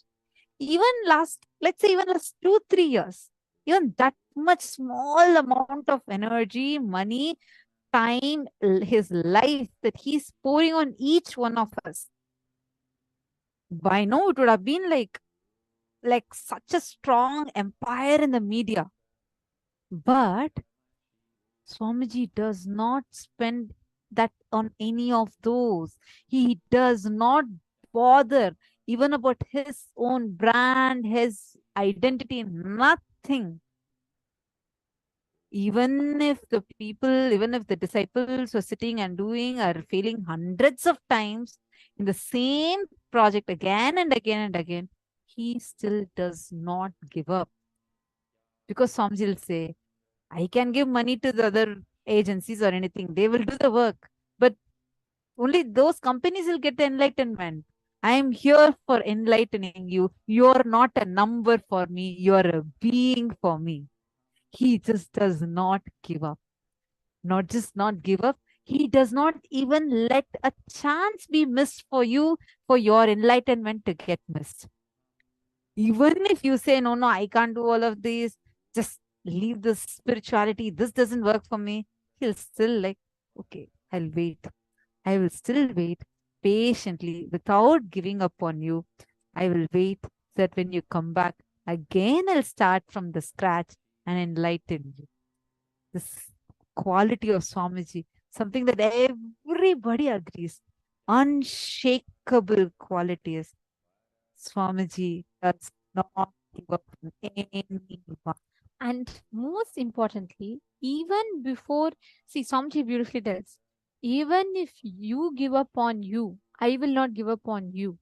Even if you give up on life, I will not give up on you. Even if you give up on me, I will still not give up on you. And that is what a guru embodies. That's the exact truth that a guru embodies. That complete non-giving up.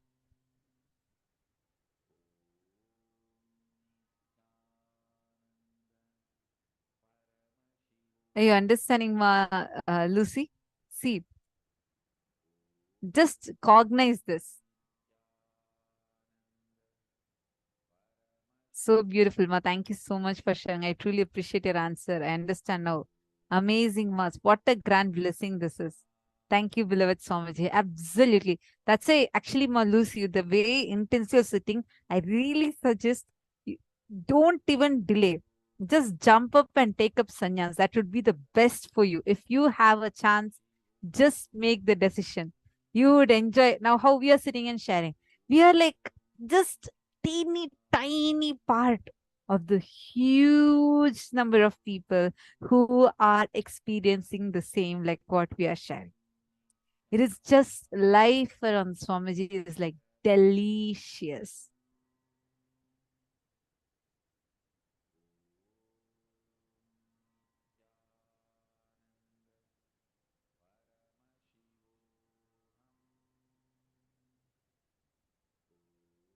all of us will be able to experience this. See, today, whatever you're experiencing in Shukra initiation, see, Shukra initiation is such a beautiful space where you can be just you.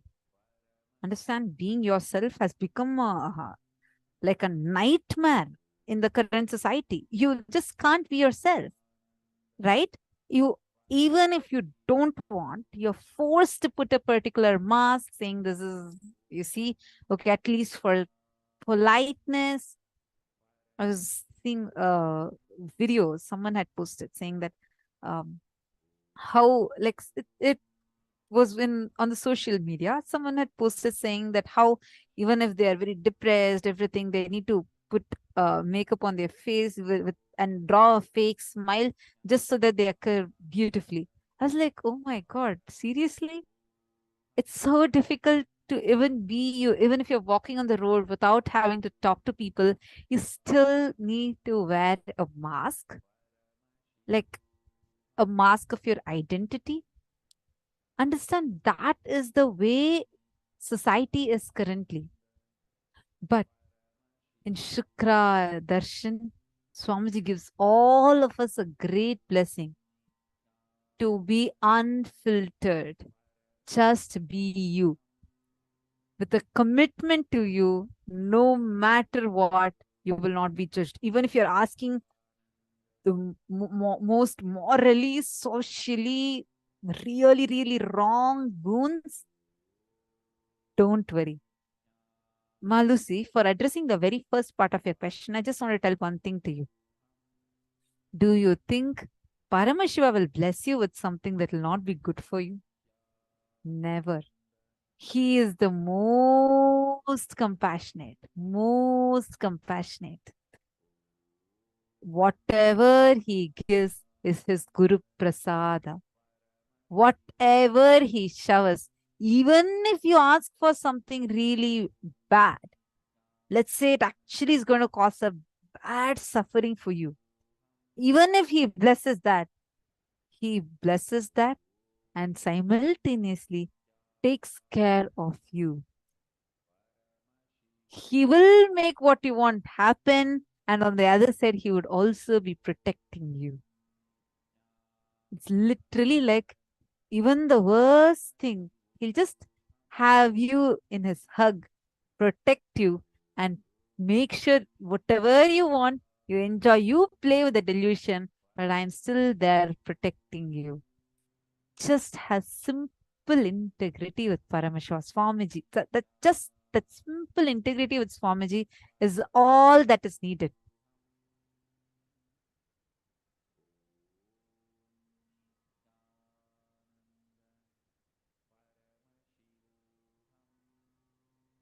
How many of you are clicking with this? Just cherish this cognition in you. Just go on enjoying. Today's days to just relax from all the things you have and say, enjoy. Enjoy the greatest, sweetest happening of Paramashiva who has come down in this physical form for each one of us. And today, opening himself up such that he's giving you even a commitment. No matter what you ask, I will not judge you. You will not be judged. Instead, I'll shower you with much, much more than what you ask for.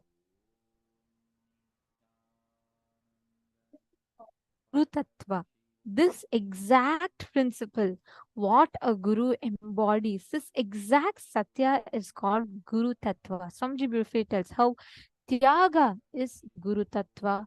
Guru Tattva is Tyaga, means Paramashiva does everything in all his forms. He does the creation, he does the sustenance, he does the rejuvenation, and all the other forms. But for liberation, he comes as Guru.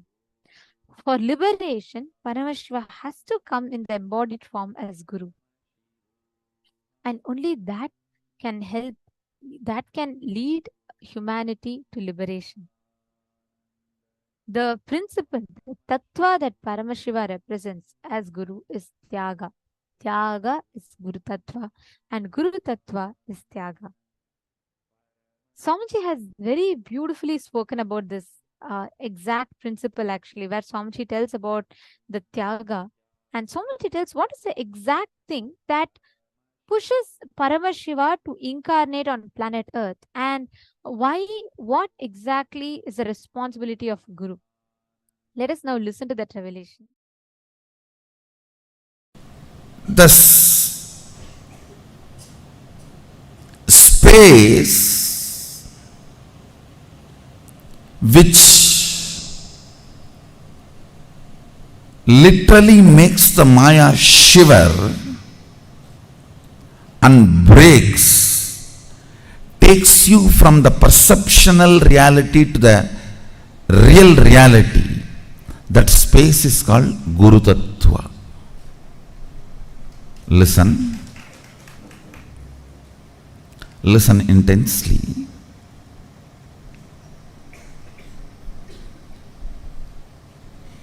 Reality as it is Sadashiva, because Karana and Karya can never be separated. Me and my actions can never be separated. You and your actions can never be separated. But you and your reactions can never be together.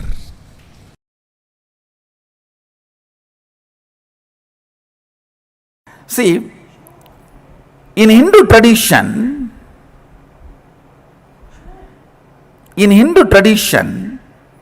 Guru Tattva is worshipped, not the individual. See, anybody who has achieved that space, who opened up to that space, that space of Guru Tattva is worshipped. You should know, very beautiful sloka from Agama.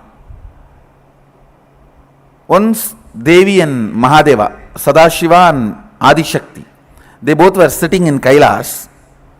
Suddenly Sadashiva bows down with folded hands with a tremendous respect.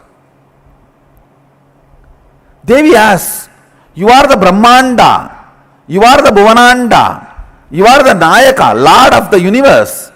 To whom are you bowing down?" Sadashiva says, "I am bowing down to Guru Tattva, on which I am constantly meditating. I reside. Guru Tattva is much more than God in Hinduism." Then he delivers the whole Guru Gita. The whole Guru Gita is delivered to him, delivered to Devi by Sadashiva with this start. This is the way he starts. Devi asks the question, "To whom are you bowing down? You are the Lord of the universe." Then he explains about the Guru Tattva and Guru Gita. There he very clearly explains. I think it is around 500 slokas. I'll give you just 3 points. 1. The individual person is not worshipped. I am only the shell for that Guru Tattva. The principle is worshipped. That is why this throne. That's why these jewels. All these are for this principle, for the responsibility I am doing. If you see me in the courtyard, actually the moment I finish the session and go out, first thing I'll do, I'll remove all this and throw it away. It's not that I want all this and wearing. These are all the respect, reverence given to this Tattva, given to this principle, Guru Tattva. And Sadashiva says one more thing. Devi asks, "If I see Guru and God both at a time, to whom should I bow down first?" He says, "Guru." Because even if the God leaves, Guru will bring the God back to you. And when you are bowing down to Guru, even if the God leaves, Guru will bring the God back to you. But even God cannot bring Guru back to you. Understand? Even God cannot bring Guru back to you. Guru Tattva is worshipped.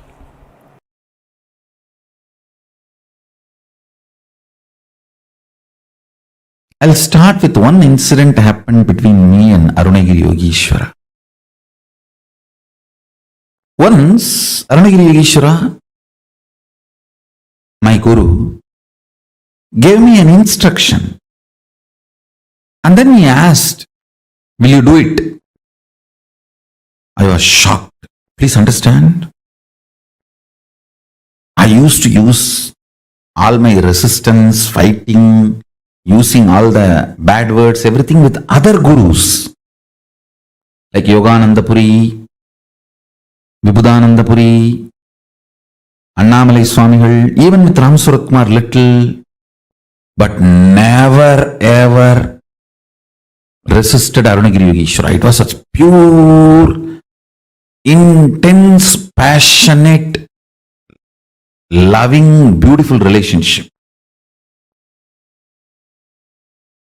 Never I resisted him, or never I uttered a word or even had a thought against him or against his words. So I was shocked. I felt, what did I do? Even he had a doubt and he has to ask me, will you do it? I immediately folded my hands and said, you are God. You are Shiva. How can I not do what you say? He laughed and said, no. If I am God, you are also God. In the powerful cognition of Guru is God, that same cognition applies. You are also God. In that God, you don't need to listen to the God. You are one, in oneness. Only if you know I am the Guru who is going to make you experience God, you need to listen to me. Understand? I was shocked the way he made me understand. He said, if I am God, you are also God. That's ultimate reality. That's a powerful cognition. From that powerful cognition, you don't need to listen to me. We both are in one and the same, in oneness. If you have the powerful cognition, I am the Guru who is going to make you experience God, you need to listen to me. He said that is the powerful cognition you need to have.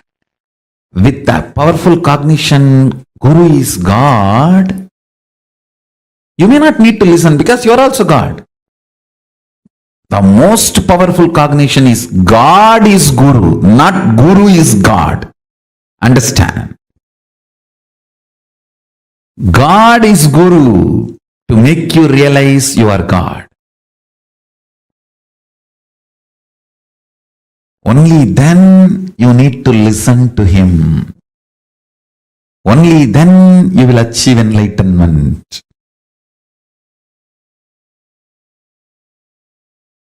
Surely it was a completely different altogether. Huh?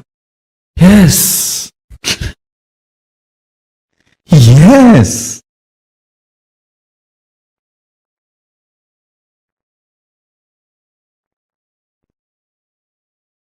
What he said is right.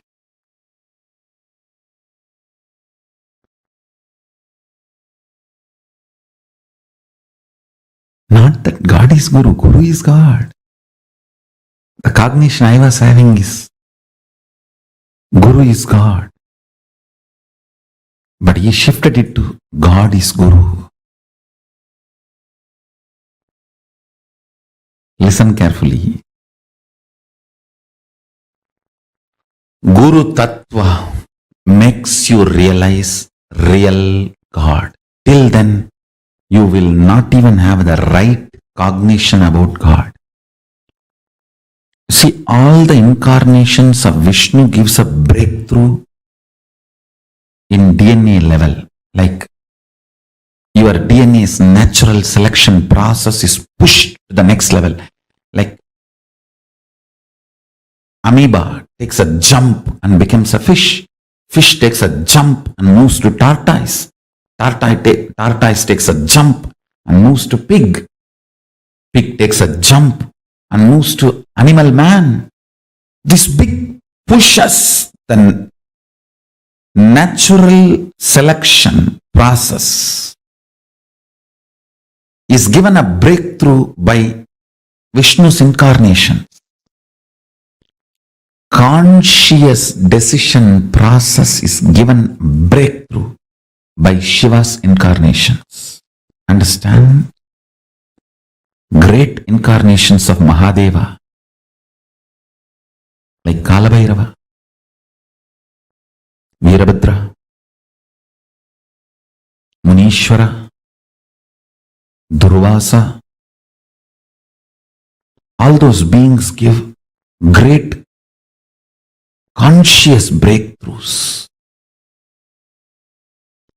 Now we are in a position, the best evolved DNA and best evolved consciousness, the Chit Jata Granthi, the body and consciousness we have is the best possible form.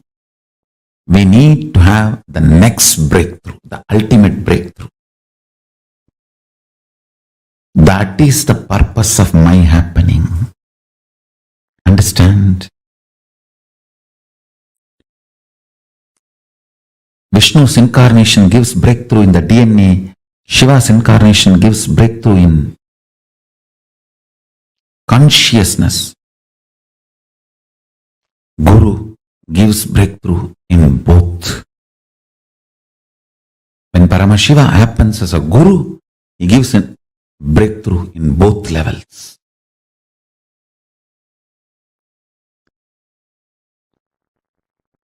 Guru Tattva is respected and revered in Sanatana Hindu Dharma far more than any idea of God.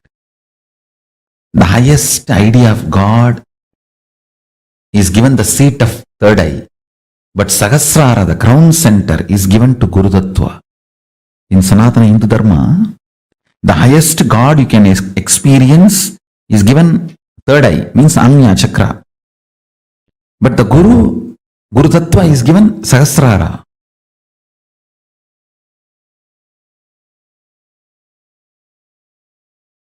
Listen. With tremendous compassion, deep love, I will reveal this truth. All words, teachings, philosophies, principles are only to lead you to, connect you to, inspire you to be with embodied Guru.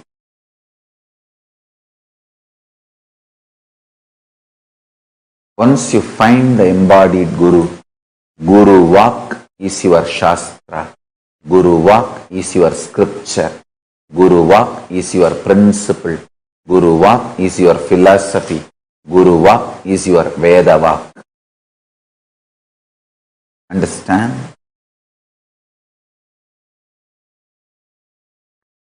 Your mind is so cunning. It uses all the strategies you used against others, against you. One of the most beautiful things happened in me is I can't relate even with me without Arunagiri Yogeshwara being within me. Understand? When I walk, I can see very clearly my inner space when it gives command. It is only that Arunagiri Yogeshwara giving command to walk as he used to walk, as he is walking. To the idea of right, to the idea of wrong, to the idea of good, to the idea of bad, to the idea of sin, to the idea of merit, to the idea of beauty, to the idea of ugly, to the idea of duality, to the idea of oneness. Anything I cannot relate with it without the embodied Guru's existence in me.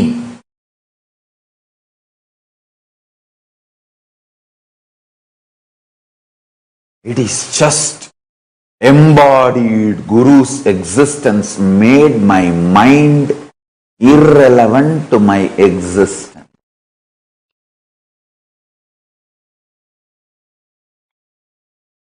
So the delusion becomes irrelevant. Maya, Trubhava, delusion is irrelevant to me and to my existence.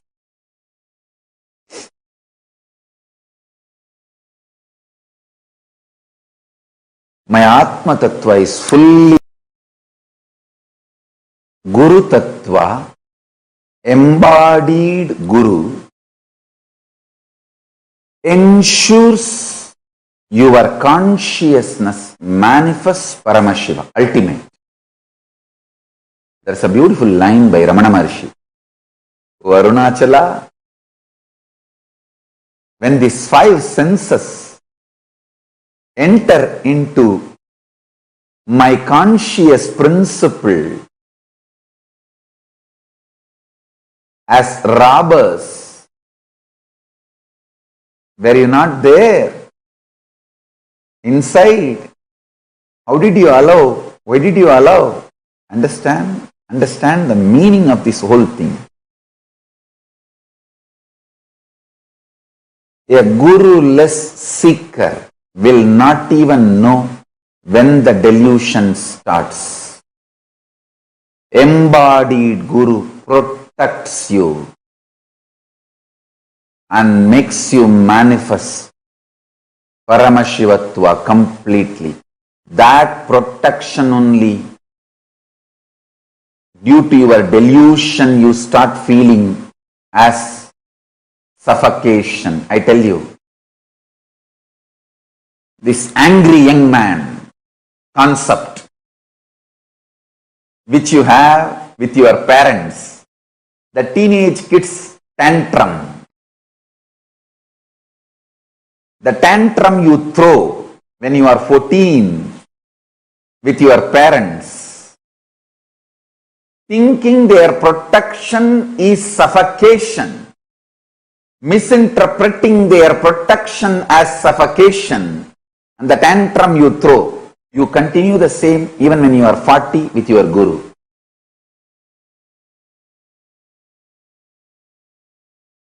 Falling in love with your higher personality, Guru. I can see very clearly, whoever is in love with me, they are in love with integrity. Integrity is so smooth for them. When there is no love, you use every methodology to either believe integrity is not possible or cheat that you are already integrated without living it. Understand? The scale to measure whether you are integrated or not, you will manifest Sadashivatva, me. You will manifest the powers I am manifesting. You will manifest everything. Understand? Love, becoming, listening, or integrity is what I call literally living enlightenment. Because I have so much love, I can supply. If love is the raw material, I can supply enough raw material for you. You just need to convert that into listening and integrity. When you waste the raw material only, I say, all right, stop the supply now.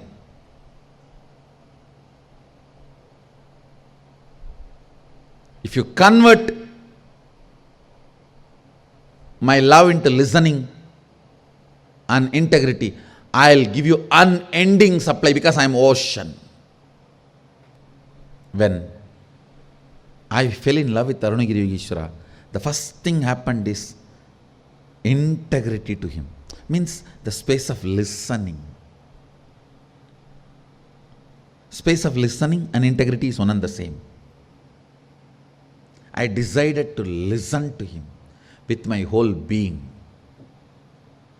I decided to be integrated to him with my whole being.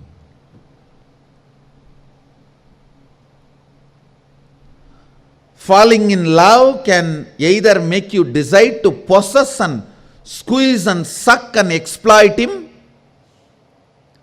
or it can make you decide to be integrated and listen to him. Both can be done. Both can happen. That will only decide whether you are going to be Rudrakanya or court dancer.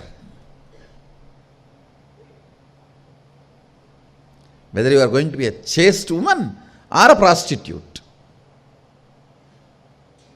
Chaste woman, when she falls in love, decides to be listening and integrated. A prostitute only plans to exploit, suck and possess and fleece. Whether it's money or power or whatever.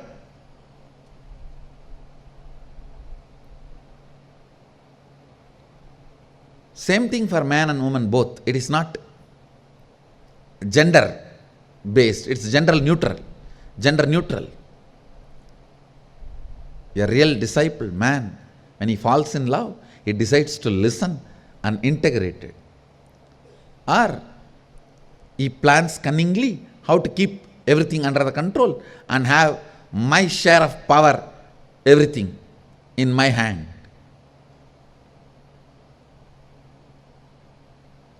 When I fell in love with Arunagiri Yogeshwara, I decided to listen and be integrated. How to prove I am in love with him? He is not missing anything that I can add. The only way I can prove that I am in love with him is my integrity to him. That's the only way I can prove I am in love with him. What he does not have, I can give and show that I am in love with him.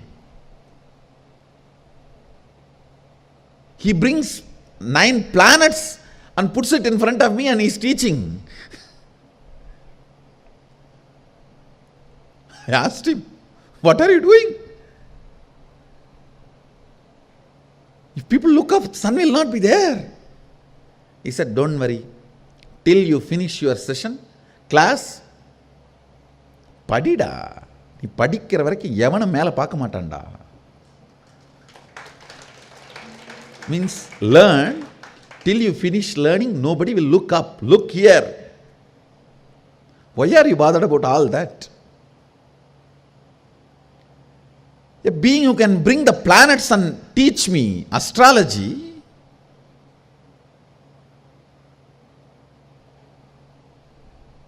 what can I give him? My integrity is the only gift, or my integrity is the only way I can say I love you. The only way I can tell him I am in love with you is just being integrated to him. When you fall in love, the first thing should happen to you is deciding to be listening, integrated. If you hit the bottom, oh, how much I can sacrifice? You hit the rock bottom, water is not going to come in this borewell. Borewell failure. If you don't know,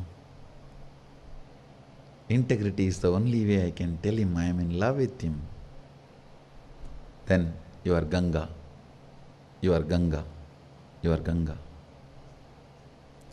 Ganga can change her very biomemory quality of flowing downward and break that and can go upward just to touch the feet of Vishwanatha in Kashi.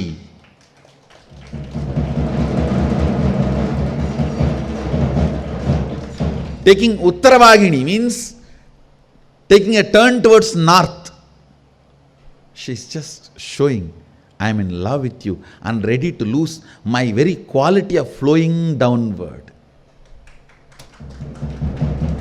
So the very identity of water is flowing downward, but I am ready to give up even that to tell you I am in love with you.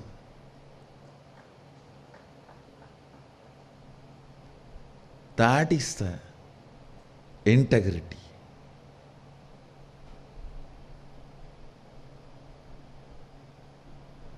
Uttaravagini. She turned towards north just to tell Sadashiva, I am in love with you. Integrity is the expression of love. Integrity is the experience of love. Integrity is personification of listening. Understand, only when I am in love with you, I made you love me.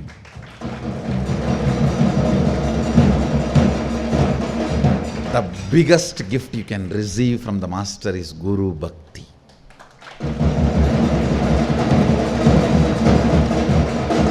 Love towards the Master.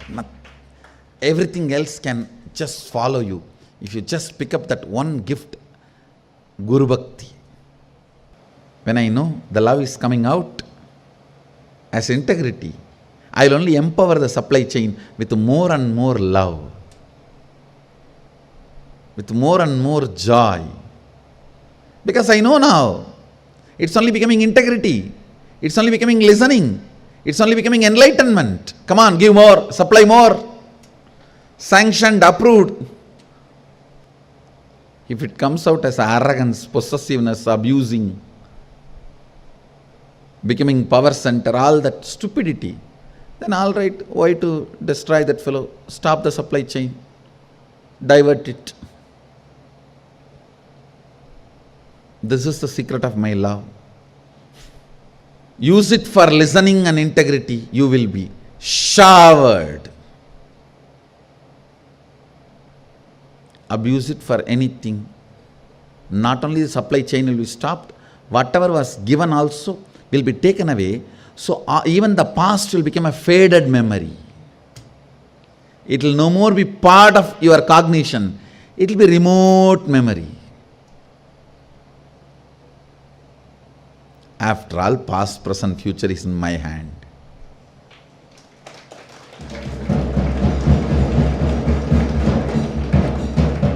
Not out of arrogance. I am neither arrogant nor humble. I am straight.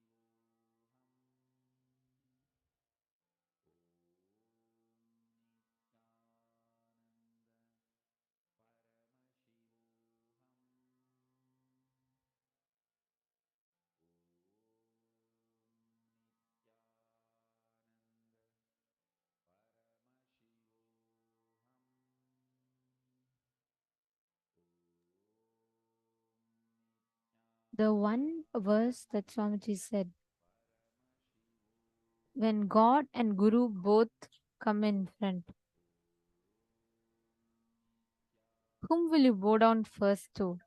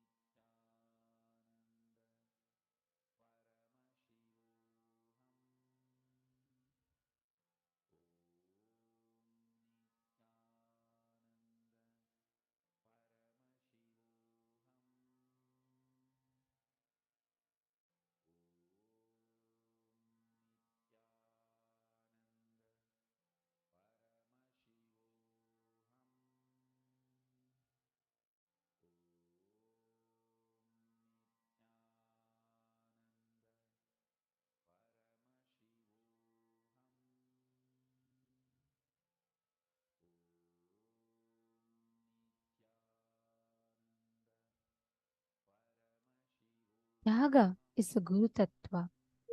And that one line that Swamiji said literally summed up the essence of Guru Tattva for us. How? When God Himself descends in front of us,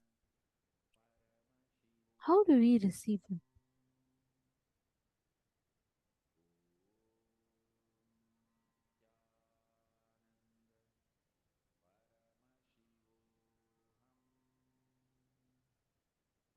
How do we receive that God? Bowing down to the Guru, because Guru pointed you to the God. This powerful incident that Swamiji explained, right, from his life.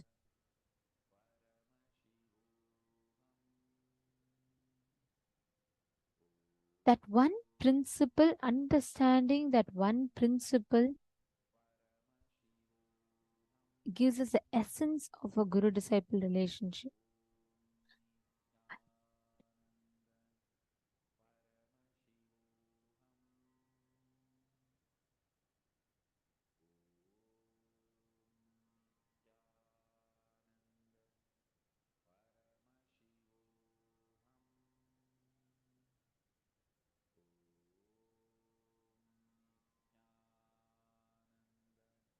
How can Paramashiva himself have guru? Devi asks Paramashiva, and Paramashiva beautifully explains. His manifest component is meditating on his unmanifest component.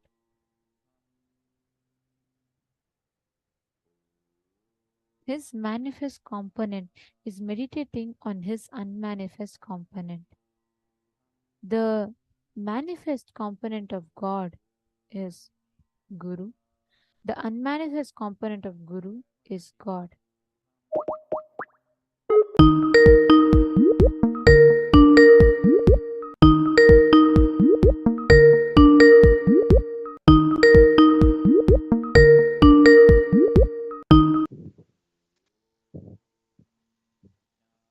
And the avyakta of the cosmos is Guru Tattva, manifest as Paramashiva to help all of us, lead us into oneness with the whole universe, the whole cosmos, the ultimate. It is such an important understanding that all of us need to have. The unmanifest which guides us to the manifest. The form that guides us to the formlessness is Guru. The formless that guides us to the form is God. This is such a beautiful statement.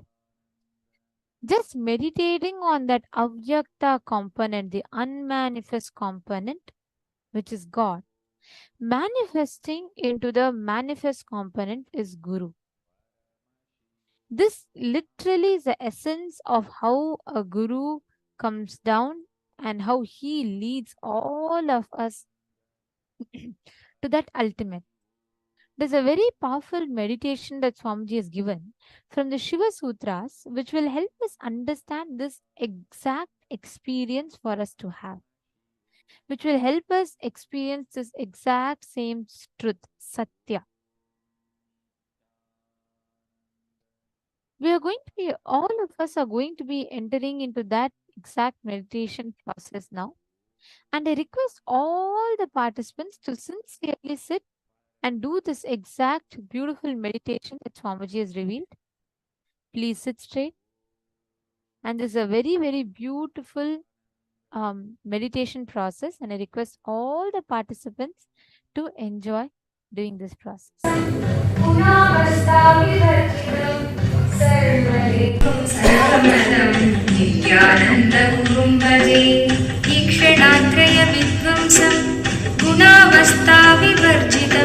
सर्वदेवं सर्वमतं नित्यानन्दगुरुं भजे ईक्षणात्रयविध्वंसं गुणावस्थाविवर्जितं सर्वदेवं सर्वमतं नित्यानन्दगुरुं भजे सर्वकर्तृत्व भोक्तृत्व नियन्तृत्व विवर्जित.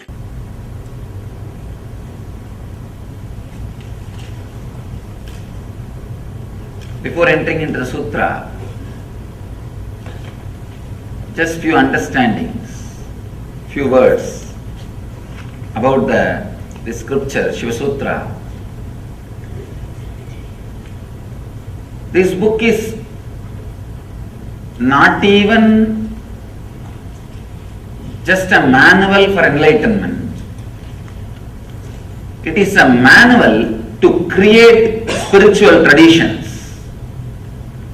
The technique which we are going to enter today is the base of whole Buddhist tradition. Each technique each meditation technique which is described in this book is a base for one religious tradition, one spiritual philosophy. Out of this one meditation technique, whole Buddhist tradition is born.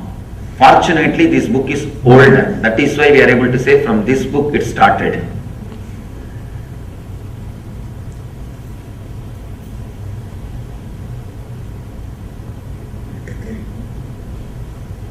People ask me, how can you keep Buddha also along with gods? Because Buddha did not accept Vedic gods.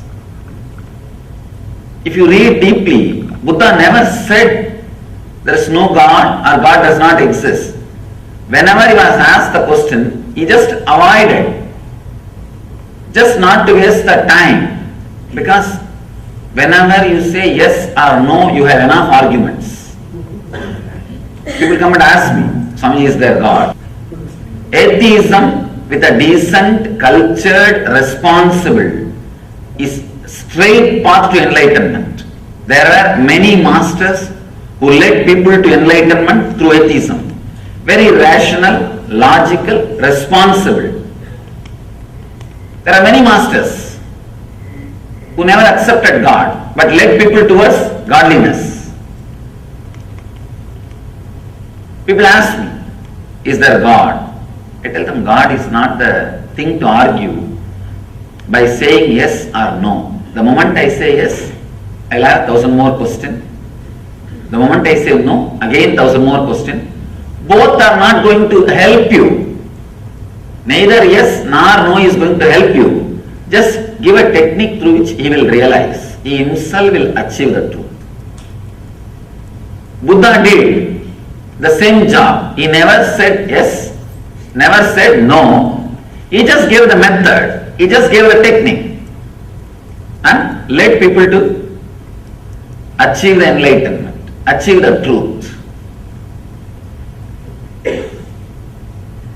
In a very beautiful way, without accepting the authority of the Veda, he contributed to Vedic tradition. See, there will always be 50% of the people saying no for everything. See, when you say no, it feels very juicy. Saying no is really very juicy. That is why, kids, why do you think constantly kids say no for anything and everything? Because it gives them the feeling that they are grown up now. Only when you say no, you feel you have freedom. There is something called positive freedom. Freedom of acceptance and saying yes, the ultimate freedom. But unfortunately, neither we are taught about it nor we experienced it. I can tell you actually, this moment you can liberate yourself. All you need to do is accept you as you are in the outer world and the inner world. Suddenly you will see you are unclutched. You are clutched by only one thread, non-acceptance. Sutre Maniganaiva, Krishna says, I am the thread running through the whole existence. There is one thread in you which is running through the whole suffering of your life, non-acceptance. Just like a Lord is the thread. Krishna is the thread running, connecting the whole existence. Your non-acceptance is the thread running and connecting your whole sufferings. What you call as samsara roga, bhava roga, suffering of disease. This one moment, a simple acceptance. People ask me, I am not able to accept that I am not able to accept me, Swamiji. I tell them, alright, at least accept that you are not able to accept you. That's all. Even that is an acceptance. Even that acceptance can suddenly unclutch you. There is no need for thought flowing in you. There were one group of people who are very simple, who are able to straight away connect and accept and realize the truth. For that group, the Vedic tradition was helping. But slowly, unfortunately, a kind of a negative wave or negative group started developing because the spiritual techniques and the transmission of the spiritual enlightenment was not happening at one point. Transmission of enlightenment was not happening. So the antagonistic crowd, the crowd which started saying no to everything. If you say no logically, there won't be any problem. Saying no, just, I don't want, just for the sake of feeling strong. For that group, there is nobody to guide them. It is not that just because they have gone astray, they can be dropped or they can be completely thrown out. No. Somebody has to take care of them. So then divine descends as Buddha, who gathers all the dropouts, gathers all the people who say or saying constantly no. He also gathered all of them and said, yes, he played the same tune. He played the same tune, but I can say among the masters, Buddha is the master who contributed maximum number of enlightened beings to the planet Earth. Maximum number of enlightened beings are contributed to planet Earth from the Buddhist tradition. Directly from Buddha. When he was alive, fortunately he was in the body for more than, you can say 80 years. And he became enlightened around 40. 40 years enlightened public mission. He created at least 10,000 enlightened beings. I think even now it's a achievement. I don't think anybody else has done much more than that. He contributed so much without directly saying yes or no to the question whether God exists or not. He straightaway gave the technique, and that technique is from this sutra. This is the sutra which forms the core, center of the Buddhist tradition. Let me read the sutra, then we will understand. Unminding the mind, keep in the middle until it drops.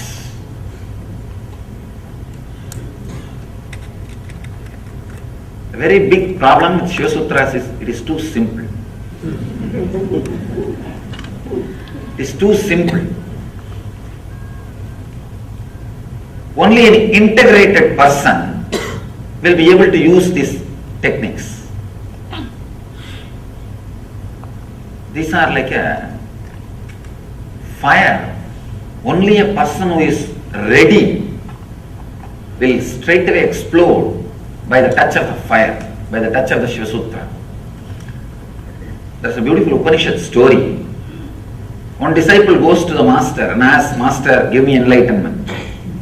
Just master repeats, Tattvamasi Svedagedo Tattvamasi, Tattvamasi Svedagedo Tattvamasi, that art thou, that art thou. 9 times he repeats, and the disciple is enlightened. Story ends. Not 9 times, I don't know how many times I have to repeat. Why it is not happening? The reason is the Svedaketu was fully integrated, burning to receive the truth.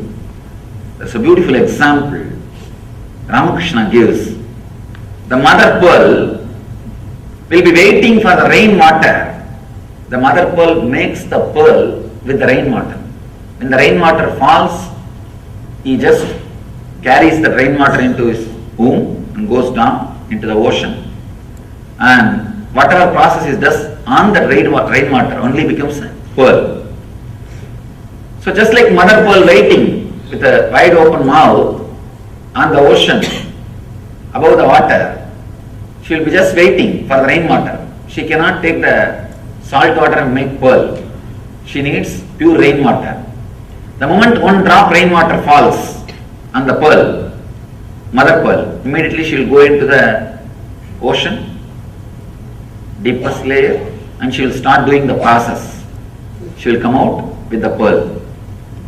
Only a person who is seeking intensely like a mother pearl for the initiation, waiting with open being, the moment master utters some words, those words straight away enters into him and he carries that word, goes and sits inside his inner space, starts doing the process, comes out with the pearl of enlightenment, opens himself with the pearl of enlightenment. Only that intense seeker, even few words are enough. Even few words are enough. You will see suddenly the being blossoming, expanding and expressing itself. It's a simple word, just like Tattvamasi. Tattvamasi is it's called as Mahavagya. That art thou. It's called as Mahavagya. Means the word which straight away gives enlightenment. Vakya which straight away leads you to the experience of the Mahat, the cosmos, is Mahavagya. In this book, every line is a Mahavagya. Every word is a Mahavagya. He just says, unminding the mind, keep in the middle until it drops.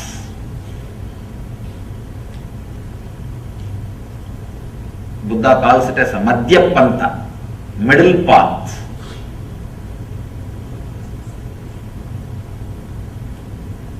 Let's first understand how our life flows. Either it flows based on the greed, non-acceptance of your present state, non-acceptance of your present state, that becomes a driving force and starts moving. That's called rajas. We call this as a rajas, restlessness. The next thing, non-acceptance of the inevitability of the life and death, fear. When you don't accept the present moment, you start aspiring for more, and there comes greed, rajas, restlessness. When you are not ready to accept the future moments, that becomes fear, tamas. Understand? Non-acceptance of the present moment leads to greed. Non-acceptance of the future moments which may come leads to fear. When we can't understand, when we are not ready to relate with the inevitability of the life, you need to understand that word inevitability in a very deep way. That's a beautiful commentator, Bhashya, Swami Lakshman Ju. He was the one Swami whom I really wanted to meet, but he passed away.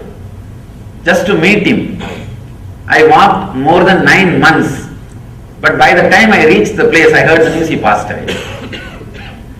He was the one great soul. I always repent by not taking the right decision at right time. Whoever I wanted to meet in my wandering journey, I never missed. I heard about him, I read one of his book, I had a very strong feeling to meet and started. Unfortunately, I had that foolish vow of not touching the money at that time. So I had to walk all the way. I felt that vow is supposed to help me towards enlightenment. That vow itself has finally disturbed me. It has become an impractical vow. By the time he was very old and he was sick, I also heard, I know that he was sick and I know he may pass away at any time. But somehow I was walking. By the time I reached, he passed away. His he beautifully comments. I wanted to remind and give the credit for this great treasure which is shared with the world, and offer my gratitude. That's the reason I remembered him now. He very beautifully explains the inevitability. For example, now I am sitting here and you are sitting here. Next moment, if you want, you can go from this hall to that hall, this hall to the outside room. This is a kind of a freedom. Second thing, you can only go but you can't fly. You have certain freedom and you have certain bondage. Understand? There are few things which you can do. If you want, you can move the right hand. If you want, you can move the left hand. If you want, you can stand up and walk. But you cannot fly. The inevitability means this moment, whatever power you have, you will be able to handle those power. Whatever you don't have, you don't have. You may think, it is a simple thing. Why do I need to contemplate about it? If you look into your thinking system, you are constantly struggling to do something which you very clearly know you can't do it. Many times you are constantly hitting the wall. Hitting the wall gives you ego satisfaction. Understand? And not only that, many times you are struggling. Actually, corruption which happens in your inner space, the corruption which happens in your programming, what I call worry, comes from this very root, non-acceptance of the inevitability of the moment. I think maybe few more words you will be able to understand deeply. Let me explain in two ways. One,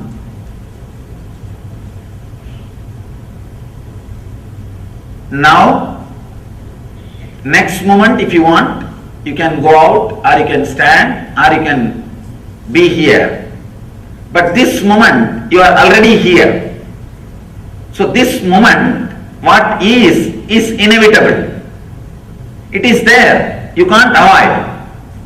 Next moment you may be able to change based on the availability of the power and freedom you have. That also in a very restricted way. There is a beautiful example from Ramakrishna that will throw more deeper and clear light on this concept.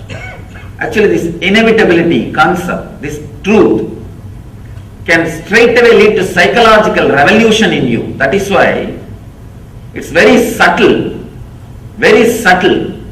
But if you can put your attention and understand every line I am trying to express, another difficulty is I read his books in Sanskrit and my internal expression, the whole thing happens in Sanskrit. I have to translate the whole thing into English. That is where the difficulty comes, and moreover the English does not have such a rich words. To tell you honestly, English is a beautiful word for outer science, not for inner science. English is not the word to transmit the science of enlightenment, to transmit the technical things of enlightenment.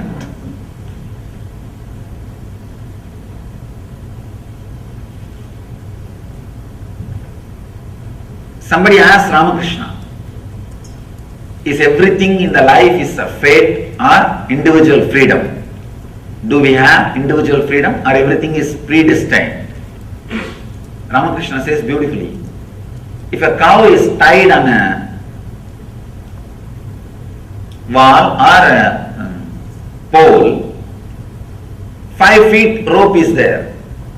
The cow has a freedom to sit or stand or walk around inside that 5 feet radius, but not more than that. So there is a particular part which the cow can do. Beyond that limit, it cannot do. Beyond the limit, everything is fate. The cow has freedom to eat whatever is available inside the 5 feet. It has got some freedom. But if a lion comes and attacks, it is a fate. Cow cannot save itself. If the cow behaves properly, with that freedom, the owner may extend the rope. If he is not bullying around, if he is not hitting people, if he is not doing nonsensical things to disturb others, the owner may extend the rope or may even completely leave it free, liberate. So the freedom, the individual freedom or fate predestined comes based on our lifestyle. We do have a certain kind of a freedom. If we properly use it for a right purpose, for not hurting others, living properly, that freedom can be extended or completely given to you. Accepting the inevitability. Now, this is the freedom we have. Next moment, we may have, may not have. And this moment, whatever is happening is inevitable. That is the way it is happening. You cannot bring the moment which is lost back and correct it, alter it. There is no time machine. Inevitability means accepting all these three ideas. First thing, you cannot bring things back and alter. Second thing, this moment is this moment. Nothing can be added to it. If you want, you can only add in the next moment. Third thing, even the adding in the next moment is not completely under your control. These three understandings, when it settles in you, it brings a tremendous psychological revolution. Understand?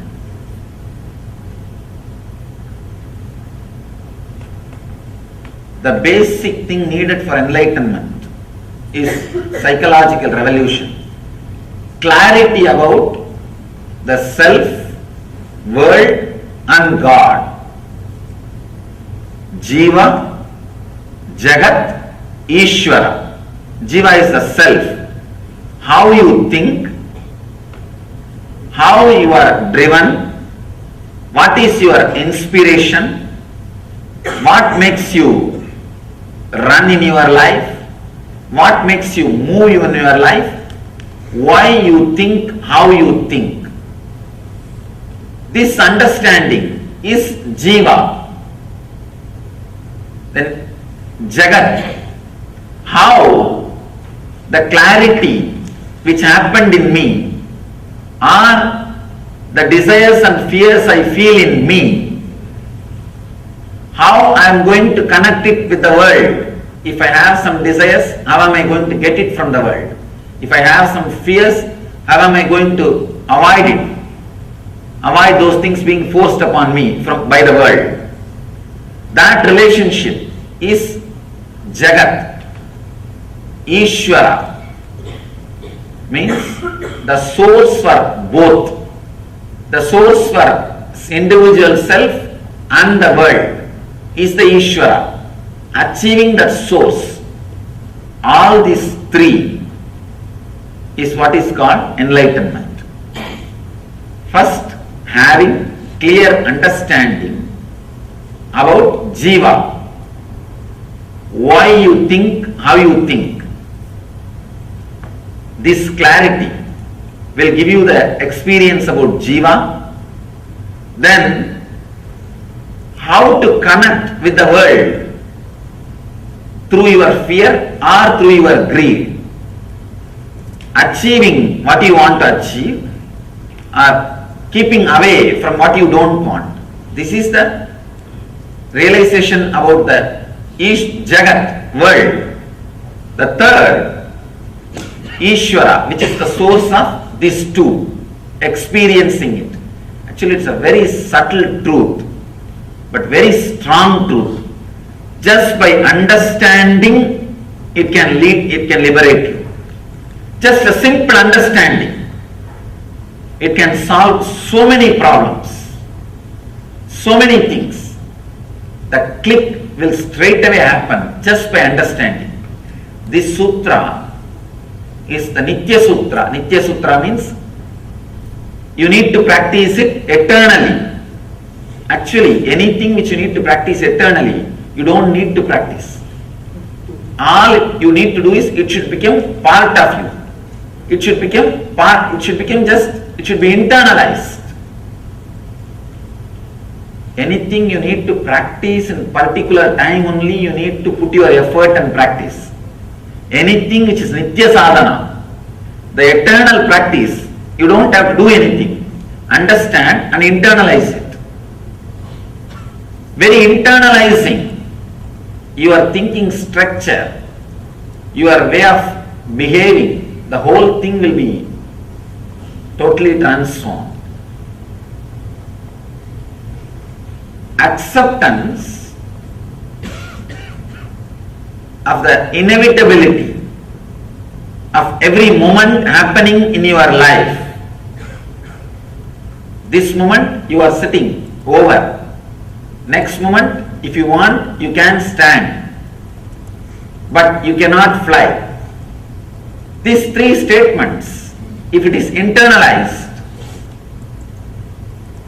always your steps will be with a very clear idea of what you can do. It will never be too big jumping. It will never be crazy things.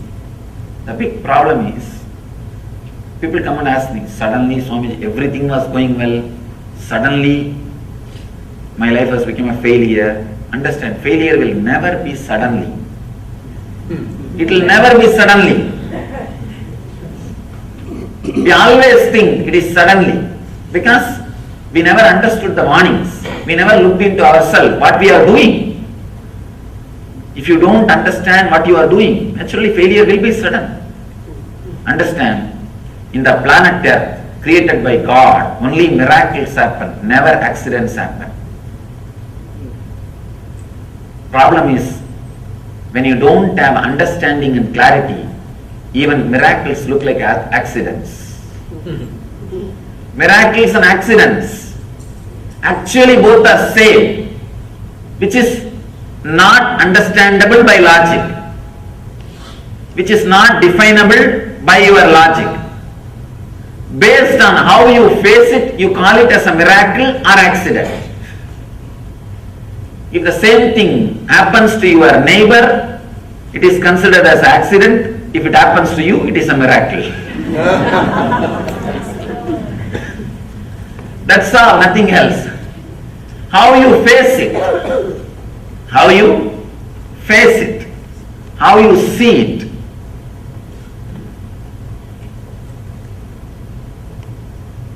If you have the deep passion, look into the life and accepting the inevitability of the moment, everything is miracle.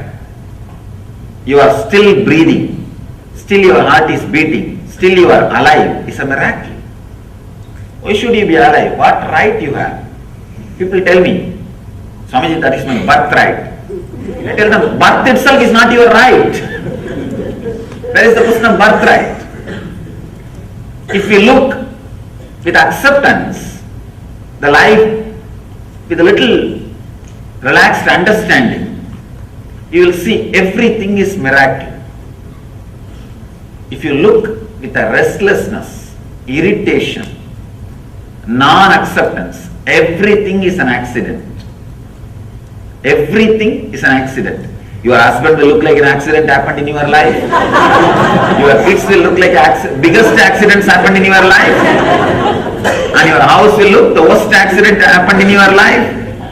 Everything will look like a big accidents happened in your life. Actually, all you need is a simple psychological revolution happening inside your system. Just this one idea. Acceptance and realizing the inevitability of the moment. See, inevitability of the moment you don't need to accept. Whether you accept or not, it is going to be that way, that's all. If you are intelligent enough, enjoy. Otherwise, it's okay, that's all. There is nothing else. You cannot do anything about it. Whether life is an accident or miracle depends on you. That is why the Upanishad says the person who is initiated, the initiated person, for him whole world is heaven. Amritasya, immortal heaven. The person is uninitiated. See, understand the word initiation. It means not that doing some ceremony or ritual. Initiation means the click happening in you. When a master expresses the truth, the realization, if the click happens in you, if suddenly you feel, oh God, right, what he says is right. I was always thinking this. He put it in the right way. If you feel, whatever I am speaking, always you thought about it, but I am verbalizing it. I am properly putting it in word. Initiation has happened. That is the scale, whether initiation has happened or not. If the initiation happens, the whole world is heaven. If the initiation is not happening, then the whole world is hell. All you need to understand is this two quality. When you do not accept this moment, starts the greed. When you do not accept the moments which may come, there starts fear. Out of greed, the quality of rajas gets added into your system. Out of fear, the quality of tamas gets added into your system. All you need to understand, the more and more time you spend in the middle path means accepting the inevitability and accepting your present moment, accepting you as you are now, understanding the inevitability of the life which may happen in you, happen for you.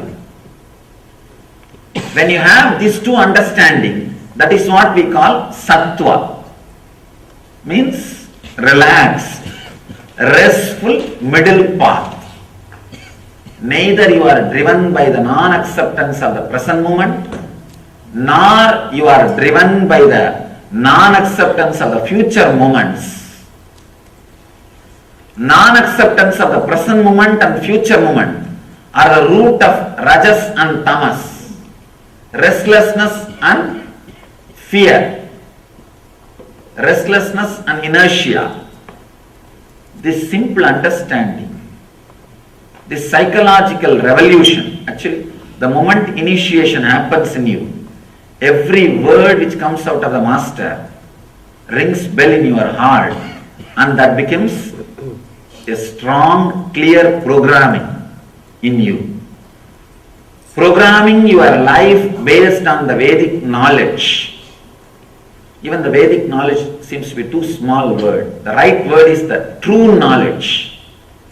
Actually, Vedic knowledge is true knowledge. But in course of time, people have started thinking Vedic knowledge is something like a branding. No. All of us need to understand the word Veda. Veda means the knowledge which comes out of your inner space when you are unclutched. When you are unclutched and relaxed, whatever research and development happens automatically inside you without you contributing or you interfering. That is Veda. If you just keep quiet, Veda will happen in you. That's all is the basic truth. When you unclutch and rest in a silence, relax in silence. A strong visualizations without verbalizations will happen in you.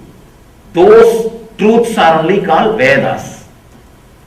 There is a beautiful description about who is Rishi in Sanskrit.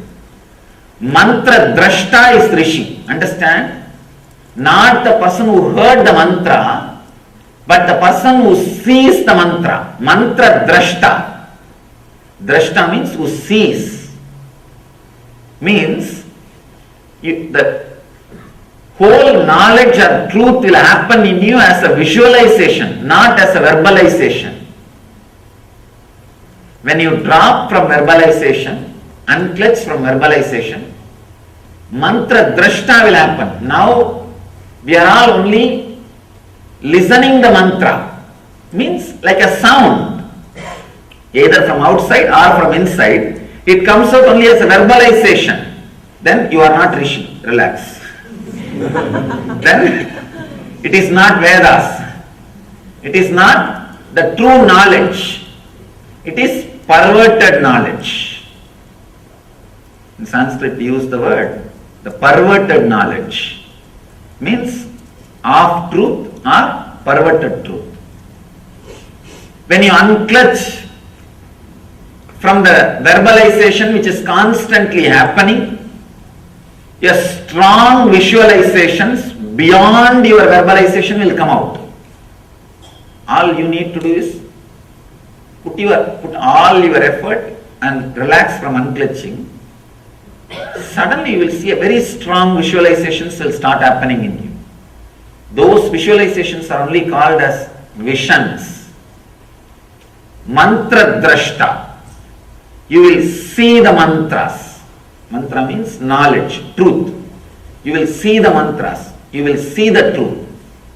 That is what is called Veda. True knowledge. When you understand the true knowledge, you don't need any other separate practice. Your very breathing will become ajapa. Ajapa, ajapa. You don't need to repeat any mantra. Your very breathing will repeat the mantra. Your very breathing will repeat the mantra. There is a beautiful Upanishad, Paramahamsa Upanishad. It says, anybody who repeats a mantra is a fool. Sorry to say that because till yesterday we repeated 1 million mantra. It says, only fools repeat mantras. The psychological revolution should happen in you such a way your breathing will start repeating the mantra. Means even your breathing sound will be beautifully heard by you. You will be in such a deep peace. It's called Hamsa mantra. The person who is able to hear the hum, sam, the inhaling and exhaling sound 24 hours. Understand? I am now opening up many new things, many new truths. I don't want to miss this sutra. This sutra is I am basically in the heart a Buddhist. To tell you the truth, my love for Buddha is such. I can say such a pure, ultimate expression, such an amazing expression. This whole sutra, anybody understands, it does not need a separate practice. Buddha calls it as a Madhyapantha, and in one of his very famous technique, Vipassana, is based on this sutra.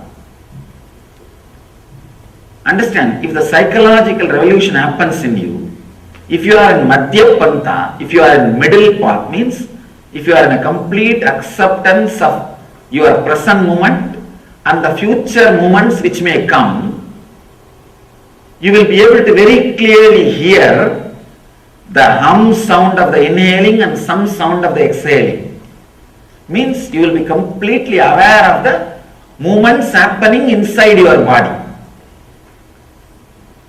Whoever You see, all of you will be able to be aware of that hum sound, which is inhaling sound, and sam mantra, which is exhaling sound. If you sit quietly and see, watch, but not 24 hours. If you try now, for next few moments, you will be aware till you get the sambar smell from Anna Mandir.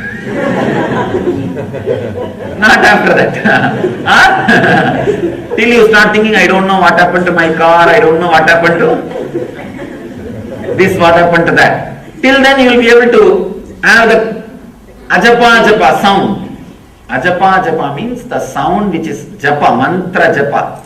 Repetition of the mantra which is happening continuously in you. Ordinary mantra chanting, everything is only few minutes you do or few hours you do. This mantra is being chanted 24 hours by you, by your system. If you can be aware of that mantra, hum, sum, 24 hours, you are Paramahamsa. That's all. Understand?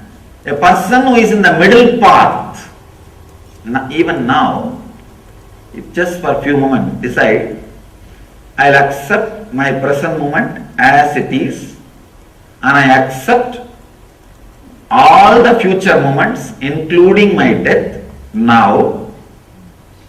With this acceptance in your heart, just sit for a few moments, you will see very clearly you will be able to clearly experience all the movements happening in you.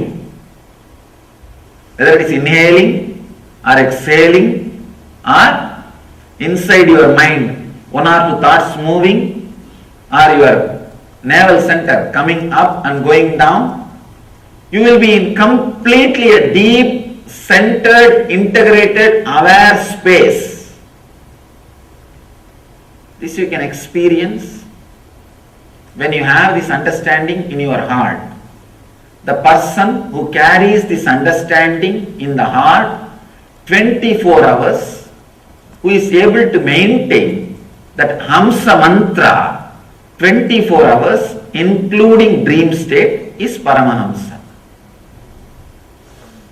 The whole technique of Vipassana, Breathwatch, Hamsa mantra repetition, everything has only one knack. This technique, unminding the mind, keep in the middle until it drops. How the Rajas starts happening in you. Rajas will bring a kind of a heat in you. It will bring a kind of a heat.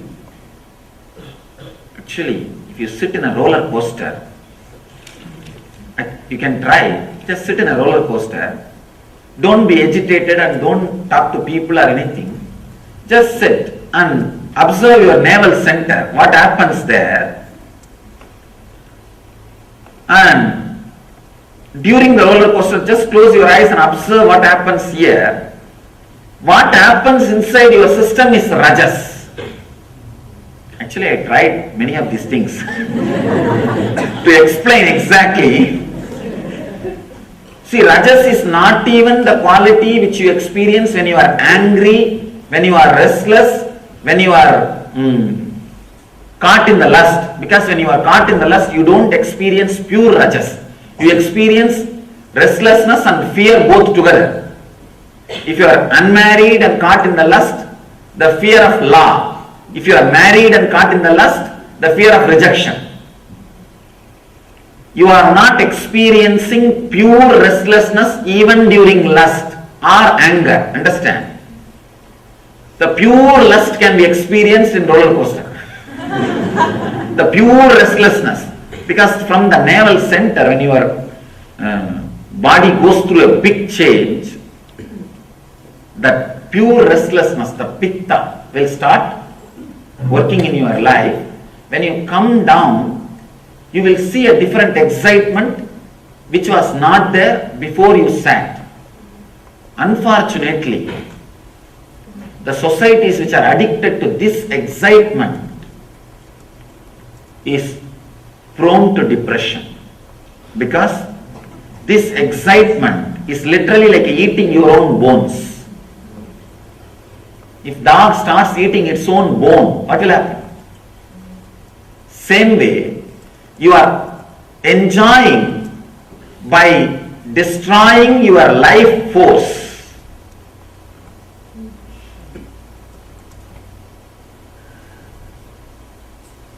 Enjoyment, being in the middle path, will constantly enrich you and add the ability to enjoy more and more.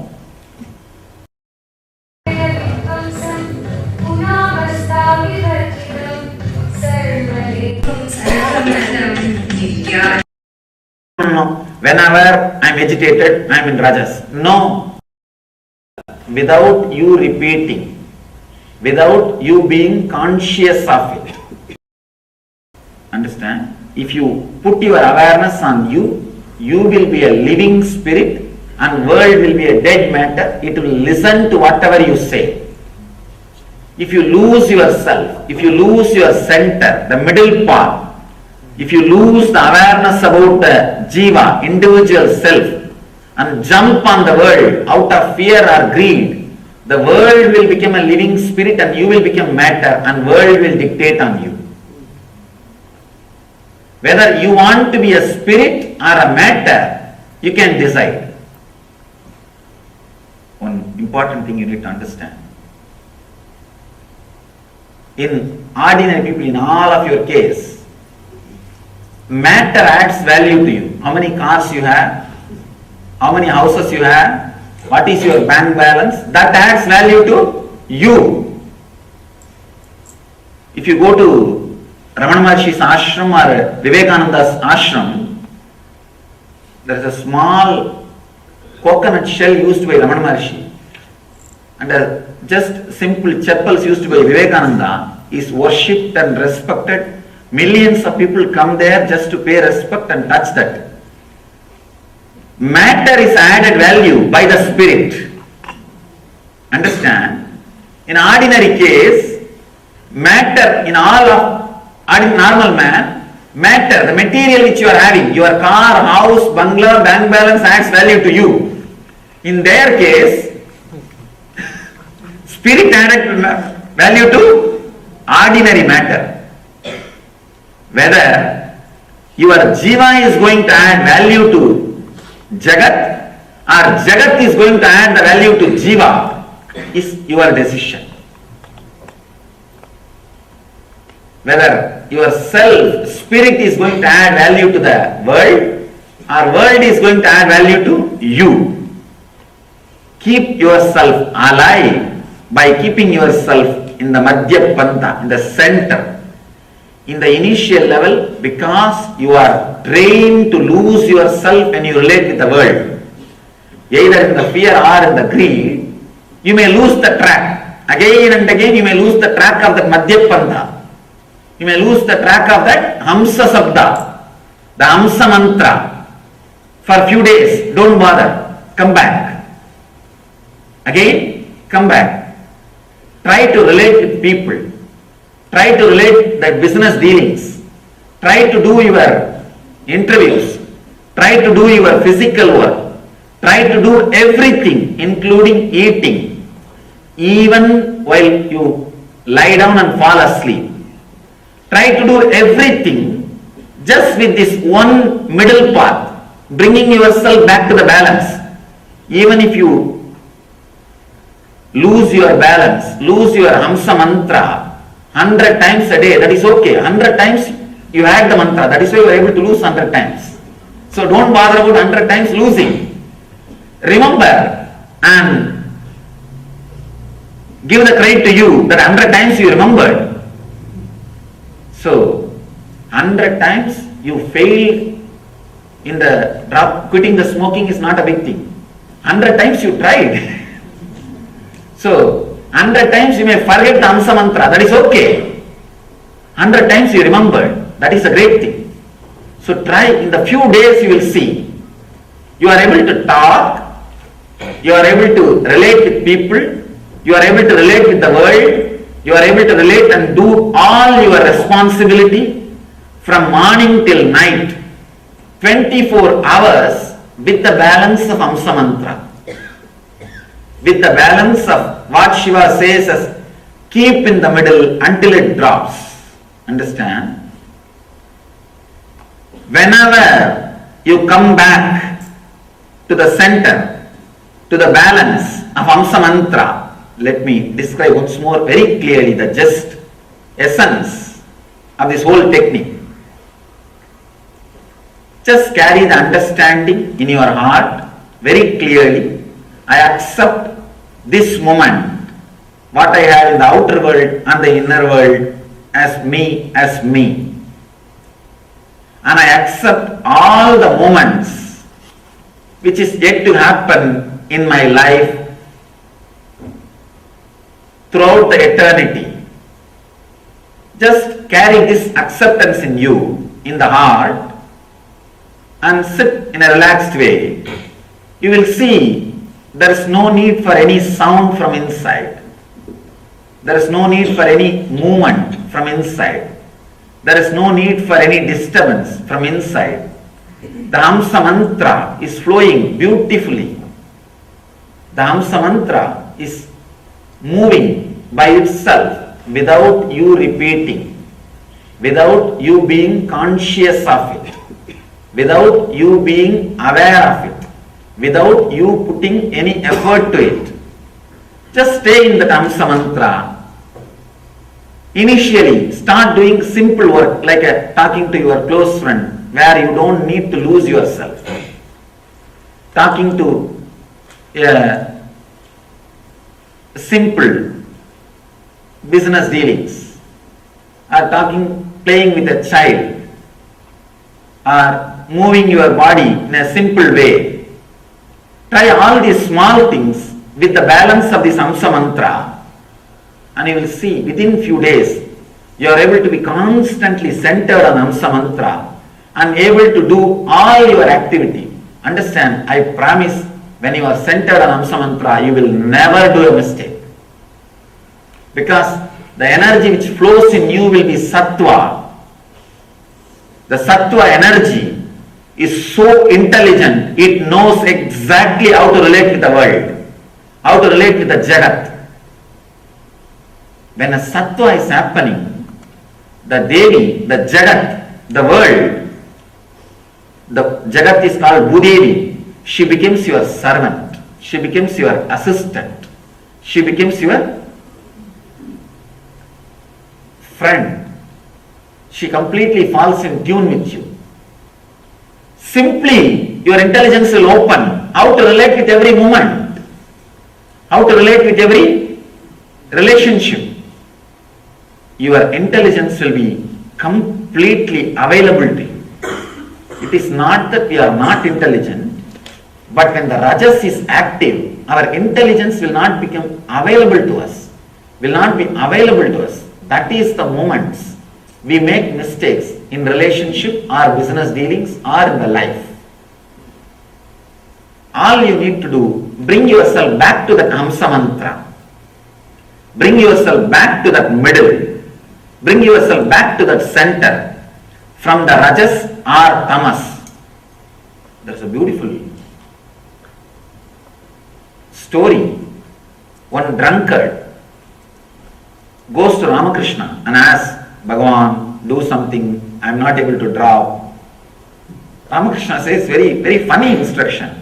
He says, before drinking, just remember Kali and offer it and drink.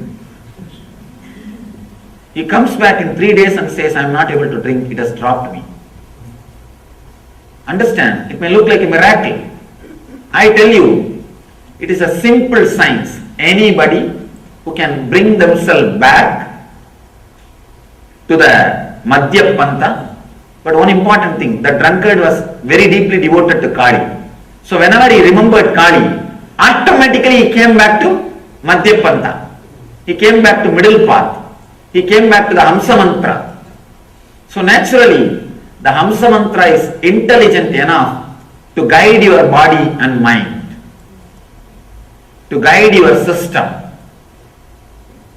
Understand? This Hamsa Mantra can do a big psychological revolution inside your system. Shiva says, unminding the mind, keep in the middle until it drops. So just rest in the Hamsa mantra. Whenever you move this side and that side, try once to find out see, if you understand the physical symptom of rajas, you will never miss it. Do not have the mental symptom because you don't believe your mind. Understand? I have seen many people keeping, no. Whenever I am agitated, I am in rajas. No. These kind of scales, you will never be able to remember. When you are agitated, you will not remember you are agitated. When you are restless, you will not remember you are restless. Have some physical symptom remembered in your system. So whenever that physical symptom happens, you should remember you are in rajas. The wrong energy is active in you. That physical symptom you will be able to catch the glimpse in the roller coaster. When you go through that, you will catch the glimpse of the physical symptom of rajas. Even during lust or during anger, what happens in you is not the pure physical symptom of rajas. It is the mixture symptom, or it's a mixture of the signals of rajas and tamas both. So don't take that as a signal of rajas. This is the roller coaster experience is the pure signal of rajas.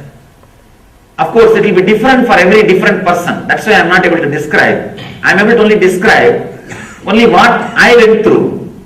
It will be little different for different persons. But you can catch the glimpse how your body feels when you are caught by rajas.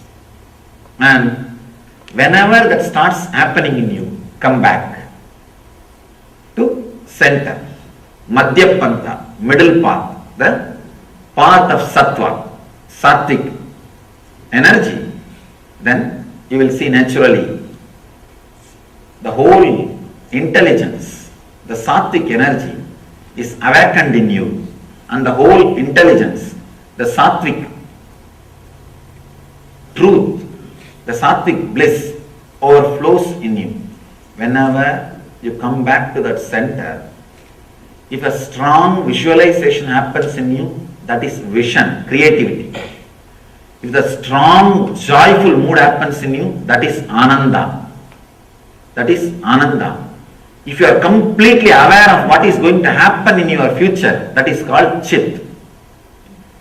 If a strong visualization comes out of you, that is sat. If strong clarity about what is going to happen in your life comes out of you, that is chit, awareness. If a strong joyful experience comes out of you, that is ananda. Satchit ananda can be achieved just by coming back to sattva, coming back to the middle path. Understand? Whenever you come back to middle path, first day, if you try, you may have to come back at least 100 times, because 100 times you will miss. To one of my brahmachari, I gave this as a technique. I gave him the counter in the hand. I told him whole day, just count how many times you come back. It's a very beautiful experiment. The first day, it was almost like 100. After 1 week, it was drastically reduced to 10. Only 10 times he missed that hamsa, balancing of the hamsa. And within 3 months, whole day, he was able to relate the same activity, same responsibility, same duty, same work with the balance of the Hamsa mantra. All I say is 90 days guarantee. 90 days guarantee. Try just for, surely 90 days is too much. Again and again come back. Come back. Somebody asked me, Swami, every day you are giving one technique. What one to try? Which one to try? See, which rings bell in you, in your heart. Suddenly when you hear some technique, this is going to work for me. I know for sure. This is what is the exact problem what I am having. If some technique rings bell in you, take up that technique, that day. and continue. In few days you will know that you are really falling in tune, feeling connected. That is the technique for you. That is the path for you. That is the way to realization. Surely within 90 days you will get back. You will be able to be in that sattva, the madhyapanta, and able to do the whole activity. Being in madhyapanta, see, by being in madhyapanta, suddenly you will see the number of thoughts coming before the action starts reducing. That is the period that is called living enlightenment. When completely thoughts drop and you are able to do all your activity without thoughts, you are enlightened. Understand? If you are able to conduct all your activity 24 hours with the balance of the Hamsa mantra, the Ajapa Japa, repetition of mantra without repeating, you are enlightened. If you are struggling but trying to balance more and more, and you are more and more getting centered, that is living enlightenment, sadhana. You are living the enlightenment moments. When the thought stops appearing, you are able to act without any thought, just with the total balance of Hamsa mantra, you are enlightened. That's all. This is the gist of what Buddha says in his great techniques, Vipassana, Anapanasati, Madhyapanta, in the whole thing, technique and teaching, Shiva has given in this one sutra beautifully. Unminding mind, that is actually teaching. That is the teaching which you need, the understanding which you need to carry in your heart. Keep in the middle until it drops. It is a technique which you need to practice till the enlightenment happens. So, now we'll take few moments to enter into this meditation. Today also we will start with the one sutra. I think most of you are aware, for last 15 days too many things are happening in the temple and ashram. We need little time for the people to organize this and arrange for the next cultural programs and everything. That's the reason. Yesterday and today I'm doing only one sutra. From tomorrow evening we'll start having 2 sessions. We will have 2 sutras. So let's enter into the sutra now. Enter into the meditation. Before ending the session, please sit straight. Sit in a very relaxed way. Very consciously, with a strong decision, intensely create an intention that you are accepting you as you are in the outer world and in the inner world this moment. Tell yourself, I have enough in the outer world, nice things. I have enough of good qualities in the inner world, nice things. I am accepting myself completely. No need to develop myself in the outer world or in the inner world. If I have ego, that is okay. If I have guilt, that is okay. If I have fear, that is okay. If I have greed, that is okay.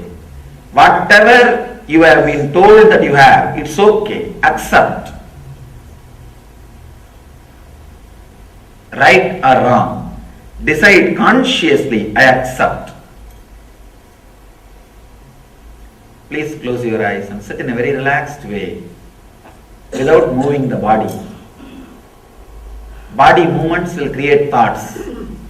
So if your body is stable without movement, it can take you to the deeper silence.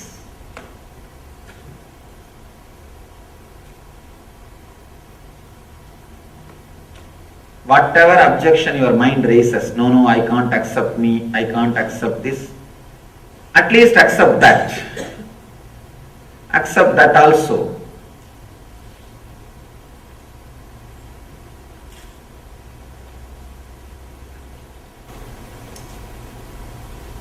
accept the present moment,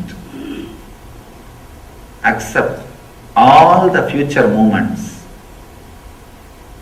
whatever your mind thinks as the worst thing can happen to your life, accept even those moments.